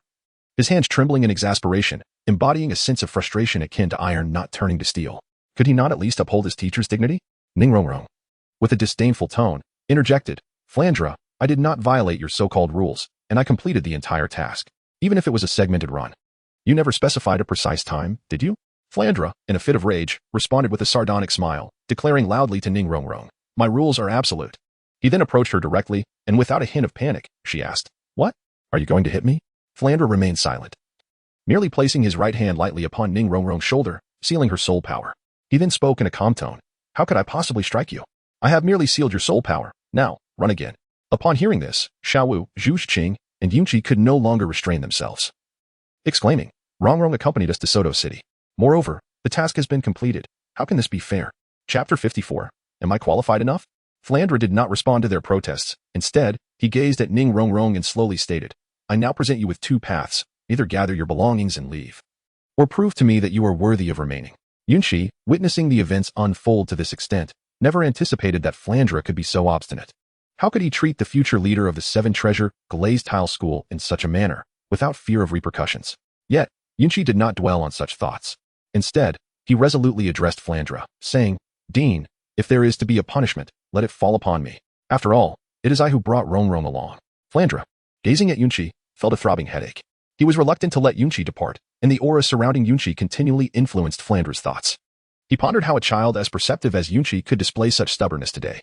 As Flandre remained silent for an extended period, Ningrongrong cast a grateful glance toward him, then turned to Flandre with a disdainful expression, her demeanor elevated as she declared, "Flandre, who do you think you are? Merely a soul sage. What right do you have to demand proof from me?" Flandre, looking at Ningrongrong, retorted, "Do you not believe that a mere soul sage could defeat you with a single finger? Pray, tell me, do I not possess the right?" Yunqi furrowed his brow, resolutely deciding to exploit others, claim the rewards, and then make his escape. He had witnessed the inner workings of this academy and the inexplicable suppression that had offended many gifted individuals. Yunqi had no desire to provoke any formidable figures like those from Shrek Academy, as it would only bring trouble upon himself. At that moment, Ningrongrong found herself momentarily speechless in the presence of the imposing aura radiating from Flandre. The atmosphere gradually became tense. Just then, an elder in the sky could no longer bear to watch and spoke out, "Flandre, do you believe I lack the authority to prove my worth?" The elder descended gracefully, landing between Flandre and Ningrongrong. The 9 soul rings adorning his body shimmered incessantly, emanating an overwhelming pressure solely directed at Flandre. Upon witnessing this elder, who descended with the grace of a sword, and the formidable 9 soul rings, Flandre felt the weight of the pressure bending him low. He thought to himself, "This is dire. I have bullied the weak, only to be confronted by an even more protective elder." However, in a desperate bid for survival, Flandre bowed his head lower and retrieved a sealed letter from his robe, respectfully presenting it to the elder. "Your Excellency, this matter was entrusted to me by the Seven Treasure Glazed Tile School, and it bears the seal of your sect's leader." Yet the elder did not spare Flandre a glance, instead turning to Ningrongrong with a smile, feigning anger as he said, "What? You've been away for such a short time, and already forgotten your Grandpa Jian?" Ningrongrong rushed forward, her voice tinged with a sense of grievance. "Grandpa Jian, I missed you so much. Just now, I was almost unable to see you because Flandre wanted to harm me." At her words, Flandre broke into a cold sweat, panic-stricken. He hastily explained, "Your Excellency, I had no such intentions." The elder, feeling the surge of his soul power, let out a cold snort directed at Flandre. Being a practitioner of the sword, he was acutely aware of murderous intent. He had sensed Flandre's intentions while still in the sky, surprised that Flandre would dare to wield a mere feather as a weapon, having lived for so long. He understood Flandre's thoughts and was appalled that he would attempt to shatter his granddaughter's inner world. Such behavior was utterly unforgivable. However, he refrained from taking drastic action, opting merely to impart a lesson. Under the elder's soul power, Flandre found himself spitting blood. The elder paid little heed to Flandre, instead focusing on Ningrongrong with a warm smile. "Now that Grandpa Jian is here, everything is fine. Flandre merely misunderstood your father's intentions." Hearing this, Flandre finally breathed a sigh of relief. Meanwhile, Ningrongrong pouted, expressing her dissatisfaction. "I clearly completed the task he assigned me. Yet he still sealed my soul power without reason." The elder gently patted Ningrongrong's shoulder, instantly lifting the seal on her soul power. With a smile, he said, "All right. Rongrong, don't be upset. Grandpa Jian will help you teach him a lesson shortly." Ningrongrong understood the importance of moderation, sticking out her tongue playfully before making a face at the elder. The elder chuckled heartily at his granddaughter's antics. Those around them dared not make a sound, fearful of disturbing this tender reunion and incurring the elder's wrath upon themselves. Who wouldn't be anxious in such a situation? Noticing the peculiar looks directed at her from everyone except Yunqi, Ning Rongrong grasped the elder's hand and addressed the group. Grandpa Jian, these are my classmates. In a brief introduction, she glossed over Dai Mubai, Ma Hongjun, and Oscar, placing particular emphasis on Yunqi and Zhu Zhuqing. The elder observed this scene, concluding that Rongrong held a special fondness for these few individuals. Turning to Yunqi and the others, he offered a warm smile, saying, I am Qinxin, a venerated elder of the Seven Treasure Glazed Tile School, and also Rongrong's grandfather. The group bowed once more, respectfully greeting, We greet you, Your Excellency, the Sword Douluo. Qinxin raised his hands in a humble gesture, addressing them. There is no need for such formality. You are all Rongrong's classmates. Please, feel at ease. Despite his words, the group maintained a respectful demeanor, wary of overstepping their bounds. Yunqi is likewise aware that, from the perspective of the elder, he is still insufficiently formidable. Yet, Yunqi firmly believes in a principle, to be audacious in favorable winds and modest in adverse conditions. In the face of such circumstances, it is wise to exhibit humility. There is no shame in it, as a healthy respect for the strong is essential. The elder gazes upon the remarkably handsome and courteous Yunqi, feeling an inexplicable fondness swell within him, particularly recalling the moment he observed Yunqi's willingness to shoulder responsibility. This attitude evokes a deep admiration, akin to that of a grandfather assessing a prospective grandson-in-law. Yunqi was equally bewildered by the old man's gaze, while Ning Rongrong, aware of her sect's intelligence network, noticed the flustered look on her grandfather Jian's face as he watched Yunqi. Her cheeks flushed slightly as she grasped Qinxin's hand and began to swing it playfully.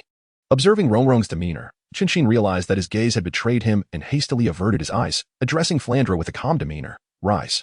You mustn't treat my Rongrong this way again. Flandra, catching the undertone of warning in Qinxin's words, promptly assured him. Rest assured, I shall adopt a serious approach to teaching these children, adhering to the proper protocols and ensuring equality for all. Qinxin nodded in approval and led Ning Rongrong to a secluded corner to engage in hushed conversation. The others, relieved by the old man's departure, visibly relaxed. Chapter 55, The Sword Path of Qinxin. Particularly Flandra, who was panting heavily while listening to the murmurs around him, was taken aback to find a titled Douluo accompanying Rongrong. Well, that was unexpected. Meanwhile, Dai Mabai and Oscar exchanged astonished glances, exclaiming, Wow, a top-tier young lady. If only I had a similar background. I wouldn't have ended up here. In a private moment, Ning Rongrong turned to Qinxin and inquired, Grandfather Jian, what brings you here? Qinxin hesitated, gazing at her with uncertainty, but his curiosity got the better of him as he playfully asked, Rongrong, tell me honestly, do you have affections for that handsome young man? Rongrong's face turned crimson. Although she was generally forthright, her elder's direct inquiry left her flustered. She lowered her head, fiddling with her hands. Observing her reaction, Qinxin concluded his suspicions were correct and, in a teasing manner, remarked, Such an extraordinary talent. I've heard that the Spirit Hall sought him out before. He neither explicitly rejected nor accepted their overtures. For the sake of our sect, we must eliminate this potential enemy, since you do not harbor feelings for him. I have no reservations. At Qinxin's words, a sense of foreboding filled the air, and Rongrong, feeling an inexplicable surge of sadness, clutched Qinxin's arm and urgently pleaded, Grandfather, please. I like him. I'm just shy. Don't harm him. Otherwise, I shall never speak to you again. Qinxin, initially pleased by her admission, found his expression falter at her ultimatum. With a frown, he admonished, If we spare him, what if he aids the Spirit Hall against us in the future? Rongrong retorted, As long as I'm with him, he could never turn against us. Qinxin regarded her earnest expression with amusement, quipping, but he currently has 2 girlfriends. Who knows how many more he may acquire in the future? Rongrong, momentarily at a loss, suddenly realized her standing with Yunqi. The atmosphere grew tense until she broke the silence, fixing her determined gaze upon her grandfather and declaring, I like him. Seeing his granddaughter confront her feelings with newfound courage brought Qinxin a complex mix of joy and sorrow. After a moment, he managed to smile and remarked, It seems our Rongrong has indeed matured, brave enough to face her heart. Blushing, Rongrong replied, You always scare me. I'll ignore you. Humph. Turning her head away, Qinxin hastily interjected, Little ancestor, I'm merely following your father's orders. Normally, Grandfather Jian would never treat you this way. Internally apologizing to Ning Fingji of the Seven Treasures Glazed Tile School, he thought, I'm taking the blame for this. Rongrong, feigning anger, only pretended to be upset. But upon learning it was her father's arrangement, she huffed, vowing to pilfer his treasured millennium-age sauce next time they met. Qinxin, amused by her fierce declarations, thought to himself, How delightful. After venting her frustrations, Rongrong inquired, Grandfather Jian, did you come here for a specific purpose? Surely, you are not merely shadowing me. Qinxin shook his head and explained, What I just said was not entirely unfounded. Your beloved has not explicitly refused the Spirit Hall, previously. They attempted to recruit him at his school but later inexplicably ceased their efforts and did not harm him. Thus, you must contemplate this carefully. Ning Rongrong nodded gravely. Understanding her sect's allegiance to the Tiando Empire, aware that the Spirit Hall's expansion had encroached upon the interests of the two great empires in 3 sections. However, due to the Spirit Hall's formidable strength and the loyalty of commoners who emerged as spirit masters, they dared not voice their grievances. After conversing with Qinxin for a while and receiving several reminders, he then pulled Flandre aside for a brief discussion. I trust you grasp the implications of our conversation, Qinxin stated, to which Flandre bowed in acknowledgement. I understand, titled Douluo. With that reassurance, Qinxin approached the group and addressed Ning Rongrong's classmates warmly, as fellow students. I hope you will extend your utmost care and support to my Rongrong. Yunqi and the others nodded in unison. Qinxin gazed contentedly at the group, then approached Yunqi and spoke slowly. Young one, do you also possess a sword martial soul? Yunqi gazed with envy at the formidable figure before him. Acutely aware of his own negligible skills with the sword, relying instead on the peculiarities and cunning of his martial soul and soul techniques in battle. Qinxin, fully aware of Yunqi's thoughts, possessed only a rudimentary understanding of teaching. Nevertheless, he gently offered a few words of guidance that illuminated Yunqi's mind. Grateful, Yunqi clasped his hands in appreciation and expressed his thanks to the sword Douluo. Qinxin nonchalantly waved his hand, casting a meaningful glance at Ning Rongrong before turning back to Yunqi and saying, I have high hopes for you. Ning Rongrong, perceptive to her grandfather's gaze, felt a mix of embarrassment and irritation, yet remained silent. Meanwhile, a small cat, keenly observing the interactions between Ning Rongrong and Qinxin, sensed the underlying tension, and its sense of urgency intensified. As a seasoned individual, Yunqi could undoubtedly discern the underlying meanings in the conversation. Yet, despite his deep contemplation, he remained perplexed by the subtle hints from the sword Douluo before him. Maintaining a facade of calmness, his heart was rife with confusion, and he could only feign ignorance as he slowly replied, Thank you for your kind words, senior. Qinxin, with a faint smile, addressed Ning Rongrong beside him, saying, Rongrong, I must take my leave. Should anyone trouble you, remember to alert the scouts, and I shall come forth without delay. Ning Rongrong gazed at Qinxin with reluctance, asking, Grandpa Jian, won't you stay a little longer? Qinxin responded with a bittersweet smile, You are well aware of the circumstances at home. Your grandfather wishes to be with you. Alas, it is beyond my control. Ning Rongrong nodded in understanding. The 7-treasure glazed tile school required both titled Douluos and Ning Fengji. None could be absent. One must always remain vigilant against external threats. After imparting his instructions, Qinxin summoned his martial spirit, the 7-killing sword, and soared into the sky. In contrast to Yunqi, whose sword could comfortably accommodate several individuals, Qinxin's blade remained steadfastly unchanged. Soon, he vanished from sight, his voice lingering in the air. Yunqi, remember to take good care of Rongrong. Chapter 56, The Confession of the Proud Young Lady? It was evident that Qinxin had intended this remark to shatter the atmosphere between the two, signaling to others his desire to facilitate a connection between Yunqi and Ning Rongrong. However, Xiao Wu and Zhu Zhuqing exchanged knowing glances, aware that Qinxin was subtly alluding to them.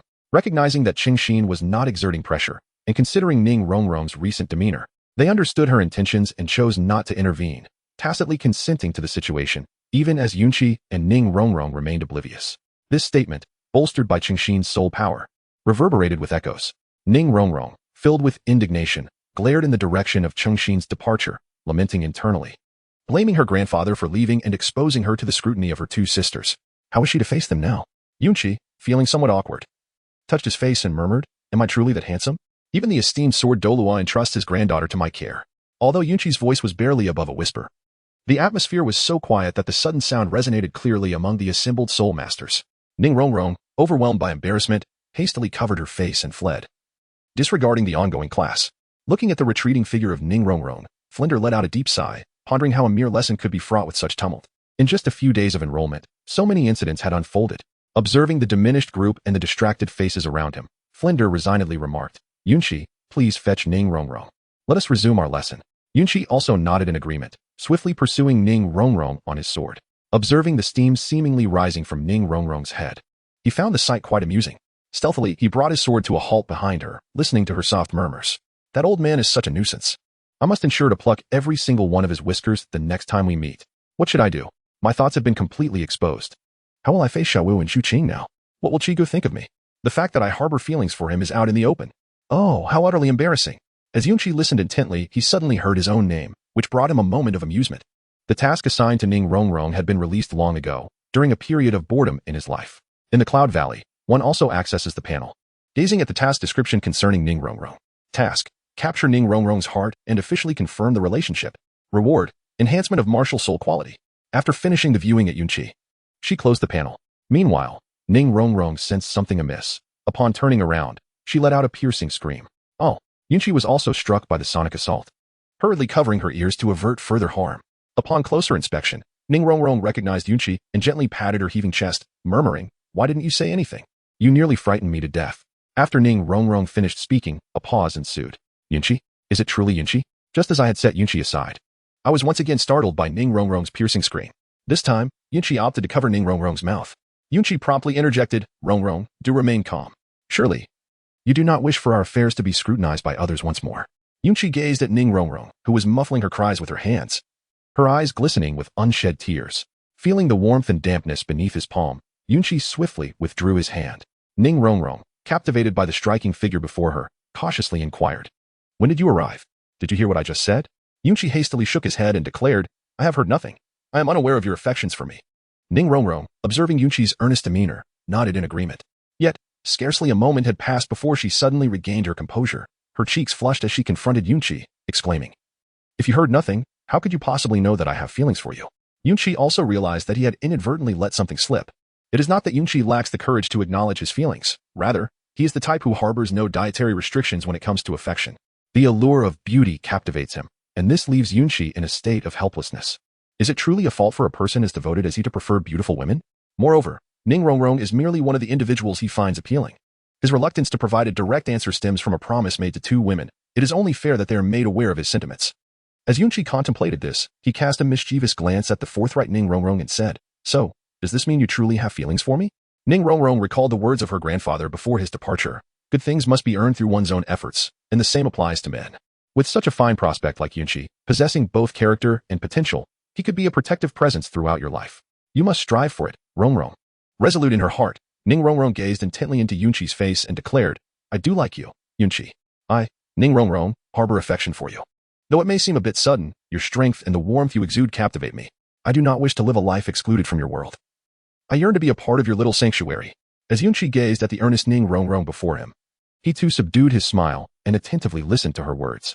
However, while the conversation began smoothly, it took an unexpected turn with her sudden, candid remarks, leaving Yunqi momentarily taken aback. He could only manage a wry smile as he remarked, "So your affection for me is merely a means to gain entry into our little abode?" Upon uttering those words, Ning Rongrong's initial shyness visibly diminished. Confronting Yunqi's inquiry, she responded with unwavering confidence, "Every day after dinner, you all rush off to the small house, and I am left alone, feeling quite bored. Besides, we are sisters. How can you exclude me?" With that, Ning Rongrong looked at Yunqi with eyes gleaming with anticipation, her hands tightly gripping her sleeves, clearly displaying her nervousness.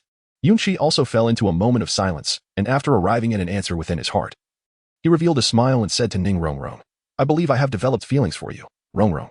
The moonlight cascaded down upon the earth, illuminating the reflections of the two, whose silhouettes gradually drew nearer to one another until their shadows seamlessly merged as one.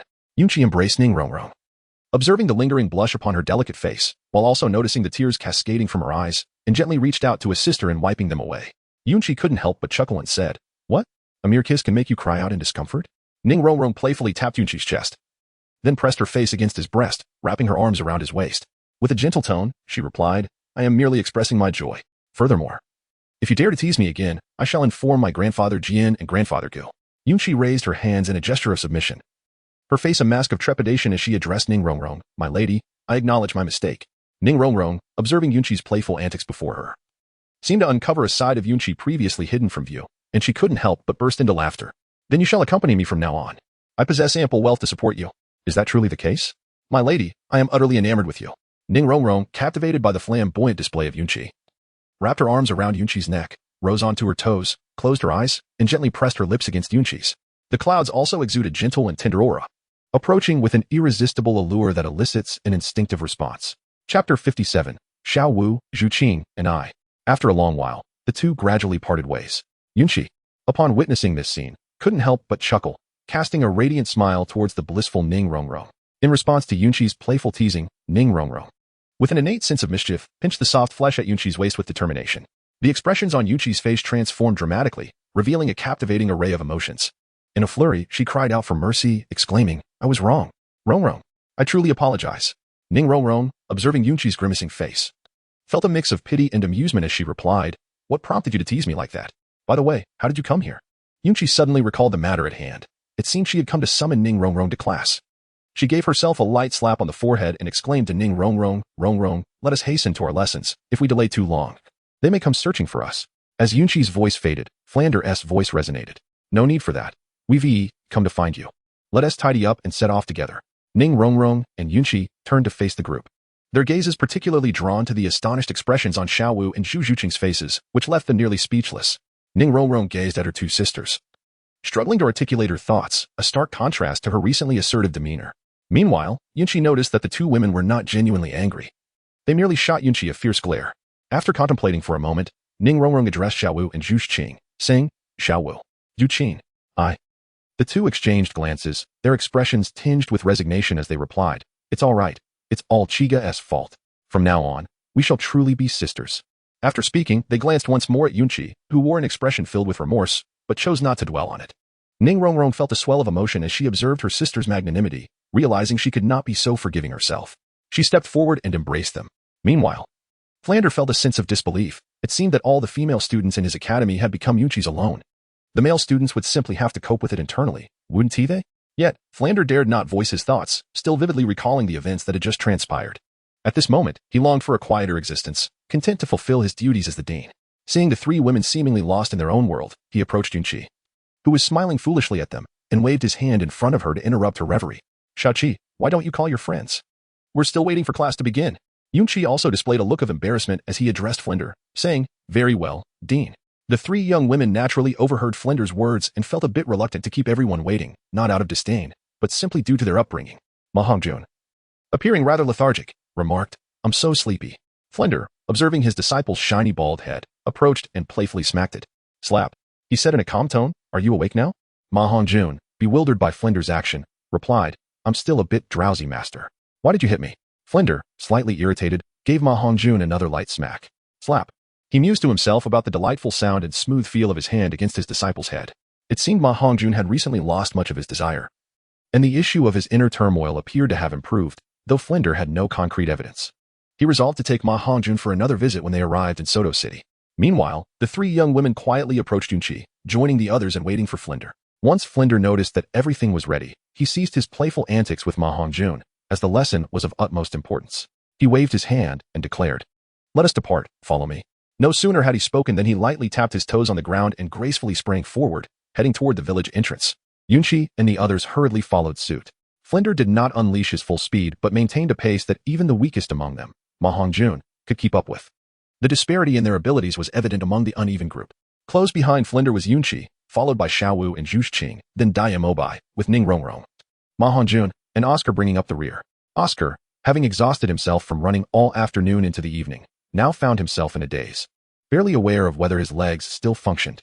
Throughout the journey, conversation was sparse. In Yunqi's heart, he felt that their efforts were in vain, and he would have preferred the benefits of a few rounds of the task-enhancing calisthenics instead. As Yunqi ran, she also claimed the task reward on behalf of Ning Rongrong. At that moment, she sensed a mysterious energy manifesting in her right hand, emanating a soothing aura, gradually nurturing her martial soul. Yunqi understood well that the enhancement of a martial soul's quality is not an instantaneous affair, thus she chose not to dwell on it any longer, for it would ultimately reveal itself in due course. Soon, Yunqi and her companions arrived at their intended destination, finding it rather amusing. The so-called training ground was merely the Soul Arena, a place accessible to anyone in the original narrative. Flander, observing the city before him, gradually reduced his speed until coming to a complete halt. Noting the breathless state of his companions, he remarked with a hint of incredulity, Is this little pace too much for you? The group collectively rolled their eyes, with even Yunqi sensing a hint of pretentiousness in Flander's demeanor. Located within the heart of the Barak Kingdom, Soto City is exceptionally secure, free from external threats, which allows its gates to remain open 24 hours a day. Following Flander's lead, the group entered the city. Although night had fallen, Soto City remained bustling with activity, perhaps even more vibrant than during the day. The shops lining the streets were aglow with lights, and various vendors set up in designated areas, selling trinkets and snacks, creating several large night markets. Yunqi also sighed, remarking that this place truly rivals the legendary city of Eternal Night from a past life, steeped in a rich tapestry of otherworldly culture. Although Yunqi and her companions, Xiao Wu and Zhu Zhuqing, had spent several nights here, they had yet to venture out for evening revelries, dedicating most of their time to rigorous cultivation instead. Yunqi gazed at the three women, resolutely deciding to visit frequently for late-night snacks, relishing the memories of the Rose Hotel. The women were unaware of Yunqi's sentiments. If they were to discover them, they would likely only mutter a word of scandal, then coyly accompany him nonetheless. As Yunqi beheld the smiling Zhu Zhuqing, he could not help but recall her frigid demeanor from the original narrative, silently resolving in his heart. Meanwhile, Ma Hongjun remained in his lethargic state, his eyes, resembling yellow beans, devoid of any former desire, now scarcely glancing at the women on the street, consumed only by the wish to sleep.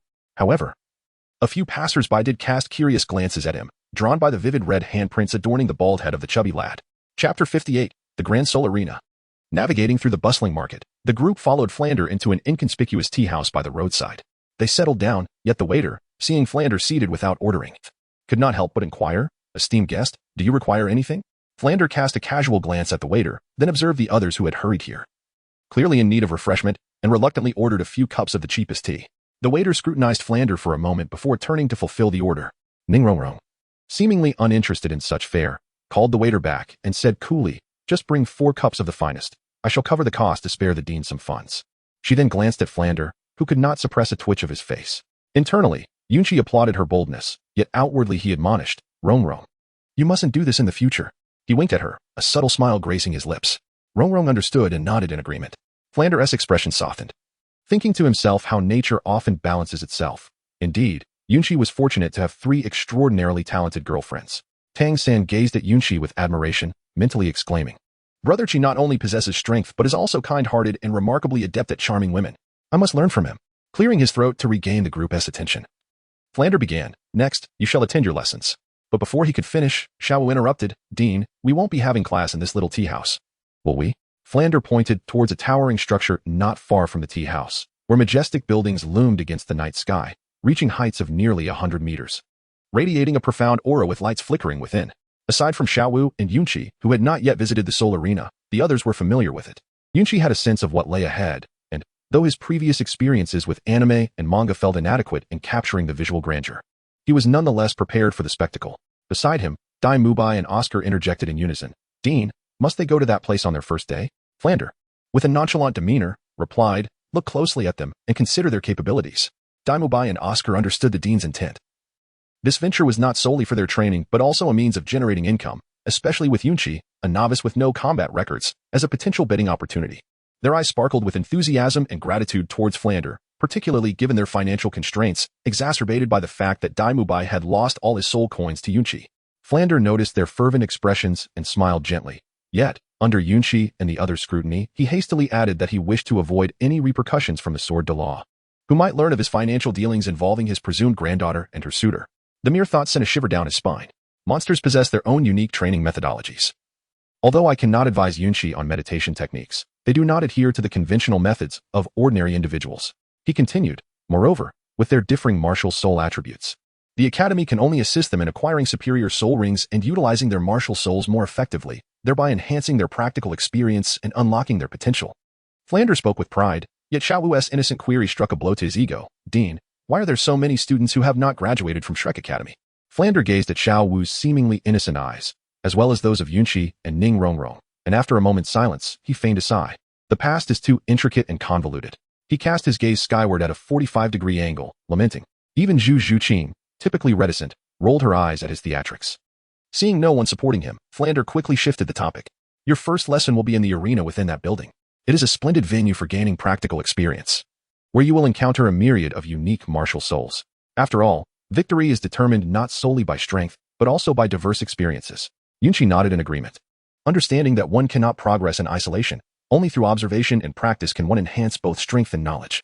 Dai Mubai and Oscar exchanged glances, their concern for Yunqi and the others growing as they realized the challenges ahead.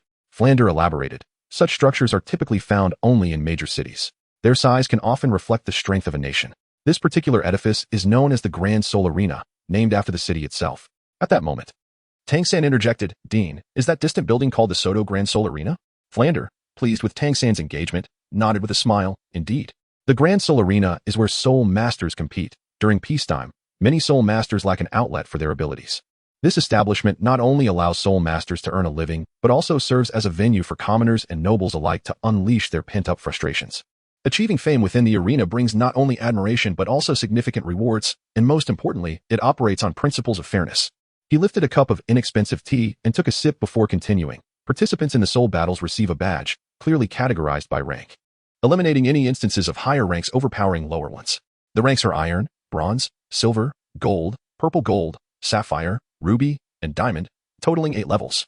As he surveyed the group, he concluded, another requirement for graduation from Shrek Academy is to earn a silver soul badge in the Grand Soul Arena. Yunqi calculated that, according to the original text, after achieving 5 consecutive victories, an additional 10 points would be awarded for each subsequent win. If one were to win 10 matches in a row, an extra 100 points would be granted. To advance a level requires merely 100 points, while the Silver Soul requires 1,000, implying that after winning around 20 matches, he could graduate. Contemplating this, Yunqi felt somewhat dreamlike at the prospect of graduating merely months after enrollment, leaving him curious about Flander's thoughts on the matter. Flander, not allowing much time for contemplation, remarked, "The time has come. Let us depart." As he gazed at the sky. Chapter 59, The Yinhuang Battle Team? Ning Rongrong, having settled the bill for 4 cups of tea, paid no heed to Flander's peculiar gaze and proceeded directly to Yunqi's side. Yunqi could only feign an apology towards Flander and the other male companions. Flander, observing Yunqi's expression, chose not to dwell on it, knowing that it would ultimately be himself who would suffer if he did. Having been deceived once before, he vowed never to fall into the same trap again. After settling the payment, Flander led the group out of the tea shop and towards the Soto Great Spirit Arena. As they approached, he marveled at the miraculous capabilities of humanity, regardless of the world, and was deeply awed by the grandeur of the structure before him.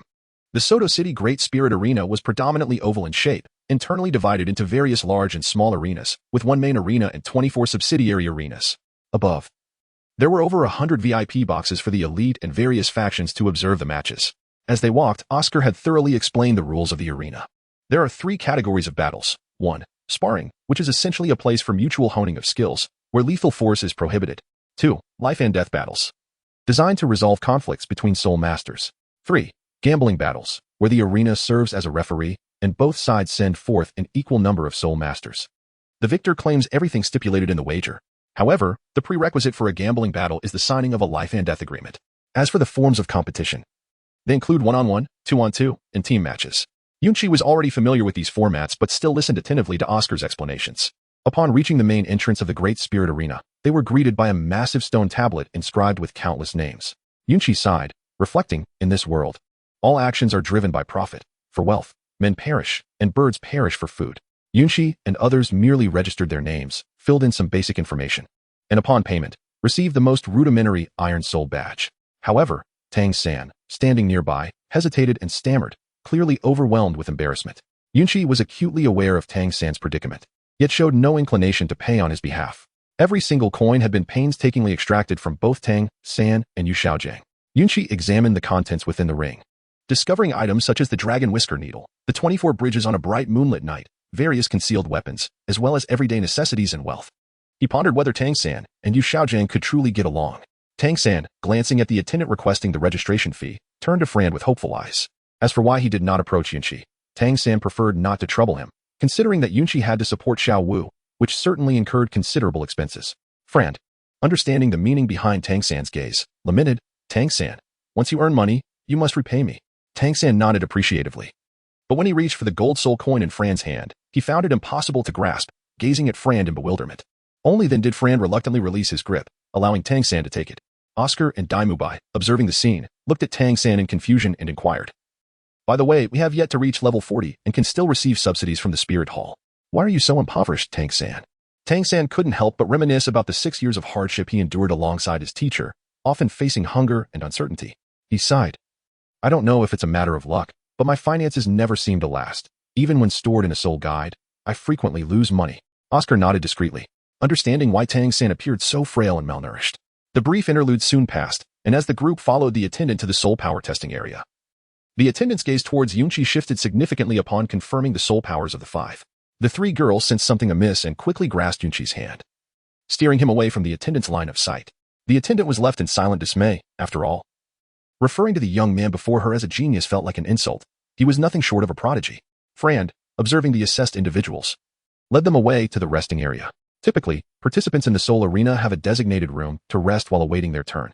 However, the slight immaturity reflected in Yunqi and his companions drew the attention of other soul masters, as their relatively young age was quite conspicuous. Yet, no one approached them, each absorbed in preparing their strategies for the impending battles. Ning Rongrong, well versed in the surroundings, whispered to Yunqi, Xiao Wu, and Zhu Xiqing here. One can only participate in one match per day, but different types are available. Zhu Qing and I are both in our 20s and at the Great Soul Master level, allowing us to compete together. However, Yunqi and Xiao Wu, with levels of 37 and 44 respectively, might have to fight individually. Yunqi chuckled nonchalantly and said to Ning Rongrong, "It's nothing. When the time comes, I shall take Xiao Wu to my level for some fun. I have faith in my abilities." Ning Rongrong nodded in agreement, naturally placing her trust in Yunqi's prowess. If Yunqi's strength were lacking, then it would be hard to believe that many others could match up, guided by others. Yunqi and his companions arrived at the venue for the soul battle registration, opting for one-on-one and two-on-two matches. The staff, observing the group before them, slowly announced, "The registration fee is 10 gold soul coins. Victors will receive 20, while those who fail shall gain nothing." After this declaration, Yunqi paid the fee, and the staff, taking a moment to count the coins, nonchalantly inquired, "What name shall your team bear?" Ning Rongrong and Zhu Xiqing, having already deliberated, exchanged a composed smile with the staff and replied, "We shall call ourselves the Seven Cat Team." Yunqi gazed at Ning Rongrong with a peculiar expression, which quickly faded away. In his heart, he mused, "How coincidental that it shares the same name as a software from my past life." Xiao Wu, with eager eyes, looked at Yunqi and playfully exclaimed, "Brother, you should also come up with a cool combination name for us." This question left Yunqi momentarily stumped, for he was notoriously inept at naming things. Despite his deep contemplation, he could not arrive at a satisfactory result, prompting the staff to urge him, "Hurry up. It's just a matter of a code name." Yunqi, in a moment of inspiration, exclaimed, "Let it be called Yin Huang." Yunqi pondered that although she was no longer in her original world, it was essential to leave some trace of her lineage in this foreign realm. Otherwise, the solitude of being utterly alone would be rather disheartening. Xiao Wu began to reflect on the meaning of the term Yin Huang that Yunqi had mentioned, feeling a sense of awe despite her confusion. Observing the joyful countenance of Yunqi, she nodded and embraced her, beginning to sway her arms in delight. Meanwhile, the staff nearby displayed remarkable efficiency, swiftly completing the engraving on the badge, which soon bore the two prominent characters, Yin Huang. Yunqi also received the badge, symbolizing his previous life, from the hands of the staff, feeling a slight heaviness. Chapter 60, The Reflection Mirror? After playing with the badge for a moment, Xiao handed it over to Yunqi for safekeeping. Just as she was about to say something, Zhu Xiqing approached and gently remarked, "Chiga, Xiao Wu, your one-on-one soul battles are about to commence." As Yunqi listened to the voice before her, tender to the very core, yet exuding an air of cold elegance in the presence of others, she stepped forward to embrace her briefly. Leaning close to the little cat's ear, she whispered, "Will you not bestow a blessing kiss upon your husband?" In an instant, Zhu Xiqing's cheeks flushed crimson. She turned away, playfully tapping Yunqi's lips with hers before hastily returning to Ning Rongrong's side. Both Xiao Wu and Ning Rongrong, witnessing Zhu Xiqing's flustered demeanor, rushed to Yunqi, standing on tiptoes to plant a kiss on the corner of her mouth. The surrounding soul masters and staff wore expressions of barely contained frustration, and one could even hear the sound of teeth grinding in irritation. The corners of Yunqi's mouth, after the kiss from the three maidens, seemed almost to curve towards the heavens. The pride and ostentation gleaming in his eyes threatened to inundate the entire Grand Soul Arena. Yunqi departed amidst the gaze of San En and the crowd, arriving at the one-on-one duel arena. Observing the throngs of people surrounding him, his mind wandered to other thoughts. What would it be like if the visages of Tang San and Yu Xiaogang were once again unveiled before the public eye? As Yunqi pondered, a wave of excitement surged within her. After all, there were no photographs from that time. However, now there would be a live broadcast, accompanied by an LED screen. Each person would possess a visual representation of the illustrious Yu Xiaogang and Tang San, and it would undoubtedly be a spectacular visual feast. After all, 99% of the mainland had only heard of them, yet never laid eyes on their true forms. As Yunqi's thoughts meandered, the task arrived as expected. Task, by any means necessary, expose Yu Xiaogang and Tang San to the public gaze, so that the world may recognize the protagonists of the Soul Beast Rampage incident from 6 years ago. Reward, a soul recording device, complete with manufacturing instructions, capable of broadcasting real-time footage of the recording device in Yunqi's hands. Shall it be accepted? Yes or no? As Yunqi gazed at the task before him, he felt a hint of difficulty. However, contemplating the potential utility of the soul recording device in the future, he resolutely accepted the challenge, for there was little to lose. Moreover, upon examining the rewards, he discovered that the device could extract fragments of memories from those in slumber, and mischievous thoughts naturally began to surface. In the arena of soul battles, the participants were scattered rather than grouped together. Yunqi, Xiao Wu, and Zhu Xiqing found themselves in different locations, while Ning Rongrong had not registered for the one-on-one matches at all. Among Tang San, Ma Hongjun, and Dai Ma Bai, it was Tang San who was assigned to Yunqi's area. Unfortunately, Yunqi's opponent was not Tang San, nor could it ever be, as Tang San was a soul master of a significantly higher rank. Although the soul battle arenas were divided, they were still quite expansive, with a diameter reaching 20 meters. allowing most soul masters to fully unleash their capabilities and intensifying the clashes between them. Soon, the initial matches concluded, and it was time for Yunqi to take the stage. On the soul battle platform, a stunning woman clad in a white skirt enthusiastically narrated the thrilling moments of the ongoing duel, while a massive screen behind her replayed the highlights. As the footage faded, the woman cleared her throat, took a sip of water, and pronounced, "Next, we shall witness a one-on-one duel at the 21st Battle Arena." Notably, this is a contest among soul masters of the soul sect, featuring a newly registered soul master. As her words echoed, the audience erupted with excitement, exclaiming, "Is the Grand Soul Arena handing out free gifts? What kind of rookie starts battling only now in the soul sect? This is hilarious." Observing the animated crowd, the woman continued, "Now, let us welcome our two soul masters to the stage. They are Yunqi, a level 44 powerful attack-type soul master wielding the weapon Spirit Moonshadow Sword, a pure newcomer to the Grand Soul Arena, and Wang Tai, a level 47 powerful attack-type soul master with the Roaring Tiger Spirit, who has achieved 4 consecutive victories." The spectators eagerly placed their bets, their eyes fixed on Yunqi's youthful visage and Wang Tai, who had already claimed 4 victories and possessed a higher soul power. It was clear whom they would choose. The odds for Yunqi once reached an alarming 1 to 10, illustrating the sheer number of skeptics surrounding him. In the stands, Oscar, Damobai, and Ma Hongjun all placed their bets on Yunqi, while Flander had long ago wagered his entire fortune since the preliminary selection phase. Although his reserves had dwindled significantly, he still possessed a commendable sum of 10,000 gold soul coins. This clearly reflects the extent of Flander's hidden wealth. Yunqi naturally observed the movements of several individuals in the stands, yet harbored no intention of deliberately losing, nor did it intend to cause those individuals to squander their fortunes. Ultimately, the wealth of Flander and his companions would inevitably be transformed into Yunqi's own. Yunqi cast aside all trivial thoughts and ascended the soul combat platform step by step. Opposite him stood a towering figure, whose height was an astonishing 2 meters and 34 centimeters, with broad shoulders and a slender waist. He was clad in a pelt of soul beast fur that barely concealed his vital areas. His robust thighs and well-defined pectorals were exposed, and his eyes glimmered with a fierce intensity. Yunqi gazed at the towering soul master before him and let out a weary sigh, contemplating the immense target. It seemed he need not exert himself to manipulate sword energy or illusions to strike true. However, the opposing soul master, sensing Yunqi's nonchalant demeanor, exuded an even greater aura. His ferocity nearly palpable, one might mistake this for a deadly confrontation. The onlookers, having placed their bets, observed the formidable presence of their chosen champion. Their faces flushed with a feverish excitement as they bellowed in unison. Clearly, they anticipated a windfall of golden soul coins flowing into their pockets. On the spectators' platform, a little kitten and a young sorceress exchanged glances, their expressions mirroring a sense of amusement. After a brief moment, they remarked, "Those who underestimate Brother Qi will soon find themselves stripped of their fortunes." Zhu Shiqing could not help but nod in agreement, turning to Ning Rongrong. "How much did you wager just now?"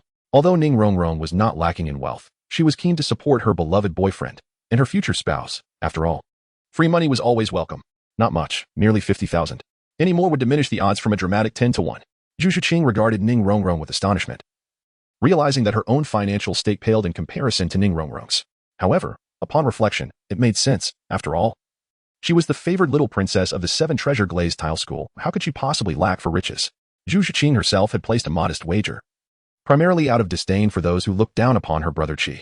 Chapter 61. Refining Sword Techniques. The ascendance of Yunqi captured the attention of a segment of the audience, who could be heard audibly discussing, "Who is this brash young lad?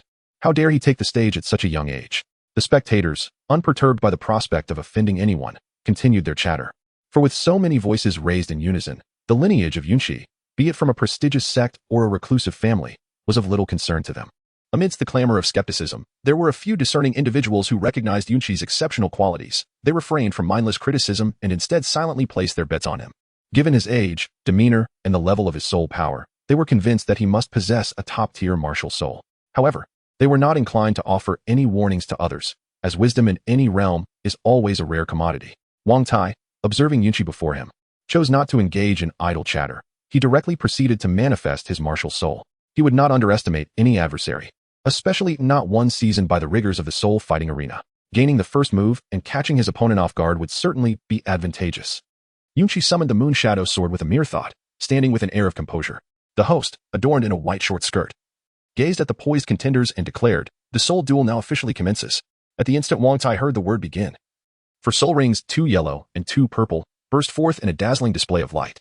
The first soul ring flickered to life, and the soul power surged around him, invigorating his physical form and rendering his muscles more robust.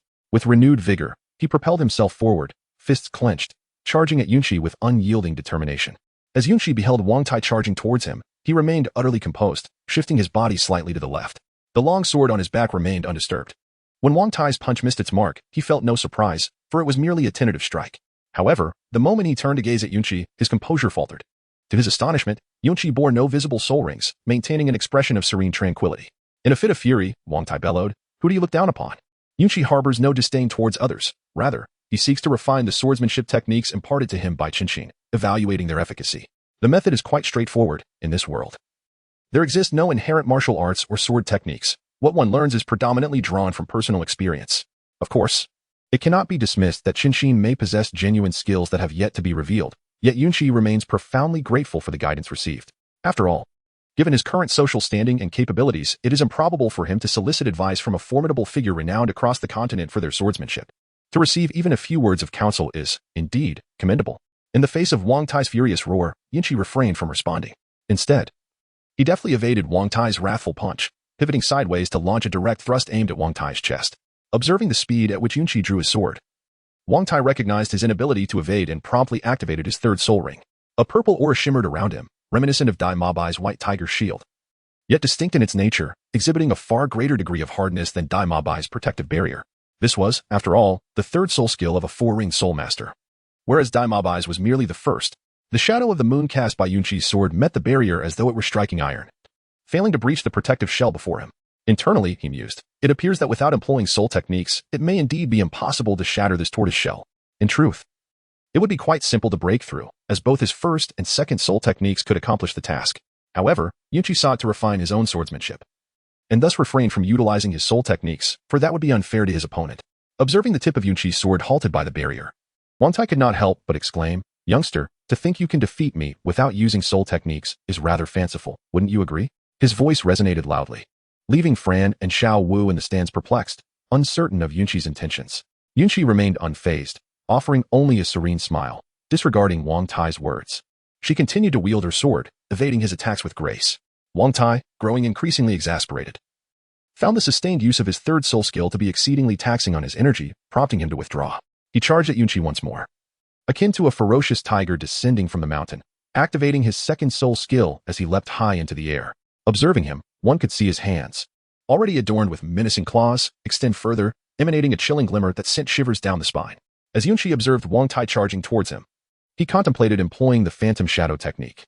However, considering that Tang San was watching from above, he hesitated momentarily before devising a strategy. Ultimately, he decided to activate the forgiveness aura, which, combined with his existing rapport, would likely serve to deceive. Additionally, it was improbable that Xiao Wu and Zhu Qin would refrain from utilizing their abilities as well. With a swift motion, Yunqi initiated the crane-grasping dragon maneuver, mitigating Wang Tai's downward momentum. He then executed the phantom shadow technique in an extreme manner, evading Wang Tai's charge, and with a single-handed handstand, he managed to inflict a gash upon Wang Tai's chest. The frigid attribute of the moon shadow sword rendered Wang Tai's body momentarily stiff. Yet the pain did not temper his fury. Rather, it incited an even more ferocious assault as he relentlessly clawed at Yunqi. In response, Yunqi raised his sword to parry the blows. The sounds of clashing steel resonated throughout the soul arena, echoing like the rhythm of a blacksmith at work. Yunqi's perception was astonishing, bolstered by the panel tasks and the soul energy-enhanced eye exercises. His mastery of the purple extreme demon eyes had already surpassed Tang San by a significant margin. Amidst the barrage of attacks, he managed to land occasional strikes, causing streams of blood to flow from Wang Tai's hands. Realizing the tide of battle was turning against him, Wang Tai leaped backward, acutely aware of his dwindling stamina and soul power. In stark contrast, Yunqi appeared unfazed, while Wang Tai struggled to catch his breath. The surrounding spectators could no longer contain their frustration, vociferously berating, "What is this? Is this what the soul sect is about? Struggling to defeat a mere rookie who has even unleashed a soul skill? Pathetic." Zhu Zhiqing, however, discerned Yunqi's intention, recognizing that he was merely using Wang Tai as practice for his techniques. Tang San, his expression darkened, pondered, "Why does Yunqi possess Tang's sect techniques? He can perform both the phantom shadow technique and crane-grasping dragon, and even his mastery of the purple extreme demon eyes eclipses my own?" Filled with confusion yet bolstered by trust in Yunqi, Tang San suppressed his unease and fixed his gaze on the match, planning to inquire further once Yunqi returned. Wang Tai, hearing the discontented voices from the stands, felt the weight of their criticism but could not afford to divide his attention to respond. After temporarily staunching his wounds with soul power, he focused intently on Yunqi and remarked, "You are indeed formidable, even in a situation where you are outclassed. You can compel me to this extent without relying on soul skills." Yunqi merely responded with a serene smile, refraining from uttering any words that might provoke a sense of conflict, for there existed no animosity between the two. Thank you for the compliment. The warm aura of Yunqi is truly captivating. Now, even the audience members seated in the stands, who initially supported Yunqi, are vociferously chanting his name. The host has momentarily forgotten to commentate, mesmerized by Yunqi's smile, feeling a flutter of excitement within. In Chapter 62, Brotherhood, Wang Tai's admiration for Yunqi has significantly increased. He once thought that Yunqi looked down on him and was merely posturing, but now he acknowledges Yunqi's prowess. He boldly declares, "Next comes my final strike. If you can withstand it, then I shall concede." Yunqi gazed at the earnest man before her and replied softly, "Come on." Wang Tai gathered all his soul energy, slowly channeling it towards his mouth. He spread his arms and opened his legs, his entire being forming a character that resembled Tai. Yunqi was momentarily taken aback, gazing at Wang Tai, who was gathering his strength and appeared to need a considerable amount of time. He silently lamented, "No wonder I am tasked with delivering the final blow. It turns out that unleashing it from a stationary position requires time. Moreover, this posture bore a striking resemblance to Xiao Wuji's powerful Vajra roar." Yunqi, fully aware of the gravity of the situation, propelled forward with unwavering determination. Employing the shadowy pursuit technique, he was not one to remain stationary and endure the onslaught of others' formidable abilities. Witnessing Yunqi's advance, Wang Tai, despite the flicker of disappointment in his eyes over the failure of his strategy, did not yield. Instead, he concentrated all his soul power into one forceful surge, then unleashed a thunderous roar from his gaping mouth. At that moment, Yunqi had reached Wang Tai's side. As he observed the impending culmination of Wang Tai's soul skill, he deftly raised his sword, its tip directed upward, effectively sealing Wang Tai's mouth. Faced with the blade poised before him, Wang Tai had no choice but to retract his soul power. Otherwise, the explosion of energy within his mouth could very well obliterate his head. Once his soul power dissipated, Wang Tai, tinged with regret, addressed Yunqi, stating, "You have triumphed." With that, he staggered off the soul fighting platform. The audience, initially bewildered, transitioned from mockery to an eerie silence, as if Yunqi had delivered a stunning blow that left them dazed. Yet not everyone shared this sentiment. At least Zhu Zhuqing and others, as well as Flinder and his companions, were beaming with joy. The former rejoiced sincerely, while the latter reveled in the sudden inflation of their wallets. As Yunqi remained unresponsive, he could not help but call out to the host, "Can we announce the results now?" The charming hostess in a white short skirt was momentarily taken aback before exuberantly proclaiming, "This battle of souls has been won by the Yunqi Soul Sect. We wish him continued victories and prosperous martial fortunes." Scattered applause erupted around, yet most faces were ashen, with many pondering whether the height of the Soto Great Soul Arena's rooftop was too lofty and whether a fall from such heights would leave a complete corpse. Yunqi gazed at the crowd in the stands, devoid of any pity, before turning to stride towards the little cat. Yet, before departing, she silently uttered, "Gambling dogs have no future." Upon exiting the dual soul platform, Yunqi casually registered her presence and approached Zhu Zhuqing and Ning Rongrong. Noticing this, Tang San also made his way over and addressed Yunqi, saying, "Qixi, please come with me for a moment." Yunqi nodded knowingly, fully aware of Tang San's intentions. Silently, he filled the air with an aura of forgiveness and followed Tang San to a secluded corner. After a brief pause, Tang San gathered his thoughts and, gazing into Yunqi's face, felt an inexplicable inability to harbor resentment against him. Nevertheless, he suppressed the peculiar sensation within and addressed Yunqi, "Brother Qi, where did you acquire that step and technique you demonstrated on stage?" Meeting Tang San's earnest gaze, Yunqi felt a desire to provide an answer. He chuckled softly, patting Tang San on the shoulder, and replied, "Of course, I learned it by watching you. After some contemplation, I figured it out. What is the matter, little San?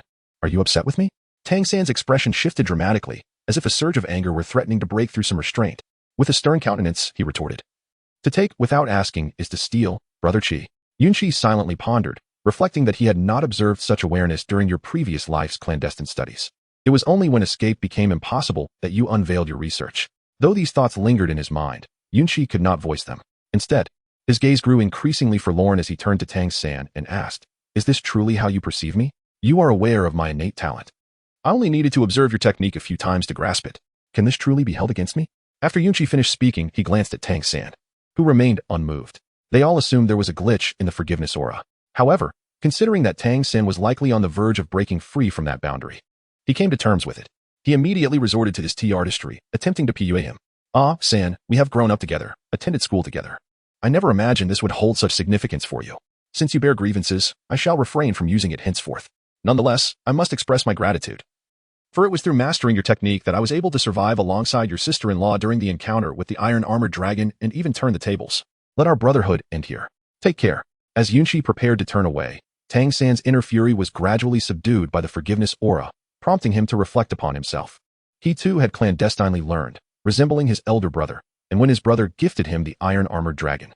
It was merely a symbolic exchange for his 24 bridges under the moonlight, which he had insisted on offering. His brother had risked his life to bring back the corpse of the iron-armored dragon upon hearing of his fondness for it.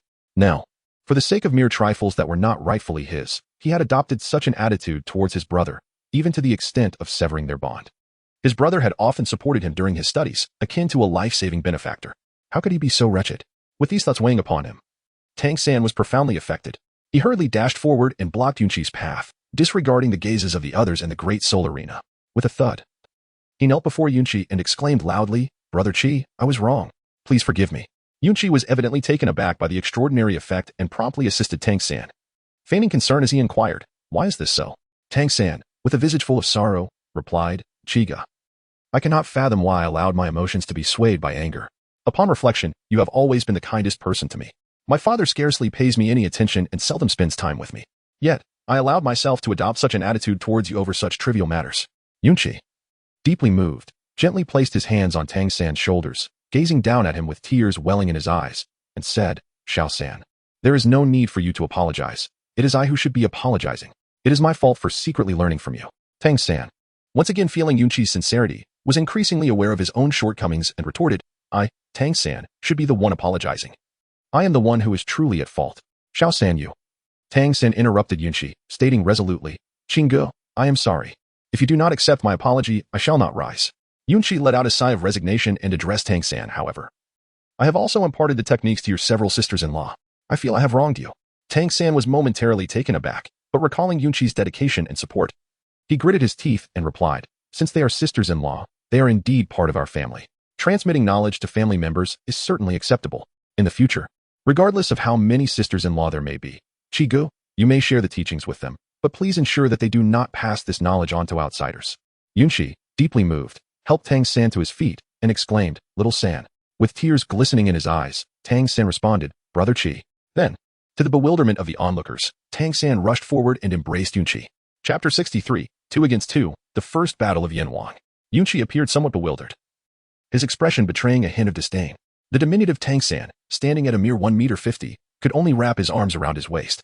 However, he swiftly and subtly pushed Tang San away, saying, "As brothers, our bond resides in the heart. There is no need to be constrained by formalities." Tang San then wiped his eyes with his sleeve and, breaking into a smile through his tears, replied, "Thank you, Brother Qi, for your willingness to forgive me." Yunqi waved his hand and said to Tang San, "In the future, regarding significant matters, please refrain from acting this way, as it would genuinely sadden me." Tang San, with a serious nod, replied, "From now on, Qigge, feel free to express any desires you may have." Yunqi gazed at Tang San, who confidently patted his chest and made a solemn promise, and felt a surge of joy within. He had been eagerly anticipating this declaration. Although he might not necessarily recognize the celestial herb in the future, with the benevolent Tang San as a true friend by his side, Yunqi now only needed to contemplate how to acquire the precious herb. After all, such a task was no simple endeavor and required careful planning. Yunqi and the others did not converse for long, as Tang San's competition was about to commence. Yunqi, eager to escape this unfortunate predicament, yearned to return to the comforting embrace of the great cat, pondering what it truly meant to be in the company of a man for such an extended period. Yunqi shook off the dust from his clothes with a surge of spiritual energy, disdainfully brushing himself off. He certainly did not wish for Tang San's essence to taint him. Upon returning to the backstage, Yunqi noticed Xiao Wu sitting alone in the stands, intently watching the soul fighting below. Ning Rongrong and Zhu Zhuqing had both gone to participate in the doubles competition, while Xiao Wu had just returned from her own bout. Yunqi, with the intention of teasing Xiao Wu, stealthily approached her from behind, ready to launch a surprise attack. However, before Yunqi could make a move, Xiao Wu suddenly turned around, let out a playful shout, and made a funny face. Yunqi was momentarily taken aback by the unexpected scene, helplessly gazing at the laughing Xiao Wu. He gradually said, "How did you know I was behind you, Xiao Wu?" Xiao Wu, holding Yunqi's hand, sat down beside him and, with a beaming smile, replied, "After all these years together, your presence is etched in my very bones." Yunqi gently stroked Xiao Wu's head, exchanging no words, simply leaning against each other as they silently watched the match between Zhu Zhuqing and Ning Rongrong. Soon, with Ning Rongrong's assistance, the little cat swiftly dispatched the two opponents, not even brushing against the sleeves of the two girls before concluding the bout. Yunqi also remarked with admiration towards Xiao Wu, "The progress of the little kitten is truly remarkable." Xiao Wu was taken aback for a moment, then gazed blankly at Yunqi and slowly responded, "Who is the little kitten?" Yunqi subconsciously uttered the nickname he had for Zhu Zhuqing. Realizing it was not a significant matter, he turned to explain to Xiao Wu, The little kitty is Zhu Qing. I came up with that. What do you think? Xiao Wu. Gazing at Zhu Qing on stage adorned with cat ears and a tail, resembling an elegant and noble feline, couldn't help but nod in agreement. It does bear a resemblance. Perhaps it was the captivating beauty and strength of the two women that enthralled the audience, as the cheers erupted suddenly upon the conclusion of the battle. A thunderous applause resonating throughout. The two women silently descended from the stage and approached Yunqi. However, due to the rapid pace of the competition, the subsequent matches did not elicit such fervent cheers. Yunqi and her companions are certainly unconcerned. Their presence here serves as a crucial training ground for the young women, as well as an opportunity for Yunqi to hone her mastery over her own powers. After all, her journey thus far has afforded her few opportunities for real combat, hindering her rapid advancement, while the strength of her peers lags behind, leaving her without the impetus of competition. Moreover, the likes of the Nodding Junior Soul Master Academy are of little challenge. Even the teachers and the principal are no match for Yunqi, rendering any experience gained rather trivial. Nevertheless, Yunqi is not one to cling stubbornly to pride. It would be foolish to attempt battles without employing her soul skills. Yunqi addressed Zhu Qing and Xiao Wu, saying, "From now on, you may directly utilize the items I have entrusted to you, but do refrain from sharing them with others." Both Xiao Wu and Zhu Qing were elated. Previously, Yunqi had cautioned them against using these items in front of Tang San, and he had provided an explanation for his advice. Naturally, the two girls would not speak ill of Yunqi, for their affection for him had reached its zenith. Meanwhile, Ning Rongrong, who had just joined Yunqi's harem today, was unaware of the nature of these items and curiously inquired, "What are you discussing? What can we use directly?" Zhu Qing turned to Ning Rongrong and explained, "You will understand once Yunqi teaches you. It will significantly enhance your strength." Upon hearing this, Ning Rongrong gazed at Yunqi with eager eyes and said, "Yunqi."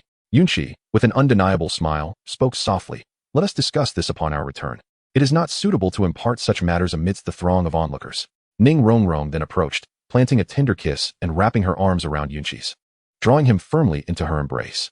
Yunqi undoubtedly felt the softness enveloping him, yet before he could fully savor the moment, an announcement interrupted.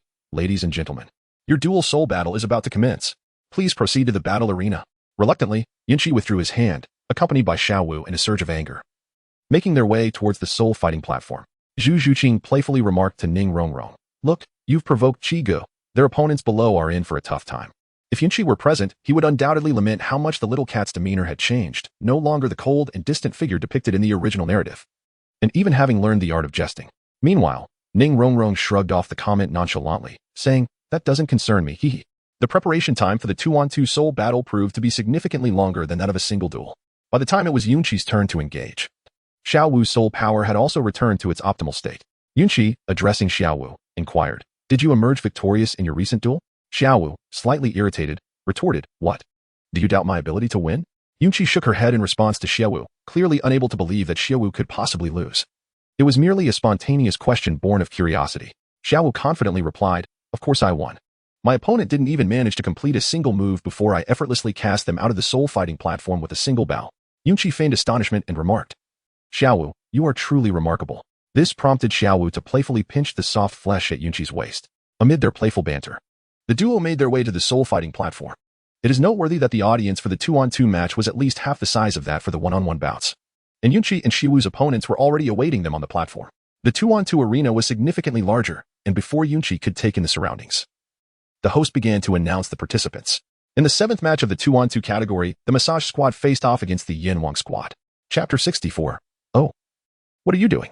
As Xiaowu stepped onto the stage, she expressed her thoughts to Yunqi. "Why does the opposing team seem so peculiar?" Yunqi also took a careful look. And indeed, what a sight it was. Before him stood his adversaries, two middle-aged men. One was clad in a white dojo robe, with a square face that appeared significantly older than his actual age. The other wore suspenders and sported a center-parted hairstyle, presenting an agreeable countenance reminiscent of an Oscar-winning figure. Yunqi could not help but marvel at the extraordinary wonders of the world. The Mashaji duo, upon seeing two children take the stage, rubbed their eyes in disbelief. Yunqi felt a sense of helplessness. After all, at the age of Douluo, they were already considered adults. Yet, compared to other soul masters of the same rank, they were indeed somewhat younger. Must it always be so? The host, momentarily taken aback, quickly regained composure and warmly announced, "It appears our Yanwang duo is truly remarkable at such a tender age." Though astonished by the ages of Yunqi and Xiao Wu, his professional demeanor prevented him from losing focus, and he promptly declared the match to commence. The Mashaji duo, aiming to curry favor with the prodigies and their backing forces, refrained from immediate action. They introduced themselves to Yunqi and Xiao Wu. "I am Ma Xingyi, the current leader of the Hunyuan Xingyi Taijikwan sect. It is a pleasure to meet you both." The man in suspenders, adjusting his hair with a flourish, added, "I am Kai Kuan, Master Ma's partner. A pleasure to make your acquaintance." Evidently, they had misjudged. Yunqi was not affiliated with any powerful faction. Nevertheless, seeing the striking resemblance between the two before him and renowned figures from his past life, he smiled and replied, "I am Yunqi, and this is Xiao Wu. Shall we begin?" With that, the Ma Shaji duo returned to their usual demeanor, summoning their respective martial spirits. Ma Xingyi's right hand manifested a whip crackling with arcs of electricity, exuding an eerie presence. Meanwhile, Kai Kuan completed his martial spirit manifestation, his body adorned with vibrant feathers, especially abundant on his head and hands, rendering him a kaleidoscope of colors. Yunqi could no longer contain his laughter upon witnessing the martial souls of the two individuals, drawing the attention of the crowd who turned to him in curiosity, puzzled by the reason behind his amusement. At this moment, Yunqi felt a tinge of loneliness. Amidst such splendid scenery, there was surprisingly no one to share it with, which elicited a deep sigh of regret. Yunqi, with a quiet smile fading from her lips, summoned the long sword in her hand. Meanwhile, Xiao Wu, having completed her martial soul manifestation, stood beside Yunqi. Ma Xingyi signaled for Yunqi and the others to prepare, casting a knowing glance towards Kai Kuan. Understanding his intent, Kai Kuan activated his first soul skill, channeling soul power into his abdomen. He then extended his hand, unleashing a soul incantation, murmuring incantations under his breath. Suddenly, an oval-shaped egg materialized in his palm, and without hesitation, Kai Kuan hurled it towards Ma Xingyi. In response, Ma Xingyi took a step forward, leaping gracefully to catch the egg in his mouth, and with a gentle bite, a delightful fragrance wafted through the air. Observing this, Kai Kuan replicated the earlier action, treating himself to an egg as well. The surrounding audience, predominantly fans of Kai Kuan, erupted in cheers as they witnessed him perform his signature soul skill. "Brother's egg, you cannot have it. Brother is so handsome." After consuming the egg, the speed of the Ma Shaji duo surged dramatically, charging towards Yunqi. Noticing this, Xiao Wu executed a back kick, stepping onto Kai Kuan's feathered head, leaping high into the air. Seizing the opportunity while Kai Kuan was momentarily distracted, she launched an attack with her waist bow, aiming to eliminate this support-type soul master. The spectacle was indeed captivating, as even the auxiliary soul master charged forward alongside the others. It was evident that the audience in the stands was drawn to the distinctive style of Kai Kuan. However, the moment Xiao Wu unleashed her waist bow, the third soul ring on Kai Kuan illuminated brilliantly, and the domain formed by his hand swayed rhythmically. In an instant, Xiao Wu found herself unable to break free from Kai Kuan's grasp. After a few moments of swaying in all directions, Kai Kuan suddenly exclaimed, "Iron Mountain Li." Xiao Wu was caught off guard, and with the combined force of his shoulder movements and soul power, she was sent flying by the concentrated impact of the Iron Mountain Li. Upon witnessing the scene, Yunqi ceased his astonishment. He had originally intended to provide Xiao Wu with an opportunity for practice, yet he had not anticipated that what appeared to be an ordinary technique was, in fact, a charged attack. Just as Yunqi prepared to engage with Xiao Wu, the formidable Ma Xingyi was not about to allow him such ease. The second spirit ring on Ma Xingyi's body gleamed brilliantly, and a whip infused with flickering electricity surged toward Yunqi, akin to a silver serpent flicking its tongue. Yunqi embraced Xiao Wu, deftly employing the ghostly shadow technique to evade her onslaught. Yet, just as one wave recedes, another surges forth. Kai Kuan would not let such an opportunity slip by. After all, they were all soul masters surviving in the grand arena of the soul fighting arena, possessing a keen ability to seize chances. Kai Kuan promptly unleashed his second soul skill, his feathered hands conjuring a sphere adorned with rule-like stripes. With a triumphant grin, he addressed Yunqi, saying, "The world believes I am merely a battle soul master, yet I possess the capacity to assist. When others perceive me as a support type, I can effortlessly transform into a battle soul master. Allow me to showcase the skills I have honed over the past 2.5 years." Ma Xingyi, witnessing the sphere materialize under Kai Kuan's command, activated his fourth soul skill with a resounding cry, "Receive, transform, release." The sphere hurled by Kai Kuan accelerated dramatically, bolstered by Ma Xingyi's fourth soul skill, which did not dissipate, but instead trailed closely behind, sweeping forward with formidable momentum. Yunqi observed the unfolding situation with a sense of resignation. Naturally, in her embrace, Xiao Wu was unharmed. It was improbable for her to be struck so abruptly. Watching the exaggerated display of the two, and noticing that Yunqi was utterly captivated, she felt no excessive worry. After all, she was confident that Brother Qi would ultimately allow her to strike that Kai Kuan before they departed. Two streams of energy arrived as anticipated. Yet Yunqi and Xiao Wu remained still. Ma Xingyi and Kai Kuan exchanged anxious glances and simultaneously shouted, "Quick, dodge or catch it." It was evident that neither harbored malicious intent. They simply could not retract the soul skills once unleashed. The arena was illuminated by the dazzling white light and a cloud of dust resulting from the collision of these two soul powers. Both the duo and the audience turned their gazes towards the smoke, their hearts racing upon realizing that no one was behind it. Until one sharp-eyed spectator, spotting Yunqi and Xiao Wu soaring gracefully in midair, exclaimed with envy. They are in the sky. The crowd collectively looked up at the two suspended figures. Erupting in fervent cheers, Yin Huang. Yin Huang. Clearly, the audience was incredulous that Yunqi and her companions could evade such an attack. Yet they never anticipated that Yunqi could fly. Kaikuan and Ma Xingyi, the duo likened to a horse and chicken, felt a wave of relief. But the very next moment, they observed Yunqi's enigmatic smile, prompting them to heighten their vigilance. Yunqi gazed at the two vigilant individuals and slowly spoke. Now, it is my turn. Chapter 65. Brother, save one for me. At the opportune moment, Xiao Wu chimed in. Brother, please save one for me. Yunqi silently nodded, then brandished the long sword in his hand. At that moment, his soul ring configuration was revealed, plunging the audience, including the host, into an eerie silence. After all, who could remain composed in the presence of a configuration of 3 purple and 1 black soul rings? As Yunqi's first soul ring shimmered, the sword energy he unleashed inexplicably vanished from the sight of the two spectators, leaving no trace behind. Remarkably, when the sword energy re-emerged, it found its way into the thighs and arms of the two individuals, embedding itself within their flesh. However, Yunqi exercised restraint, for the prior warnings indicated that these two were not malicious beings. Furthermore, this was merely a friendly contest, not a life-and-death struggle. Yunqi would certainly not act with such ruthlessness. It is only natural for there to be a fierce competition. And causing harm to Xiao Wu is merely a part of the contest. Furthermore, Xiao Wu herself has no objections. Yunqi naturally did not take the situation too seriously. Upon noticing that Yunqi had already injured the two, Xiao Wu exchanged a glance with him, understanding the unspoken meaning between them after years of companionship. Yunqi immediately lowered the altitude of his flying sword, diving toward the duo engaged in a massage technique. Seizing the opportunity presented by this gravitational acceleration, Xiao Wu, with her keen eyes, lunged forward in midair, unleashing her soft techniques. Kaikuan and Ma Xingyi, despite the pain coursing through their bodies, swiftly dodged to the side. However, would Yunqi allow them to escape so easily? The sword energy encircled the two once more, leaving them no chance for reprieve. Recognizing the golden opportunity, Xiao Wu did not hesitate. Aware that Yunqi intended for her to relish the thrill of the battle, for had he truly wished for victory, it would have come long ago. Yet, as the duo observed that Yunqi's sword energy had not harmed them, they noted that the young woman before them was merely a 3-ringed soul master. Gritting their teeth, they exchanged determined glances, unleashing their soul techniques toward Xiao Wu. However, Xiao Wu had also honed the skills of the purple extreme demon eye and ghost shadow mystique. Amidst the howling soul techniques, she astonishingly twisted her body with terrifying flexibility to evade them. Kaikuan and Ma Xingyi were not novices. Upon witnessing Xiao Wu's outrageous evasion, their momentary shock faded, and clarity returned to their eyes as they prepared to confront her head-on. In an instant, Xiao Wu closed the distance between them, her scorpion-tailed braid ensnaring Kaikuan, while her ankle clamped onto Ma Xingyi's head.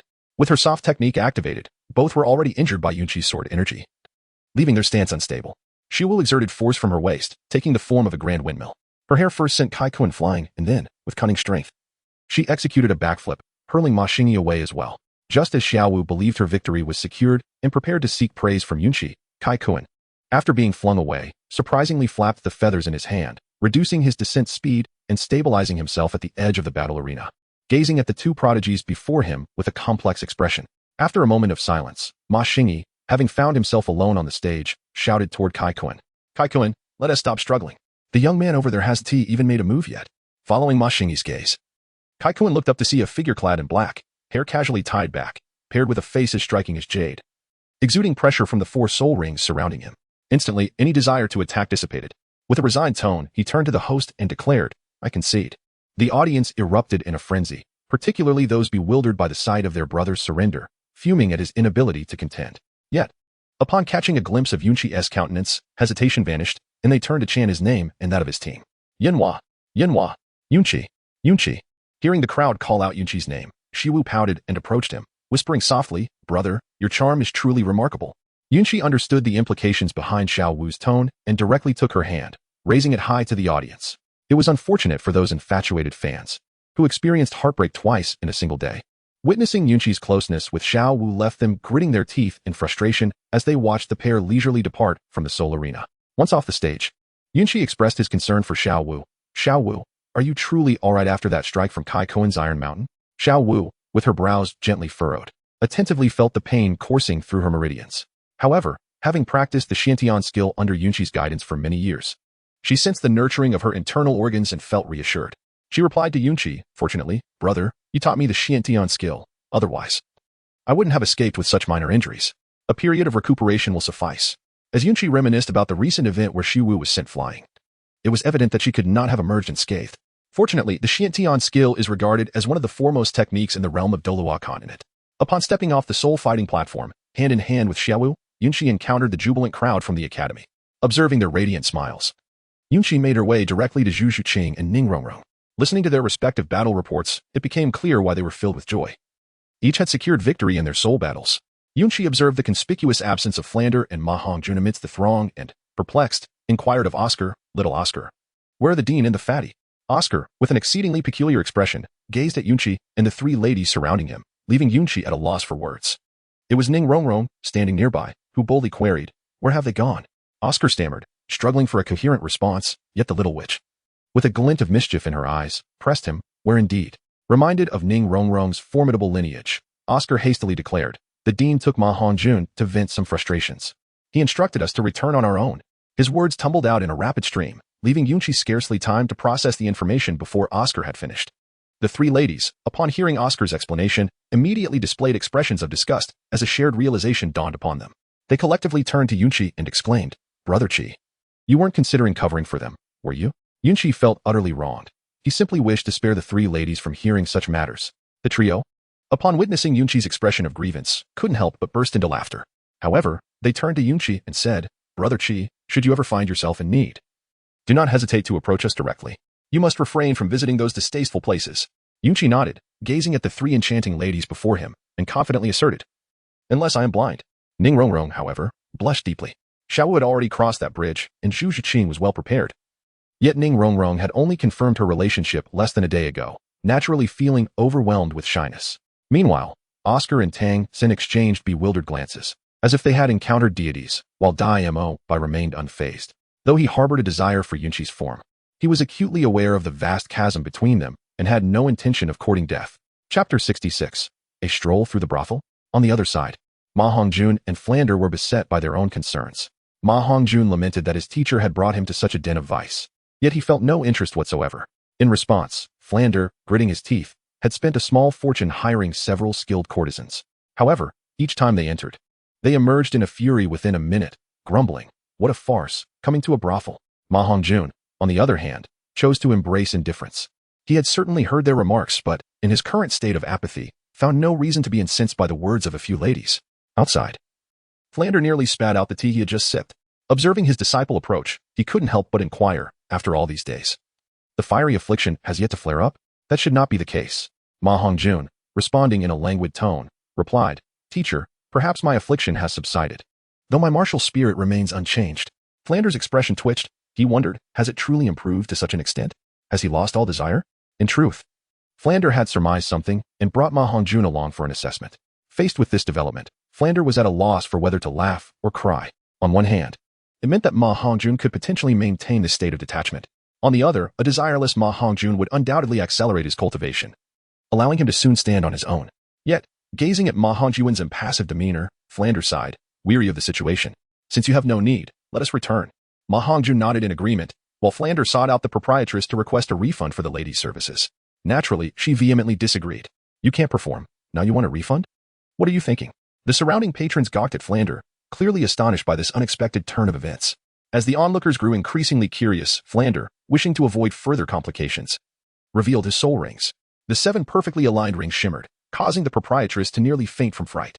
She hastily retrieved the money and returned it to Flander, all the while silently lamenting, "A soul sage coming here to have his disciple dine and dash. Truly an eye-opener."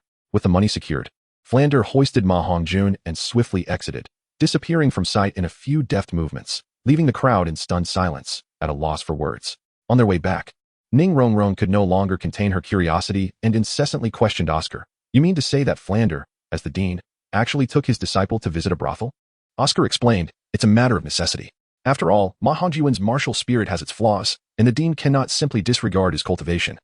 Nor can he bear to watch his disciple perish." He instinctively added, "In the past, Dai Lauda often accompanied Fatty to such places." As Oscar spoke, he recalled that Dai Mo had now become a young woman, and Dai Mo pinched Oscar's waist playfully, her eyes glinting with mischief as she inquired, "Who is Dai Lauda? Who went where?" Oscar quickly apologized. "I'm sorry, I misspoke. That was my mistake." Upon hearing this, Dai Mo released her grip, wrapping her arms around Oscar in a manner reminiscent of a delicate bird, though the significant height difference created an awkward visual. Zhu Zhuqing, rarely inclined to interject, remarked, disgusting, before turning to embrace Yunqi's arm. Xiao Wu and Ning Rongrong looked at Yunqi and declared, fortunately, Brother Qi is not that kind of person. Unlike others. Yunqi glanced at Tang San beside him and remarked, Little San is quite the virtuous gentleman. Tang San, taken aback by Yunqi's sudden acknowledgement and defense of him, gazed at Yunqi with a sense of gratitude. Though this was merely an inadvertent gesture of goodwill from Yunqi, it left Tang San in a state of delightful confusion. As for Oscar, he dared not contradict, for he had previously accompanied Ma Hongjun and Dai Mubai to the brothel, albeit with less frequency. Zhu Zhuqing sighed, relieved to have escaped from a tumultuous past, pondering what might have become of her otherwise. Observing the unfolding situation, Yunqi deftly shifted the conversation, engaging in light chatter as they made their way back to Shrek Academy. Upon their arrival, Yunqi and the three ladies naturally retreated to the courtyard. As night fell, Yunqi, Zhu Zhuqing, and Xiao Wu entered the small dwelling, while Ning Rongrong lingered hesitantly outside, although it was her own request to remain at that moment. She appeared somewhat at a loss. Yunqi naturally discerned Ning Rongrong's thoughts and approached her, leaning down to whisper softly near the tips of her hair. What happened to your earlier courage? Ning Rongrong remained silent, her small face growing increasingly flushed. Zhu Zhuqing and Xiao Wu, who had opened the door and were walking ahead, exchanged glances before joining Ning Rongrong, interlocking their arms with hers, and guiding her gently into the room. Yunqi gazed at the three ladies who had just entered, reflecting on the fortunate spaciousness of the master bedroom. Otherwise, accommodating four individuals would undoubtedly feel cramped. At that moment, unbeknownst to Yunqi, if others were aware of his thoughts, they would surely scoff, for how could one limit the size of a room when sharing it with three stunning beauties?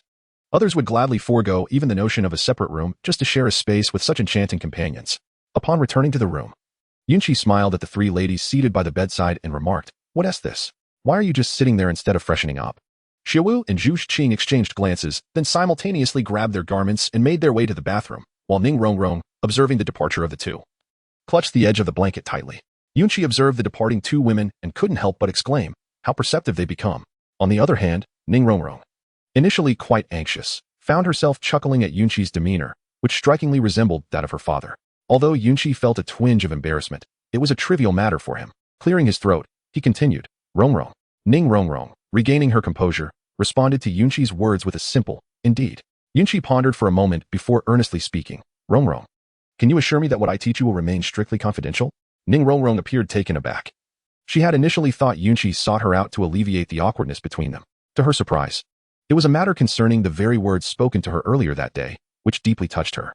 After a moment's reflection, she gazed into Yunqi's face and smiled, saying, You trust me so completely. Chapter 67, What Happened?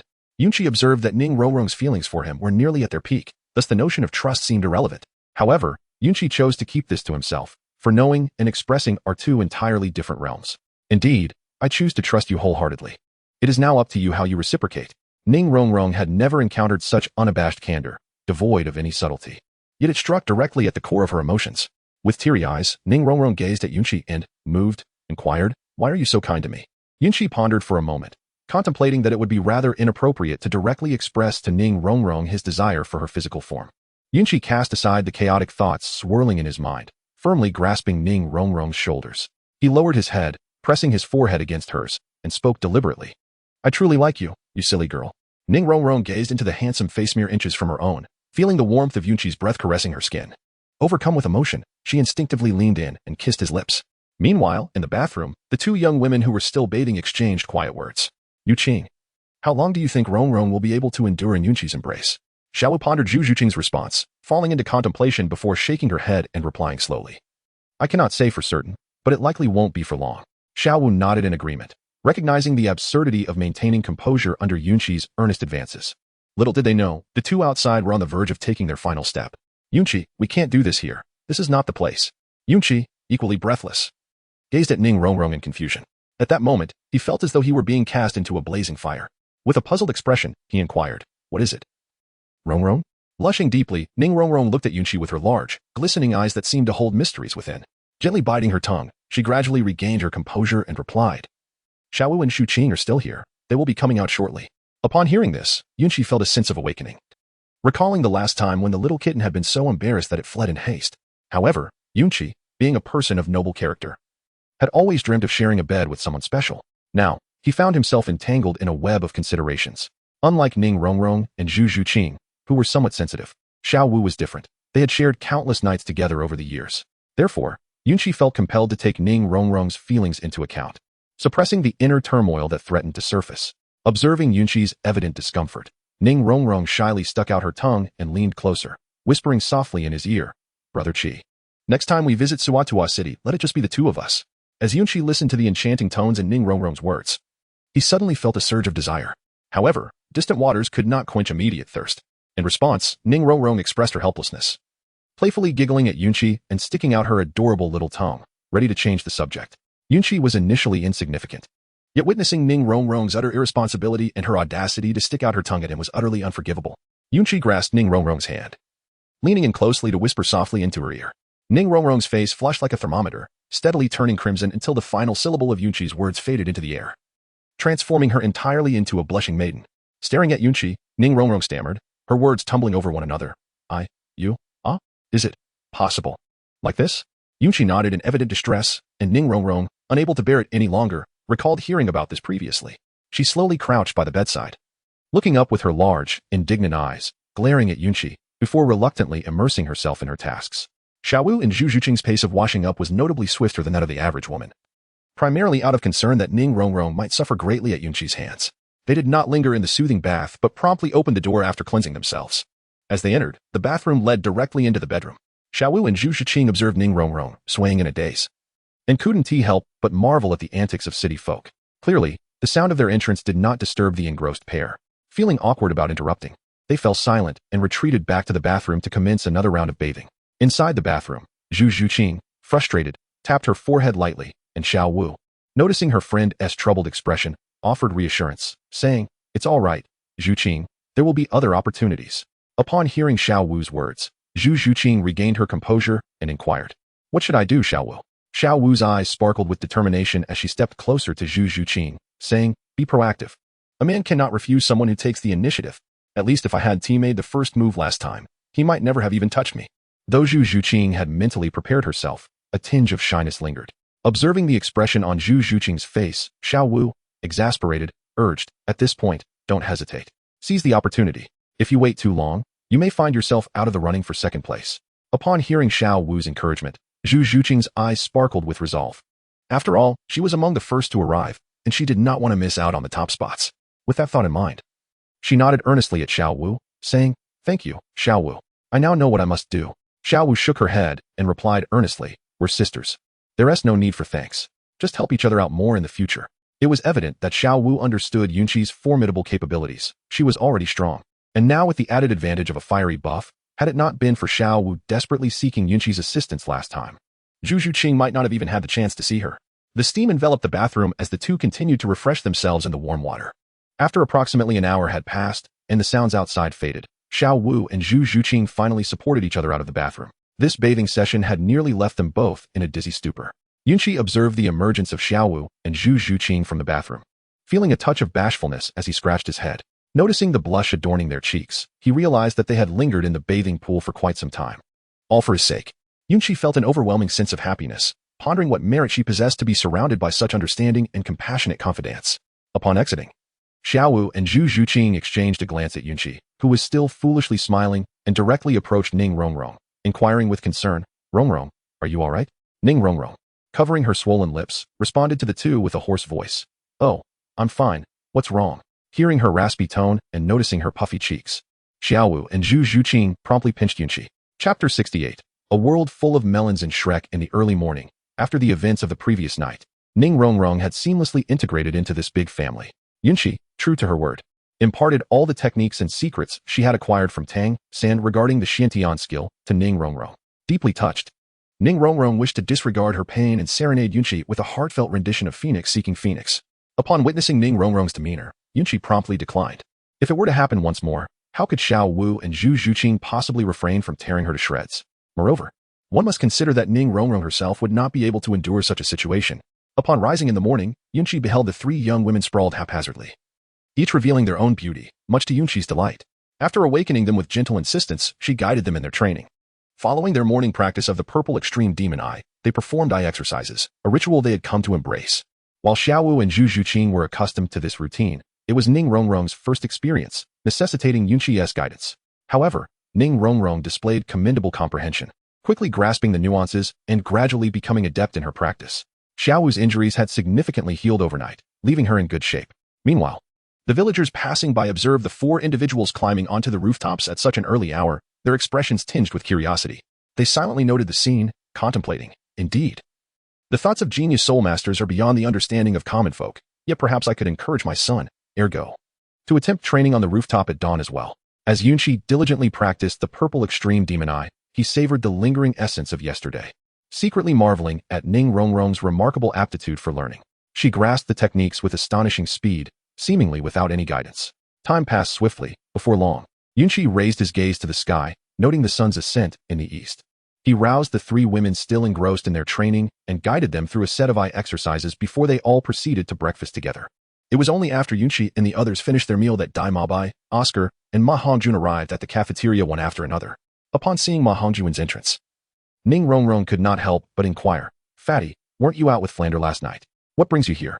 Outside the cafeteria, Flander, having just arrived, froze at Ning Rongrong's words and silently turned away, deciding to forego breakfast altogether. As for Ma Hongjun, he nonchalantly munched on a steamed bun, responding with a garbled mouthful. "I've long since lost any desire in that regard, so it's unnecessary." Oscar and Dai Mabai, upon hearing Ma Hongjun's remark, became so startled that they forgot about their buns, which fell to the ground unnoticed. Observing his 2 good friends waste food, Ma Hongjun was unfazed by the collective gaze of the others and simply picked up the fallen bun to continue eating. Oscar, seeing this, cautiously asked Ma Hongjun, "Fatty, what do you mean by unnecessary?" Ma Hongjun looked at Oscar, his gaze gradually descending. Oscar, understanding the implication, felt a shiver run down his spine. One Dai Mabai was already enough trouble. With another fatty in the mix, he feared he might meet his demise right there.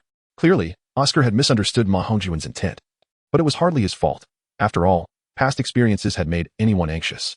Meanwhile, Dai Mabai, who had initially intended to watch the spectacle, noticed the look in Fatty's eyes and promptly positioned himself protectively in front of Oscar, casting a disapproving glare at Fatty. "Little Ao is fine with me, Fatty. Keep your gaze to yourself." Even the 3 women, initially curious, felt a chill run down their spines.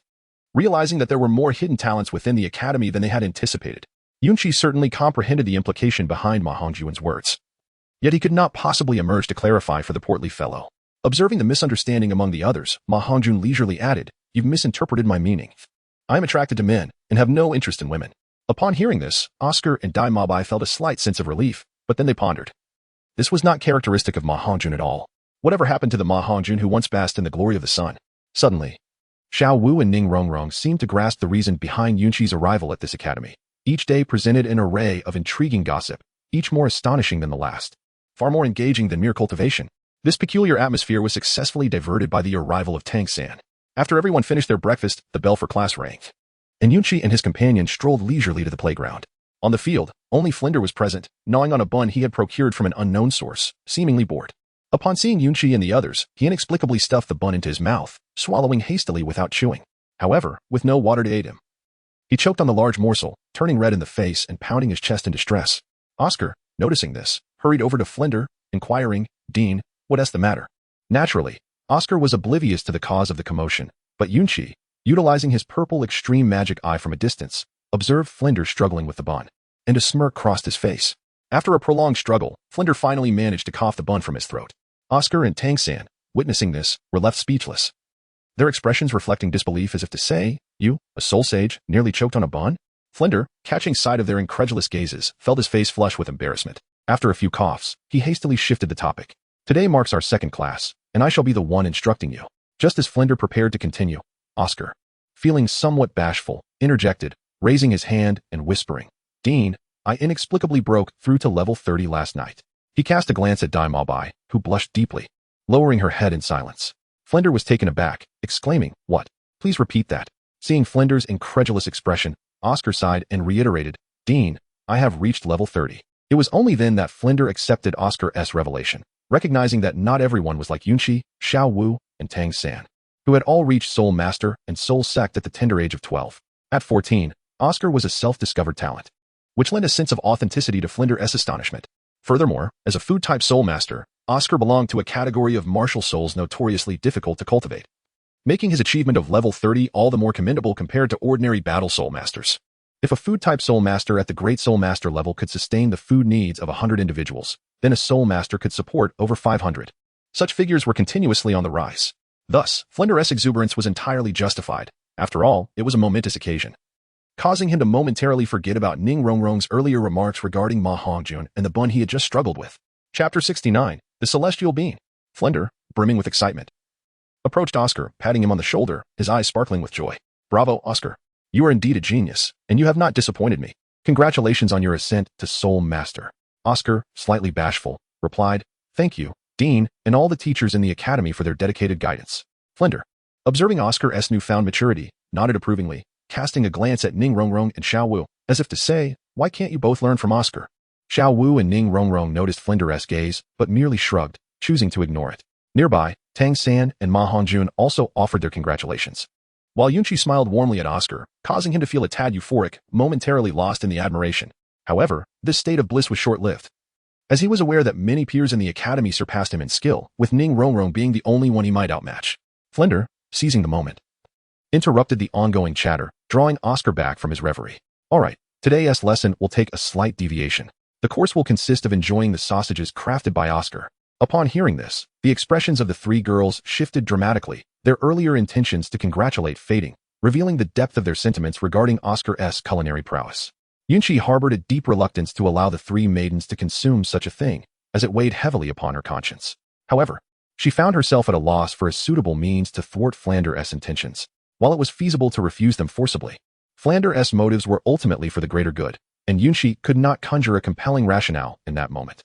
Perhaps attuned to Yunqi's inner turmoil, the interface unexpectedly initiated a task of its own accord, diverging from her previous self-initiated endeavors. Task, to harbor an intense aversion and instinctive dislike, preventing the three maidens from consuming the sausages crafted by Oscar. Reward, a portable bean bottle. Accept, yes or no. Yunqi was instantly filled with joy. Upon carefully examining the description of the magical beans, he discovered that these were the legendary beans from the Dragon Ball universe. However, they came with certain limitations. The beans in the bottle could only produce one every 10 days. Nevertheless, this revelation filled Yunqi with immense delight, for he was well aware of the extraordinary properties of the magical beans. Consuming just one would ensure that he would not experience hunger for a span of 10 days, and it possessed remarkable restorative powers. As long as one was not deceased, it could swiftly replenish physical strength and energy from extreme fatigue in the shortest possible time, almost instantaneously, readjusting the body to its optimal state. While it could not cure diseases, the bean served as a formidable trump card and a life-saving remedy, easily surpassing the various martial souls and healing items found within the world of Douluo. Yunqi naturally accepted the situation, yet retained the confidence to refuse the sausages crafted by Oscar. Although the predicament was somewhat uncomfortable when faced with a crisis, it would not deter the women from consuming the sausages made by Oscar. However, circumstances had changed. Flinder, observing the disdainful looks from the women, spoke with a calm assurance, Do not display such expressions. This is for your own benefit. It is what we call practical training. Allow me to pose a simple question. In a moment of peril, is your life more significant, or is it the repulsive sausage that you find distasteful, yet could save your life? Reflect on this. Oscar cast a grateful glance at Flinder, clearly desiring the approval of the group, yet his previous reputation lingered, explaining their aversion. On the other hand, Dai Mo Bai harbored no such concerns. If this had been before, when she was still male, she might have struggled to consume it. But now, having fully embraced her identity as Oscar's, she had partaken without hesitation and directly requested one. Little Oscar, give me one. Oscar, seeing Dai Mo Bai as the first to step forward, felt a surge of emotion and promptly prepared a dozen sausages, addressing her with warmth. Mo Bai, eat more, please. Dai Mo Bai, witnessing the surrounding individuals remain motionless, bravely advanced to alleviate the tension. Unexpectedly, Oscar directly presented her with numerous sausages, leaving her momentarily aghast. However, the look in her eyes made it difficult to refuse. Having just finished breakfast, she now found herself biting into several sausages, her stomach feeling as though it might burst. Yet Oscar remained oblivious to Dai Mo Bai's woeful expression. Tang San and Ma Hongjun, witnessing the scene, also approached Oscar to request a sausage each and began to eat. The three women, aware of the attention directed toward them, turned their gazes to Yunqi. Xiao Wu and Ning Rongrong clung to one of Yunqi's arms, looking pitiful as they implored, Brother, we do not wish to eat that. Indeed, we do not. Seeing the situation, Yunqi smiled gently, comforting the few girls while internally contemplating. I too have no desire to eat. However, I still wore an expression of contrition as I addressed Flinder and Oscar, saying, Director, little AO. Perhaps we should forego this meal today. Rongrong and the others are unwilling to partake, and I possess a means to aid their recovery during future battles. Ning Rongrong shot a fierce glare at Flinder and Oscar, as if to convey, should you dare to force me, I shall dismantle your academy. Zhu Zhuqing also had no appetite. Upon hearing Yunqi's words, she naturally aligned herself behind him, evading Flanders' scrutinizing gaze. Flander and Oscar, upon observing the resolute stance of Yunqi and the unwavering glare of Ning Rongrong, could not help but recall the terrifying presence of the old man Qinshin, causing a shiver to run down their spines, and thus they refrained from insisting that the girls eat. Flander mused to himself, regardless of your refusal now. When the time comes in battle and urgency looms, we shall see whether you will eat. Of course, such thoughts remained unspoken in the presence of Ning Rongrong. He was genuinely fearful. Noticing Flanders' sudden silence, Oscar's expression dimmed before he turned his gaze towards Yunqi, suddenly struck by inspiration. Yunqi, since they're not eating, why don't you give it a try? The flavor is delightful. As Yunqi noticed Oscar directing attention towards himself, a chill ran down his spine. However, he maintained a warm demeanor and said, "Let us overlook this, little Oscar. I simply indulged too much this morning. Just look at Imobai beside you. She has already been sick." Oscar quickly turned to see Imobai, clutching her stomach and retching violently, and cautiously inquired, "Imobai, are you all right?" Imobai wiped her mouth and, after removing the remnants, replied with exasperation, "I felt sorry for you earlier and didn't expect you to offer me so many sausages. I had just finished breakfast." Now it was Oscar's turn to feel awkward. He had been so moved that he hadn't considered the consequences. Observing Oscar's sheepish smile, Imobai silently tidied up the mess, playfully reminding herself that she was a little fairy and needed to maintain her image. Oscar, witnessing this, felt a twisted sense of satisfaction that was not entirely fulfilled, leaving him with a hint of regret. After placing the rewards within the rings, Yunqi did not immediately inspect them.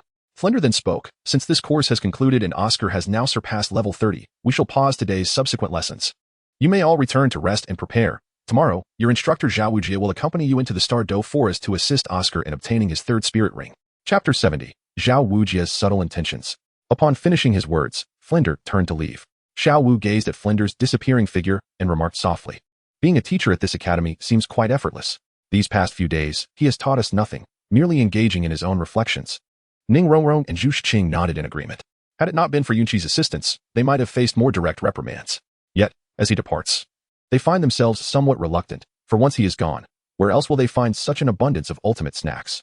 Yunqi reminisced about the recent days of instruction, recalling a solitary competition at the great fighting arena and a simple meal of sausage today, leaving him bewildered.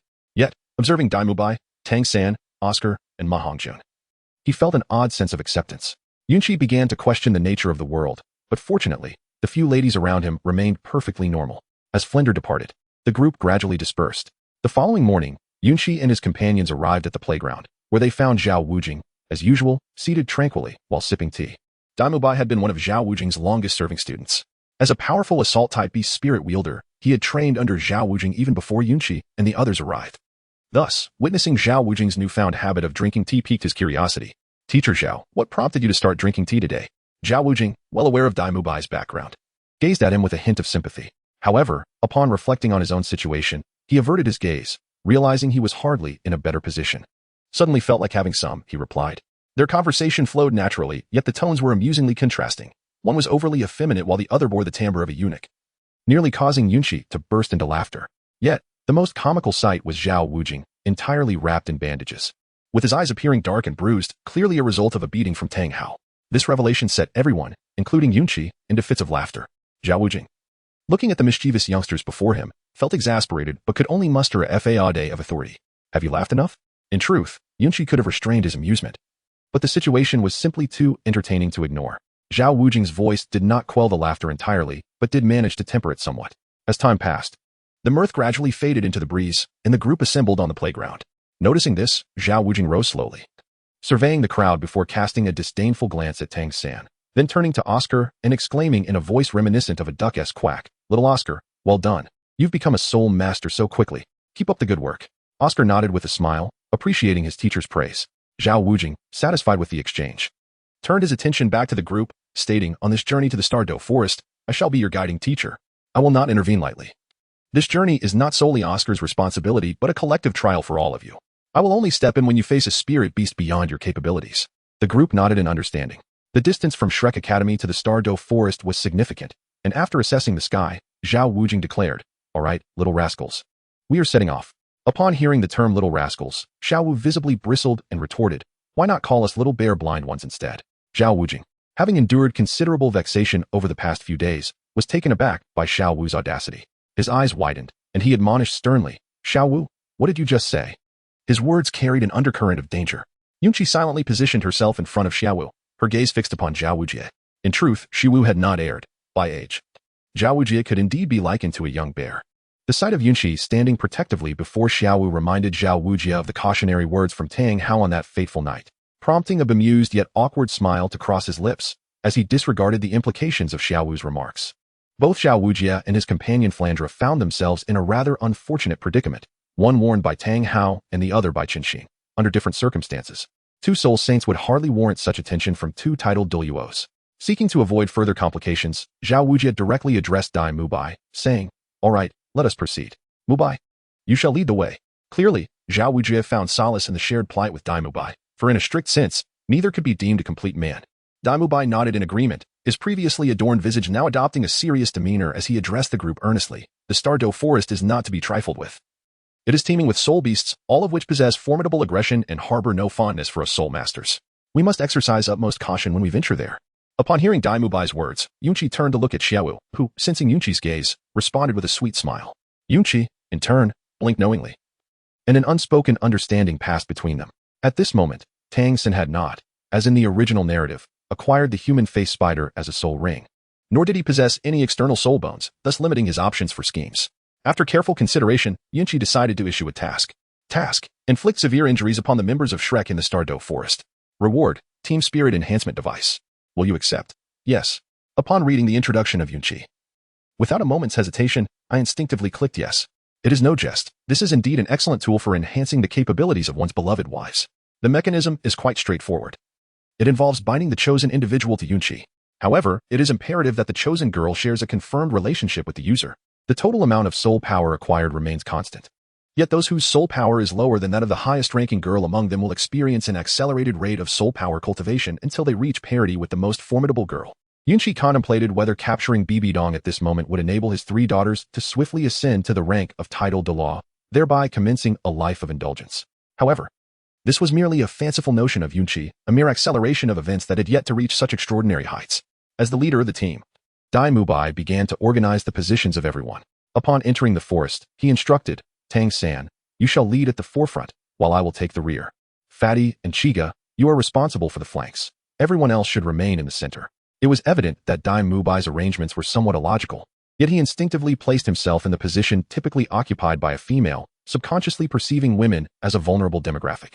Oscar, being a food-type soul master, was similarly relegated to a position of perceived weakness. Nonetheless, none of the group voiced their objections.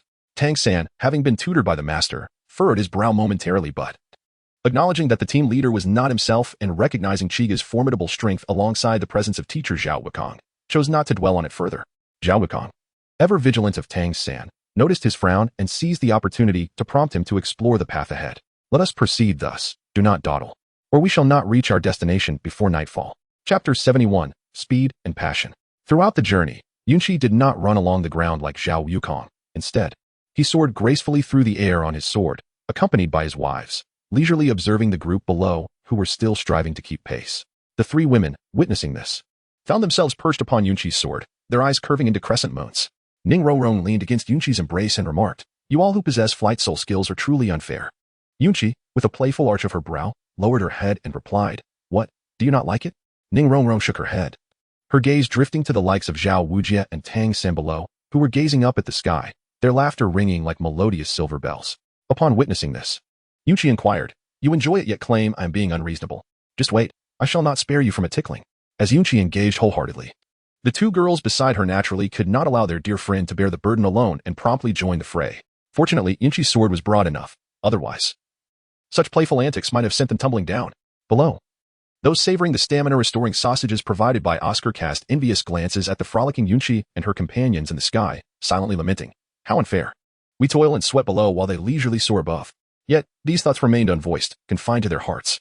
Nevertheless, with Oscar's sausages sustaining them, the group maintained a steady pace, closely following Xiao Wujie's lead. Oscar, as the provider of the sausages, began to feel the strain, his soul power waning. However, with Dai Mubai by his side, he faced no significant issues. Dai Mubai, turning his back to Oscar, gently urged, come on, little Oscar, you can't keep up like this. Moved by his companion's concern, Oscar gazed at Dai Mubai's back, reflecting for a moment. Sensing Oscar's hesitation, Dai Mubai encouraged, hurry up, little Oscar.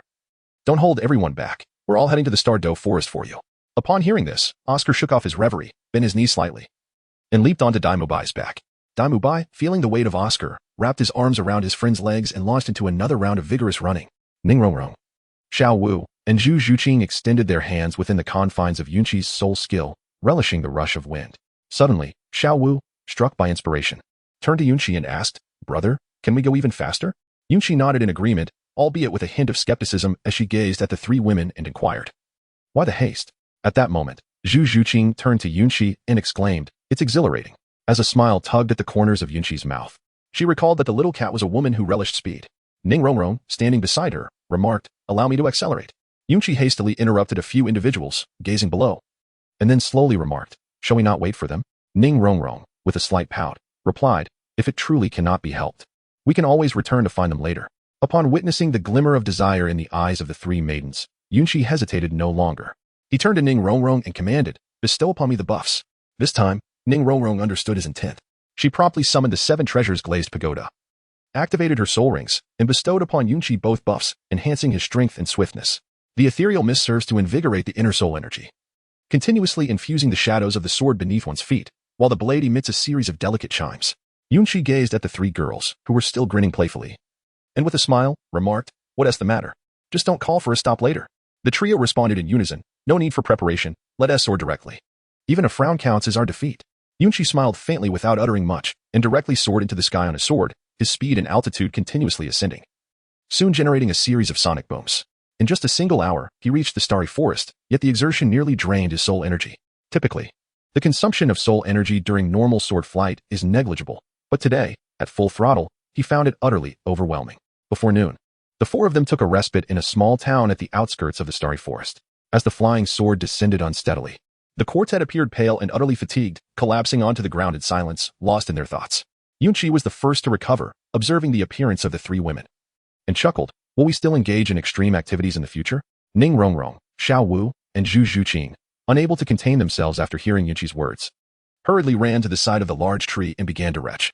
Upon witnessing the situation, Yunqi sighed and retrieved several cups of water from the ring. Approaching the 3 women, he gently comforted each one in turn before offering them the water. It was only then that the 3 women felt a sense of revival. Reflecting on the whirlwind of the past hour, they transitioned from initial excitement to a state of dizziness. They were torn between the desire to halt and the memory of their earlier bravado. Observing the other 2, they noticed that both seemed to be maintaining a facade of composure, prompting them to refrain from speaking further. However, the other 2 were not faring much better, merely enduring the moment with great effort. Upon witnessing the remarkable courage of the 3 maidens, Yunqi felt a surge of determination. To slow his pace would surely invite their ridicule. Thus, he resolutely endured his discomfort and continued flying for an extended duration. Only then did the 3 maidens catch wind of Yunqi's words, and they too refrained from boasting, particularly Ning Rongrong, whose lack of skill and penchant for playfulness rendered her the weakest in terms of soul power and physical constitution. She hastily declared, "Let us cease this. It is far too swift. I shall not partake in such haste again." As Yunqi listened to Ning Rongrong's words, an odd sensation washed over him, and he couldn't help but notice the breathlessness in her tone.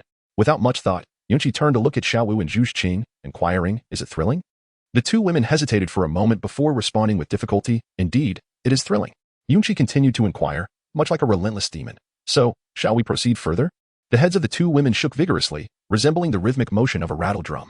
After Yunqi finished her inquiries, she, along with the 3 girls, squatted beside the tree. Upon realizing that Yunqi was merely a paper tiger, Ye and the others burst into laughter. Following this incident, it was clear they could no longer return to seek out Zhao Wuji and the others. Instead, after hastily grabbing a bite to eat in the quaint town, they began to wander leisurely. The town was far more bustling than Yunqi and her companions had anticipated, its scale several times larger than the village where Shrek resided. After all, the constant flow of people, including soul masters hunting in the Stardow Forest and hunters relying on soul beasts for their livelihood, necessitated a supply hub, much like Yunqi's earlier experience outside the soul hunting forest. However, unlike a walled city, the streets were lined with various shops and vendors, offering an abundance of goods. Cloudy Chishi has also observed that nearly all the operations here are intricately connected to soul masters. Ordinary individuals are treated almost like rare creatures, surrounded by an overwhelming array of merchants selling weapons, armor, antidotes, and restorative potions, all while providing food and lodging. A few individuals in Yunqi indulged in novelty. Yet after a brief jaunt, they felt a profound sense of ennui, as there were no establishments for entertainment or indulgence. Xiao Wu and Ning Rongrong lamented, "Why haven't Xiao Xiong and the others arrived yet? This place is terribly dull." Chapter 72, The Town in Response. Yunqi could only shake his head in resignation. Grasping the hands of Xiao Wu and Ning Rongrong, he remarked, Such a locale is unlikely to possess much allure. The Stardew Forest lies not far from here, and this humble town exists solely due to its proximity to the forest, hence it lacks numerous recreational facilities. In truth, the distance that Yunqi referred to was nearly 100 miles away. However, in relation to the Stardew Forest, it was indeed not far. Xiao Wu and Ning Rongrong were not unreasonable, merely expressing their sentiments to Yunqi. Zhu Xing interjected, "Our visit here is not for leisure, clearly. Qigu has come with a purpose." I have long observed the expression on his face. Yunqi found herself in a predicament, as her subtle expressions were under the scrutiny of those closest to her. Xiao Wu and Ning Rongrong's eyes instantly gleamed with curiosity as they hurriedly inquired, "Chi-Chi, do you have any plans?" After surveying her surroundings, Yunqi led a few young women to a secluded tea house. Noticing the absence of other patrons, she cautiously inquired, "Xiao Wu, have you disclosed your identity to Rongrong?" Xiao Wu shook her head, while Ning Rongrong, intrigued by Yunqi's manner of speaking, blinked her large, curious eyes and asked, "Xiao Wu, do you possess another identity?" Xiao Wu then turned to look at Zhu Xuqing and Yunqi, clearly seeking their opinion. It was not that Xiao Wu harbored distrust towards Ning Rongrong. Rather, the matter was of great significance, warranting utmost caution. Yunqi was aware that she had spoken too hastily. Yet it was fortunate that she had merely offered a perfunctory response to Ning Rongrong. It was not that she intended to withhold information, but rather that the moment was not appropriate. Who could tell if there were others eavesdropping on Ning Rongrong's side? Ning Rongrong also perceived Yunqi's indifference. But upon noticing Xiao Wu's recent serious demeanor, she refrained from pressing further. Everyone harbors secrets, and that is entirely natural. Ning Rongrong felt no discontent. Meanwhile, Xiao Wu felt a twinge of guilt and proactively addressed Ning Rongrong, saying, "Rongrong, I shall tell you later. This is not the right time." Ning Rongrong responded with a radiant smile, wrapping her arms around Xiao Wu and playfully twirling her scorpion braid, casually remarking, "Of course, I trust you both, after all. We are good sisters." Upon observing Yunqi and Zhu Xing, the two individuals refrained from excessive interference. After a brief interlude, Ning Rongrong and Xiao Wu became cognizant of the fact that Yunqi and Zhu Xuqing were awaiting their deliberation on certain matters, thus they assumed a posture of earnest attentiveness. Upon observing that the two young women were fully prepared, Yunqi gently articulated the plan. "As we venture into the Starry Forest, is our objective truly just to assist Oscar in acquiring a soul ring? Are you all willing?" The three women shook their heads, clearly influenced by Yunqi's mischief, revealing a darker side beneath their seemingly innocent exteriors. Upon witnessing the situation, Yunqi continued, "Shrek engages in deceit and trickery, and both the students and teachers are equally corrupt. Therefore, what shall we do?" The three women, their eyes gleaming with a mischievous intent, resolutely declared, "Let us deceive them." Seeing the three women of Yunqi exhibit such profound enlightenment, he nodded in satisfaction. Yunqi is also allocated tasks, and there are certain things to accomplish upon entering the Stardew Forest. The plan is straightforward yet highly practical. After all, with Xiao Wu present, any endeavor within the Stardew Forest becomes remarkably effortless. The three girls grow increasingly exhilarated as they listen, and even Zhu Xuqing begins to join in the excitement. Yunqi could not help but sigh, grateful that it was she who guided them. Otherwise, with their intellect, they might easily be led astray by others' misguided perspectives. Although Yunqi herself was not particularly remarkable, her influence on the trio was specifically tailored to the three from Shrek, and she maintained a fundamental understanding of values. Time passed as Yunqi and her companions awaited, and soon evening descended. Meanwhile, Zhao Wujia and the others had just arrived. While Tang San and his companions from the academy were utterly exhausted, Oscar, in particular, was feeling the strain, after battling alongside Dai Mubai the previous night. He had spent the entire day on the road and was now tasked with preparing sausages, leaving him on the brink of collapse. Yunqi and others naturally noticed Zhao Wuji and his companions at the entrance of the town, and they approached to greet them. "Teacher Zhao, you have arrived?" Zhao Wuji, gazing at the dashing Yunqi before him, could only respond with a hint of exasperation. "You all fly so swiftly. Couldn't you have waited for the students trailing behind?" Yunqi, with a hint of apology, addressed Zhao Wuji and Tang San, saying, "The reason we arrived ahead of schedule is primarily to assist everyone in finding a suitable place to rest. Except for Zhao Wuji, the others, including Tang San, were largely persuaded, for goodwill was at play." Zhao Wuji had nothing further to add, as there was no stipulation against arriving early. Moreover, given that Yunqi had secured accommodations for them, he refrained from voicing any objections. Tang San, feeling moved, expressed his gratitude to Yunqi, saying, "Once again, I must trouble you. Brother Qi, not only have you paved the way for us, but you have also arranged our lodging." Yunqi, radiating warmth, smiled gently at the crowd and said, "It's nothing. I am here to serve everyone." Although Yunqi expressed such sentiments, he was not particularly concerned since the funds were not his own. Utilizing Tang San's money to forge connections was a transaction Yunqi was more than willing to engage in. Furthermore, there was a substantial sum awaiting him from Flender, and Yunqi felt no remorse whatsoever. Oscar, nearly exhausted to the point of collapse, yearned for sustenance and rest. He directly inquired of Yunqi, "Brother Qi, Where's the place you mentioned? Yunqi, unperturbed by Oscar's interruption, responded with a beaming smile. Then follow me. Yunqi led the group into the quaint little town, where the nocturnal ambience was far less vibrant than during the day. Perhaps it was the proximity to the vast starry forest that contributed to the subdued atmosphere. Yet the group paid it little mind.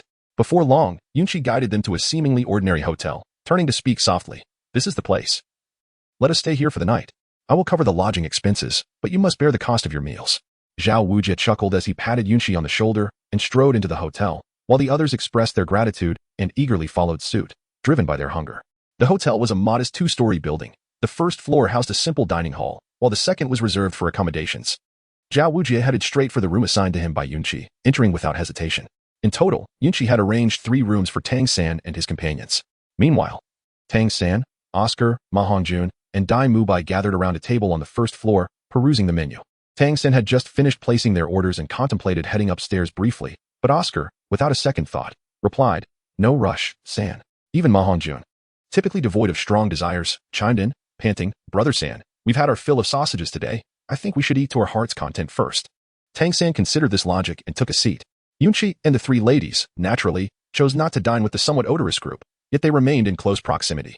For the space was limited. During this time, Tang San inquired of Dai Mubai, "Should we invite teacher Xiao to join us for dinner?"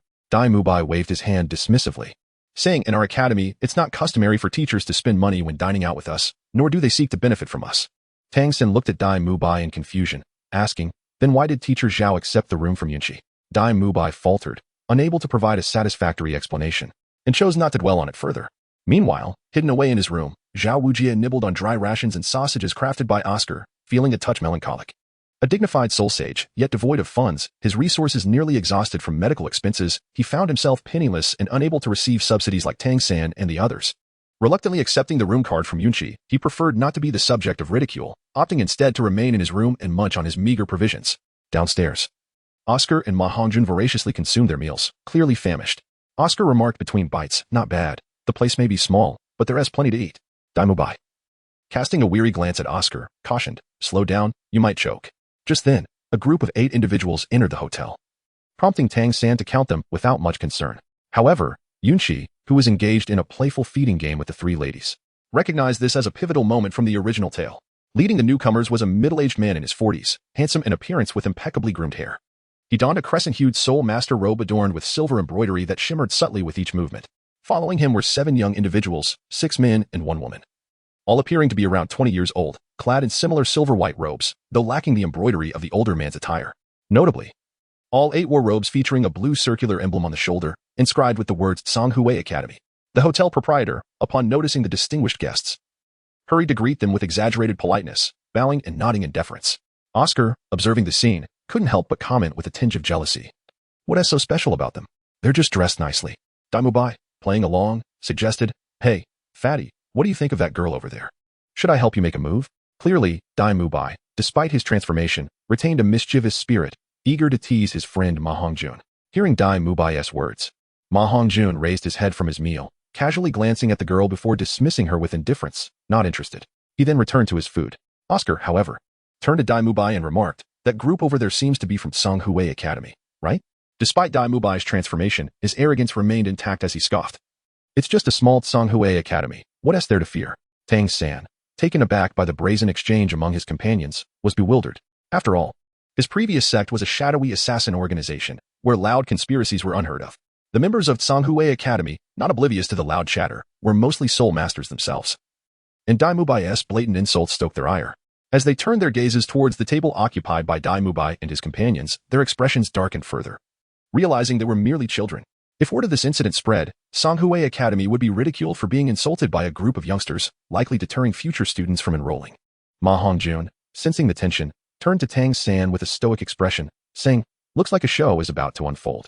Tang San remained perplexed, wondering what kind of spectacle he was referring to. Ma Hongjun elaborated, "This is the training task our dean set long ago. A soul master who does not dare to provoke trouble is not a good soul master. Those who shy away from conflict are merely mediocre." Upon hearing Ma Hongjun's words, Tang San found himself compelled by this rather dubious philosophy. Reflecting on how well it echoed the teachings of Flander, Ma Hongjun's voice carried enough weight for their conversation to be heard by those nearby, including Yunqi and others, causing a collective cringe at the misguided reasoning being espoused. The group from Tsanghui Academy gradually took their seats, positioning themselves near Yunqi, while maintaining a distance of 2 tables from Tang San.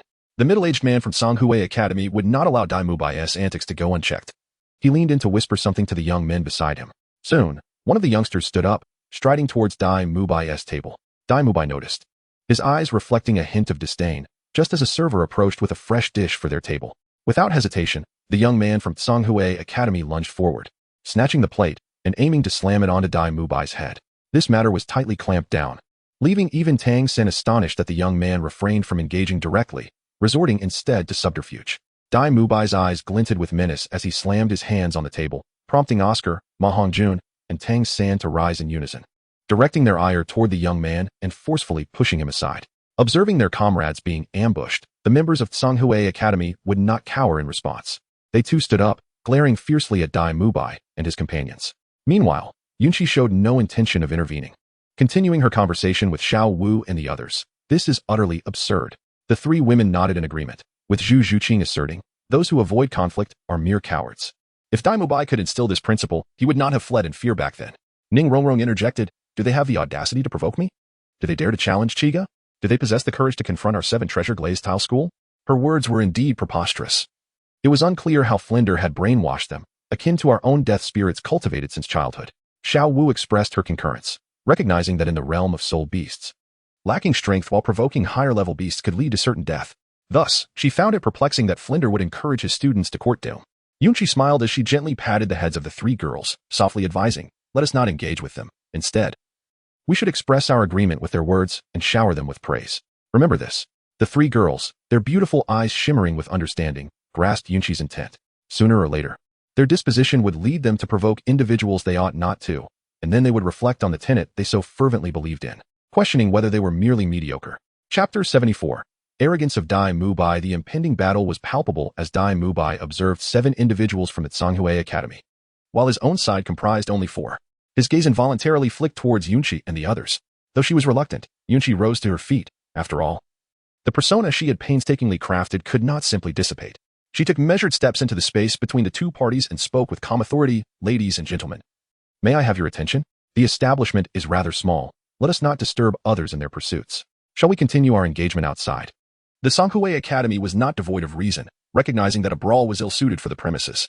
Upon hearing Yunqi's proposition, Dai Mubai and his companions exited the hotel, opting for a nearby open area to continue their standoff. A middle-aged man was the first to speak, his expression dark and forbidding.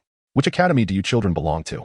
Dai Mubai's inherent arrogance as a white tiger was unmistakable, as disdain and contempt radiated from his face.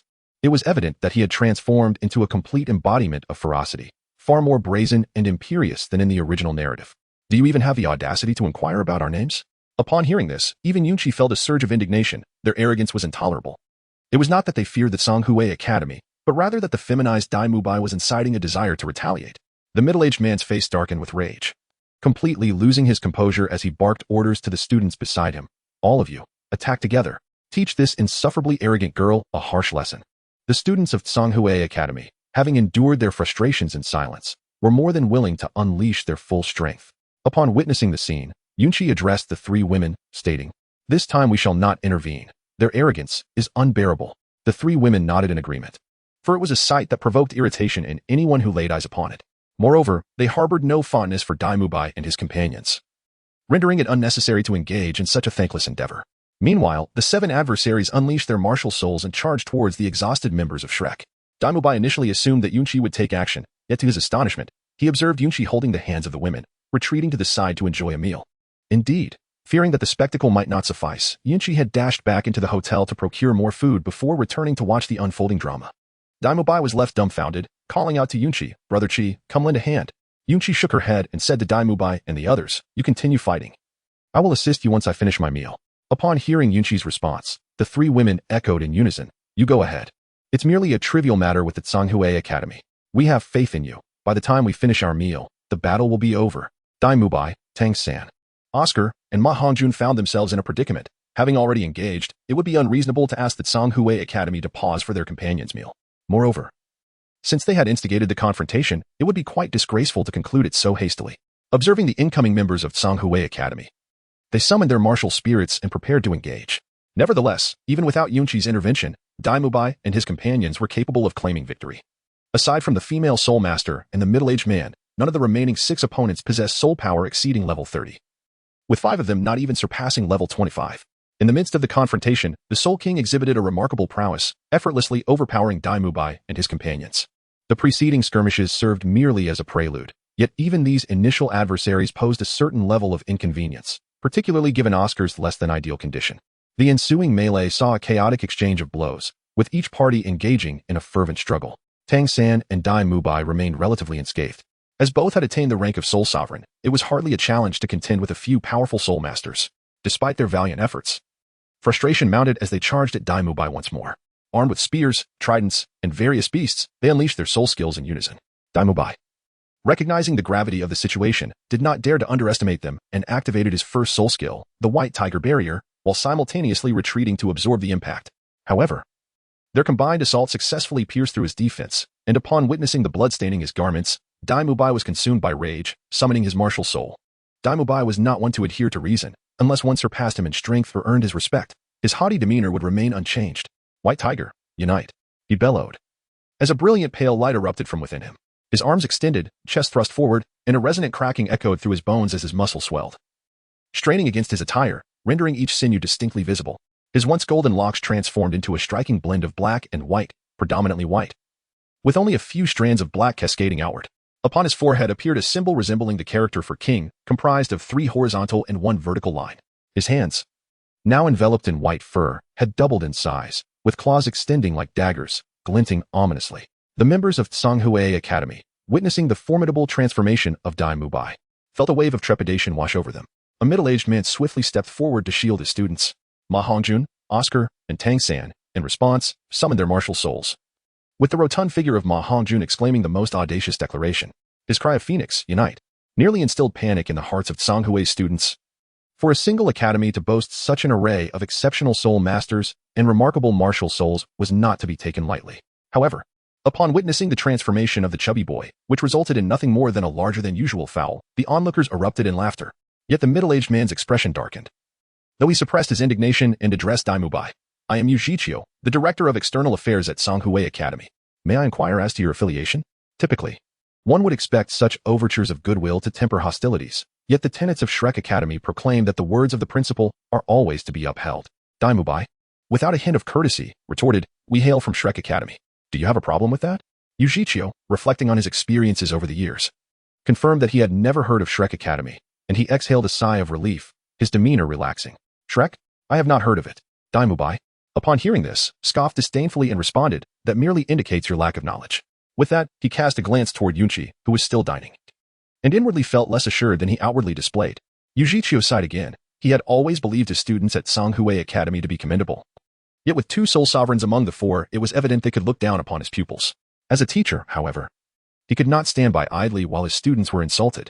In a fair duel, he would not resort to overwhelming tactics against the weaker. Yet the disparaging words directed at his students were intolerable. Chapter 75, It Matters Not, I Shall Engage. With a steely glint in his eyes, Yu Xiaogang resolved to act. Unleashing his martial soul, Xiangui, unite. A dark aura surged forth, immediately suppressing the presence of Dai Mubai and Tang San.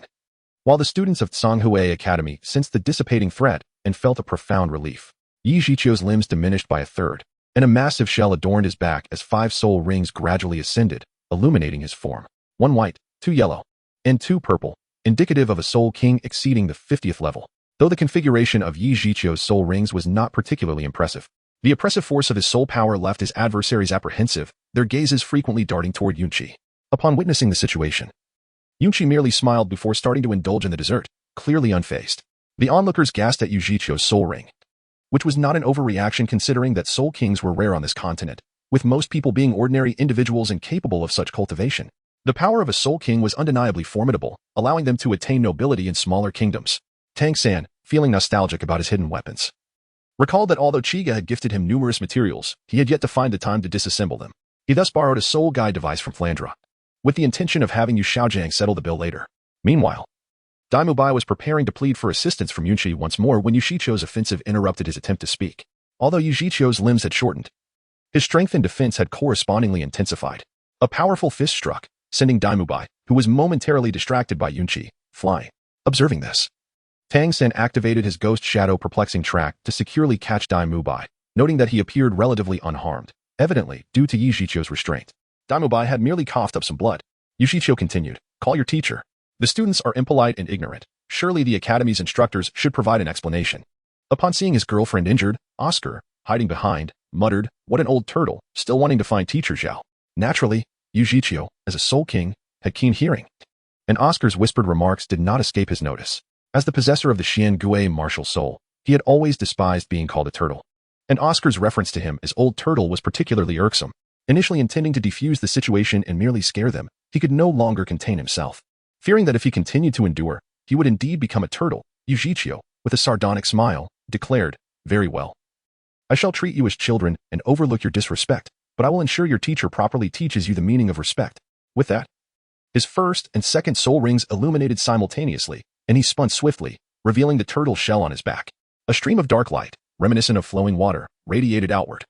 Imbued with an eerie chill, it was clear that Yu Xiqiu aimed to swiftly subdue these presumptuous youths, employing two soul skills, Xian Gui's protection and Xian Shui's freezing, demonstrating his cautious strategy akin to his martial soul, enhancing defense while exerting control. Dai Mubai, momentarily dazed, unleashed the white tiger's radiant light wave, but it proved ineffective against Yu Zhiqiu's turtle shell. As a premier defensive martial soul, the Xian Gui would not be easily shattered by a light wave from someone several levels below it. Realizing the futility, Dai Mubai shouted to Tang San, "Little San, I'll charge in. You control the situation." Oscar swiftly crafted a sausage and tossed it to Dai Mubai, exclaiming, "Mubai, catch." Reacting swiftly, Dai Mubai, while rushing toward Yu Zhiqiu, caught the sausage with one hand and, without speaking, stuffed it into his mouth, taking a hearty bite as he approached Yu Zhiqiu. However, as soon as he entered Yu Zhiqiu's vicinity, he was met with an overwhelming chill, as if his very blood were freezing. Nevertheless, he gritted his teeth and began to throw punches at Yu Zhiqiu. Yi Zhiqiu, possessing remarkable intelligence, was prepared the moment Dai Mubai charged. As Dai Mubai swung his fist, Yi Zhiqiu rotated his body, using his turtle shell to absorb the blow. Dai Mubai felt as though his fist had struck solid iron, a sharp pain radiating through his fingers, nearly causing him to cry out in agony. He even questioned whether his fingers had been fractured. Observing Dai Mubai engage in combat, Tang San and Ma Hongjun simultaneously unleashed their soul skills, with blue-silver grass rapidly ensnaring Yu Zhiqiu from all directions. This provided Dai Mubai an opportunity to retreat. Emerging from Yu Zhiqiu's range, Dai Mubai found his body coated in frost. Ma Hongjun, seeing this, unleashed his Phoenix Fire line. However, it proved ineffective. Ultimately, Tang San's blue-silver grass, being a plant-type martial soul, was inherently vulnerable to both cold and heat, falling away after mere moments. Meanwhile, Ma Hongjun's flames, while unable to penetrate Yu Zhiqiu's turtle shell, clung tightly to it, igniting as they burned. Yu Zhiqiu felt a sudden warmth on his back.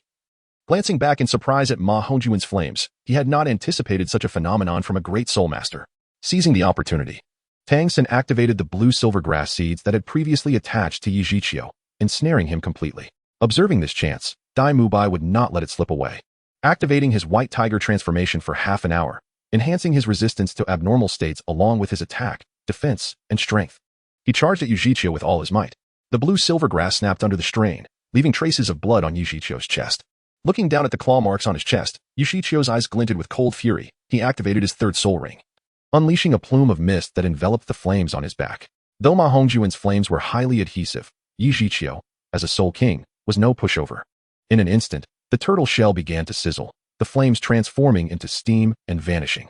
An intense chill surged forth, even affecting Oscar, who felt his limbs grow cold and grew increasingly concerned for his companions in battle. He hurriedly approached Yunqi, urging, "Chiga, you must intervene. I fear Mubai and the others cannot hold on much longer." Yunqi unconsciously took a bite of the melon that Zhu Qing had offered, savoring its delightful flavor. With a vague expression, she turned to Oscar and said, "They should practice more." Oscar continued, however, after Yunq swallowed the food in his mouth. He interrupted Oscar's words, stating nonchalantly, "It doesn't matter, I will take action." Only then did Oscar feel relieved, returning to the battlefield to continue silently cheering on his companions. Chapter 76, It Doesn't Matter, I Will Watch. The others observed as the flames surrounding Yu Zhiqiu dissipated, while Dai Mubai's claw strike merely served to provoke Yu Zhiqiu without inflicting significant harm. In truth, the concerns of Tang San and the others were warranted. The disparity between a soul king and a soul sovereign was indeed considerable. Currently, Tang San lacked his own hidden weapons, rendering him devoid of any life-saving trump cards. Engaging in a battle beyond his level proved to be fraught with challenges. Yu Zhiqiu laughed in anger, saying, "Have you exhausted all your tactics? Now it's my turn." With that, he thrust his head forward, Opening his mouth as a stream of black icy currents erupted towards Dai Mubai, his soul rings shimmering with light. Third soul skill, mysterious water surge. A powerful chill enveloped the arena, causing everyone present to shiver. Dai Mubai, feeling increasingly uncomfortable, barely activated his white tiger barrier to withstand some of the cold, yet it proved ineffective, as Yu Xiao's soul power surpassed Dai Mubai's by several levels, making it difficult to resist. Seeing Dai Mubai in danger, Ma Hongjun manifested several flames in the path of the black water, colliding with it and generating a thick cloud of steam. Observing this, Dai Mubai quickly retreated, unwilling to linger any longer. The brief skirmish left Tang San and the others in confusion, wondering why it seemed effortless for Chiga to engage in combat, even sparring with teacher Zhao, while their own situation felt overwhelmingly challenging. Meanwhile, Yu Xiao surveyed the few individuals before him with a hint of trepidation, though the youths had not inflicted significant damage. They were still able to withstand his onslaught. Under normal circumstances, anyone else would have succumbed to his freezing attack by now, particularly the flame wielded by the bald, chubby boy, which posed a substantial threat to him. It was not that their soul power was inadequate. After all, they were only great soul masters. And Yu Xiao's mysterious water might not withstand the peculiar flames of the chubby boy. Realizing the urgency of the situation, Yu Xiao felt a pang of fear. Should the students' reinforcements arrive, he would inevitably face severe consequences.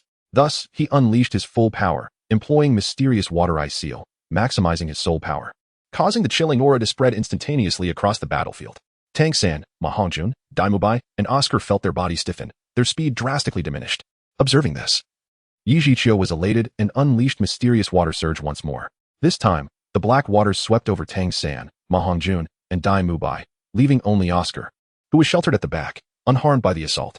Tang San and the others clearly suffered from the attack. The areas struck felt as if they had necrotized.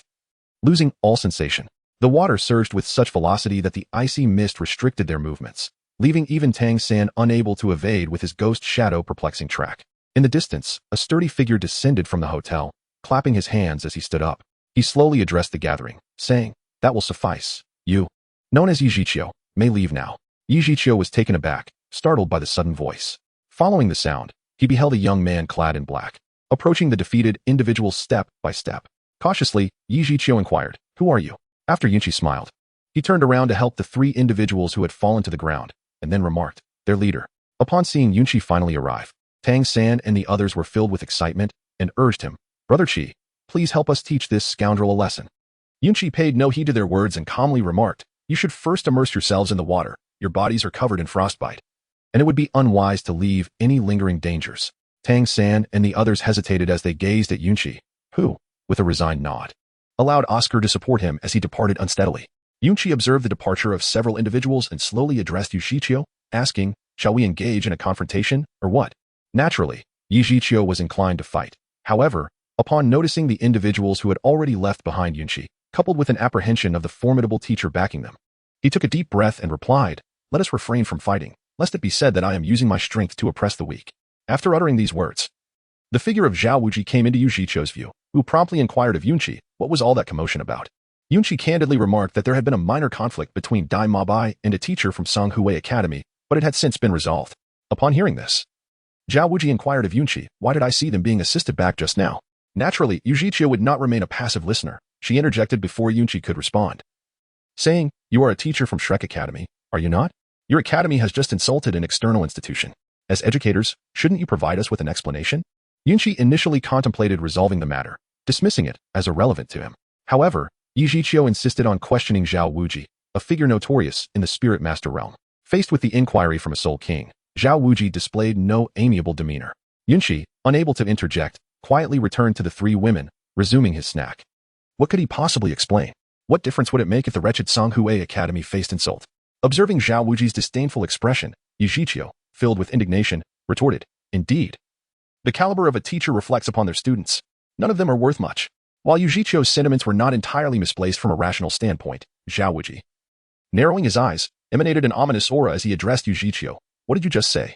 I fail to comprehend." As Yu Xiao prepared to elaborate, he noticed the 7 shimmering soul rings surrounding Xiao Wu, compelling him to abruptly alter his statement. What sort of teachers produce such exceptionally formidable students? The education at Shrek Academy is truly admirable. He chuckled awkwardly after his remark. However, Xiao Wu, brimming with pent-up anger, could not resist the opportunity presented before him. Without employing his martial soul, he stepped forward and struck Yu Xiao with a swift slap. Alarm bells rang in Yu Xiao's mind as he unleashed his soul skill to counter Xiao Wuji's assault, turning his body to shield himself with his tortoise shell. Yet, he clearly underestimated Xiao Wuji's strength as the blow sent him soaring. The onlookers gasped in shock, their expressions revealing their naivety. Yu Xiao, momentarily dazed from the slap, soon heard the sound of his shell shattering. Crack, crack. Startled, he hastily begged for mercy, but Xiao Wuji had no intention of relenting. Observing the scene, Yunqi interjected, "Teacher Xiao, perhaps we should let this go. His martial soul has already been damaged." Xiao Wuji nodded in response to Yunqi's plea, turning towards the hotel while muttering, "It feels quite satisfying to strike without using one's martial soul. Perhaps I shall do so again when the opportunity arises." Yunqi's intervention was not born from altruism. He simply felt a sense of injustice for Yu Xiao, who had been inexplicably berated and subsequently assaulted, only to seek clarification from the opposing teacher, only to face another round of punishment. Even the likes of Xiao Wu and her companions found the situation of the Tsanghui Academy individuals rather pitiable. Yu Xiao, grateful for Yunqi's defense, bowed in appreciation, saying, "Thank you, young brother, for your righteous words." Yunqi harbored no further thoughts, casually waving his hand as he led the group of women away. Yu Xiao gazed at the departing figures, softly murmuring, "What an eccentric academy, I cannot comprehend any of them." In truth, Yu Xiao possessed considerable strength. Yet in the face of Xiao Wuji's assault, he hastily refrained from employing his 4th and 5th soul rings, engaging in combat with Dai Mubai and Tang San while relying solely on his first 3 soul abilities. Upon returning to the hotel with Xiao Wu and the others, Yunqi felt a sense of ennui, realizing that there was little left to engage in. Just as they were about to ascend the stairs, the authoritative voice of Xiao Wujin resonated from above, reprimanding Tang San and his companions. "You lot are truly disgraceful. With so many of you together, you couldn't even defeat a mere turtle." Oscar timidly replied, "Teacher Xiao, he is a soul king." Xiao Wujin was momentarily taken aback, having just vented his frustrations. He recalled that the individuals before him were not as extraordinary as Yunqi and thus refrained from further comment, retreating to his room. The remaining group, including Tang San, exchanged glances filled with resignation. Was this truly their fault? Yet, they chose not to engage further with Xiao Wujin, opting instead to silently nurse their wounds. The night passed in silence, and with the dawn of a new day, as the first light broke, Xiao Wujin began to call out to everyone with his distinctive, booming voice. A few individuals at Yunqi need not be summoned. Even before the dawn's light graced the sky, they awaited the first enchanting rays of violet as the sun began to rise. The 3 women, too, followed Yunqi as they ascended to the rooftop of the hotel. Meanwhile, Tang San, hindered by the frostbite he sustained the previous night, found himself unable to practice the purple extreme magicka today. Upon hearing Xiao Wuji's call, Yunqi and the others concluded their cultivation and descended from the rooftop, making their way downstairs. As they arrived, they encountered the drowsy Oscar and the others, who were still in a state of haze. They greeted, "Good morning, everyone." The group, mustering their spirits, replied to Yunqi, "Good morning, Brother Qi." "Good morning, sisters." Yunqi and the 3 young ladies nodded in satisfaction. The sun gradually ascended, expanding the pale hue of dawn, and the sky brightened slowly. Xiao Wuji approached the crowd, counted the numbers, and in a deep voice proclaimed, "Let us depart." The group had no choice but to follow Xiao Wuji's lead and exited the hotel. Once beyond the town, they hastened towards the Stardo forest. This time, Yunqi refrained from soaring ahead with the 3 young ladies on her sword. Instead, she leisurely trailed behind Xiao Wuji and others, reveling in the surrounding beauty. After all, they were now quite close to the Stardo forest. Tang San, seated on the sword, gazed excitedly at the forest gradually revealing itself in the distance, reminiscent of her previous visit when she accompanied Yunqi to hunt for soul beasts, casually introducing Yunqi to Daming and Erming. Meanwhile, Oscar, who was running below, was filled with exuberance, eagerly anticipating his 3rd soul ring. He was curious about the effect it would bestow upon him, as acquiring a soul ring is indeed one of the most crucial endeavors for a soul master. Aside from awakening, after all, it is a matter of fortune. The outcome, including the type of soul skill obtained, is entirely random, leaving one in the dark until the moment of acquisition. Oscar understood that Xiao Wuji leading them to the Stardo forest would surely assist him in obtaining a formidable Millennium Soul Beast, and he harbored no concerns on that front. The Stardo forest lies directly south of the Heaven-Do Empire, straddling the borders of both the Star Luo and Heaven-Do empires. Known for its multitude of soul beasts, it has become a region where the boundary between the 2 nations is notably ambiguous. However, from a cartographic perspective, the majority of the forest land area resides within the Star Luo Empire, though the Heaven-Do Empire would undoubtedly contest this claim. Tensions between the 2 nations have persisted. Yet large-scale warfare has never erupted, largely subdued by the Martial Soul Hall, as neither empire wishes to provoke the prowess of the martial souls.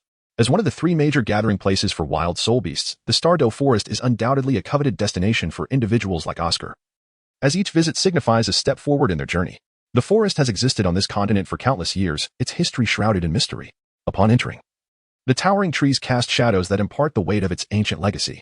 From a distance, Yunqi spotted the forest ahead, inhaling the fragrant scent of the flora.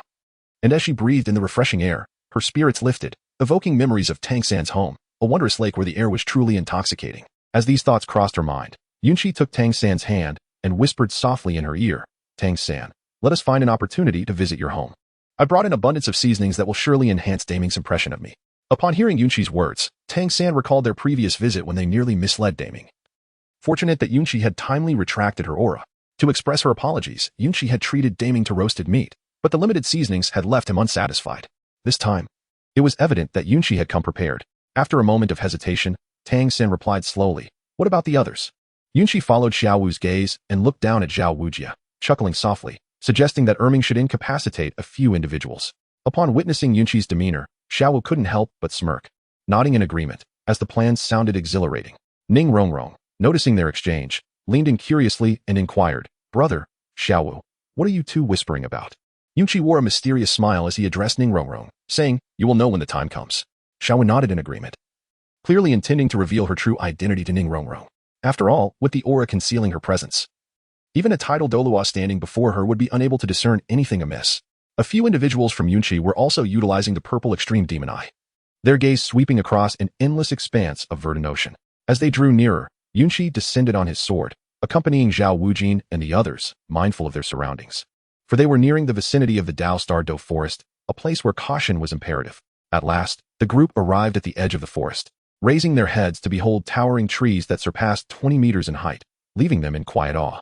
Upon entering the forest, the air became increasingly refreshing, and the temperature noticeably dropped, evidently shielded from the sun by the dense foliage, which created a particularly cool and invigorating atmosphere, accompanied by the fragrant scent of moist earth wafting towards them. It was at this moment that Zhao Wujin slowly spoke. "Everyone, halt." The group instinctively came to a standstill. After traversing over 100 miles, their bodies had been thoroughly exercised, particularly Oscar, who, as a support soul master, was now quite fatigued. Observing the well-conditioned members around him, Oscar softly began to chant a soul incantation, then consumed a sausage himself before distributing the remaining sausages among the others, who naturally accepted them, including Tang San. Having grown accustomed to Oscar's sausages over the past few days, they had no inclination to desire anything else. After consuming the sausages and resting momentarily, the sausages transformed into waves of warmth, gradually revitalizing their strength and dispelling the weariness they had just endured. Upon witnessing the scene, Yunqi descended with several women, accompanied by Oscar who, despite being somewhat infatuated, offered Yunqi a few sausages. However, the lecherous glint in Oscar's eyes repulsed the ladies, prompting Yunqi to quickly decline his offer. "Thank you, Oscar, but we are not fatigued and have not expended much soul power. There is no need for us to take it. You should enjoy it yourself."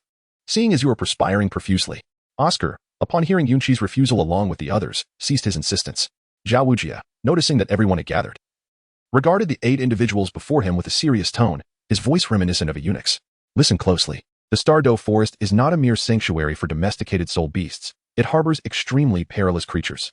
You may encounter the assault of 1,000-year and even 10,000-year soul beasts at any moment." After a brief pause, he continued, "Thus, once you enter the forest, do not stray beyond a 20-meter radius from me. Should the need arise for my intervention, I may not have the time to assist. Furthermore, without my explicit command, do not attempt to hunt any soul beasts. Is that understood?" In unison, the group affirmed, "Understood." Having concluded his address, Zhao Wujia turned his gaze toward Oscar, who quickly comprehended the unspoken message. In a short span, he recited a soul incantation and conjured a multitude of sausages and cured meats. He distributed them to each person, and Yunqi accepted the sausages, casually placing them into her ring while also collecting the portions for the 3 women. Oscar elaborated, "My sausages possess vitality lasting for 12 hours, so there is no need for concern regarding their efficacy. The sausages aid in recovery and satiation, while the cured meats are effective for detoxification." Yunqi did not express much, feeling entirely unbothered. Although the celestial beans replenish only one every 10 days, there was a whole bottle gifted to him containing 20 beans, so there was no concern about running out. Each bean restored him to full vitality. What more could he possibly need? Tang San and the others carefully tucked them away, for such items were crucial in dire situations. They lacked Yunqi's confidence to face unexpected challenges. As Oscar tirelessly crafted sausages and cured meats, his soul power was rapidly depleting, rendering his complexion somewhat pallid, clearly fatigued. While Oscar's sausages proved effective for others, they only restored him to 1/3 of his vitality. He could not recover through consumption alone but had to resort to meditation. Nonetheless, the basic sustenance they provided was still beneficial. Seeing that everyone had absorbed the information and was prepared, Zhao Wujia hesitated no longer and waved his hand, instructing them to depart. Thus, he positioned Tang San, Dai Maobai, and Yunqi at the forefront while he remained at the rear, advancing steadily. Once they entered the forest, Xiao Wu's spirit soared, having come to the human realm. Opportunities to return grew increasingly scarce. She disregarded the opinions of others, frolicking around Yunqi, engaged in laughter and chatter, completely oblivious to the lurking dangers surrounding them. Yunqi undoubtedly understands Xiao Wu's emotions, and the dangers posed by the Stardow Forest are almost negligible for her. As long as he conceals Xiao Wu's aura, Daming and Erming will be able to sense it, alleviating any concerns about safety. Xiao Wu is also mindful, maintaining a distance that never exceeds the 20 meters stipulated by Xiao Wujie. Consequently, Xiao Wujie refrains from voicing any objections, though his brow is furrowed in concern. Observing the scene between Yunqi and Xiao Wu, he cannot help but feel a sense of helplessness. The terrain of the Stardow Forest is exceedingly intricate, with scarcely any paths within the forest, necessitating that one carve their own way. This arduous task naturally falls to Tang San, who, upon recognizing the situation, draws his dagger and diligently hacks away at the thorns and weeds obstructing their path, ensuring that the group's progress remains unimpeded. In truth, had Yunqi and Dai Maobai taken the lead, the journey would have been expedited. However, one is reluctant to engage in physical labor while the other maintains a sense of feminine propriety, thus leaving this laborious task to Tang San, who expresses no grievances. After all, Yunqi is currently more significant to him than his own father. Meanwhile, as Tang San clears the way, he also activates his purple extreme magic eyes, enhancing his vision to the fullest extent, exercising utmost caution as he fears a soul beast might unexpectedly emerge from the underbrush to launch a surprise attack. Furthermore, Tang San remains acutely aware of the childhood trauma that has instilled a deep-seated fear of certain soul beasts within him. Yunqi and Xiao Wu exchanged glances throughout their journey, with Yunqi deliberately suppressing the aura emanating from Xiao Wu. She intended to lure Erming closer, as this formidable gorilla was essential to her subsequent schemes. Xiao Wu had no objections, for it had been quite some time since she last encountered Erming. All of this transpired unnoticed by the others, including Zhu Zhuqing and Ning Rongrong. Before long, Yunqi and her companions found themselves confronted by a group of soul beasts blocking their path. Noticing Tang San had halted, Xiao Wujie stepped forward to investigate. Lowering his voice as he addressed the halted group, "Do not move just yet. Allow me to assess the situation." The others nodded in agreement, as Xiao Wujie pushed through the underbrush for a closer look.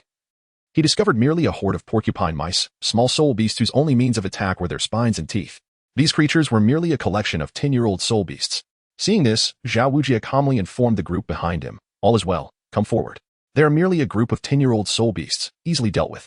Tang San did not intervene, clearly harboring an irreconcilable hatred towards soul beasts. Observing this, Yunqi stepped forward to intercept Xiao Wujie's actions, saying, "Teacher Xiao, it is unnecessary. Just a group of 10-year-old soul beasts. If we simply walk past them, they will be frightened away. We do not want the scent of blood attracting other soul beasts." Upon hearing Yunqi's reasoning, Xiao Wujie found it to be sensible, and he ceased his actions, nodding slowly in acknowledgement before returning to the rear of the group. Upon observing the situation, Yunqi addressed Tang San, saying, "Little San, please continue to pave the way. There is no need to halt for the minor soul beasts. We can simply circumvent them." Tang San, in agreement with Yunqi's suggestion, chose not to elaborate further and focused on forging ahead, clearing the path before him. Chapter 79. The Phoenix-tailed coxcomb snake. Upon witnessing Tang San's remarkable proficiency, Yunqi couldn't help but marvel at the efficacy of this resourceful individual. Xiao Wu also approached Yunqi, leaning in to whisper softly, "Thank you, dear brother." Yunqi felt a tingling sensation at her ear, provoked by the gentle breath of the charming Xiao Wu. A flicker of desire evident in her gaze. Clearly, Yunqi yearned for meat once more. However, despite these thoughts, she refrained from taking any action, recognizing the inappropriateness of the moment. Instead, she merely smiled and remarked, "What did we say about thank you?" Xiao Wu, with a sweet smile, planted a soft kiss on Yunqi's lips before gleefully seeking out Zhu Zhuqing and Ning Rongrong to engage in conversation. Yunqi found herself in a state of helplessness. For among those who traversed the Stardow Forest with such ease, only Xiao Wu seemed unperturbed.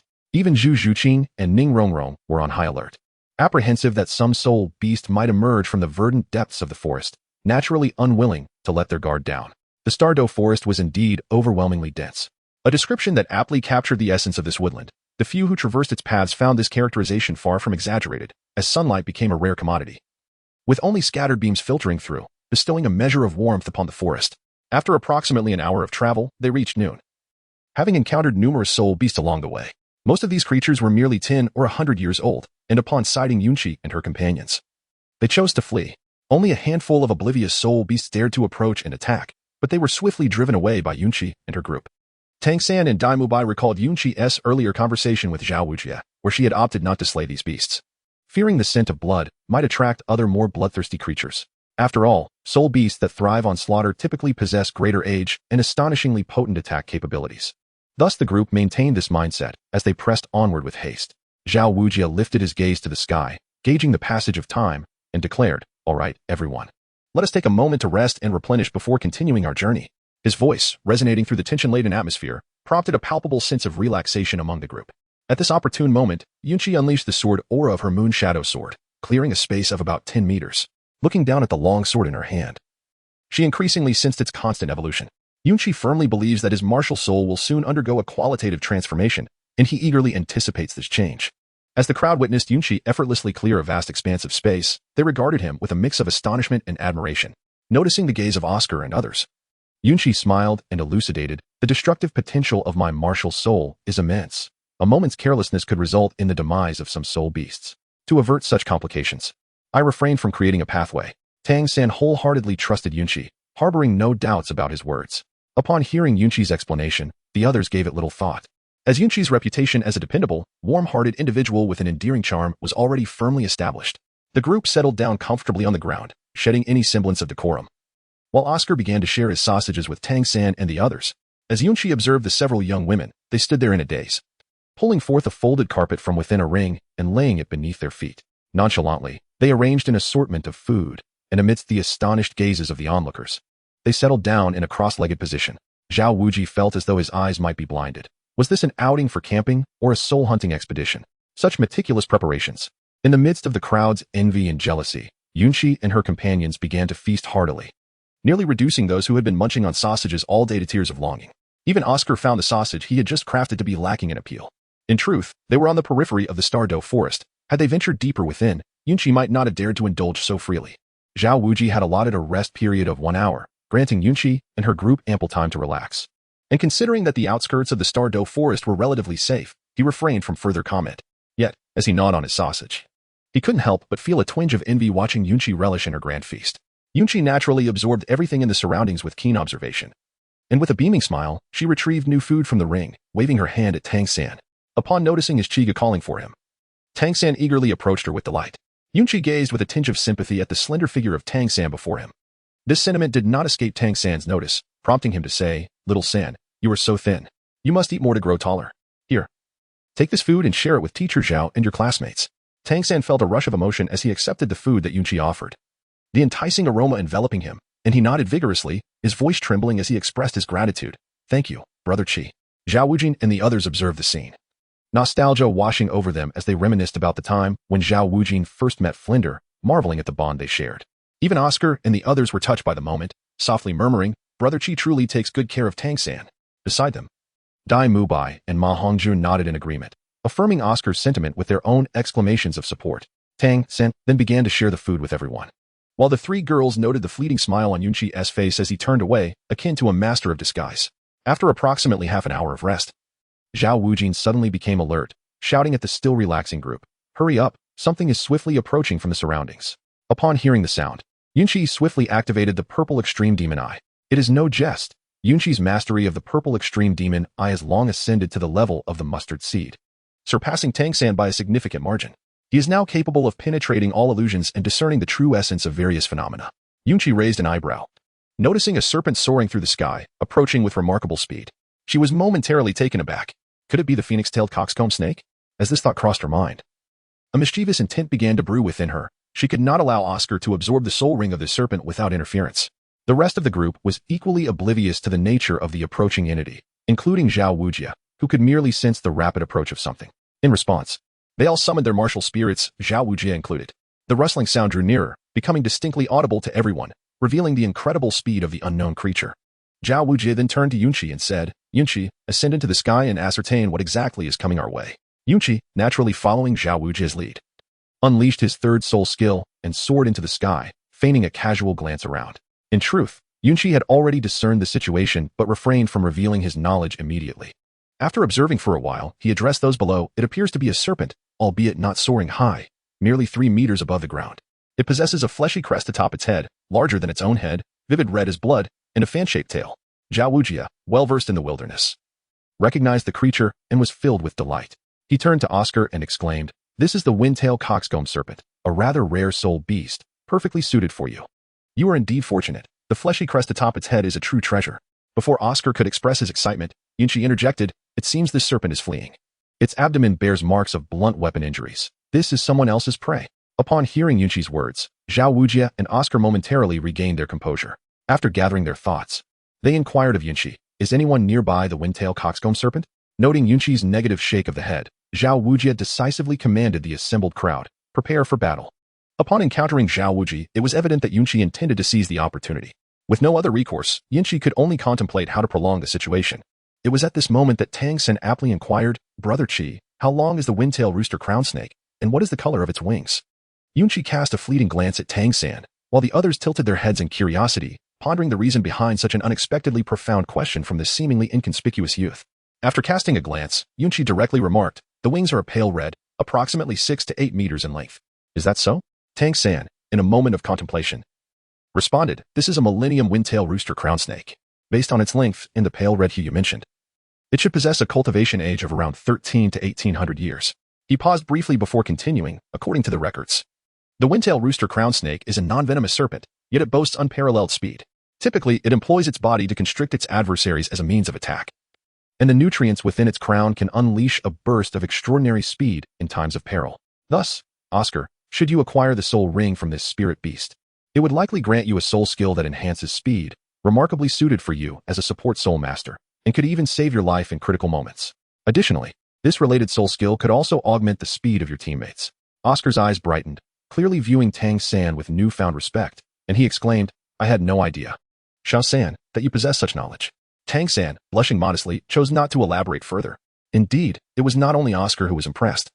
Even Xiao Wu and the others regarded him with admiration. Clearly, spirit beasts, like soul masters, are varied and extraordinary. And the age and effects of the soul skills they provide are often a mystery, navigated with caution. It was unexpected that Tang San possessed such remarkable insight. As Yunqi beheld Tang San in such a state, his eyes narrowed slightly, evidently aware that the knowledge Tang San possessed had caught Yunqi's attention. Along with Tang San's memories concerning celestial herbs, Dai Mubai, intrigued by Tang San's profound understanding of soul beasts, inquired, since you are so well versed in the lore of soul beasts, do you know how to capture a windtail coxcomb snake? After a moment of contemplation, Tang San slowly responded, any serpentine creature tends to fear avian species, and our comrade's martial soul happens to be that of a phoenix, which can exert a certain degree of suppression. Upon hearing this, Oscar cast an excited glance at Ma Hongjun, exuberantly declaring, Fatty, my happiness hinges on you. Ma Hongjun, feeling a shiver run down his spine, gazed at Oscar's enthusiasm, and with a complex expression, replied, I shall do my utmost. Just as Ma Hongjun's words faded, an enormous serpent, exactly as Yunqi had described, materialized before them. It measured approximately 7 meters in length, adorned with a vibrant red crest atop its head, and its sinuous body soared low over the distant forest. The group was taken aback by the windtail coxcomb snake's immediate retreat, as it showed no inclination to pause, seemingly oblivious to their presence. Observing Xiao Wu's demeanor, Oscar noted the lack of intent to intervene, recalling Xiao Wu's prior statement that he would not assist in dealing with such feeble soul beasts. He sought help from the others present. Dai Mubai was the first to act, unleashing a white tiger radiant wave that accurately struck the serpent's tail. The windtail coxcomb snake faltered momentarily, emitting a piercing cry. Its head tilted as it turned toward Dai Mubai, unleashing a burst of colorful mist from its gaping maw. Its crest suddenly aglow. The serpent, having regained its momentum, surged forth once more, intent on fleeing without delay. Previously mentioned was the fact that the windtail coxcomb snake bore no venom. After the brief haze, the group regained their sight, witnessing the serpent retreating into the distance. After exchanging glances, Oscar urged the others, help me pursue it. Hearing Oscar's anxious sentiments, Yunqi and the others hastened in pursuit of the windtail coxcomb snake. However, whether they could match the speed of the swiftest among them, namely Tang San, remained to be seen, as they maintained a steady pace behind him. Observing that the shadow of the windtail coxcomb snake was nearly out of sight, Oscar turned to Ning Rongrong and implored, Miss, could you bestow a soul skill upon us? Ning Rongrong, blinking apologetically, responded, my apologies, I was momentarily startled. She then gradually activated the 7-treasure glazed tile pagoda, casting azure rays of light upon her companions as she recited her incantation. 7 treasures, the second, speed. Tang San and the others felt a lightness envelop them, their velocity surging once more as they raced after the windtail coxcomb snake. After a brief pursuit, the numerous obstacles of the forest compelled the snake to reduce its pace, maneuvering around the trees. This presented a glimmer of hope to Tang San and his comrades. With a decisive shout, Blue Silverbind, Tang San rallied his companions, who, breathless, raised their thumbs in admiration. Impressive, little San.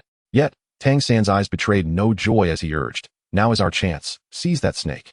Dai Mubai unleashed his white tiger transformation, charging fiercely at the snake's fleshy crest. The windtail coxcomb snake, sensing the impending threat, deftly veered aside, causing Dai Mubai's attack to miss entirely and stir up a gust of wind. At that moment, Tang San noticed the snake's body becoming increasingly slick, the blue-silver grass losing its grip. In mere moments, the windtail coxcomb snake broke free from the binding, its speed along the ground accelerating despite not taking to the air. Zhao Wuji, observing the snake's attempt to flee and recalling their arduous chase, felt a twinge of exasperation as his third soul ring began to glow steadily. "You wish to escape? Think you can tire me out? Stay put." The windtail coxcomb snake suddenly felt a heavy pressure constraining it, its speed drastically diminishing, accompanied by a series of hissing sounds.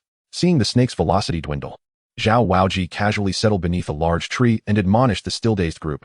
"What are you dawdling for? Get moving." Awakened from their stupor, the others lavished praise upon Zhao Wuji, exclaiming, "Teacher Zhao is formidable." They then turned to the now-slowed windtail coxcomb snake, grinning maliciously, particularly Oscar, whose smile seemed to stretch towards the heavens. Ma Hongjun and Dai Mubai charged forward, while Tang San continuously ensnared the snake with bindings until they ultimately rendered it unconscious. Observing this, Zhao Wuji addressed Oscar, "First, recover your strength. We wouldn't want any unforeseen complications during absorption." Oscar, brimming with excitement, nodded eagerly and settled down to meditate. Chapter 81. Unexpected Encounter with the Serpent Lady, Fragrant Sky. Yunqi found himself in a predicament, utterly devoid of any solutions. Those who had chosen to indulge in leisure had already done so.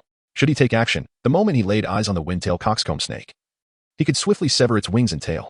However, with Zhao Wuji present, a mere millennium-old soul beast stood no chance against his overwhelming gravitational force, destined to be captured helplessly. Yet, as Yunqi observed Oscar, who remained deep in meditation, he activated his purple extreme demon eye, noticing two figures hastily approaching from a distance. They had evidently detected the traces left by Yunqi and his companions in the nearby forest, where they had lingered for an extended period. Meanwhile, Xiao Wu gazed at the dazed soul beast, feeling an unsettling discomfort within her. Yunqi gently cradled Xiao Wu's head, tenderly stroking her hair in silence. Xiao Wu, momentarily engulfed in sorrow, soon regained her composure. Oscar, unable to wait for his spirit power to fully restore, caught the attention of Zhao Wujia, who, observing Oscar's eagerness, handed him a short blade and advised, "The night is long and dreams abound. Simply pierce the brain beneath the crest of the windtail coxcomb serpent." Oscar swiftly accepted the blade and approached the ancient serpent, now dazed. He murmured, "Transform into my spirit ring," as he raised the short blade high, preparing to strike down.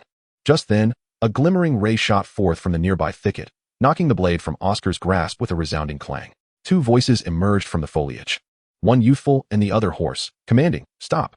Moments later, two figures appeared from the direction the windtail coxcomb serpent had come.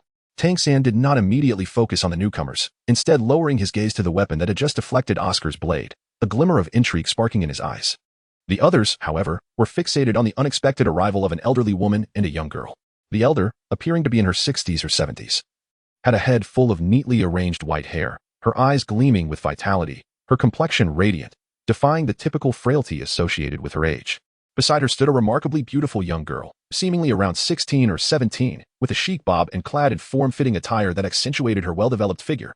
Her deep-set, dark eyes were fixed intently on the windtail coxcomb serpent at Oscar's feet. Upon a cursory glance, Yunqi noted that the creature was slightly smaller than a kitten, yet considerably larger than the likes of Xiao Wu and Ning Rongrong.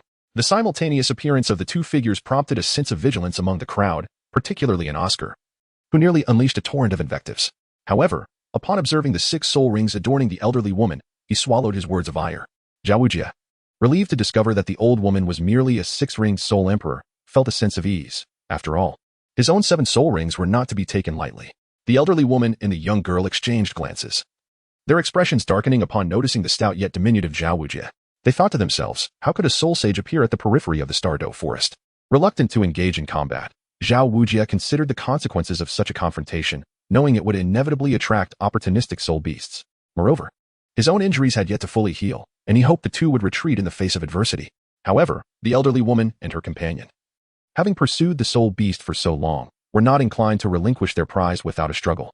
They believed that as long as they could delay, waiting for her partner to arrive, any soul sage would ultimately be subdued. As Zhao Wujia observed the elderly woman's shifting expressions, he felt a sense of calm return, though he internally urged Oscar to hasten their efforts in hunting the windtail rooster snake. The snake-headed staff in the old woman's hand gleamed with a hint of light, prompting Zhao Wujia to soften his tone as he inquired, "Is there something amiss, esteemed elder? Why do you impede my student from absorbing his soul ring?" Understanding that now was not the time for conflict, the elderly woman coughed lightly before responding, "Honorable Soul Sage. This windtail rooster snake is the soul ring for my granddaughter's ascension. We have pursued it for quite some time, scouring the forest until we finally found a suitable soul beast." Her implication was clear. Xiao Wujie and his companions were infringing upon the conventions of the Soul Master community. A wave of embarrassment washed over Xiao Wujie as he silently berated Yunqi and the others for not hastily dispatching the beast, thus avoiding this awkward predicament.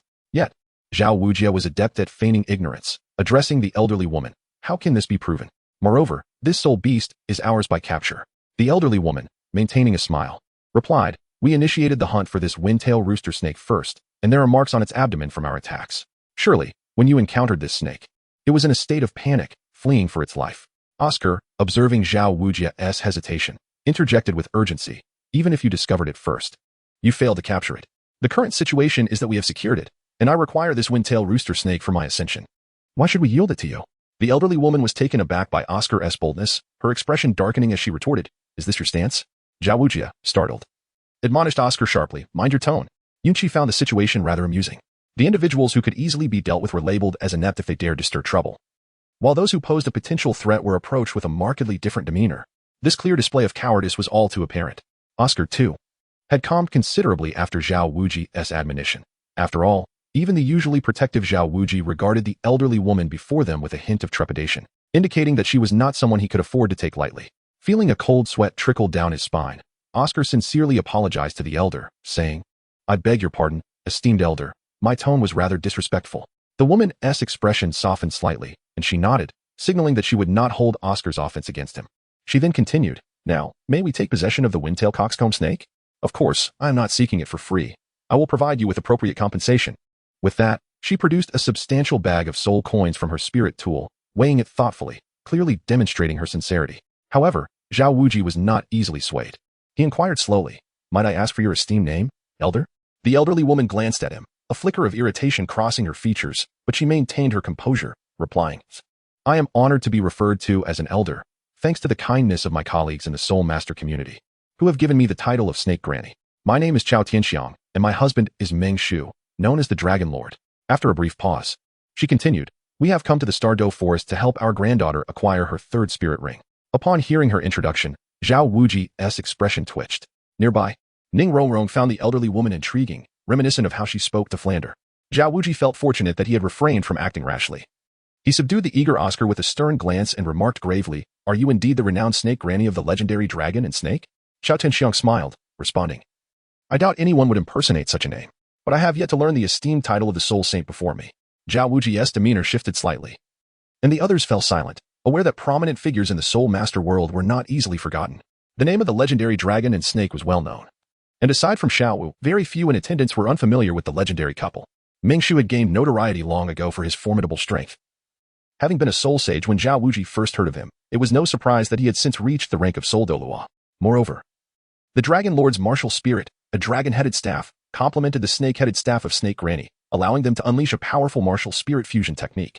Xiao Wujie had witnessed the remarkable fusion techniques of Yunqi and Xiao Wu, which were both thrilling and formidable. However, the fusion technique of Chao Tianxiang and her husband would be beyond Xiao Wujie's capabilities unless he possessed the strength of a title de law.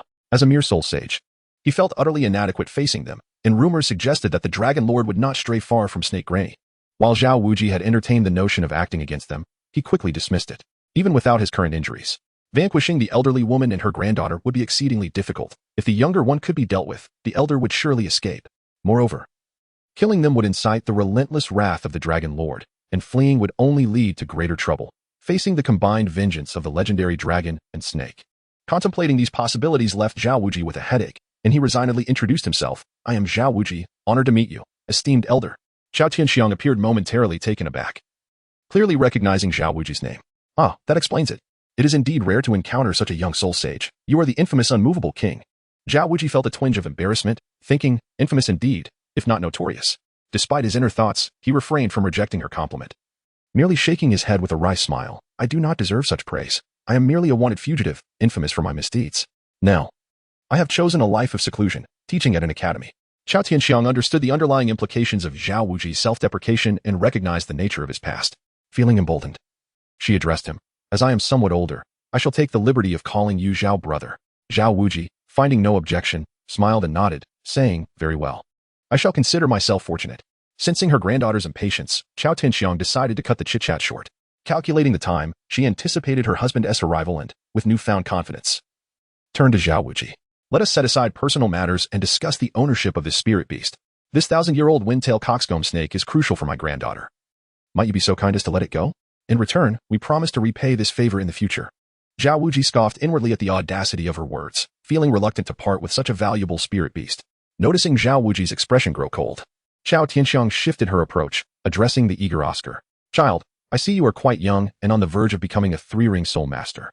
How about this? If you agree to relinquish the wind-tail coxcomb snake, we from the Exotic Beast Academy will owe you a favor. Should you need anything in the future, do not hesitate to ask." Oscar felt the pressure from the aura emanating from Snake Granny, silently weighing his options.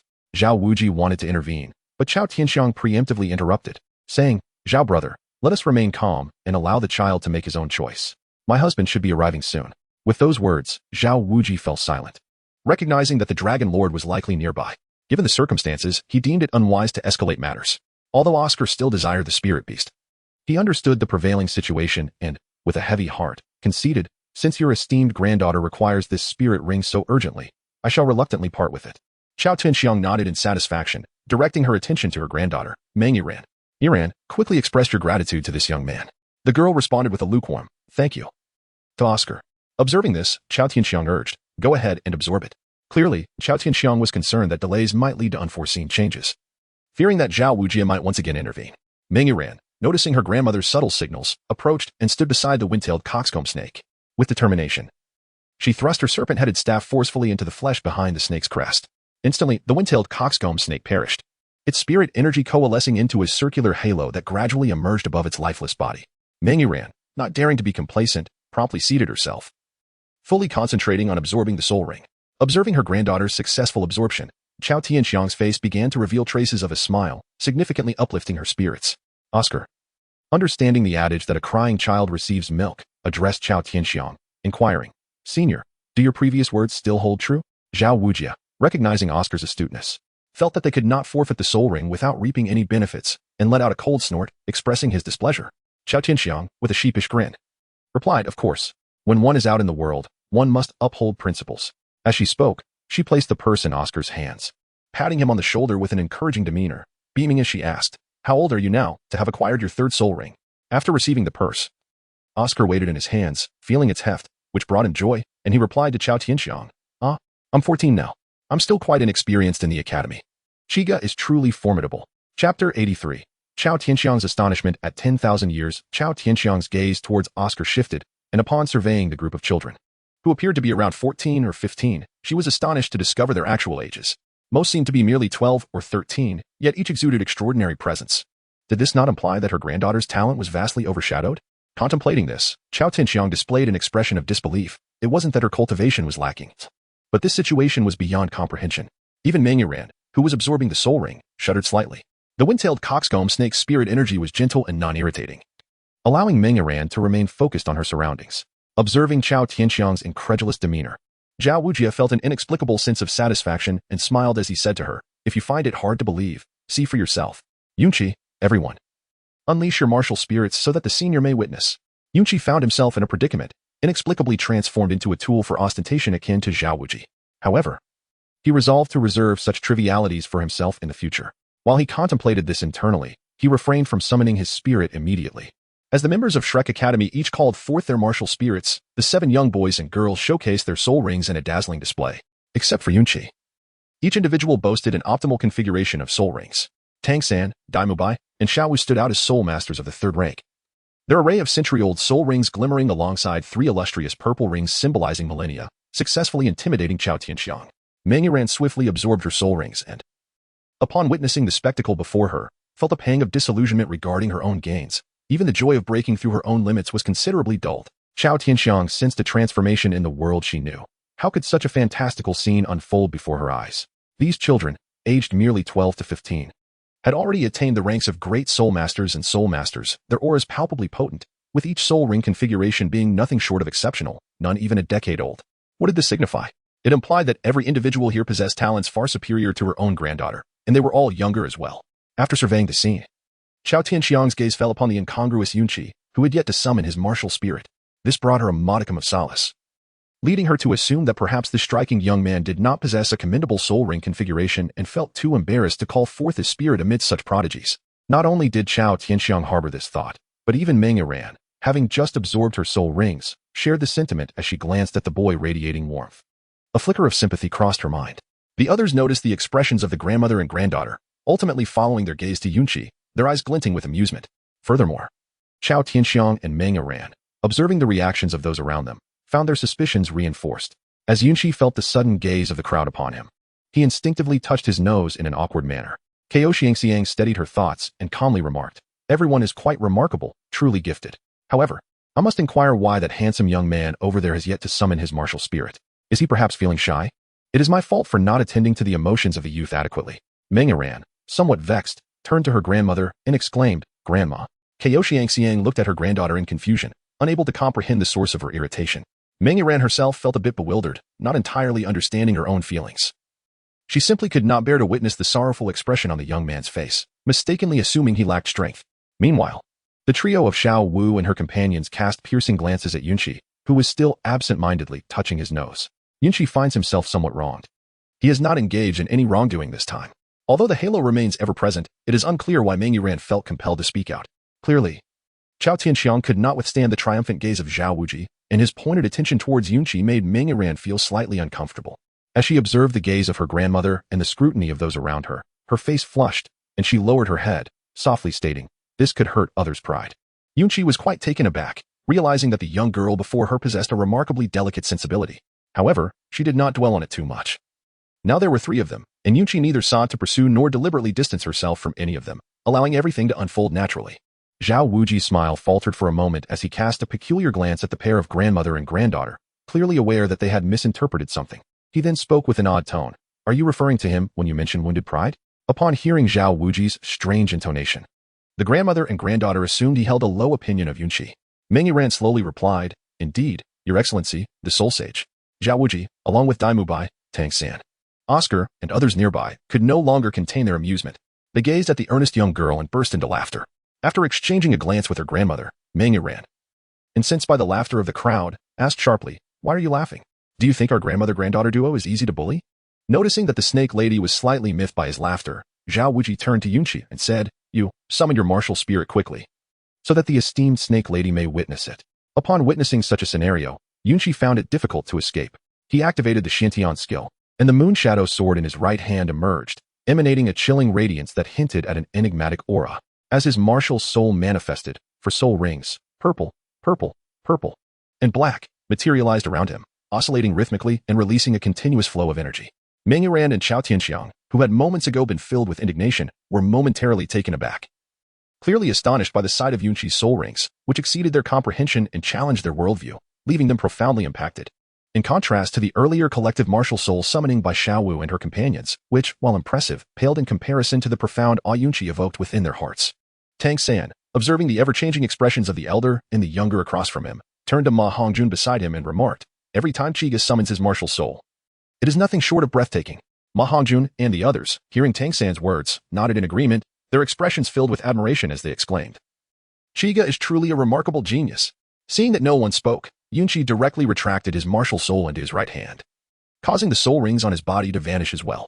Xiao Xiangxiang and Meng Yiran rubbed their eyes vigorously, ensuring they were not imagining things. After exchanging glances, they turned to Yunqi and inquired, "Young brother, may I ask how old you are this year?" Upon witnessing the cautious demeanor of the snake granny before her, Yunqi smiled and replied, "Grandmother, I am 12 years old this year." As soon as these words left her lips, both the snake granny and Meng Yiran were momentarily stunned, the echo of Yunqi's voice reverberating in their minds. Chapter 84. Departure. 12 years old, 12 years old, 12 years old. The Four-Element Soul Sect. The Four-Element Soul Sect. The Four-Element Soul Sect. Purple, purple, purple black, purple, purple, purple black, purple, purple, purple black. Clearly, the mental faculties of the grandmother and granddaughter were overwhelmed by Yunqi's proclamation, causing a momentary short-circuit in their thoughts. After a considerable pause, the snake granny and Meng Yiran eventually regained their composure from the impact of Yunqi's words. The gaze from Xiao Xiangxiang towards Yunqi grew somewhat peculiar, and she directly inquired, "What is your name, young brother?" Yunqi, observing the two in a moment of reflection, respectfully introduced herself, saying, "Grandma." My name is Yunqi. Upon hearing Yunqi address her as grandma, Xiao felt a sudden warmth, realizing the child's profound sense of propriety. Suppressing her excitement, she continued her inquiries, asking Yunqi, "Do you have a betrothed? Where is your home? How many members are there in your family?" Yunqi found herself somewhat bewildered by the relentless inquiries from Xiao. After exchanging glances, Xiao Wu and the others promptly approached Yunqi, linking their arms with hers, as if to assert their claim. Meng Yiran, initially shyly gazing at her grandmother, felt her expression dim slightly upon noticing the three women beside Yunqi. Yunqi observed the three maidens approaching him, gently caressing their hands to soothe their spirits. He then turned his attention back to Xiao and replied, "Dear elder, I have 3 girlfriends, and there is only one grandfather at home." Xiao noted the interaction between Yunqi and the 3 maidens. Although she did not perceive any hostility in their eyes, she decided against pressing Yunqi further, given his demeanor towards them. With a smile, she remarked, "How fortunate you are to have such numerous confidants. It seems we are not blessed with such fortune." Yunqi, having discerned the unspoken implications in Xiao Tianxiang's words, clearly felt uneasy about entrusting her granddaughter to a man of fickle affections. After all, she and her late partner had weathered life's storms together, forming a bond that was profound and enduring. While she did not harbor disdain for Yunqi, there lingered a certain discomfort. Xiao Tianxiang's gaze toward Yunqi bore a hint of regret, and Meng Yiran, after casting a perplexed glance at Yunqi, lowered her head and remained silent. Xiao Wu and her companions, observing Yunqi's demeanor, felt a twinge of embarrassment but understood that Yunqi's promises were no jest. Their eyes, filled with an ardent affection, reflected a love that seemed boundless. The atmosphere, saturated with such sentiments, left all present feeling overwhelmed, as if they had been inundated with an abundance of romantic gestures, difficult to digest. Upon encountering Meng Yiran's demeanor, Yunqi responded with a serene smile and addressed the 3 ladies, saying, "There is still plenty of time ahead." The ladies exchanged knowing smiles, their expressions filled with unspoken words. Yet they clasped Yunqi's hand with increasing intensity, as though striving to merge their very beings with hers. Xiao sensed her granddaughter tugging at her garment. Although reluctant, she smiled at Zhao Wuji and the others, saying, "Brother Zhao, we shall take our leave for now. Let us converse at greater length upon our next meeting." Zhao Wuji, having noted Meng Yiran's expression, nodded in agreement, warmly replying to Xiao, "Absolutely, absolutely." In truth, Yunqi understood Meng Yiran's sentiments, yet it was not love that she felt, merely affection. Yunqi, too, appreciated the beauty of various women, often stealing glances, but she recognized the importance of not imposing her own desires upon the thoughts of others. Yunqi firmly believes that if she could keep Meng Yiran by her side for a while, Meng Yiran would ultimately relinquish the romantic ideals inherited from her grandparents, those notions of everlasting love between one man and one woman. However, Yunqi finds herself unable to do so. Her recent demeanor was merely a fade for Meng Yiran. Upon witnessing her reaction, even Yunqi's profound admiration for beauty could not compel her to pursue further. Before long, Xiao departed with Meng Yiran, leaving behind a group of onlookers who exchanged glances of astonishment, their eyes filled with admiration as they gave Yunqi a thumbs up. Yunqi, holding his head, suddenly felt overwhelmed, reflecting on how this group of individuals was fixated on his charm, worries, and monotony. Zhao Wujin observed the crowd resuming their playful banter, his gaze landing on Oscar. Oscar, too, sensed the weight of the scrutinizing stares, a chill creeping down his spine. Turning to find Zhao Wujin focused on the bag in his hand, he had a sudden realization and called out to the assembly, "Everyone, this windtail coxcomb snake was captured with your collective effort. Although it has vanished, we have amassed a substantial amount of soul coins. Let us divide them among ourselves." Tang San and Zhao Wujin exchanged glances, their eyes twinkling with delight. They were desperately impoverished, and an unexpected windfall would certainly be welcome. As the crowd gathered closer, Oscar divided the soul coins into 9 equal portions, distributing them sequentially among the attendees. The benefits Oscar received were evidently more than mere coins. He had also gained a favor from the illustrious dragon serpent, a boon that transcended the value of soul coins.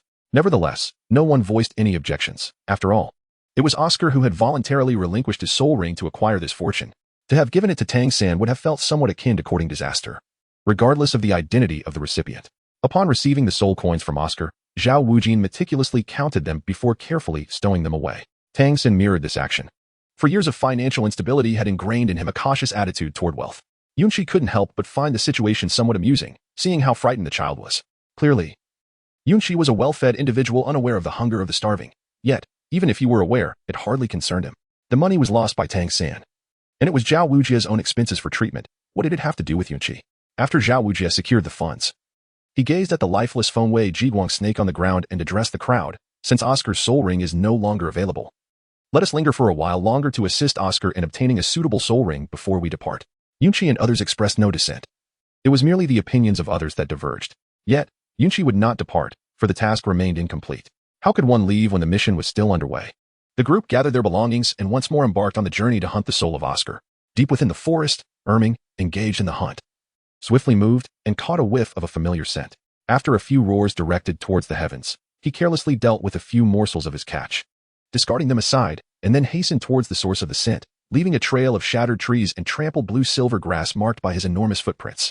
Meanwhile, the individuals confronting the soul beast remained oblivious to the unusual events unfolding in the distance, wholly focused on the soul beast before them. The targets chosen by Oscar and his companions were rather sizable, though one might describe them as diminutive. Nevertheless, they possessed remarkable speed. With Xiao Wu absent, they could only endure a passive beating upon their encounter. Naturally, Yunqi and the three women were exceptions to this unfortunate fate. The soul beast before them boasted a petite form, pristine white wings, and a short, pointed beak, yet its eyes gleamed with a hint of vitality. Perched upon a branch, it looked down upon the assembly below, seemingly mocking them. Yunqi also recognized the soul beast before her. Lark, a diminutive avian soul beast capable of flight. Chapter 85, Soul Skill, Rapid Speed. Although not as suitable for Oscar as the windtail coxcomb snake, it nonetheless represents a commendable choice for him. Xiao Wu, wishing to avoid unnecessary complications, took the initiative to join his companions in hunting down the soul beast before them. Yunqi, feigning effort, unleashed a few sword energies, effectively striking down the lark. Upon witnessing the fallen creature, Oscar remained vigilant. Under the protection of his comrades, he swiftly executed a decisive strike upon the lark's head, channeling his soul power into a purple soul ring that hovered above its lifeless form.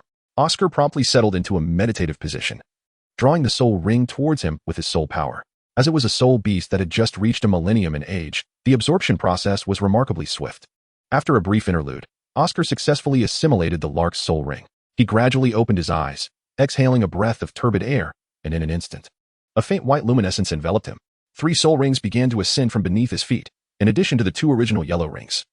A new light purple soul ring emerged, symbolizing Oscar's formal ascension to the rank of Soul Master, stepping into the realm of Soul Sage. At the tender age of 14, the 31st level food system Soul Sage, Oscar officially presented himself before the group. Observing this transformation, Xiao Wu approached with a beaming smile, patting Oscar on the shoulder with such exuberance that it elicited a wince from him. Congratulations, Oscar. You have officially taken your first step towards becoming a formidable force. With the acquisition of his 3rd soul ring, Oscar's confidence soared, and he felt immensely satisfied with the soul skill he had obtained. His height seemed to increase slightly, and the once listless gaze in his peach blossom eyes, drained by Dai Mubai, was revitalized. Dai Mubai, Tang San, and Ma Hongjun approached with hearty laughter, remarking, "Well done, young Oscar. Achieving Soul Sage status so quickly, the fatty is still trailing behind." Ma Hongjun appeared unfazed by Dai Mubai's teasing, casting a nonchalant glance before shifting his focus elsewhere. However, Tang San, having grown closer to the group during this time, turned to Dai Mubai and said, "Sister Mubai, the fatty is still younger than Oscar. He will surely break through soon enough." Oscar nodded in agreement and encouraged Ma Hongjun. "Keep it up. Break through to Soul Sage quickly. The sensation is simply marvelous." Meanwhile, Yunqi led the 3 girls to Oscar, offering him congratulations before inquiring with curiosity, "Little Oscar, what is your 3rd soul skill? Show us." Initially, Oscar was elated about acquiring his 3rd soul skill, yet upon hearing Yunqi's question, he hesitated and awkwardly suggested, perhaps we should skip that for now. It's not really convenient here." Xiao Wu, slightly exasperated, tapped Oscar on the head, saying, "How can you be so timid after obtaining your 3rd soul ring? Are you afraid we will mock you? Remember, your 3rd soul ring is a result of our collective effort." With Xiao Wu's encouragement and the curious gazes of his friends upon him, Oscar steeled himself and declared, "All right, I will show you, but you must promise not to laugh." Initially, there was little tension, but Oscar's demeanor instantly piqued everyone's curiosity, all eyes drawn to him. Resigned, Oscar raised his right hand and slowly recited the incantation for his 3rd soul skill. "I possess a mushroom sausage." In an instant, a sausage resembling a mushroom materialized upon Oscar's right hand. The sight of the mushroom sausage, paired with Oscar's proclamation, proved too much for the group to contain. They erupted into laughter, their gazes towards Oscar transforming into expressions of amusement, clutching their bellies in mirth. The 3 girls, witnessing this, scoffed and remarked, "Vulgar, shameless, disgusting." Oscar, with a rueful expression, turned to Yunqi and the others, lamenting, "Didn't we agree not to laugh?" Yunqi responded with a light-hearted tone, "You may have mentioned it, but we certainly did not acquiesce to your request." As for the reactions of the 3 women, Oscar had long been prepared. They dared not strike him, nor could they afford to scold him. What else could they do but endure? Upon hearing Yunqi's reply, the laughter among the crowd grew even more boisterous. The combination of the mushroom sausages in their hands and Oscar's woeful expression rendered the scene amusing beyond measure. Even Xiao Wu, seasoned in the ways of the world, found himself chuckling for a moment, having never encountered such an eccentric soul skill. However, being a teacher, he eventually stifled his laughter and turned to Oscar, whose face was a portrait of despair, saying, "Little Oscar, why not share with everyone the particulars of your soul skill? After all, it's a millennium-old soul ring. It should possess remarkable effects." Seeing Xiao Wu cease his laughter and direct a question at him, Oscar hastily shifted the topic, addressing the crowd. "Indeed. But be wary of your laughter. I might just withhold my mushroom sausages from you." Upon hearing this, Dai Bai feigned sorrow and lamented to Oscar, "Little Oscar, would you deny even me?" He theatrically wiped away non-existent tears from the corners of his eyes. The crowd, which had temporarily stifled their laughter, erupted once more at Dai Bai's antics and Oscar's horrified expression. Dai Bai, initially covering his face in mock grief, noticed that Oscar was ignoring him. So he dropped the pretense and stretched out his hand, gripping Oscar's soft flesh at his waist and spinning him around a full 180 degrees, exclaiming fiercely, "Will you give or not?" Oscar, unaccustomed to such indignities, replied with a pained laugh, "Yes, yes." His voice trembled with the weight of his plight. Upon witnessing the scene, Yunqi stepped forward to separate the two individuals, as she found such familial disputes too glaring to endure. After they parted, she pointed at the mushroom sausage in Oscar's hand and inquired, "Little Ao, what purpose does this mushroom sausage serve?" Clearly, Yunqi was curious to learn about the nature of Oscar's soul skill. Given the altered trajectory of the original narrative and the fact that he had acquired a soul ring that may not be entirely befitting of him, Oscar, feeling grateful for Yunqi's intervention, cast her a thankful glance, then proudly lifted his chin and slowly proclaimed, "The mushroom sausage grants me the skill of my third soul technique, speed." Ning Rongrong gazed at Oscar in bewilderment, pondering why he appeared so proud when his skill seemed rather similar to her own. The others regarded Oscar with confusion, as if silently questioning him. Sensing their inquisitive expressions, Oscar understood their reaction. After all, speed-enhancing abilities were not uncommon in this realm, particularly with the likes of Dai Bai, who specialized in physical enhancement and acceleration. In the White Tiger transformation, the first soul skill of Yunqi also possesses a fleeting acceleration. Ning Rongrong is likewise capable of bestowing acceleration upon others. In Chapter 86, the utility appears limited. Clearly, Oscar's rapid speed, in its literal sense, conflicts with Ning Rongrong's soul skill, lacking even her potential for development.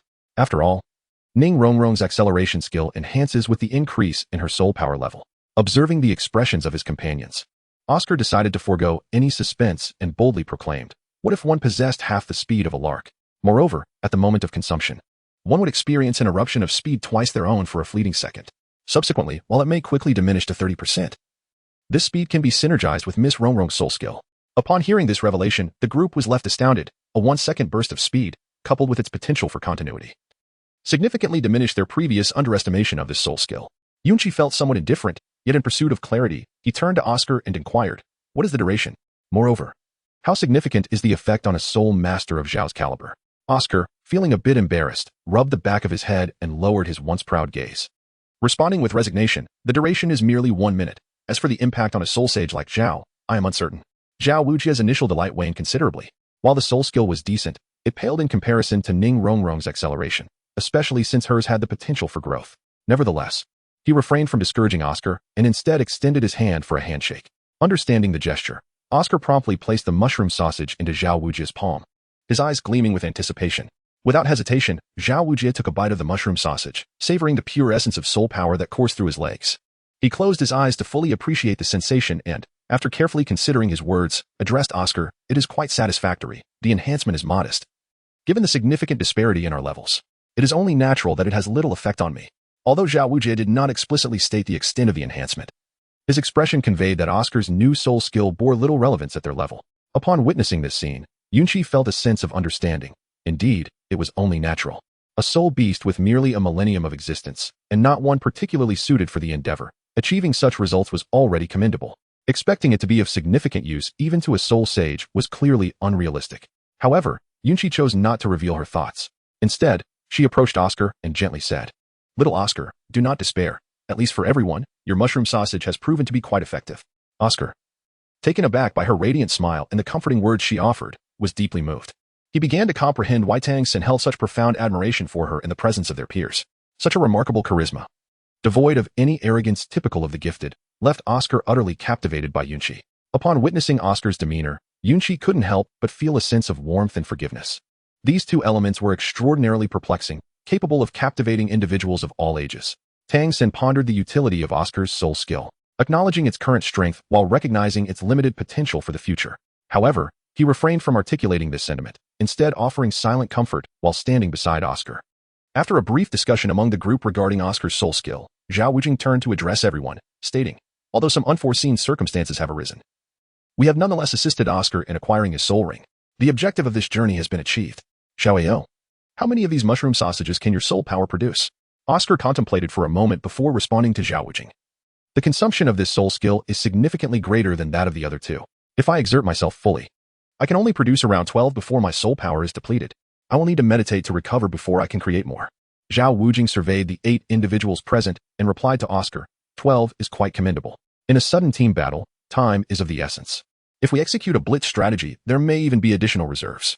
Moreover, this number will increase as your soul power grows. Overall, it's quite impressive. Upon hearing Xiao Wu's thorough analysis, Oscar regained his earlier composure. Before he could elaborate further, Xiao Wu interrupted, it's getting late. We should head back. The forest remains perilously dangerous. The group unanimously agreed with Xiao Wu's suggestion, as the Douluo forest offered neither comfort in rest nor safety, prompting thoughts of returning to Shrek Academy for a well-deserved respite. However, exceptions were present. Yunqi and Xiao Wu, among others, were not so complacent, feeling an underlying urgency for the arrival of Erming. Notably, Tang San no longer needed to seek a third soul ring, as the man-faced demon spider from the original narrative was now completely out of reach for him, eliminating a significant external advantage. Yunqi felt quite content with this development. Yunqi felt a sense of pride, pondering to himself, Tang San, you ought to express your gratitude towards me. After all, these years devoid of worldly troubles have allowed your progress to surpass that depicted in the original narrative. At such a tender age, you have already attained the rank of Soul Master. Had Tang San been privy to Yunqi's musings, he would undoubtedly have been incensed. For these past years, his existence has been consumed solely by relentless cultivation, leaving no time for anything else. Moreover, his meager finances precluded any indulgence in material possessions, with even a single garment being mended repeatedly over 3 years.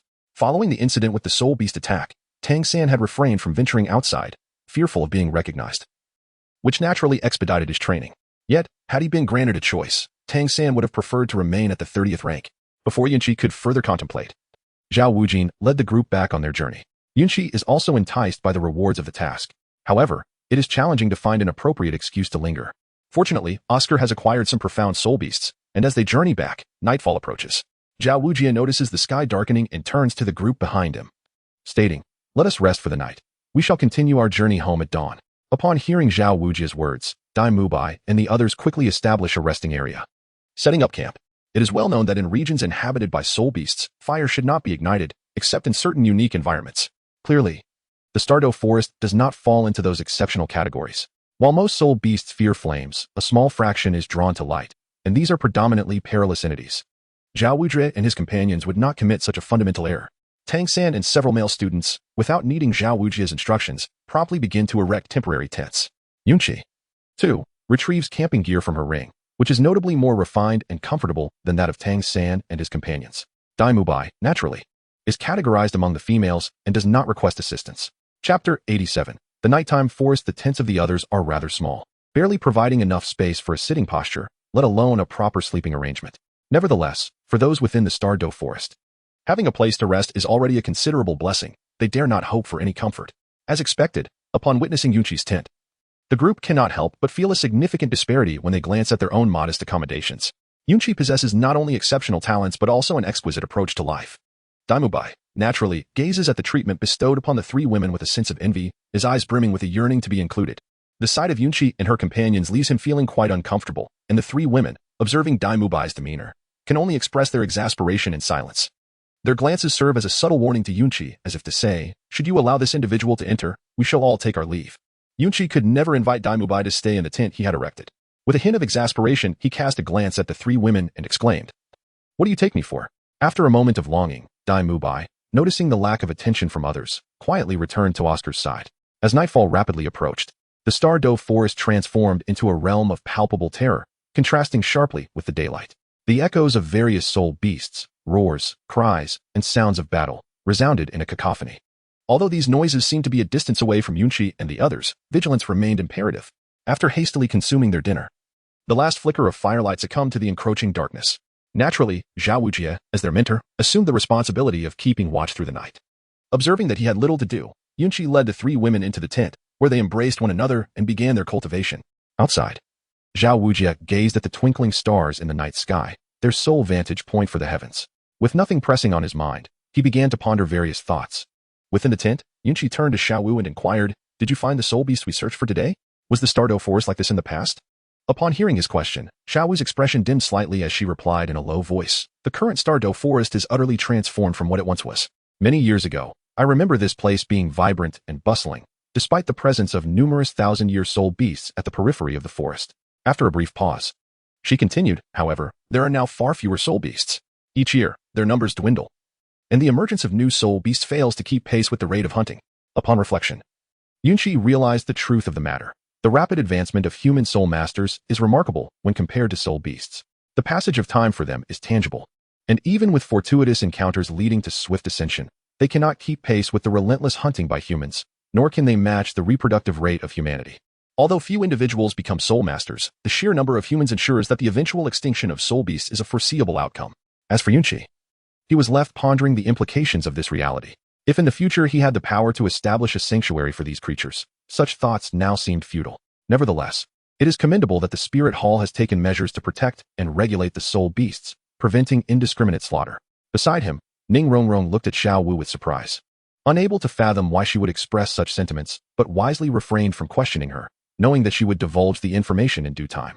Zhu Zhuqing, after glancing around and finding nothing amiss, resumed her cultivation.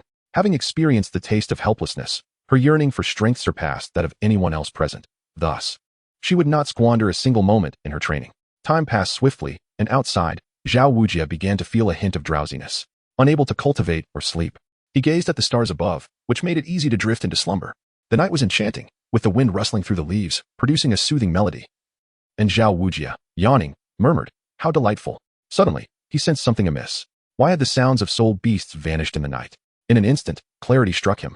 Dispelling his fatigue, he sprang to his feet and, with a deep growl, activated his martial spirit. He called out to the tents surrounding him, "Everyone, exit the tents immediately. Hurry." Naturally, those within the tents were not asleep, and upon hearing Zhao Wujia's urgent voice, they hastily emerged from their shelters. Yunqi and Xiao Wu approached Zhao Wuji, their faces adorned with faint smiles, the corners of their mouths subtly curving upwards. It was evident that they had noticed the sudden silence of the surrounding soul beasts and naturally understood who had arrived. Oscar quickly inquired of Zhao Wuji, "Teacher Zhao, is there something amiss?" Zhao Wuji did not respond to Oscar's question immediately. Instead, he wore a grave expression and said, "You all stand behind me. Something feels amiss." The sounds of the soul beasts have vanished, indicating that a formidable presence has arrived. No matter what unfolds, ensure you leave the Stardow Forest at once. After uttering these words, Zhao Wuji recalled something and addressed Yunqi. "Wait, Yunqi, I entrust everyone to you. Use your sword to lead them away."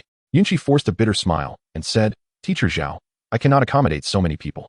Zhao Wujia, clearly taken aback, was unaware of how many individuals Yunqi could manage. With a resigned tone, he replied, "Take as many as you can. For the rest, if there is trouble, just flee with all your might." As Zhao Wujia's serious demeanor became apparent, both Yunqi and Xiao Wu began to feel the tension rise, their focus sharpening on the commotion around them. At that moment, as Zhao Wujia's words echoed, an extraordinarily bizarre scene unfolded before their eyes. Every faint sound was magnified infinitely, particularly the snapping of branches. It is important to note that the trees within the Stardow Forest towered into the heavens, with two colossal trees, so immense that none present could encircle them, suddenly toppling to the sides. From the shadowy depths of the forest emerged a massive figure, advancing with heavy steps. At the sight of this behemoth, the onlookers seemed to collectively hold their breath, forgetting even to exhale, understanding at once why the sounds of soul beasts had abruptly ceased.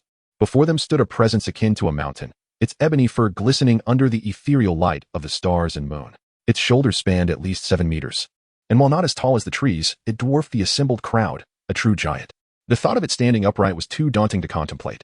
A profound sense of pressure emanated from this creature, instilling a cold sweat in Zhao Wujia and his companions.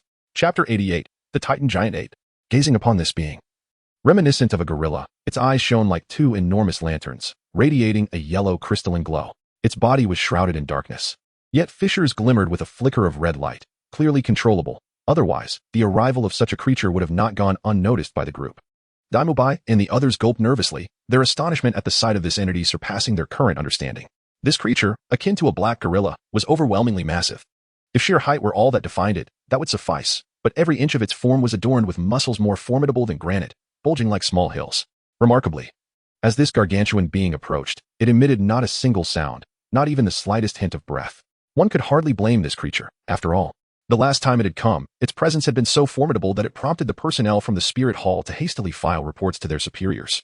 Following Yunqi and Xiao Wu's return, the Spirit Hall dispatched personnel to the Douluo Forest, conducting investigations for over a month.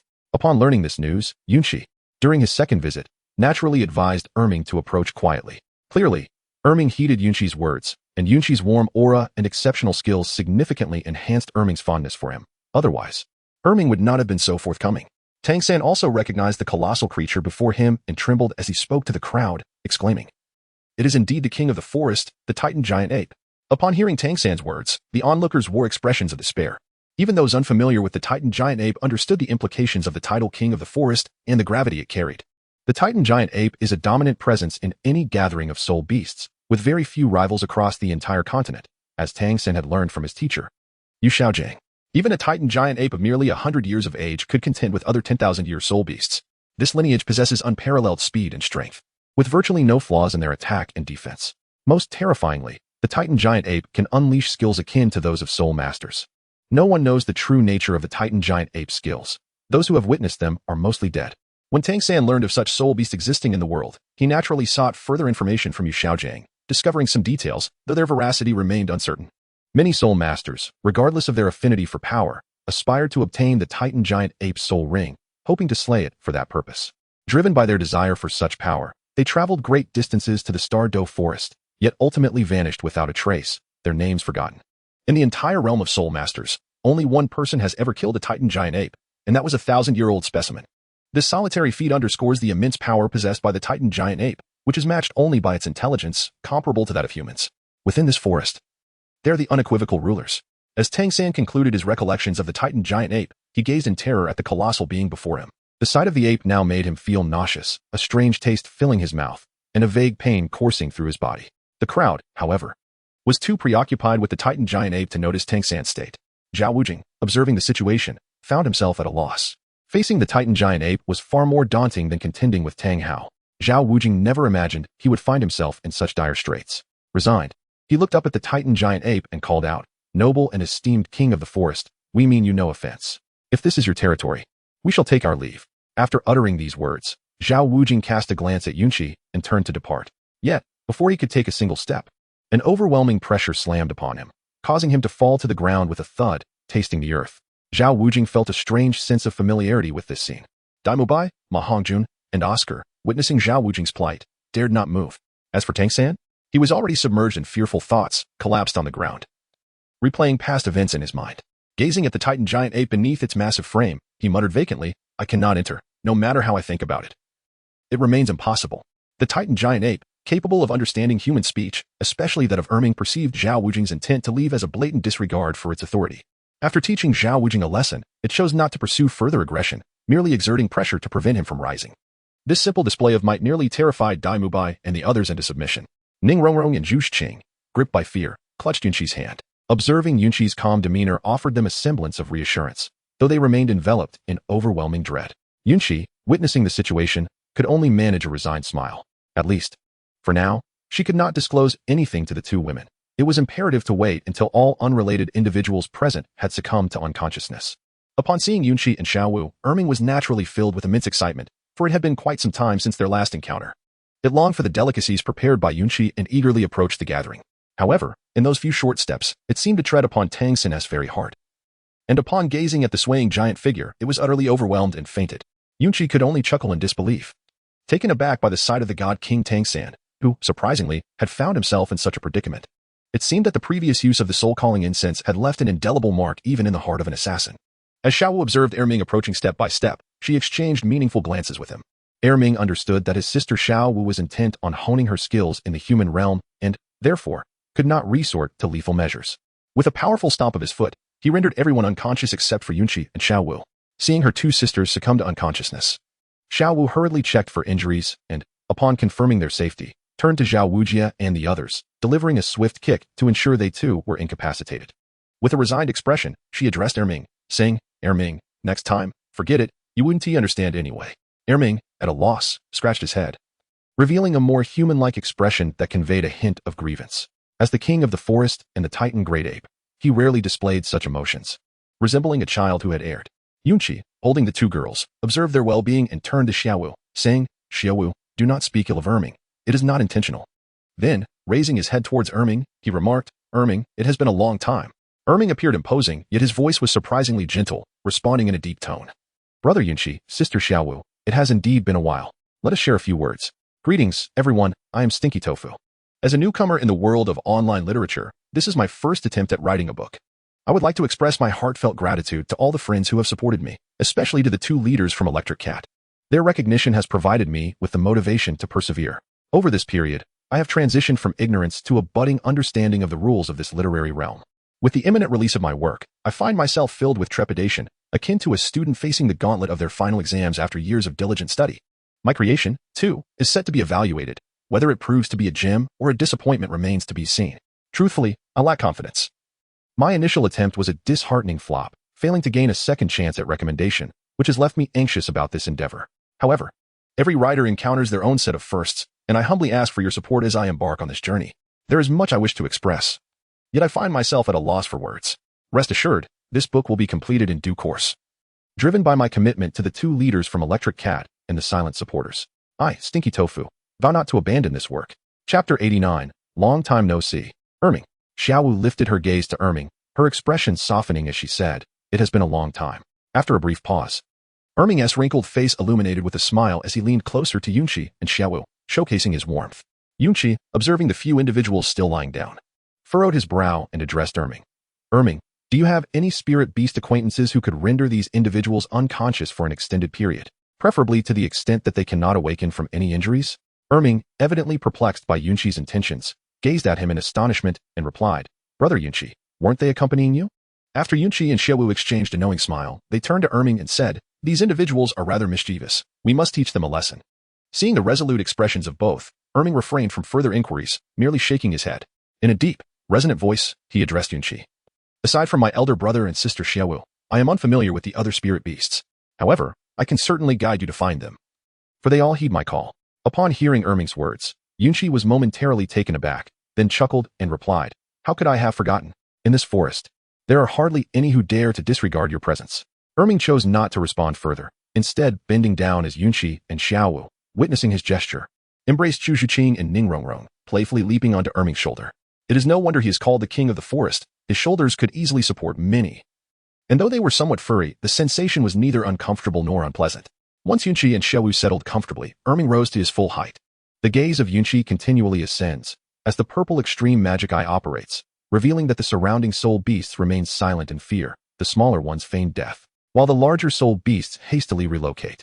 Upon witnessing this, Yunqi found himself in a state of bemusement, as the soul beasts that had been troubling them appeared in such a form under Erming's gaze. After standing upright, Erming turned to Yunqi and inquired, Shall we take these individuals away?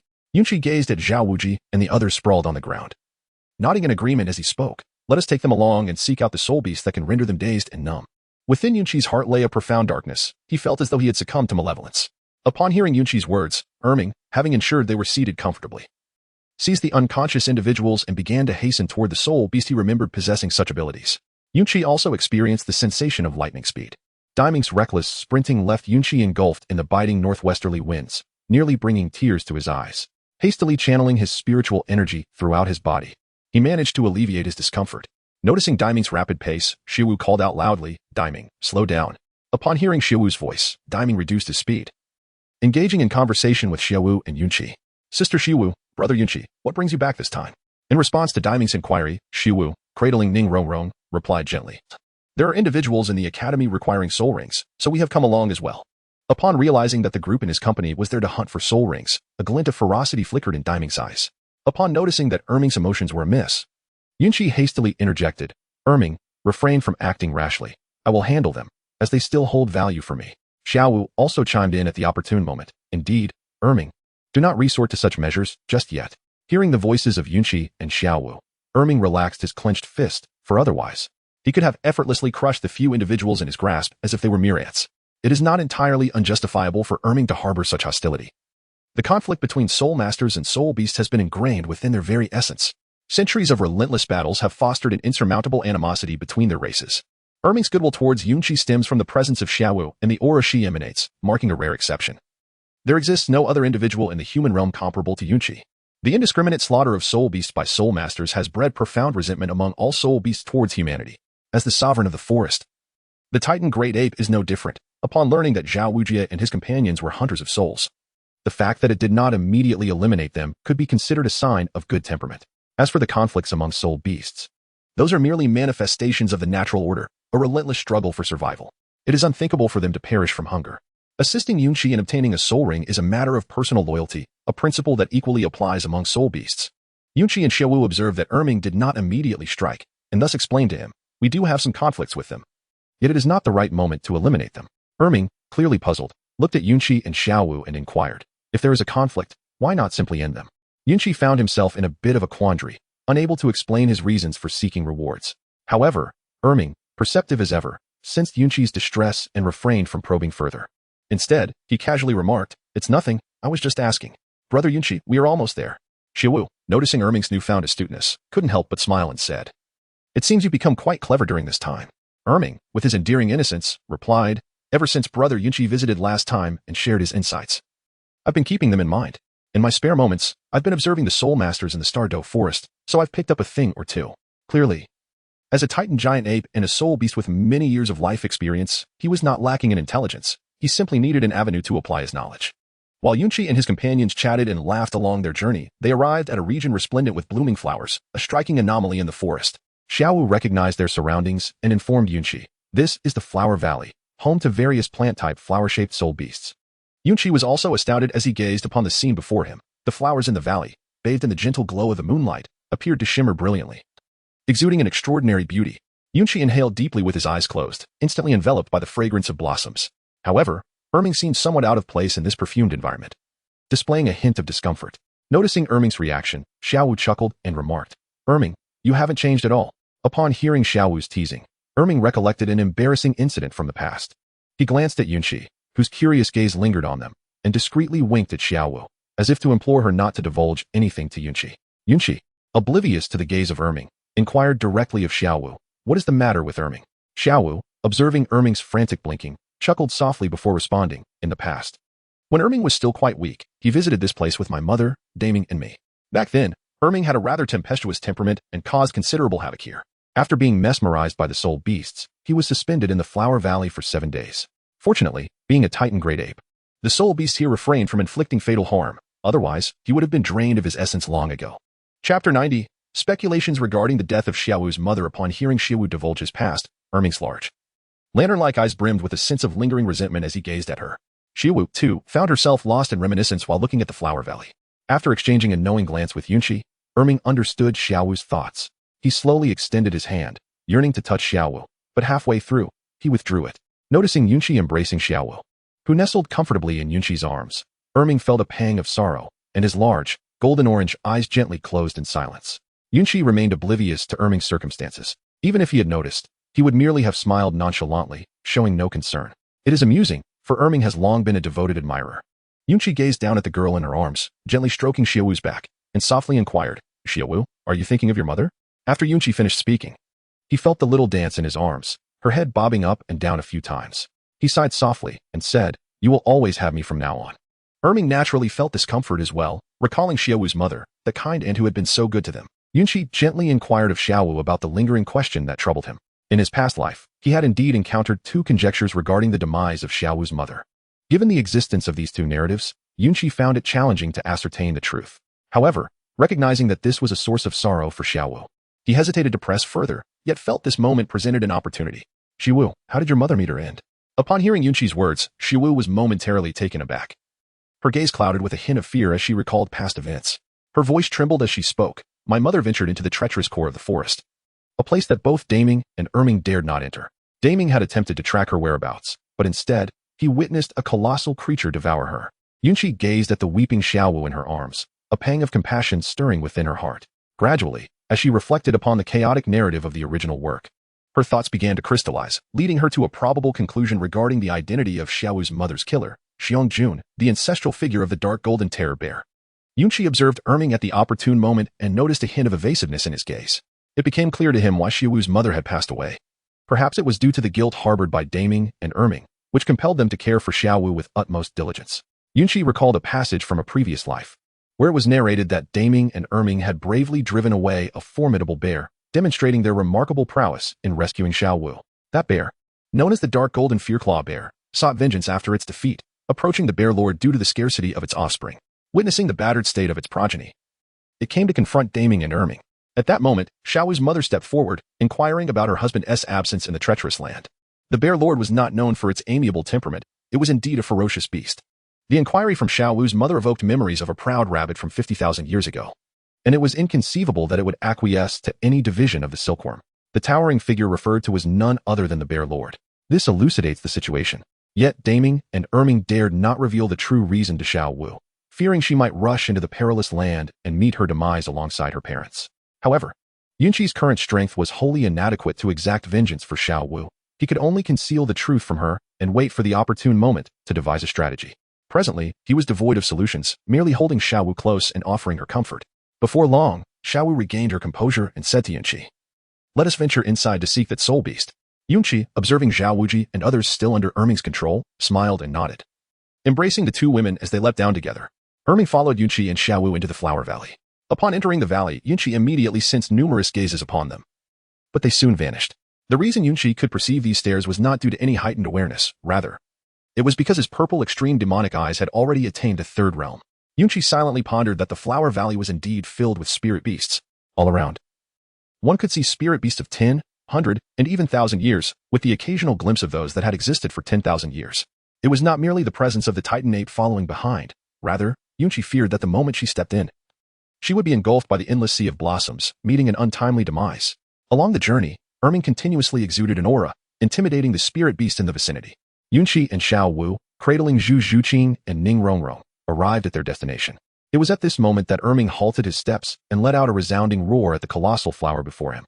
Under the watchful gaze of Yunqi and Xiao Wu, a magnificent orange blossom gradually lowered its stem, gently bending downwards, while the surrounding 9 verdant leaves quivered delicately, revealing that this was indeed an ancient spirit beast of the plant variety.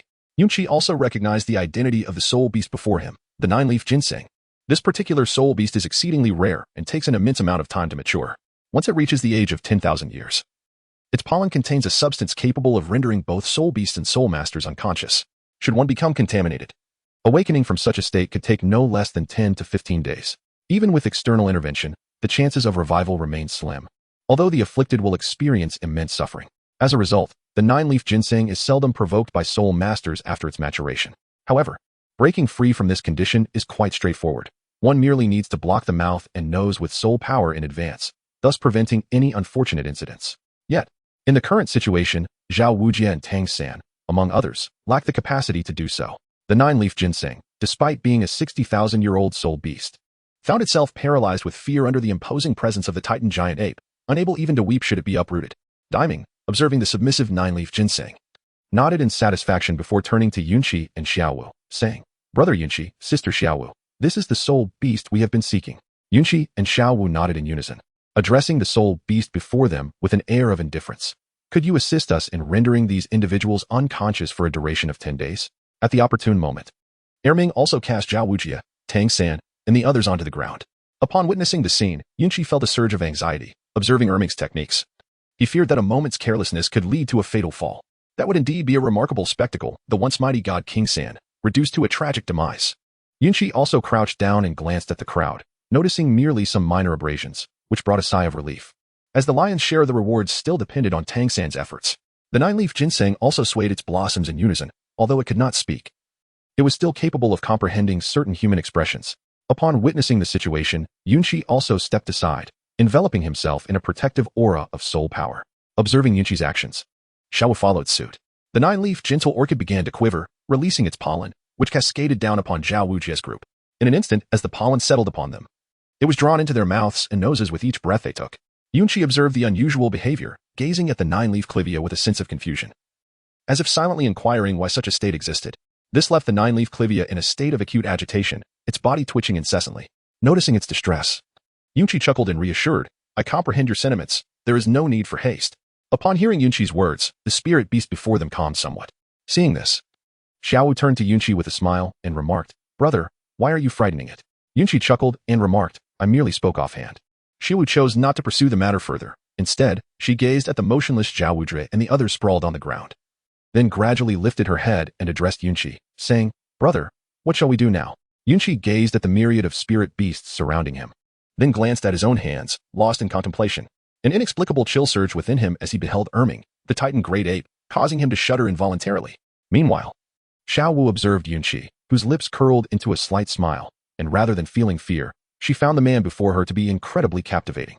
Yunqi also noticed the gazes of Erming and Xiao Wu, turning to them with a smile and saying, "Why is everyone looking at me?" Upon seeing Yunqi turn her head, Erming hastily feigned nonchalance, while Xiao Wu, beaming with joy, clutched Yunqi's arm and remarked, "Let us see how you choose to deal with them." Yunqi shook his head and said, "Let's first bring the little kitten and Rong Rong together." Xiao Wu also looked at Yunqi with a hint of concern and inquired, "Is that possible?" Yunqi was acutely aware of the concerns haunting Xiao Wu and offered words of comfort. "Do you not trust your dear friends? Besides, I am here to support you." Reassured by his words, Xiao Wu nodded and then turned to Erming, saying, "Erming, these two girls are my sisters and individuals I hold in high regard. They will be living with me from now on, so please refrain from acting impulsively." Erming, observing Xiao Wu's earnest demeanor, felt it prudent to withhold further comments. Xiao Wu, noticing the hesitance in Erming's eyes, understood the source of his apprehension. In truth, Xiao Wu shared a semblance of that anxiety. Previously, she and her mother had rescued a human woman who had shared numerous tales with them. In no time, both Xiao Wu and her mother had learned the human language. Once the woman had recovered, she departed from the forest, leaving Xiao Wu's mother worried that the woman might return to harm them, prompting their relocation. Following Xiao Wu's transformation, her mother left a note and vanished. Xiao Wu remained oblivious to the intricacies of the situation. Nonetheless, that human woman had compelled them to abandon their home, forcing them to reside with Daming and Erming. Her mother, unable to endure the torment of contemplation, ventured to a perilous land. Thus, Xiao Wu feared that Ning Rongrong might confide in her family and lead soul masters to seek her out. Yet, recalling Yunqi's recent expression brought her some solace, and she addressed Erming, saying, "Erming, I understand your concerns, but I have faith in Brother Qi."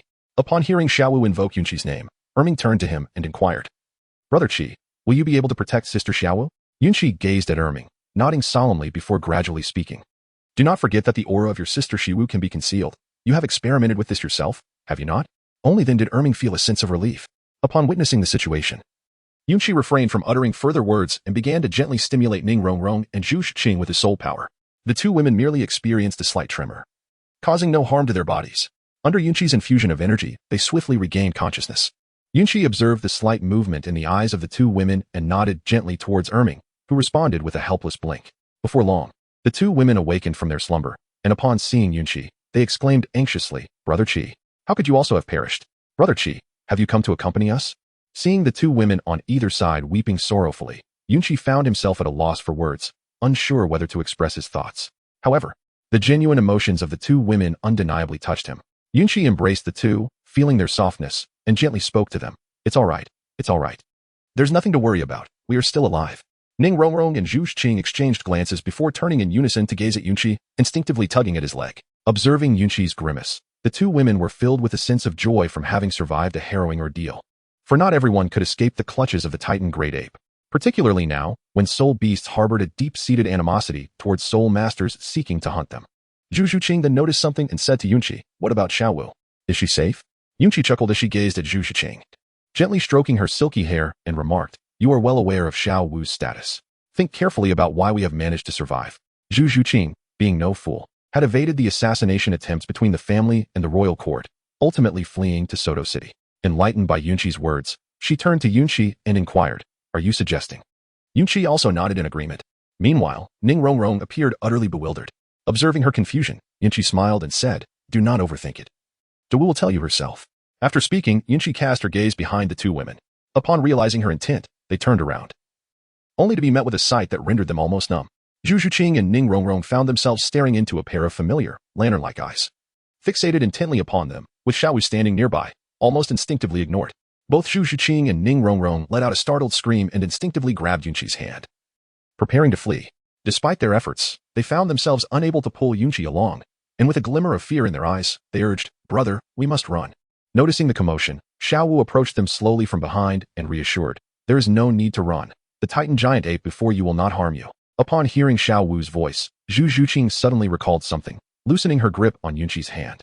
In contrast, Ning Rongrong quickly turned to Xiao Wu, exclaiming urgently, "Xiao Wu, we must flee." Her voice was tinged with desperation. The two men below exchanged puzzled glances, feeling an inexplicable sense of villainy. While it was clear that Ning Rongrong had not fully grasped Xiao Wu's words, as Yunqi and Zhu Shiqing observed Ning Rongrong's distress, they approached her to offer comfort. Stay calm. The Titan giant ape will not harm us, they reassured her. Ning Rongrong, noticing the serene demeanor of the three, including the previously agitated Zhu Shiqing, felt a twinge of confusion. However, she paid heed to Yunqi's words this time. Seeing Ning Rongrong's slight calmness, Xiao Wu addressed her. Rongrong, have you not always been curious about my identity? As Ning Rongrong noticed the Titan giant ape standing behind Xiao Wu remaining still, her anxiety lessened, though she still felt a flutter of nervousness. After taking a few deep breaths and patting her modest bosom, she nodded at Xiao Wu. Xiao Wu, perceiving Ning Rongrong's silence as unimportant, continued, I am a transformed spirit beast of 100,000 years. At that moment, Ning Rongrong felt as if thunder had erupted within her, her heart surging with disbelief as she gazed at Xiao Wu before her. Chapter 92, The Eunuch Academy. Yunqi and Zhu Shiqing, along with Xiao Wu, silently observed Ning Rongrong before them, exchanging no words. After a considerable moment, Ning Rongrong came to a realization about her continued existence and why she had not succumbed to the might of the Titan giant ape. She pondered why the Titan had refrained from attacking her. Suddenly, a thought struck her, and she began to scan her surroundings anxiously. Turning to Xiao Wu and the others, she urgently exclaimed, Is there anyone around? Why did you let that slip so carelessly? What if someone hears us? Upon witnessing Ning Rongrong's reaction, Daiming, the Titan giant ape, felt a sense of relief. At least the humans before him did not exhibit immediate greed. The trio of Yunqi exchanged knowing smiles before addressing Ning Rongrong. Fear not. For aside from Tang San and his companions, there is no one else nearby. And they are in such a state of unconsciousness that they will not awaken for at least 10 days. Hearing this, Ning Rongrong sighed in relief and remarked to Yunqi and the others, You nearly gave me a heart attack. I thought I would never see you again. Doubts flickered in Xiao Wu's eyes as she inquired of Ning Rongrong. Rongrong, do you have no thoughts on this matter? After a moment of contemplation, Ning Rongrong responded with a gentle smile. We are sisters, and regardless of your past, we are united in purpose now. Moreover, Chigu would not wish for me to betray those close to me. What if I were to be cast aside? Moved by her words, Xiao Wu stepped forward and embraced Ning Rongrong tightly, her voice choked with emotion as she expressed, Thank you, Rongrong. Upon witnessing this tranquil scene of the passage of time, Yunqi felt an overwhelming sense of joy. After a considerable while, the two women finally parted ways. Upon witnessing the situation, Yunqi addressed the three women, saying, Now that Zhao Wuji and the others have lost consciousness, having been subjected to a unique condition by the soul beast beside me, what do you think we should do with them? Zhu Shiqing recalled the methods employed by her family to deal with adversaries, yet deemed them too gruesome to voice. Meanwhile, Xiao Wu found herself devoid of any viable suggestions.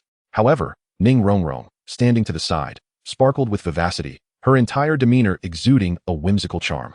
Clearly having conceived an entertaining idea, after casting a glance around, Yunqi noticed that Ning Rongrong seemed to have an idea, and inquired with curiosity, Rongrong, do you have any thoughts? Upon hearing Yunqi's question, Ning Rongrong turned her head, silently observing Zhao Wuji's group, and with a mischievous smile, remarked, Perhaps Shrek Academy should consider renaming itself to Eunuch Academy? As soon as these words were spoken, even Erming, who stood behind the others, felt a chill run down his spine and hurriedly adjusted his hair to shield his lower half. Yunqi and Zhu Shiqing, as well as Xiao Wu, stared incredulously at Ning Rongrong. Observing the expressions of her companions, Ning Rongrong blushed slightly and inquired, Is this method not acceptable? I have seen Daimao Bai fall. And Ma Hongjun has also succumbed. Now, only a few remain. What Ning Rongrong remained unaware of was that Zhao Wuji's had also lost half of his strength. Zhu Shiqing and Xiao Wu, clearly taken aback by this suggestion, felt a shiver run down their spines, truly embodying the essence of a little demoness. Conversely, Yunqi engaged in a rapid brainstorming session, contemplating whether Ning Rongrong's words might have repercussions on her future endeavors. After contemplating for a moment and gazing into Ning Rongrong's expectant eyes, Yunqi also nodded in agreement. There was no way around it. Regarding this matter, Yunqi simply could not resist. Seeing Yunqi's nod, Ning Rongrong joyfully leaped into Yunqi's arms and affectionately kissed her on the forehead. Yunqi responded with a smile. Erming, clearly unfamiliar with the concept of a kiss between humans, widened his eyes in astonishment, observing intently. Meanwhile, Xiao Wu, noticing this, turned to Erming and said, Erming, close your eyes. Children should not witness this. Erming looked at Xiao Wu, who stood with her hands on her hips, feeling an inexplicable sense of grievance, thinking to himself, I have been a soul beast for 100,000 years. How am I still a child? Seeing the look in Erming's eyes, Xiao Wu stamped her foot and pointed at him, insisting, Hurry up. In response to Xiao Wu's insistence, Erming, feeling deeply distressed, covered his face with his hands. Though the gap between his fingers was uncertain in size, Yunqi naturally noticed the commotion over there and, with a wry smile, set Ning Rongrong down. After all, it was not conducive for this young one, who had lived for a mere 100,000 years. Ning Rongrong's gaze turned towards the titan great ape behind her. Her eyes filled with wonder. It was quite amusing to see the king of the forest in such a state before Xiao Wu. However, this scene did not linger for long, as the group soon returned to the pressing matter of how to deal with Xiao Wujie and the others. Although a plan had been confirmed, there remained a certain hesitance to act decisively. Yunqi held a gleaming knife in hand, hesitating slightly. After a moment of contemplation, he turned to the nearby clivia and inquired, "Could you assist me once more?" The clivia responded by shaking its blossoms. Observing this, Yunqi directly requested, "Can you eliminate all of their presence using your methods?" The clivia once again trembled its leaves in acknowledgement. Yunqi, devoid of any trace of ink, presented Xiao Wuji, Tang San, and others sequentially before the nine-leaf gentleman orchid, subsequently covering the eyes of the three women. Yunqi and Erming were also staring intently at the actions of the nine-leaf clivia. In truth, it was not that Yunqi was unable to act, rather. The glaring knife would undoubtedly reveal the inflicted wounds once the deed was done. Before long, the nine-leaf clivia began to follow Yunqi's directives, employing her own methods to systematically incapacitate everyone present. It is essential to note that those who were rendered unconscious by the nine-leaf clivia, while unable to awaken, could still experience pain. This implies that their consciousness remained active, yet they could neither hear nor see, only feeling the discomfort emanating from various parts of their bodies. Yunqi and Erming were also startled by the heart-wrenching cries that echoed around them. They never anticipated that the seemingly harmless little flower before them could be so devastatingly destructive. Yunqi, observing the only individual whom Dai Mubai could not bring himself to act against, came to understand the reason behind it. As Yunqi observed the team's grievous injuries, it was only natural that he would not allow Dai Mubai to suffer alone.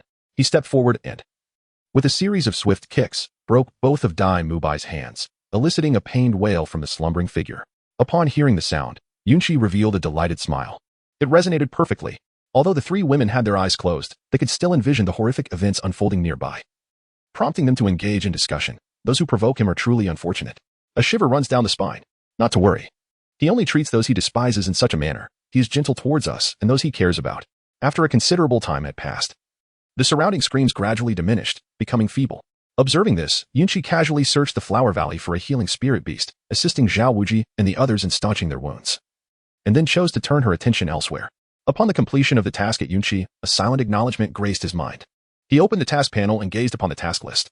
Task: inflict severe injuries upon the Shrek team within the Stardoe Forest. Reward: Team Soul Power Enhancer. Already distributed. Chapter 93, Azure Skybowl Python. Upon receiving the rewards from Yunqi, without a moment's hesitation, I promptly bonded with Xiao Wu. Among the female practitioners, Xiao Wu possesses the highest soul power. After forming this bond, Zhu Zhuqing and Ning Rongrong can swiftly advance their own soul power cultivation, ultimately reaching parity with Xiao Wu. Yunqi felt immensely satisfied with this reward, for he certainly did not wish for his woman to merely be a decorative ornament. Nevertheless, even if she were to be considered such, as long as their relationship was established, Yunqi possessed the means to ensure her protection for a lifetime. Yunqi gazed at the fallen members of Shrek, feeling a profound emptiness within. Among them, only Flanders and Li Yusong evoked his disdain, and now that the task was complete, it was time to depart from this academy. The allure of the maidens from Tianshui Academy, the enchanting beauties of the Royal Combat Team, and the three lovely figures from the Spirit Hall held no temptation for him. Truly, lost in thought, Yunqi wiped away the phantom drool that had gathered, then gently covered the injured individuals with cloth to shield Xiao Wujie and the others from view, before turning his attention to the three women. As he approached them with measured steps, he placed a hand on each of their shoulders and softly remarked, "All is settled now." The three women removed the coverings from their eyes, their gazes drawn to the distant scene where blood flowed like a river, sending shivers down their spines. Zhu Zhuqing inquired quietly, "Chi-Chi, are they going to be all right?" Yunqi observed the expressions of the several women, offering a serene smile before gently speaking, "It's nothing. Merely a bit of blood." The three women exchanged glances and replied in unison, "Indeed, just a small amount of blood." Yunqi paid no heed to the gaze of the three women. He glanced at Erming behind him and then addressed Xiao Wu, saying, "Shall we pay a visit to your home?" Xiao Wu was momentarily taken aback, pointing to herself in bewilderment as she inquired, "Me?" Yunqi gazed at Xiao Wu's dazed expression and sighed. "Who else could it be? It has been ages since I last saw Deming. We must pay him a visit." Upon hearing Yunqi's words, Xiao Wu nodded cheerfully and turned to Ning Rongrong and Zhu Zhuqing, saying, "Zhuqing, Rongrong, would you like to come to my house and spend some time together?" Both Zhu Zhuqing and Ning Rongrong were pleasantly surprised by Xiao Wu's invitation and nodded in agreement. After a moment's contemplation, Zhu Zhuqing addressed Yunqi. "What shall we do about Tang San and the others?" Yunqi almost forgot about this matter. In truth, he felt uneasy no matter where he placed it. He turned to Daiming, who, upon noticing Yunqi's gaze fixed upon him, felt at a loss. After a moment of contemplation, he addressed the nine-leaf clivia, saying, "You are responsible for taking care of these individuals. They must not perish. We shall return in a few days." How could the nine-leaf clivia dare to disagree? With the Titan giant ape having spoken, it hastily began to sway the flowers up and down in compliance. After resolving the matters at Yunqi, he nodded toward the nine-leafed gentleman's orchid. Observing that Xiao Wu and the others were still unable to awaken, he felt a sense of relief and said to Ermings, let us proceed together to witness the grandeur of the Ming dynasty. Yunqi refrained from taking to the skies, for in this vast and enigmatic forest, he had no desire to unwittingly become a target. It was far safer to remain atop Erming. Erming, too, bent low, gesturing for Yunqi and Xiao Wu to mount. Meanwhile, Zhu Zhuqing and Ning Rongrong, having never witnessed such a spectacle, were utterly flabbergasted. The notion of riding the forest king left their cheeks flushed with excitement.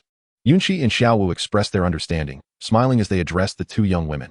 It's all right, come aboard. Daiming won't tease you. Daiming, recognizing that the matter had been settled and that he was in the company of Xiao Wu and Yunqi, naturally had no intention of causing any trouble for the two young women. In a deep, resonant voice, he encouraged, come up, young ladies. Upon hearing the invitation from the imposing Titan, Zhu Zhuqing and Ning Rongrong were overwhelmed with excitement, swiftly leaping onto the shoulders of the Titan giant ape. They quickly expressed their gratitude to Daiming, exclaiming, thank you, brother Daiming. Thank you, your majesty of the forest. Before Daiming could bask in pride, Xiao Wu playfully slapped his shoulder, remarking him, young ladies. It was evident that Xiao Wu was reminded of something by Daiming referring to Zhu Zhuqing and Ning Rongrong as young ladies. Daiming, sensing Xiao Wu's mild irritation, hurriedly corrected himself, addressing Zhu Zhuqing and Ning Rongrong, Sister Zhuqing, Sister Rongrong. Upon hearing this, Xiao Wu felt satisfied. After all, Daiming was her younger brother, and she shared a sisterly bond with Zhuqing and Rongrong. Otherwise, it would indeed be quite chaotic. In truth, it was Yunqi who had urged Daiming and Daming to amend their terms of address. Yunqi found the situation both amusing and perplexing, as his girlfriend took matters far too seriously. After experiencing the first time, Daiming naturally found it difficult to resist a second, especially since only a few were aware of it, and they were all familiar faces. Thus, Daiming expressed his indifference. Once everyone was steadied, Daiming let out a roar towards the heavens, then offered a few words of caution to the nine-leaf clivia before dashing towards the core area of the Star Doe forest.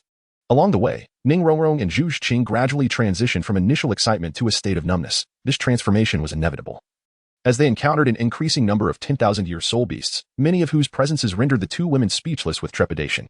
Upon witnessing the scene, Yunqi embraced a few women, one on either side and another nestled in his arms. Erming, observing this, silently expressed his discontent, standing on my shoulder, engaged in romantic musings, entirely disregarding my presence. Oh, how lamentable. The two women, enveloped in Yunqi's comforting embrace, gradually found solace and were no longer as fearful of the spirit beast lurking outside. While Yunqi and the others admired the breathtaking scenery of the starry forest, they ventured further into the core area. Yunqi finds herself in a tumult of thoughts, pondering the enigmatic beings that dwell beneath the lake of life in the core region, a source of great terror for her in the present moment. However, for now, there remains a substantial interval before their emergence. The surface of the lake is currently inhabited solely by the majestic Ming, which is a comforting situation. At the very least, there is no need for concern akin to that of Xiao Wu's mother, who found herself in dire straits. Although the expanse of the core region is not vast in comparison to the periphery, it is significant in its own right. Yunqi and his companions gazed at the distant lake of life, where ripples began to form, aware of the presence that had emerged. Daiming also paused at an opportune moment, quietly observing the undulating surface of the water. In but a fleeting instant, to the astonishment of Yunqi and the others, the lake's surface convulsed violently, releasing a multitude of bubbles, as a colossal shadow, stretching 100 meters in length, slowly surfaced from the depths. A gigantic bull's head broke through the water, accompanied by a towering wave that surged skyward. Yunqi and Xiao Wu had met before and, naturally, they felt no fear. However, they were still somewhat taken aback. As for Zhu Zhuqing and Ning Rongrong, they were utterly bewildered. The overwhelming aura of the sky blue bull python was directed entirely at the two women, and had it not been for their perch upon Erming's shoulders, they might have succumbed to the pressure. If not for Yunqi supporting the two girls, they would likely have collapsed by now. Chapter 94. Barbecue by the Lake. The two women could hardly avoid being astounded. Before them stood a being more terrifying than the Titan ape, its colossal form eliciting astonishment as they gazed at Xiao Wu, pondering just how formidable this family of soul beasts truly was. Upon encountering Tianqing Niumeng, Yunqi and Xiao Wu immediately spoke up. Daming, it has been quite some time. They assured him, they are our own.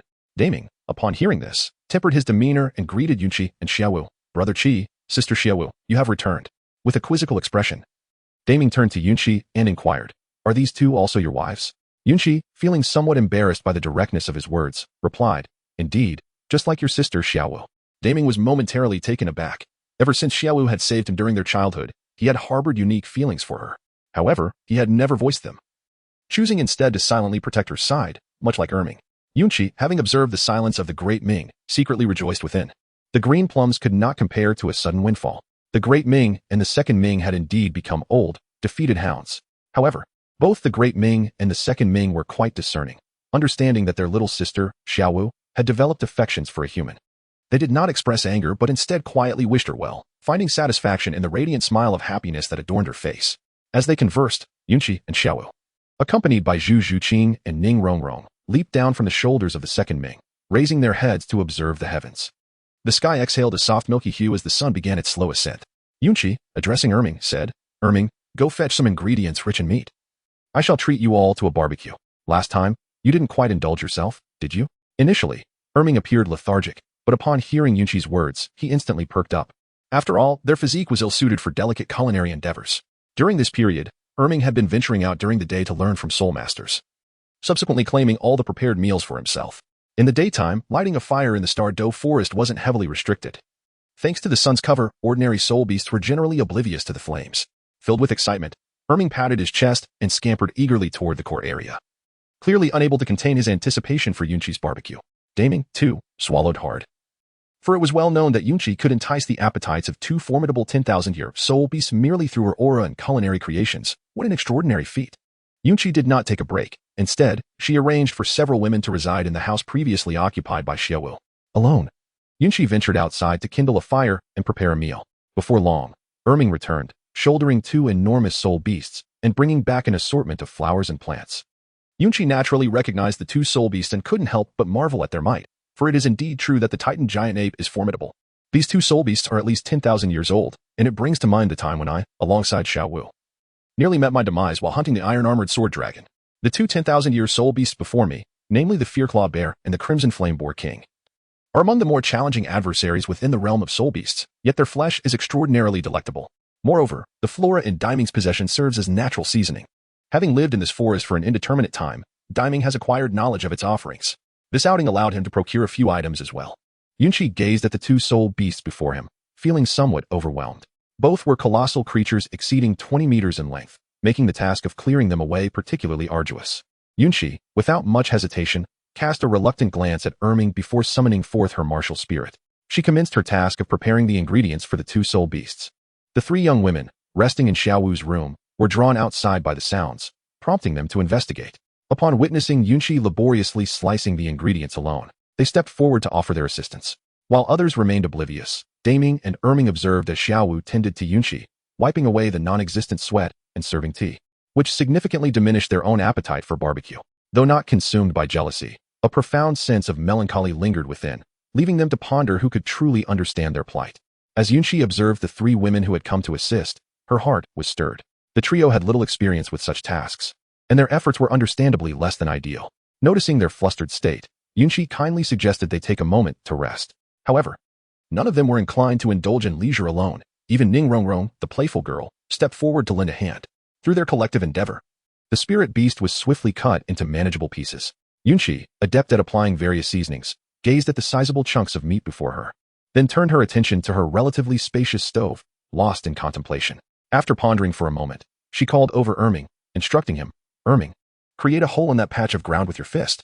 Although Erming was unsure of Yunqi's intentions, he obediently complied, moving to the side and, following her guidance, raised his fist to carve out a hole of moderate size. Yunqi specifically requested Daming to reinforce the structure. Afterward, a substantial amount of firewood was gathered in the cave, and without further ado, a single spark was cast down to ignite it. Moving over to the stove, they began roasting. The three women, witnessing this, found it novel and exclaimed to Yunqi, "Brother, we too wish to roast meat." Yunqi observed the expressions of the three individuals before him, and he understood that he could not thwart their desires. After skillfully preparing a skewer of grilled meat, the three women began to emulate Yunqi's technique, diligently rotating their skewers while occasionally brushing them with a hint of oil and spices. Before long, the meat sizzled and oozed with juices, releasing an enticing aroma that tantalized the senses and whetted the appetite. As the first batch of cloud gathering came to a close, I found myself at the edge of the pit, gazing at the extinguished flames and the charred remains of timber. I nodded slowly, casually wielding my martial spirit to cleave several logs, which I then arranged above the pit. Large chunks of meat were suspended from the makeshift framework, hovering in the center of the hollow. After Yunqi completed all these tasks, he found a stone slab and placed it directly over the pit, covering it with soil. He then returned to the three women, gazing with a radiant smile at the picturesque scene. The sun had risen, and the lake of life reflected its golden rays, illuminating the sky. The azure cow python surfaced, creating a fleeting rainbow, while the titan giant ape drooled, motionless, fixated on the roasted meat in Yunqi's hands. Zhu Xing was brewing tea nearby, while Xiao Wu and Ning Rongrong engaged in a friendly competition to see whose meat was more fragrant. Everything exuded a sense of tranquility, beauty, serenity, and joy. The wind stirred the ripples across the lake's surface, and the leaves rustled softly, caressing Yunqi's hair and brushing against the faces of the three women. With the enticing aroma of grilled meat wafting deep into the forest, Yunqi calculated the time and observed that the exterior of the roasted meat had transformed into a golden, crispy delight. He gently prodded the meat with his sword, assessing its interior, and carefully sliced off a few small pieces. After blowing on the surface to cool it slightly, he approached the three ladies, presenting the roasted meat before them in succession. Upon witnessing this, Xiao Wu did not hesitate. She swiftly grabbed a piece of the meat that Yunqi had prepared and stuffed it into her mouth. Instantly, a melodious sound escaped her lips. Oh, how delicious! Chapter 95, The Brief Gaze of the God of Cuisine. Zhu Zhuqing and Ning Rongrong, observing Xiao Wu's reaction, also took the roasted meat in their hands and eagerly consumed it without a second thought. A unique fragrance immediately enveloped their senses, surging directly to their minds. The little cat and the petite sorceress were instantly engulfed in a wave of bliss, feeling delightfully lightheaded. Meanwhile, Deming and Erming looked on with drooling anticipation at the roasted meat in Yunqi's hands. Yunqi naturally noticed the ticking sound behind her. Turning her head, she discovered that the water from Erming was almost creeping up to her feet, with drool pooling all around. Yunqi, with a sense of helplessness, addressed Erming and Daming, saying, "Your pieces of meat are too large, they require further roasting." Daming, naturally aware that haste makes waste, was patient, but Erming was a different story, gazing longingly at Yunqi. Seizing a moment of inattention, he boldly grasped the roasted meat before him and began devouring it with fervor, leaving Yunqi utterly astonished. Observing Erming's indulgence, Daming could no longer restrain himself. His massive form emerged entirely from the water. With a colossal bull's head lowered, he used his soul power to manipulate the meat before him, stuffing it into his gaping maw and savoring each bite slowly. Xiao Wu, witnessing the scene, cautioned Daming and Erming. "Please eat more slowly, it is not fully cooked yet." However, the two ancient soul beasts, entranced by their feast, paid no heed to her words, dismissing her concern entirely as they continued to indulge. Realizing her pleas were in vain, Xiao Wu sighed softly and turned to Yunqi, saying, "Brother, it's all your fault. Your cooking is so delectable that Daming and Erming no longer listen to me." Upon hearing this, Yunqi chuckled, unfazed by Xiao Wu's teasing reproach. She inquired of the three women, "Is it delicious?" In response to Yunqi's question, the three women nodded vigorously, akin to chicks pecking at grains, their eyes sparkling with joy. Observing their delight, Yunqi promptly sliced off a piece of meat and placed it into her mouth. After savoring a few bites, she joined the ranks of those devouring the feast. Daming and Erming's roasted meat quickly vanished, leaving them gazing longingly at the grill. The roasted delicacies at Yunqi are nearly done, and addressing both Ming and Erming, he declared, "It is ready, let us partake." Yunqi, possessing remarkable foresight, had already taken away 4 portions of grilled meat while speaking, then moved aside. Upon witnessing this, Daming and Erming, without a moment's hesitation, engaged in a comical contest for the meat. The sight of the two burly figures vying for their prize left Yunqi momentarily astonished, as it nearly escalated into a brawl. However, Yunqi remained unperturbed, for the two brothers had coexisted for such a long time that their bond would not be easily jeopardized over trivial matters. It was merely a playful scuffle. Yunqi approached the 3 young women, bearing a grand platter of barbecued meat, preparing to slice the delectable morsels. Upon witnessing Yunqi's intention to assist in serving, Zhu Zhiqing swiftly produced a small knife, addressing Yunqi with a warm smile. "Chiga, allow me to take over. You have been grilling for quite some time." As Yunqi beheld the twinkle of mirth in Zhu Zhiqing's eyes, she graciously accepted his concern, gently placing the plate before her. Upon witnessing this, Xiao Wu and Ning Rongrong exchanged shy glances and, with playful gestures, rose to their feet. Xiao Wu led Ning Rongrong to a nearby grove of fruit trees by the lake, returning with a selection of refreshing fruits. After enjoying the attentive service of the 3 maidens for a while, Yunqi approached the previously unearthed pit, clearing away the surrounding soil before lifting the stone slab. At that moment, both the Ming and Erming were momentarily entranced, as if they had glimpsed a golden light. The entire lake of life was suffused with the tantalizing aroma of roasted meat.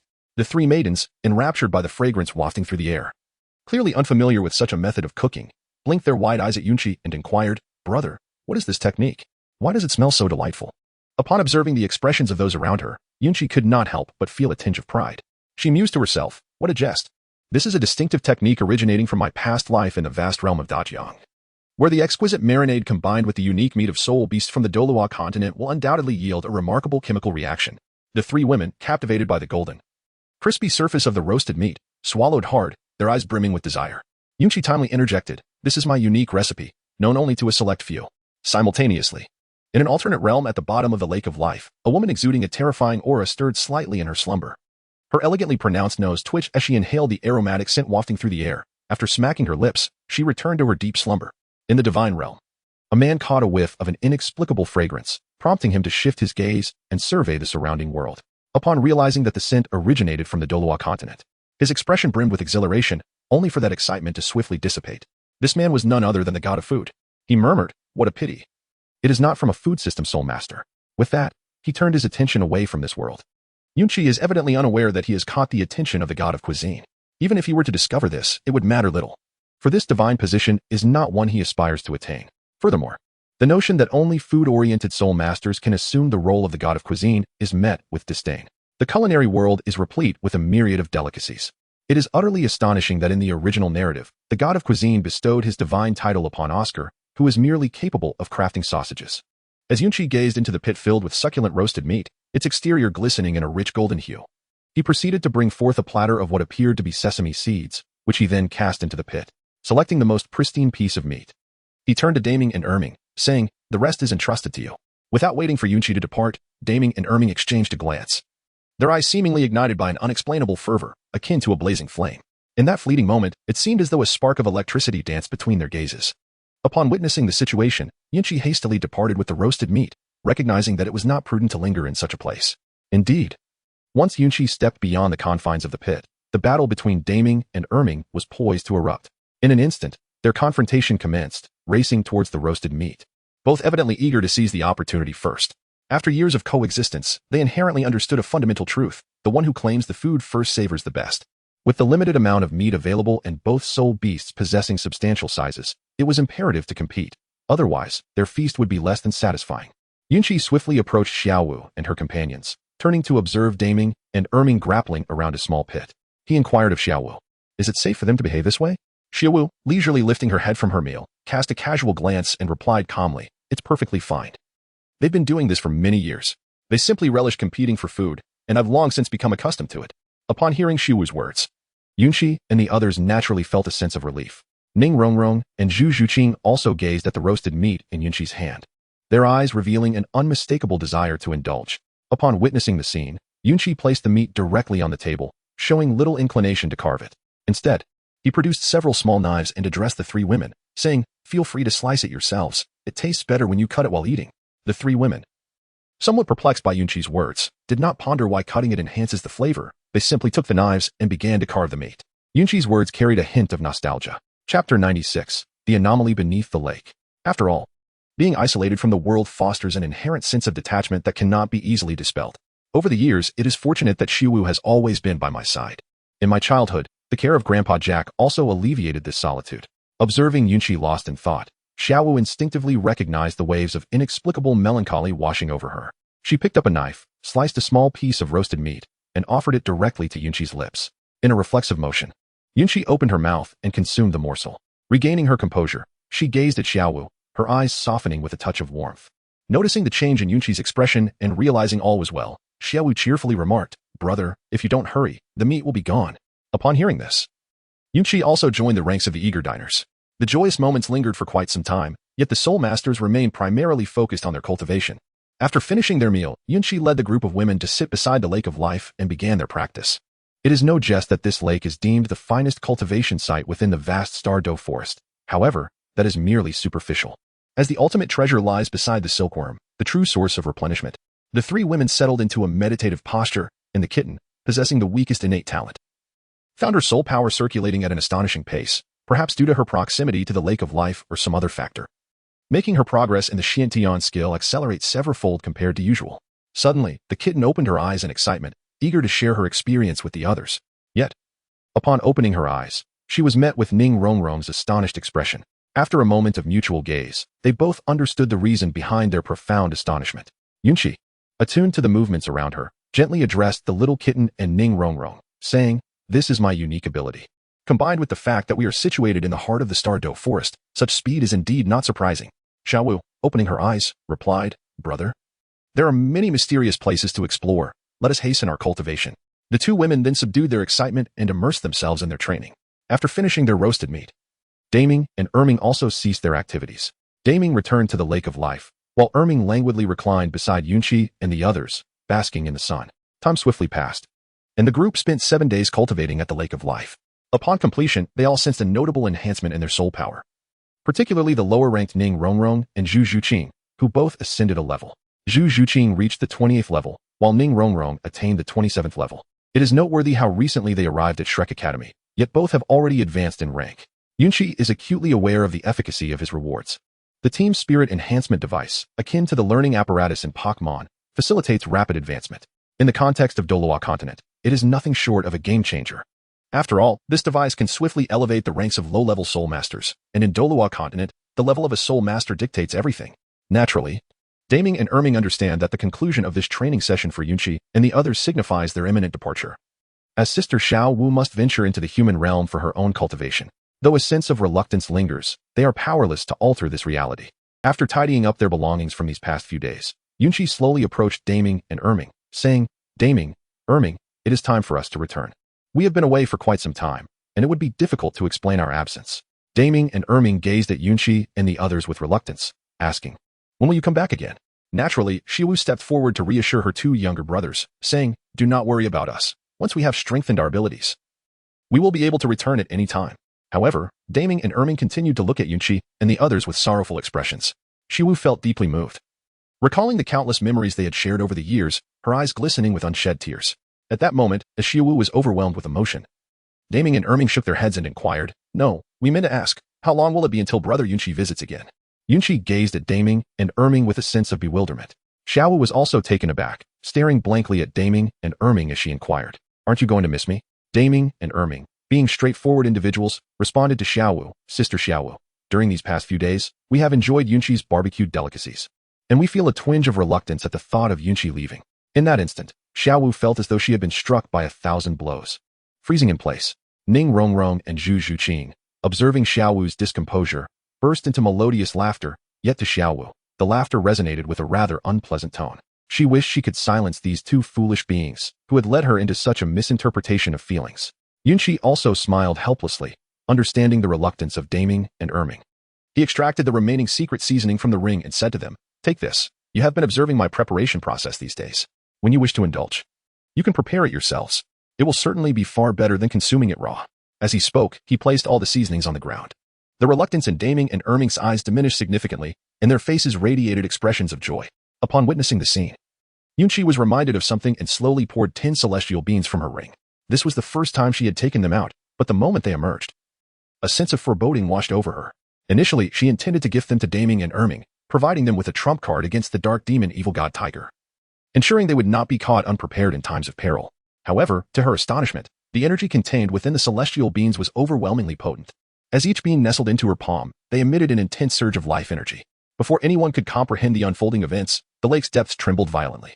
Daming, Erming, and Xiao Wu instinctively displayed expressions of terror, as if they had realized something. Yet, before they could utter a word, all present, including Daming and Erming, succumbed to unconsciousness in an instant.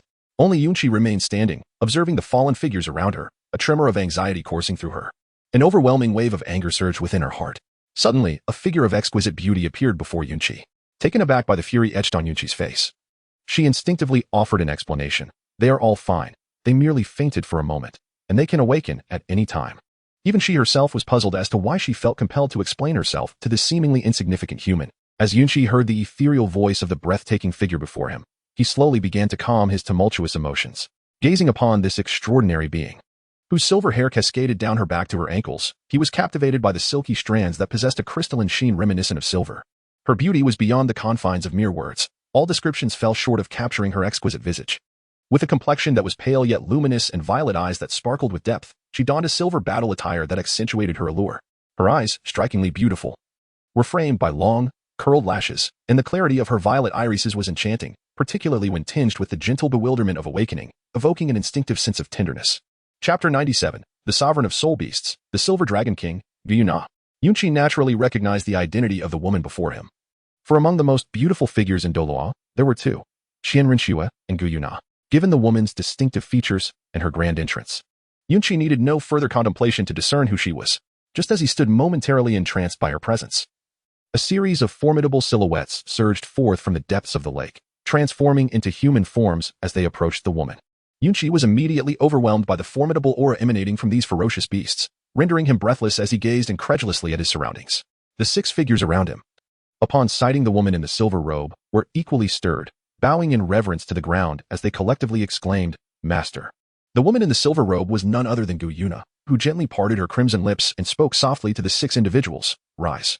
Among them, the most imposing figure, a robust man, looked at Gu Yuna with concern, hesitating momentarily before inquiring, "Master, are you not recuperating?" "Why?" Clearly, his question echoed the unvoiced thoughts of the others present.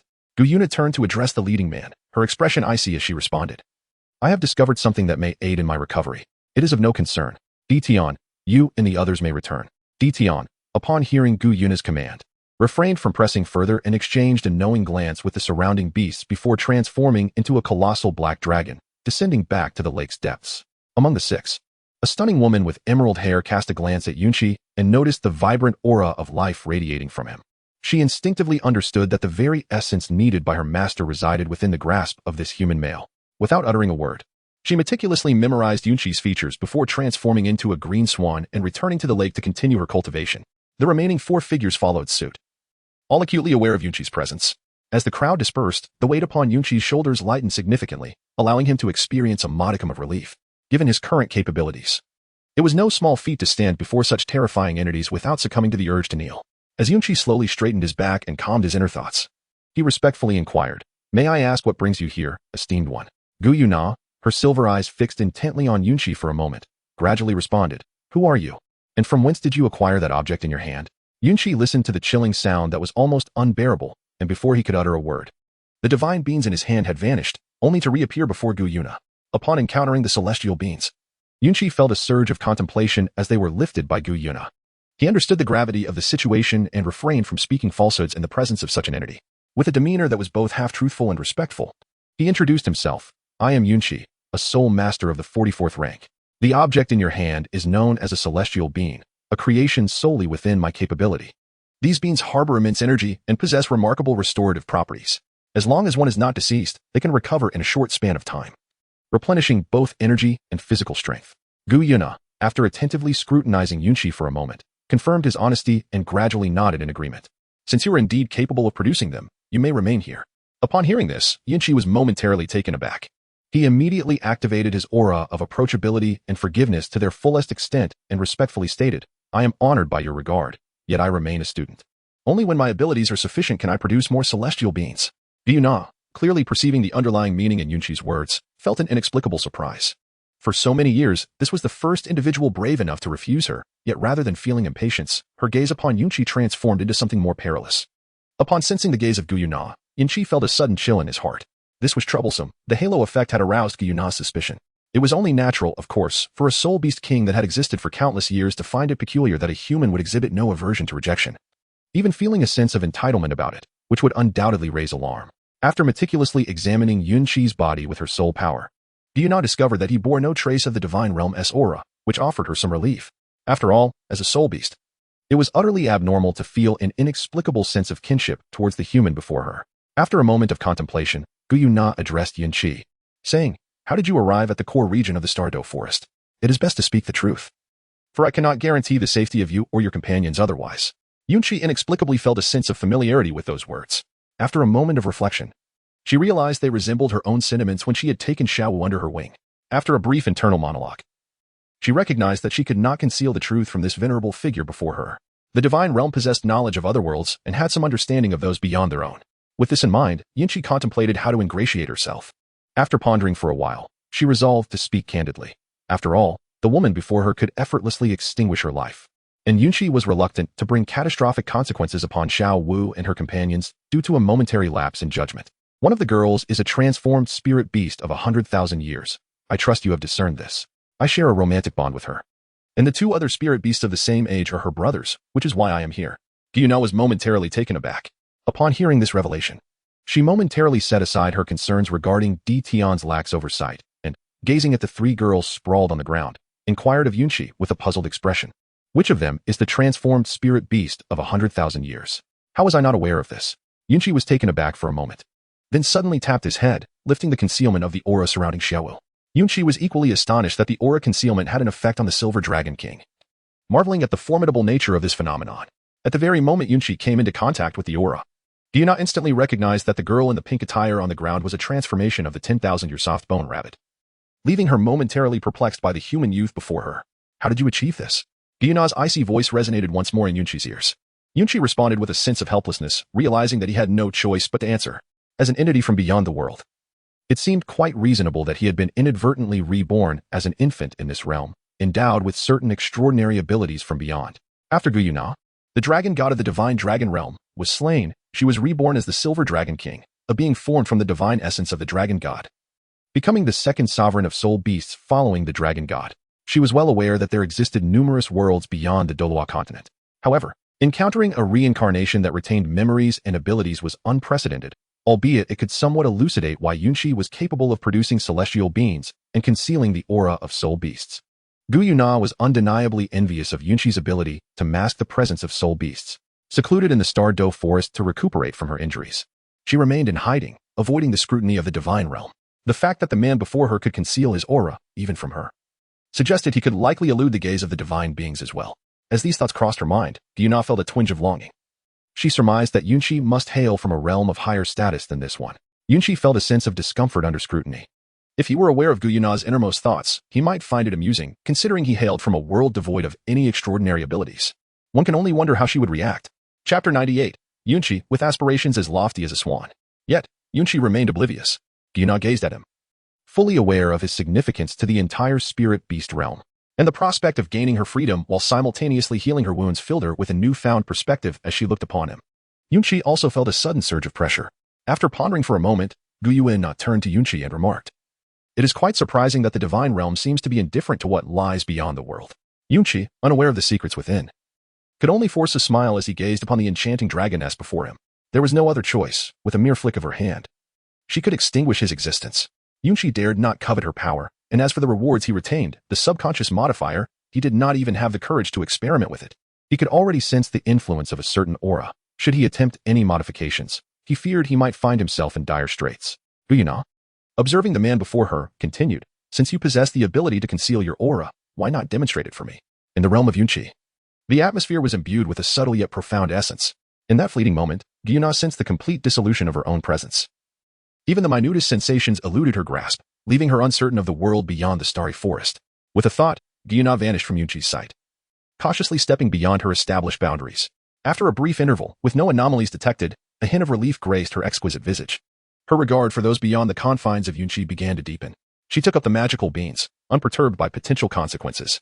After discerning the energy within, she closed her eyes and delicately placed the beans into her mouth with her slender fingers. In an instant, a surge of vibrant life energy erupted from her lips, flooding her entire being. Acknowledging the energy's restorative effects on her injuries, she consumed the remaining 9 magical beans without hesitation. Gyuna trembled, her complexion flushed, and her gaze began to shimmer with a dreamy allure. A breathy sound escaped the lips of this sovereign of soul beasts. Moments later, the Silver Dragon King cast a perplexed glance around, and after surveying the area with his soul power, he finally relaxed. It was no jest. A king must not suffer indignity. What if someone were to witness this? Upon witnessing Gyuna's sudden disappearance, Yunqi was momentarily seized by mischievous thoughts. Just as he contemplated moving, he realized he could not even blink, rendering him utterly helpless as he patiently awaited Gyuna's return. Before long, Gyuna had traversed the realm of Douluo, savoring the long-lost essence of freedom. After consuming a celestial being, her injuries stabilized somewhat, alleviating the constant agony she had endured. Looking at Yunqi before her, she found him far more agreeable, at least no longer harboring animosity simply because he was human. Yunqi, upon witnessing his return, cautiously inquired, "My lord, have you succeeded?" Gyuna slowly nodded and, addressing Yunqi, gently replied, "Quite well. Both items proved to be of great utility to me." Yunqi finally felt a sense of relief, though a semblance of frustration lingered. Yet, there was little he could do. Gyuna seemed to sense Yunqi's thoughts. With a mere flicker of her mind, the bindings that constrained Yunqi were loosened. After stretching his limbs, he continued to inquire, "Might you allow me to depart?" Gyuna, too, was in contemplation. After a brief moment, she summoned a silvery beam of light from her hand, which surged forth directly towards Yunqi. Upon witnessing the scene, Yunqi was taken aback, his eyes widening as he perceived the silver light rushing towards him. He instinctively activated the shadowy phantom technique in an attempt to evade it.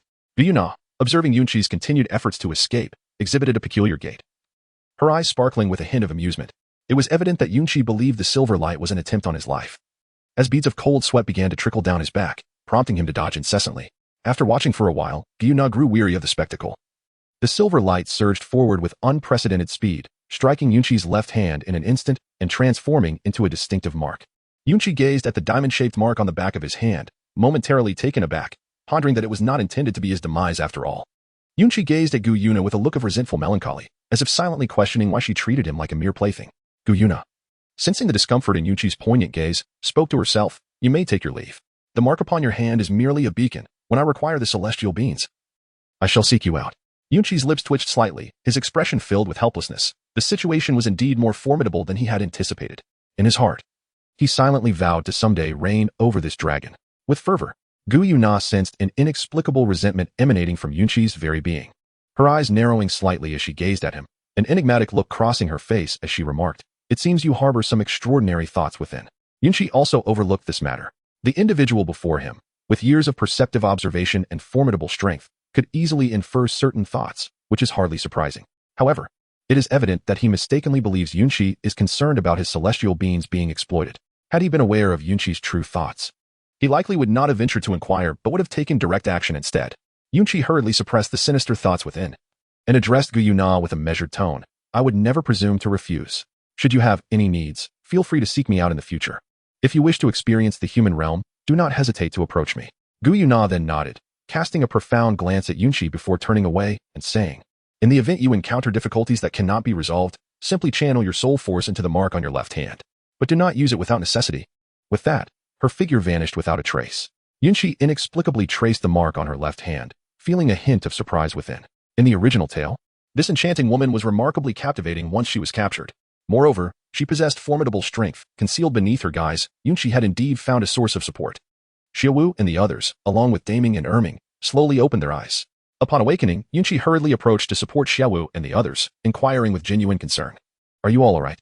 Are you injured in any way?" Hearing Yunqi's voice, Xiao Wu and her companions looked at him with joy, exclaiming, "Brother, are you unharmed?" They began to search his body for wounds, and upon realizing he was unscathed, they collectively sighed in relief, still trembling with fear, and asked, "Brother, what transpired afterward?" Daming and Erming, upon hearing Xiao Wu's question, gazed at Yunqi with wide eyes, their expressions reflecting a lingering hint of terror. After all, it was unfathomable that someone could render them unconscious in an instant without them even perceiving it. Even the formidable presence from the most perilous of places could hardly achieve such a feat. Yunqi said little, merely lifting her left hand slowly. Upon seeing the object upon her left hand, Daming and Erming were taken aback, sensing the concealed aura emanating from it, and were instantly filled with a sense of awe and admiration. Upon witnessing the scene, Yunqi momentarily forgot that Daming and Erming were unaware of the existence of Gu Yuna. With a smile, he remarked, "It is of no consequence. I have encountered an esteemed individual." Yunqi hastily shifted the topic, uncertain if Gu Yuna would welcome the mention of her existence to others. He understood the adage that calamity arises from careless speech. "Let us return. It has been quite a while, and I wonder how our teacher Zhao is faring," he remarked. "Erming, we shall require your assistance in staging a performance." Erming, not particularly astute, nodded in agreement, seemingly preoccupied with pondering the nature of the object on Yunqi's left hand. Observing this, Daming playfully spat water at Erming and earnestly said, "Do not dwell on what is best left unknown." Clearly, Daming possessed a slightly greater understanding than Erming. With a hint of draconic lineage coursing through him, Daming sensed a formidable pressure emanating from the diamond-shaped mark, indicative of the high-ranking dragonkin's dominance over bloodlines. Yunqi's reactions further corroborated this hypothesis. Upon noticing Daming's serious demeanor, Erming ceased his chaotic thoughts and addressed Yunqi, "When the time comes, Brother Yunqi, simply instruct me on what to do."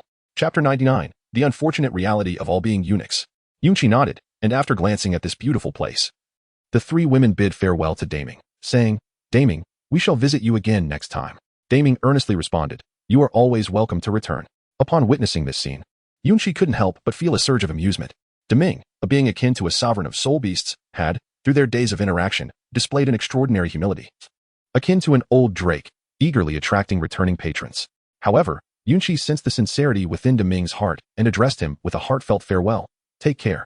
After uttering these words, she turned to Erming, who instinctively bent his waist in response. Upon witnessing this, Yunqi and others leaped several times, stepping onto Erming's solid muscles, which resembled small hills, and landed on his shoulders. After Yunqi gently patted Erming on the shoulder, he remarked, "Let us head to the Flower Valley to fetch our companions." Nodding in agreement, Erming commenced his stride, sprinting towards the direction of the Flower Valley. The soul beasts along the way, upon witnessing this, hastily fled in terror. For the Titan giant ape had been ruthlessly hunting soul beasts for 7 consecutive days, leaving a trail of fear in its wake. The surrounding soul beasts were understandably apprehensive, particularly the larger ones, who, fearing for their own safety, could not outrun the Titan giant ape. Upon witnessing the scene, Yunqi turned to Daiming and remarked, "Look at how frightened these soul beasts are because of you." Daiming, feeling somewhat embarrassed, smiled sheepishly and hastened towards Huagu. It was truly unavoidable. For Yunqi's culinary creations were simply irresistible, compelling Daiming to hunt daily. In truth, at their stage in life, the act of eating was no longer of paramount importance. The primary focus had shifted to the cultivation of soul power. Yet, the allure of Yunqi's delectable dishes had ensnared his palate, rendering him helpless. Amidst their playful banter, Yunqi and the others soon arrived at Huagu, where they encountered Xiao Wuji and his companions, who were meticulously safeguarded. Clearly, they had survived.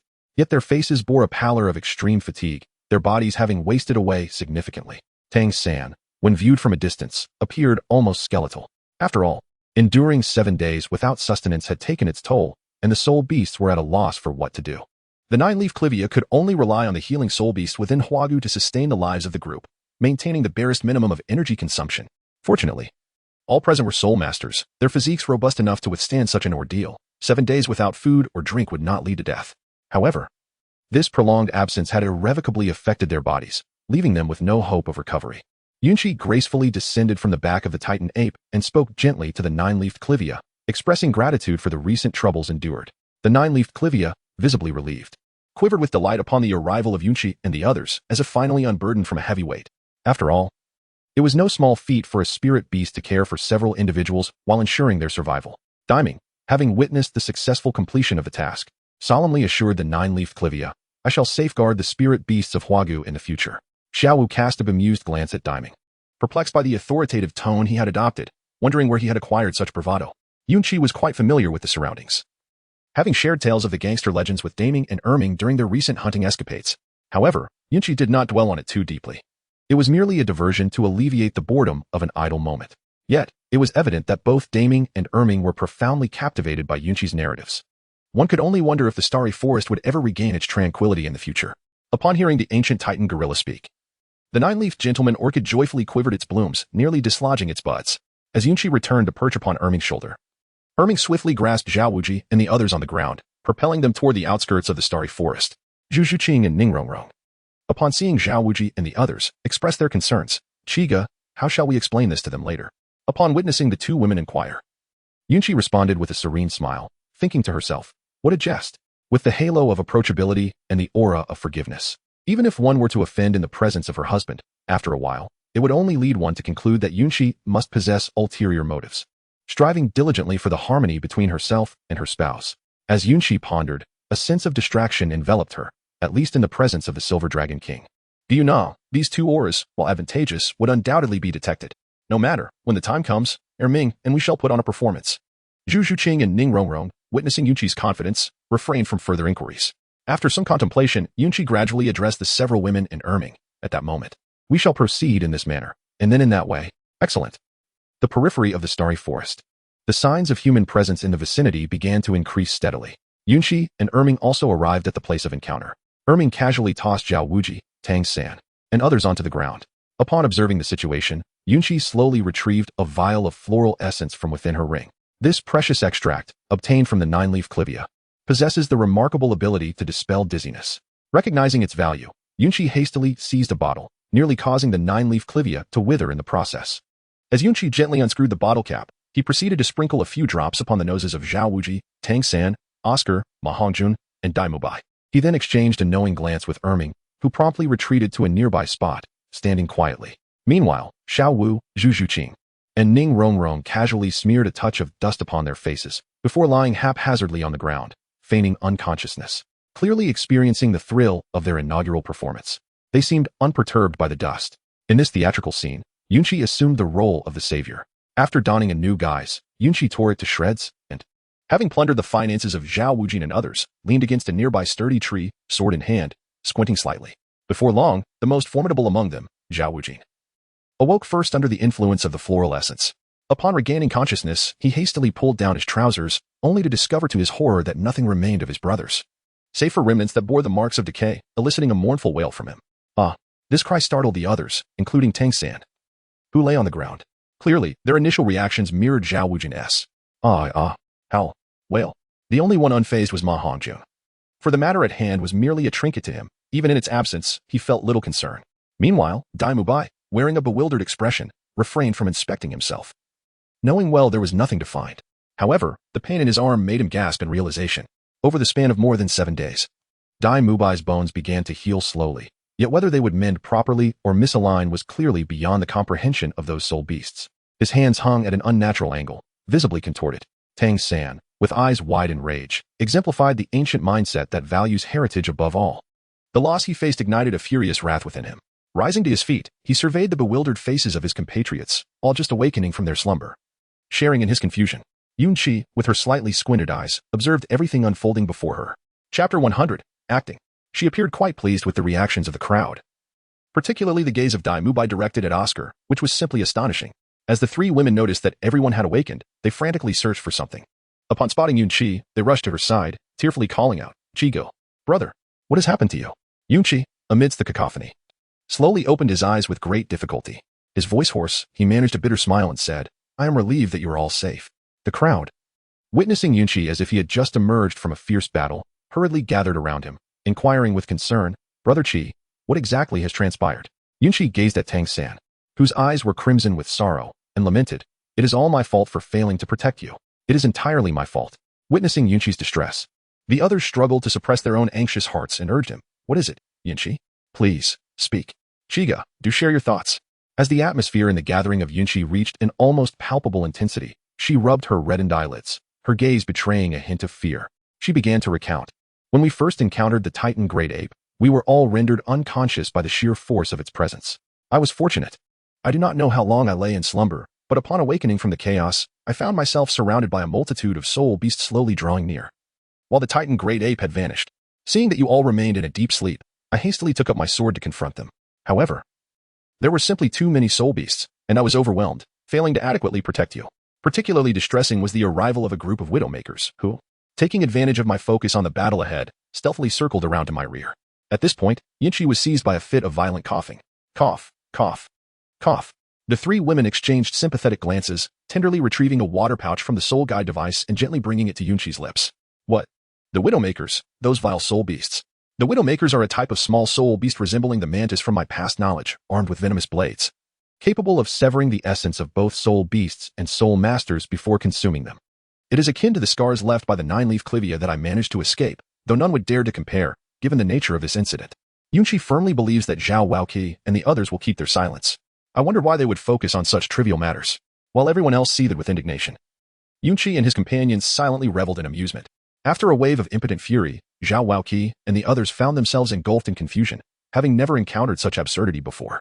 However, upon observing Yunqi's disheveled state, they recognized the earnest efforts he had made to protect them. Zhao Wuqi, Tang San, Ma Hongjun, Oscar, and Dai Mubai all bowed in gratitude to the one who had saved them, expressing their heartfelt thanks. "Thank you."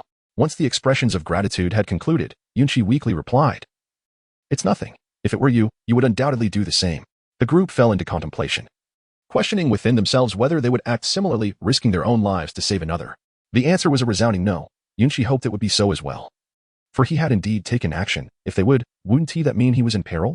Following their thanks, the group's admiration for Yunqi surged once more. Yet, Tang San's eyes remained bloodshot, his expression revealing an undercurrent of rage as he addressed Yunqi. "Brother Qi, what of the Titan Great Ape and the Widowmaker?" Clearly, Tang San's resentment towards the Titan Great Ape was extraordinary. Yunqi, after swallowing hard, weakly remarked, "I am uncertain as well.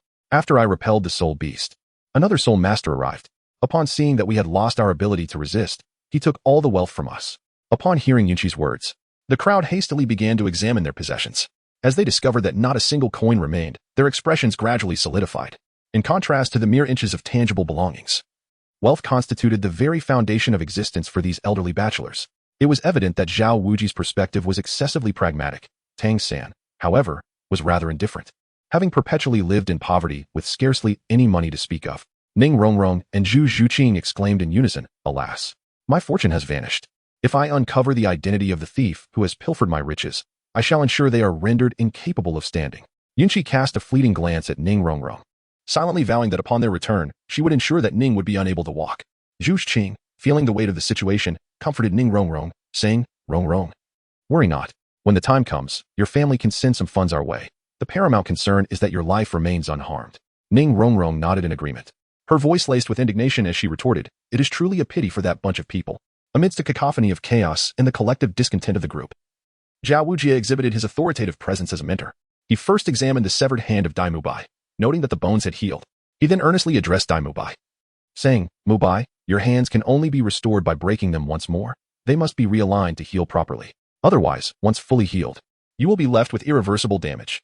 Dai Mubai, acutely aware of the severity of his injuries and unable even to raise his hand, felt a surge of determination at the thought of his future incapacitated hands. Gritting his teeth, he implored Xiao Wujia, "Teacher Xiao, please proceed." Observing the scene, Oscar, despite his own pain, gathered his spirit power to conjure a plethora of sausages and cured meats. He sat nearby, watching with a complex expression as Dai Mubai transformed from a brother to a romantic partner, and now to a sister, unsure of how to articulate his feelings. He could only offer silent blessings and hope for a successful recovery, having prepared all that was necessary.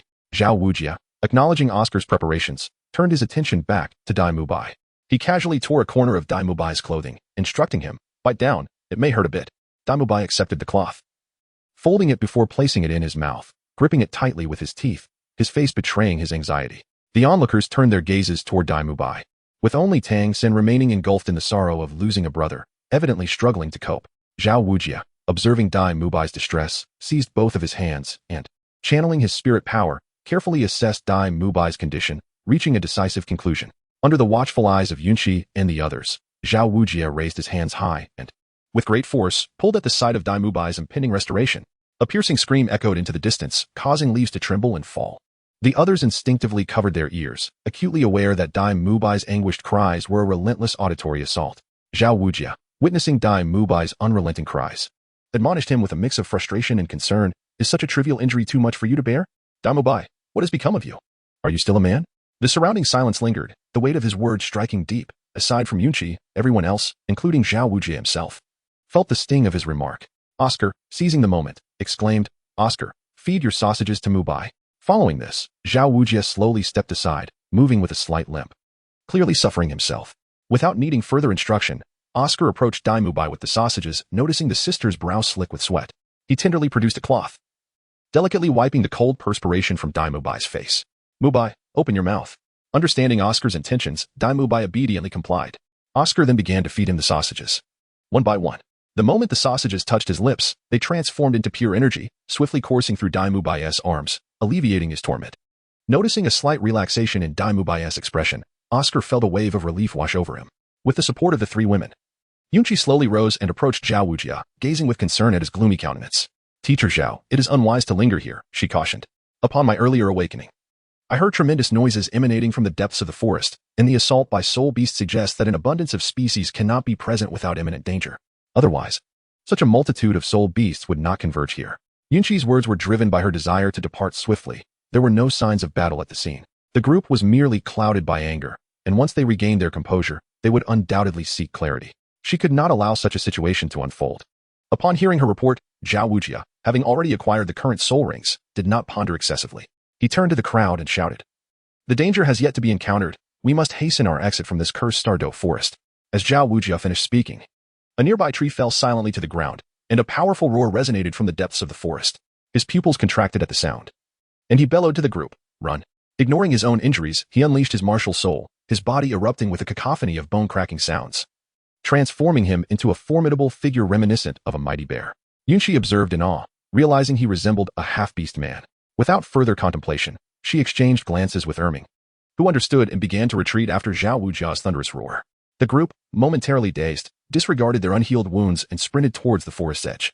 Who could fathom why the Titan giant ape had not departed? Fortunately, they were not its target this time. Xiao Wujia rallied the group to run together towards the forest's periphery. Throughout their flight, Oscar not only had to flee but also provide mushroom sausages for the others. The pain he endured rendering him nearly incapacitated. After half a day's arduous journey, Yunqi and her companions finally escaped the confines of the Stardo forest, with Xiao Wujia carrying Oscar, who had become a humanoid sausage-making machine. Once outside the forest, the group inhaled the fresh air deeply, never having run so vigorously before. Those with less stamina felt as though their lungs were on the verge of bursting.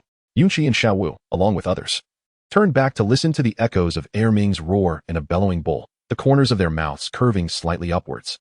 Understanding that this was to Ming and Air Ming bidding them farewell, Xiao Wuji and the others gazed into the depths of the forest. Their expressions varied, yet all betrayed a hint of fear, clearly having developed an aversion to this forest. After a brief respite, Xiao Wuji continued, I believe we should head back. We are still too close to the forest. Everyone nodded in agreement. Only Tang San, casting a resentful glance at the forest, slowly fell in line with the main group. In the Stardow Forest, within the otherworldly depths of the Lake of Life, Gyuna sat upon a lofty throne, observing the reverent figures below her. She gently parted her crimson lips, inquiring, what is it? Upon hearing her question, Ditian promptly responded, my lord, is that human boy truly worth it? Gyuna, upon hearing Ditian's inquiry, revealed a flicker of hope in her eyes. Instead of directly answering, she gazed skyward and murmured, perhaps. Noting that Ditian and the others were poised to ask further, Gyuna displayed a hint of impatience. You may return to your training. A great battle may soon erupt. Bai Ji, you stay behind. The others, upon hearing Gu Yuna's decree, donned solemn expressions, bowing respectfully before vanishing into the ether. Alas, a certain silkworm was destined to be plucked bare. Bai Ji, puzzled by Gyuna's request, looked up and asked, my lord, is there something you wish for me to do? After a moment of contemplation, Gyuna regarded her subordinate and replied, you must protect that human in their world. The boy I encountered today is a pivotal figure in our plans. He must not come to harm. Bai Ji comprehended that Gu Yuna had returned somewhat weakened, and having long cared for her master, she was acutely aware of her physical condition. The revelation that her master had allocated a piece of her dragon scale for that human startled her. Tian and the others barely managed to contain their astonishment. Indeed, Gu Yuna had not merely provided a beacon, but had given a fragment of her very essence. Bai Ji, contemplating this, lowered her head resolutely, affirming, yes, my lord. I shall protect him with all my might. After Gu Yuna concluded her instructions, she waved her hand and softly said, you may go. And remember to conceal your aura. It will facilitate your endeavors in the human realm. With that, Bai Ji's figure vanished from the otherworldly space. Returning to the lake's depths. Upon Bai Ji's return, the first to approach was a striking woman with flowing purple hair, exuding an enchanting aura. She grasped Bai Ji's arm and voiced the question that lingered in the minds of all present. Sister Bai Ji, what did the Lord want with you? Bai Ji smiled gently, patting the little one's hand before addressing the assembly. The Lord has tasked me with protecting that human. I must attend to my mission now. With that, she swiftly ascended from the lake's depths, disappearing from sight. The others exchanged glances. Though they were uncertain of their Lord's intentions, they refrained from questioning her. They returned to their respective training spots, encircling a trapped silkworm as they slowly absorbed the essence of the air around them. The silkworm, caught in despair, released an abundance of essence from its corporeal form, nearly exhausting itself. As the group distanced themselves from the Stardow Forest, they felt as if a heavy weight had been lifted, experiencing a newfound ease. Chapter 102. Remorse. Unfettered. Xiao Wuji, wearing a stern expression, addressed the group. Let us press on. Once we reach the town, we can rest properly. Daimubai, in urgent need of medical attention, echoed this sentiment, urging everyone. Please bear with it a little longer. Once we settle in the town, a hearty meal awaits, and it will be on me. After Daimubai made this proclamation, the group regarded her in silence, even Yunshi displaying a hint of surprise. Could it be that she had not scavenged thoroughly? Noticing the gazes directed her way, Daimubai seemed to recall the reality of her financial situation, offering an awkward smile before falling silent. Upon witnessing the situation, Yunshi directly remarked, there is no need for concern. Let us quicken our pace. I possess some funds, and when that group of soul masters sees that I am unharmed, they will not dare to approach and plunder my wealth. The others, upon hearing Yunshi's words, felt a slight uplift in their spirits. For the pangs of hunger are indeed a most uncomfortable experience, especially during this critical period when everyone is injured and in dire need of sustenance. Tang San, noticing the circumstances, approached Yunshi and expressed his gratitude in a hushed tone. Yunshi merely smiled with a pale expression, saying little more. Xiao Wuji and others took a moment to express their gratitude to Yunshi. Without your intervention, Yunshi, we likely would not have survived to exit the starry forest. Yunshi hastily remarked, Teacher Xiao, why such formality? We are one big family. Why distinguish between you and me? The crowd was evidently captivated by Yunshi's noble charisma. The group continued on their journey, yet they remained oblivious to a woman clad in emerald green, who was quietly observing them from the heights of the sky. During this venture into the starry forest, Yunshi had indeed profited immensely. The Silver Dragon King's trump card, the cultivation concerns of the women, and nearly sharing Xiao Wu's innate talents had fostered a closer bond among the Shrek eunuchs, especially after having faced life and death together. Despite some unforeseen incidents, their objectives were ultimately achieved. Oscar successfully acquired his third spirit ring, albeit not without challenges. The group resolved to rest for 2 days in a quaint town, focusing on the restoration of both their soul power and physical strength. Dai Mubai borrowed some money from Yunshi to seek the assistance of a physician for a bone-setting treatment. Although an extended rest was unnecessary, the constant tension had taken its toll, and relaxation was essential, particularly given the unique circumstances of their all-eunuch ensemble.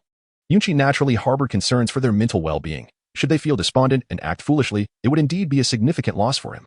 In response, Yunqi boldly declared to the crowd, "Allow me to cover all expenses for the next 2 days." Even Xiao Wu, disregarding the academy's regulations, turned to Yunqi and remarked, "You are truly reliable, my friend. I shall entrust you with the tab for the upcoming festivities." Yunqi, with unwavering confidence, assured teacher Xiao, "Drink to your heart's content. All expenses are on me." Indeed, one must remember that the wool comes from the sheep. That night, Shrek's companions indulged in merriment and revelry, experiencing an indescribable joy. Even the 3 ladies, influenced by Yunqi, joined him in drinking for an extended period, becoming quite tipsy. From a distance, Bai Ji could only watch helplessly, unable to seize an opportunity to approach Yunqi. However, when Yunqi and his companions returned to their room, events of an unspeakable nature commenced.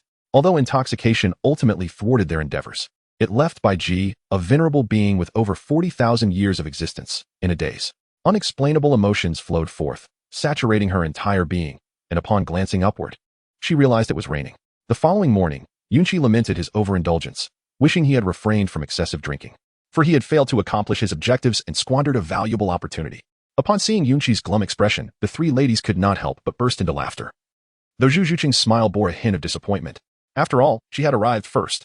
Now, Ning Rongrong shared an improper connection with Yunqi, placing the little cat in a precarious situation. Yunqi remained oblivious to the thoughts harbored by the little kitten and continued to feel troubled by the events of the previous day. 2 days later, the party set forth once more. The disappearance of their brother had been somewhat alleviated by Yunqi's generosity during these 2 days. After a day of travel, they successfully returned to the outskirts of Soto City, home to Shrek Academy. The feeling of returning was truly delightful. Ning Rongrong beside them could not help but express her sentiments. Xiao Wu spoke slowly to Yunqi and the others, saying, "The sky is darkened. You should all return and rest early. I still need to speak with Flander." Naturally, after a day of travel, the group was too exhausted to move, especially those nursing injuries. The revelry of the past few days had been a means to ease their spirits, and even Xiao Wu had been so immersed in the festivities that he wished to forget everything, reveling in the merriment. After bidding farewell to Tang San and the others, Yunqi leisurely made his way back to his courtyard, mindful that the little kitten had been subtly hinting at something over the past few days. Yunqi could no longer contain the overwhelming power surging within him. In the dean's office, Flander listened in astonishment to Xiao Wujia's report, his emotions fluctuating dramatically. By the end, he gazed at his old friend with concern, mourning the loss of his companion due to his business commitments. Most distressingly, he lamented the fate of his disciple, Ma Hongjun, whom he regarded as a son to support him in his later years. His complexion grew pale at the thought. Xiao Wujia mistakenly believed that Flander was grieving for him and reflected on his own prior petty concerns. After a long silence, Flander sighed, as if coming to terms with reality. "It appears that we underestimated the dangers of the Stardow Forest. If we ever need to venture there again, I will accompany you, along with 2 other teachers. We cannot afford to lose any more of these children." Xiao Wujia was taken aback, feeling a sense of discomfort wash over him. He moved to a nearby chair, his tone subdued as he recalled the harrowing events in the forest, filled with trepidation. Who could fathom the mysteries of the Stardow Forest? First, there was the serpent woman of the unparalleled dragon snake, followed by the appearance of the Titan giant ape. And then they were left in a stupor for an indeterminate number of days. It was not merely Yunqi's good fortune that protected them. Now, he feared that even their remains might be lost. Flander's face darkened. Indeed, who knows why such upheaval occurs in the Stardow Forest? It is perplexing why the Titan giant ape refrained from attacking. During our second encounter, it was inexplicably distracted by a bellowing sound, which is truly astonishing. At that moment, a hoarse voice seeped through the door. "That bellow must belong to the Tianqing Yomeng." Chapter 103, A Fierce Battle in the Wilderness. Upon hearing the familiar sound, Flander sprang to his feet, filled with excitement. He had been engrossed in discussing the incidents in the Stardow Forest with Xiao Wujia, oblivious to the approaching footsteps. "Xiaogang, ha ha ha, you've come back," he exclaimed. Come in, let us talk." As the door swung open, a middle-aged man entered, his face stiff and expression blank, bending slightly at the waist, his eyes revealing a hint of urgency. This man was Yu Xiaogang. Flander welcomed Yu Xiaogang warmly, introducing him to Xiao Wujia, saying, "This is my old companion from my days in the Spirit Master world, and also Tang San's mentor. Everyone in the Spirit Master community refers to him as Master." Xiao Wujia felt a stir in his heart, recalling the rumors surrounding Master in the Spirit Master community over the years. Though his gaze bore a hint of disdain, he kept it to himself and said slowly, "So you are the famed Master Yu Xiaogang. It is an honor to meet you." He stepped forward to shake Yu Xiaojiang's hand, having not ventured outside for many years. Yu Xiaojiang felt somewhat uneasy, suffering from social anxiety. Faced with Xiao Wujia's enthusiasm, he managed a faint smile. "Your Highness, I apologize. Now that you have returned, Tang San and Yunqi must have come back safely as well, right?" Yu Xiaojiang, just arriving, was unaware of Xiao Wujia's earlier remarks and thus lacked knowledge about Tang San's circumstances. A silence fell over Xiao Wujia and Flander. Sensing the tension, Yu Xiaogang seized Xiao Wujia's collar and anxiously asked, "Sanner, you didn't perish in the Stardow Forest, did you?" Xiao Wujia, enraged at being addressed so audaciously by this ineffectual man, felt his temper flare. Flander hurriedly intervened, separating them. Aware that Xiao Wujia's emotions were akin to a volatile gas canister, ready to explode at any moment. "Xiaogang, it's fine. Tang San has returned. Do not be agitated." Hearing Flander's words, Yu Xiaogang felt regretful and apologized to Xiao Wujia, saying, "I am sorry, Your Highness. I was too excited just now." Upon receiving the apology, Xiao Wujia chose not to comment further, retreating into silence as he sat back, crossing his legs while observing them. Yu Xiaogang did not mind this. Turning to Flander and inquiring, "What is going on? You both looked quite grim just now." Flander sighed heavily, contemplating for a moment before relaying the entire situation. Upon hearing the news, Yu Xiaogang was left dumbfounded, pondering how he would explain this to Tang Hao. After a moment of reflection, he slumped into a chair. His gaze towards Xiao Wujia now tinged with sympathy. He mused how unfortunate Tang San was, carrying his misfortunes from Nodding Academy to Shrek Academy. Recalling the years spent with Tang San, Yu Xiaogang felt a sense of resignation. During Tang San's absence, he had enjoyed a rare period of tranquility, concluding that distancing himself from Tang San was essential to avoid misfortune. Yet, as Tang San was also his experimental subject, Yu Xiaogang steeled himself to face the challenges ahead. For he was a man with grand aspirations. Noticing the heavy atmosphere, Flander took the initiative to change the subject, asking Yu Xiaogang, "What do you think about the Tianqing Niumang we just encountered?" Xiao Wujia's interest was piqued as well, having witnessed the Titan giant ape. He found it hard to believe that any spirit beast could surpass it.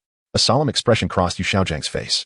"If your description is accurate, and the Titan giant ape departed due to a bellowing sound, then the only possible explanation is the Tianqing Niumang." He paused before continuing. "If the Titan giant ape is the king of the forest, then the Tianqing Niumang is the emperor." Upon hearing this, Flander and Xiao Wujia were taken aback, stunned into silence. After some time, they processed Yu Xiaogang's words, casting uneasy glances at him. "Why do you say that?" Yu Xiaogang sighed softly. "Once, a tidal Douluo ventured into the heart of the Stardow Forest, confident in his abilities, eager to see what the core area entailed. Upon arriving at the center, he was astonished to find a pristine lake, surrounded by breathtaking scenery, resembling a paradise on earth." "A lake?" Flander queried, bewildered. "Indeed," Yu Xiaogang confirmed, "by the lakeside. He encountered the Titan giant ape drinking water, this very one you faced. However, before a confrontation could ensue, this tidal Douluo hastily fled the Stardow Forest." Xiao Wujia's curiosity was clearly piqued as he pressed Yu Xiaogang for more details. Why did he flee? Yu Xiaogang clicked his tongue, and Flander promptly brought a glass of water to him. After receiving the water, he drank it in one gulp, wiped the corners of his mouth, and continued, "Because of the Azure Bull Python, also known as the bull roar you have heard. That tidal Douluo was just about to strike when the surface of the lake began to boil violently. Shortly thereafter, a colossal bull's head emerged from beneath the water. An overwhelming pressure surged forth. The spirit beast, the bull-headed python, slowly rose from the depths, revealing its 100-meter-long form, obscuring the moon above. That tidal Douluo was utterly frightened and fled before the force of this pressure." After Yu Xiaogang finished speaking, Xiao Wujia, Flander, and others continued their conversation with him in the office, displaying an unwavering determination to discuss until dawn. Meanwhile, Yu Xiaogang seized the opportunity to learn more about his disciple Tang San, and they found common ground in this pursuit. On the other hand, Yunqi returned to his courtyard. Ning Rongrong and Xiao Wu were utterly exhausted. Although they had returned on Yunqi's flying sword, the mental fatigue lingered. After freshening up, Yunqi turned off the lights. About half an hour later, the little kitten under the covers began to stir mischievously. Yunqi, too, awakened amidst a series of gentle pangs, opening her eyes. Yunqi's eyesight was remarkably sharp, allowing him to discern who it was even in the darkness of night. Upon noticing Yunqi's awakening, the little kitten was momentarily flustered. After taking a few deep breaths, it spoke to Yunqi, exclaiming, "You are awake." Its tone was imbued with an enchanting allure.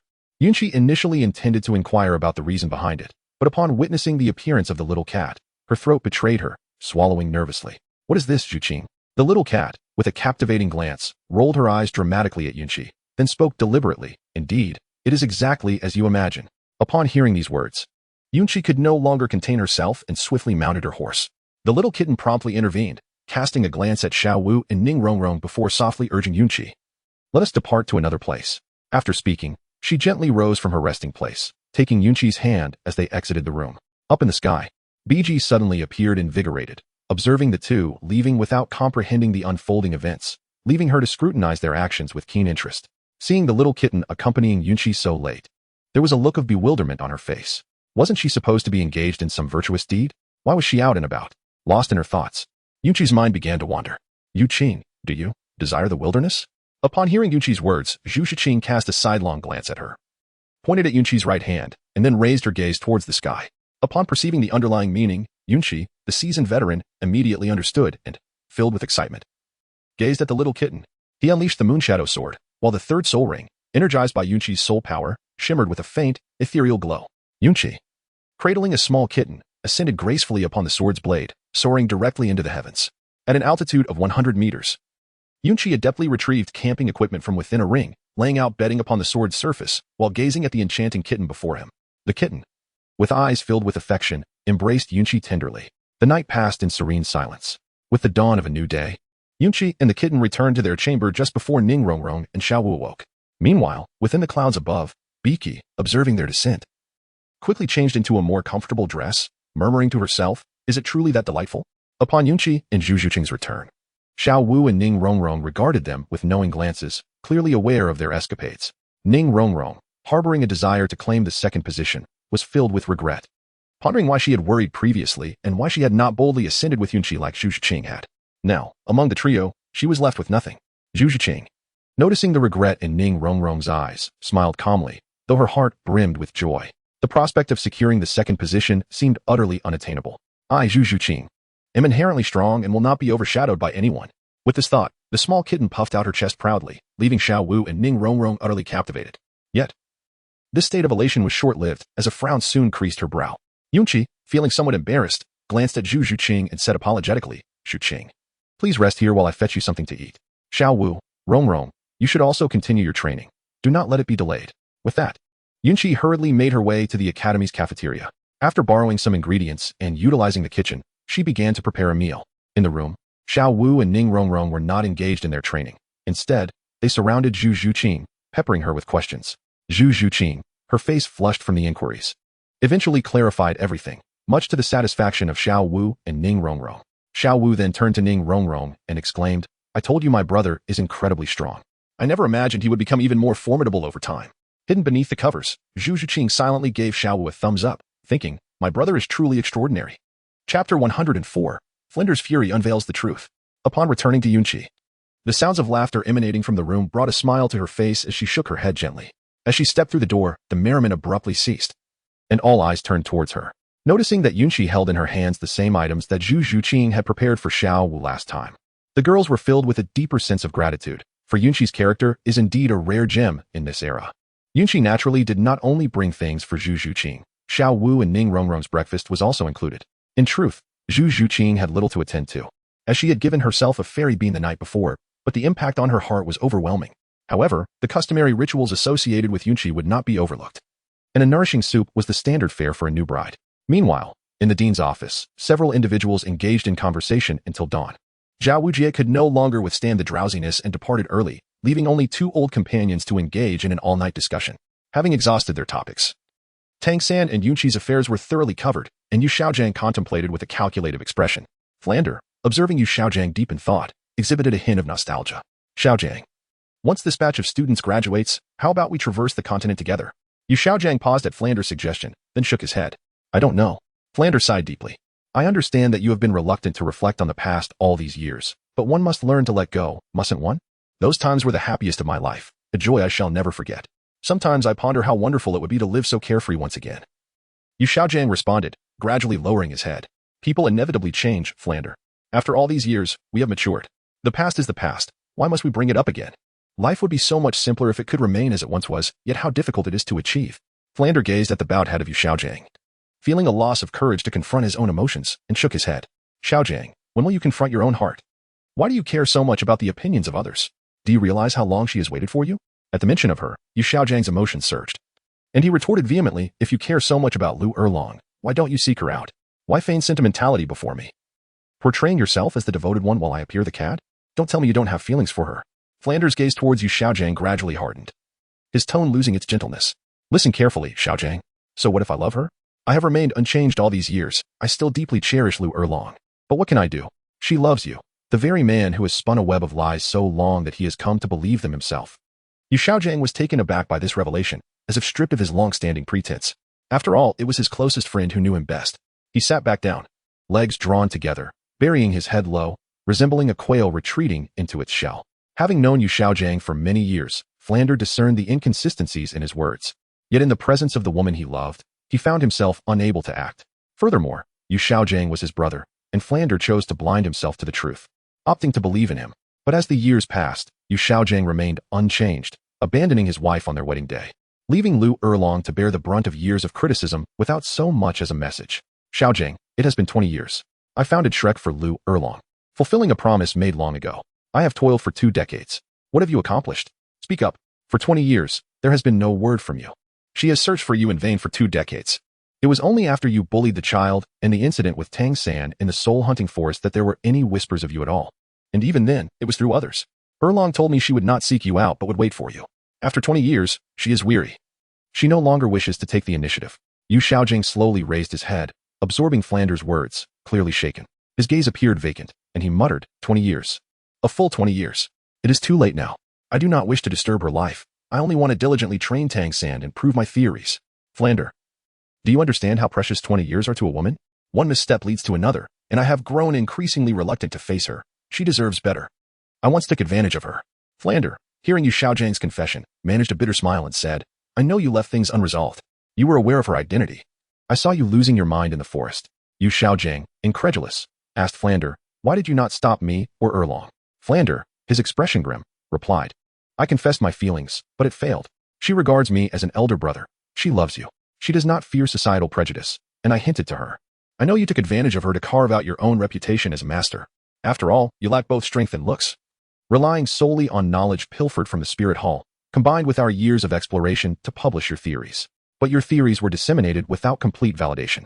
Thus, over the years, those failed cases have rendered your title of master a mere facade, a theoretical waste compared to others. Flander regarded Yu Xiaogang, whose expression was laced with complexity. Am I wrong, Xiaogang? Yu Xiaogang found himself at a loss for words, ultimately burying his head in his legs once more, silenced. Flander gazed out the window at the brilliant sun shining brightly. After a moment, he turned to Yu Xiaogang and said, I have never shared these matters with anyone. You can rest assured, I will not inform Erlong of your situation. Let this be, my brother. Upon hearing this, Yu Xiaogangs eyes reddened, not with gratitude, but with fury. A rage ignited by the unveiling of past grievances. Yet knowing his own inadequacies, he refrained from acting impulsively. After being frightened away from the spirit hall all those years ago, he had learned restraint. Flander, believing that the trembling Yu Xiaogang had absorbed his words, patted him on the shoulder and asked, have you returned home yet? Yu Xiaogang responded with a slight movement, his voice emerging from within. I have long since lost my home. Flander sought to continue the conversation, but Yu Xiaogang suppressed himself, saying, no need to say more. Until I prove myself, I will not seek out my so-called home or Lu Erlong. Seeing this, Flander had no choice but to change the subject. Xiaogang, your disciple Tang San is quite impressive. He is only slightly inferior to that lad Yunqi. And what about Xiao Wu? Yu Xiaogang, noticing the shift in topic, gradually lifted his head, looking at Flander with resolute eyes. Tang San is not inferior to anyone, even if he may falter temporarily. Flander regarded Yu Xiaogang with astonishment, his eyes filled with questions. But Yunqi is now a soul master. Yu Xiaogang, unwilling to keep Flander in suspense, declared, Tang San's potential has yet to be fully unearthed. If his martial spirit were merely blue-silver grass, how could I have taken notice of him? After speaking, Yu Xiaogangs expression returned to normal, with a hint of pride in his eyes. Flander thought to himself, is this the theory of the soul master that asserts there are no useless martial spirits? However, Flander did not voice his thoughts and simply looked at Yu Xiaogang in astonishment, asking, has the martial spirit mutated? Seeing Flander's reaction, Yu Xiaogang felt immense joy within and, with a hint of disdain, replied, it's not a mutation, just a twin martial spirit.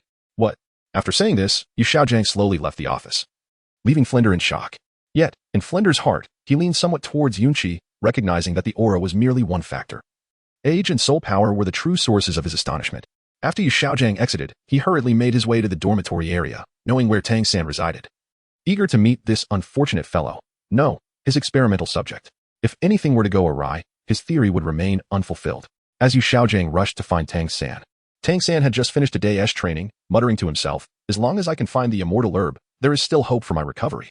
However, all of this hinges on strength. While contemplating and planning for the future, he was oblivious to Yu Xiaogang's approach. Yu Xiaogang suddenly grasped Tang San's shoulder and, smiling wearily, asked, what are you thinking about so intently? Upon looking up and seeing Yu Xiaogang, Tang San excitedly exclaimed, teacher, when did you arrive? Clearly, the 6 years spent together had forged a deep bond. Yet, if Tang San were to choose between Yu Xiaogang and Yunqi at that moment, he would likely unhesitatingly select the one he considered the best in the world, Yunqi. If Yu Xiaogang were to know Tang San's true feelings, he might very well be infuriated to the point of spitting blood, for it was he who had lent Tang San the money to come to Shrek Academy. During this time, Tang San had been working hard to repay the debt, causing great distress to this esteemed scholar. Observing the excited Tang San, Yu Xiaogang patted his not-so-tall figure and said, "Why don't you take a little more time to rest? You were injured." Tang San was taken aback, wondering who had disclosed this information. "Teacher, how did you know?" Yu Xiaogang looked at him, mildly exasperated. "As your teacher, it is only natural for me to inquire about your situation at the academy. Additionally, your teacher Zhao Wujin happened to be in the dean's office yesterday, and I was chatting there." Realizing it was Zhao Wujin who had spoken, Tang San felt he had no choice but to accept it. Surprised that Zhao Wujin would share such details with others, after all, he had been through similar circumstances. Chapter 105, Brother, I Want It Too. Tang San merely pondered this internally, though he did not fully understand. He chose not to dwell on this troubling matter any longer. Seeing Tang San silent, Zhao Wujin continued. "Moreover, if anything were to happen to you, how would I explain it to your father? You are my only disciple, and I hope for your safety. You cannot die without my permission, understand?" Though Yu Xiaogang's words were harsh, Tang San could sense the fear and concern in his tone. Realizing Yu Xiaogang's worry, Tang San's eyes grew warm, and he bowed apologetically, saying, "I'm sorry, teacher. What did I do wrong?" Yu Xiaogang was momentarily taken aback. Encountering a Titan Great Ape was beyond anyone's control, and being attacked by Soul Beast was also unfortunate. It seemed that Tang San had not erred in any way. With this thought in mind, Yu Xiaogang smiled awkwardly and replied, "I just want to remind you to be mindful of your safety. I'm not blaming you. I'm just a bit worried." Afterward, the master and disciple proceeded to the academy cafeteria. After having a light meal, Yu Xiaogang encouraged Tang San to focus on his training during these days. Understanding the intention behind Yu Xiaogang's words, Tang San nodded in agreement. Especially considering the peculiar nature of his injury, he still wished to recover fully. Yunqi gently blew on the kanji in the spoon before slowly bringing it to Zhu Zhuqing's lips. Her gaze imbued with utmost tenderness. The sight left Xiao Wu and Ning Rongrong envious to the point of bitterness, particularly Ning Rongrong, who, captivated by Zhu Zhuqing's rosy complexion, began to daydream about when she might experience such affection herself. In the midst of the two women's admiring glances, Zhu Zhuqing gradually leaned towards the spoon, parted her lips, and delicately sipped. Warm currents flowed down her esophagus, enveloping her spirit with a soothing warmth that reached the depths of her heart. Upon witnessing this, Yunqi inquired, "Is it delicious?" "Indeed, it is delightful. Thank you, brother." Upon hearing that soft and tender voice, Yunqi felt her heart melt. She sat by the bedside, spoon-feeding the gluttonous little kitten. Beside her, Xiao Wu could no longer contain herself. She picked up a bun and, in a delicate manner, approached Yunqi, saying, "Brother, I too wish to be fed by you." As she spoke, she buried her face directly into Yunqi's back. Yunqi suddenly felt a tremor within, accompanied by an ominous premonition. Indeed, after Xiao Wu took action, Ning Rongrong, unwilling to be outdone, rushed to Yunqi's side and said, "Brother, you must be exhausted after such a long day of flying and not resting at night. Allow me to give you a massage." With that, her delicate hands began to roam over Yunqi's body. Fortunately, thanks to the efforts of the previous night, no mishap had occurred. In that moment, as Ning Rongrong's last words fell, the three women exchanged glances, revealing that even the closest of sisters could harbor a hint of rivalry and jealousy. Yunqi, observing the clash of glances between the three women, chose to feign ignorance. After all, he would ultimately relish the benefits, and as long as their feelings remained unscathed, the trifling matters between these women would bear no significant impact on their relationships. Yunqi continued to feed the little kitten spoonful by spoonful. Observing this, Zhu Zhuqing's eyes curved even more, completely betraying her usual aloof demeanor. Seeing Yunqi in such a light, Xiao Wu picked up a bun, shot a fierce glare at Yunqi, and then took large bites out of it. Yunqi suddenly felt an inexplicable tremor coursing through her body. The intensity of Xiao Wu's gaze was truly terrifying. Meanwhile, Ning Rongrong continued to smile cheerfully, nonchalantly pressing on various parts of Yunqi's body, as if utterly unconcerned by the situation. However, Yunqi distinctly heard the sound of Ning Rongrong's back teeth clashing together. After Yunqi fed Zhu Zhuqing the last spoonful of porridge, she took hold of Xiao Wu and Ning Rongrong's hands, silently amplifying her aura to its maximum. With a gaze filled with deep affection, she playfully remarked, "You are both my wings, so please do not be upset." Indeed, for individuals from another world who had not undergone any transformation, such words from Yunqi were irresistible.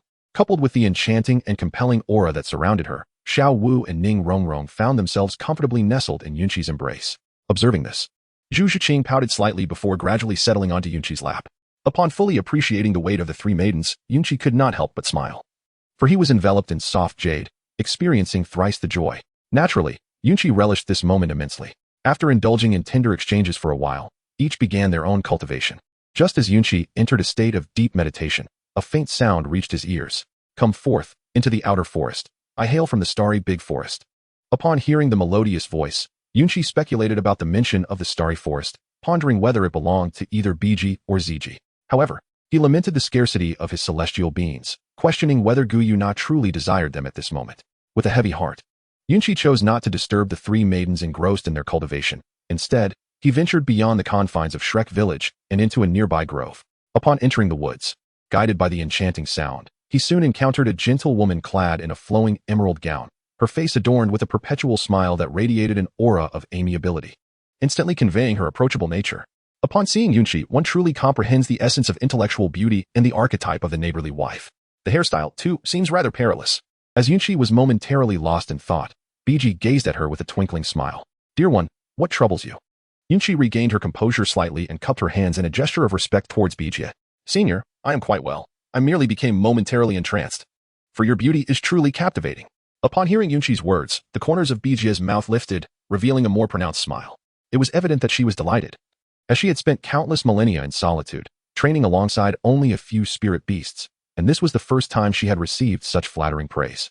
"Flattery will get you nowhere. Have we not met before?" Yunqi replied with a smile, "Although I have seen it before, during that last occasion. I could only cast a fleeting glance, as the pressure was overwhelming." Biji, feeling a bit embarrassed, added, "I apologize. We just came out and did not manage to control our presence well." Yunqi shook her head and gently addressed Biki, saying, "It is not the elder's fault. It is merely my own insignificance. By the way, did the elder come to find me on behalf of someone?" Biki nodded in agreement and slowly approached Yunqi. She circled around her and then remarked, "Indeed, my lord has tasked me with your protection.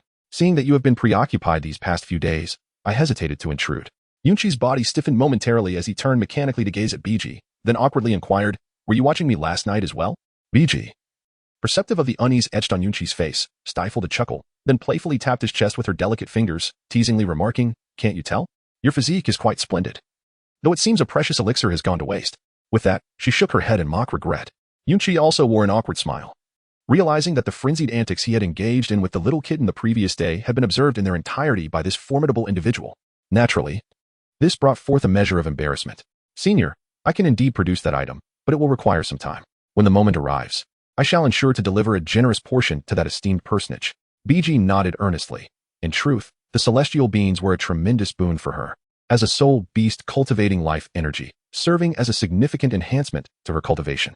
However, since her master required them, she would not voice her own needs. "Please refrain from addressing me as senior repeatedly. Simply call me by my name. I am Biji. In our world of soul beasts, we do not adhere to such rigid formalities." Yunqi found it somewhat awkward as he directly exclaimed, "Sister Biji." Upon hearing Yunqi's sweet words, Biji smiled and replied, "You certainly know how to flatter." Yunqi, with a touch of audacity, remarked, "My grandfather always said that without a thick skin, one cannot secure a wife. As the sole heir of my family, I must contribute to our prosperity." This sentiment reminded Biji of her few old friends, each of whom had scarce offspring, treasured dearly and fiercely protected. In truth, these with which Biji conversed with Yunqi stemmed from a certain aura, which naturally diminished her wariness and kindled her fondness. Lacking the heightened perception of the Silver Dragon King, she found herself smiling at Yunqi. Furthermore, she inherently advocated for harmonious relations with humanity and cherished peace. Yet, she was not naive. Her combat prowess ranked just below Emperor Tian among fierce beasts, making her an extraordinary entity, a healing-type spirit beast with formidable fighting skills. "So, are you truly capable of managing so many wives as your grandfather suggests?" Yunqi, upon hearing the woman before her daring to underestimate her, indignantly declared, "You may belittle my strength, but you shall not question my abilities." Upon hearing Yunqi's words, Biji recalled the events of the previous night. Realizing the profound impact such occurrences could have on the heart of an ascetic woman who had devoted hundreds of thousands of years to purity, her garments were utterly drenched. Indeed, she was formidable, yet when compared to spirit beasts, she still fell slightly short.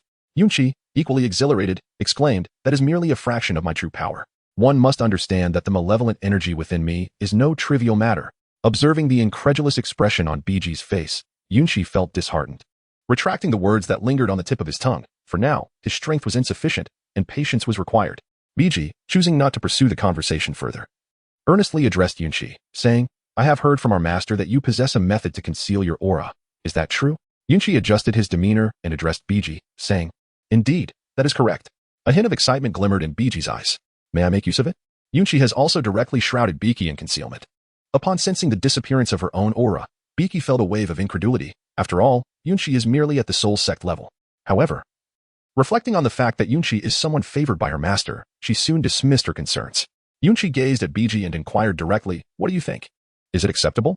Biji, suppressing her inner delight, brushed aside her emerald green hair that fluttered in the breeze and responded to Yunqi with a gentle smile.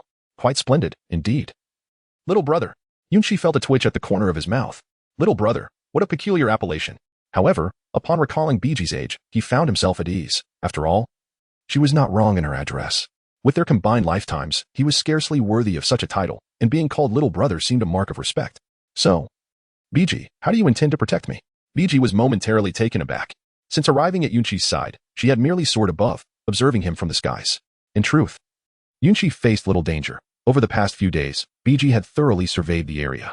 The opinions and gazes of those around Yunqi were genuine and unfeigned. Upon discovering Yunqi's true identity, Biji felt a wave of relief wash over her. As she watched Yunqi and his companions reveling in merriment, a strange longing stirred within her. After all, having emerged from the depths of the mountains as a reclusive hermit for millennia, she felt an undeniable yearning upon witnessing the splendor of the human world. Yunqi observed the silent Bijia and understood the turmoil within her. After all, being a bodyguard suited her identity in the shadows perfectly. However, considering the few who could triumph over Bijia across the entire continent, she spoke up, "Sister Bijia, why not join us? My residence is quite spacious, and you need not endure the hardships of the outdoors." Bijia, upon hearing Yunqi's invitation, hesitated and replied, "Is this truly appropriate?" Yunqi, with great confidence, declared, "It's nothing. Trust me." Upon hearing Yunqi's assurance, Biji's eyes transformed into crescent moons, her voluptuous figure quivering slightly, captivating Yunqi's gaze. He had initially thought Zhu Shiqing was unparalleled, but he was astonished to discover someone even more formidable. "Little brother Yunqi, I shall rely on you from now on." Biji's voice exuded an alluring blend of intellect and the charm of a devoted wife, her final syllables elongated. Naturally, Yunqi welcomed Biji's presence with open arms. A powerful bodyguard endowed with breathtaking beauty was indeed a splendid sight. Furthermore, in future endeavors, he would no longer need to tread cautiously in the presence of formidable soul masters. The current ambience completely concealed her true identity as a soul beast, and one could hardly suspect her.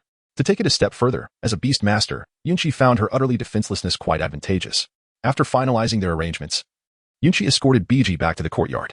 Outside the room, Biji smiled at Yunqi and teased, "Are you not afraid of angering your 3 little girlfriends by bringing me back like this?" Yunqi was momentarily taken aback, completely unprepared for this turn of events. However, after a brief contemplation, he addressed Biji, saying, "They are all individuals I trust. As long as they speak the truth, it is nothing to worry about."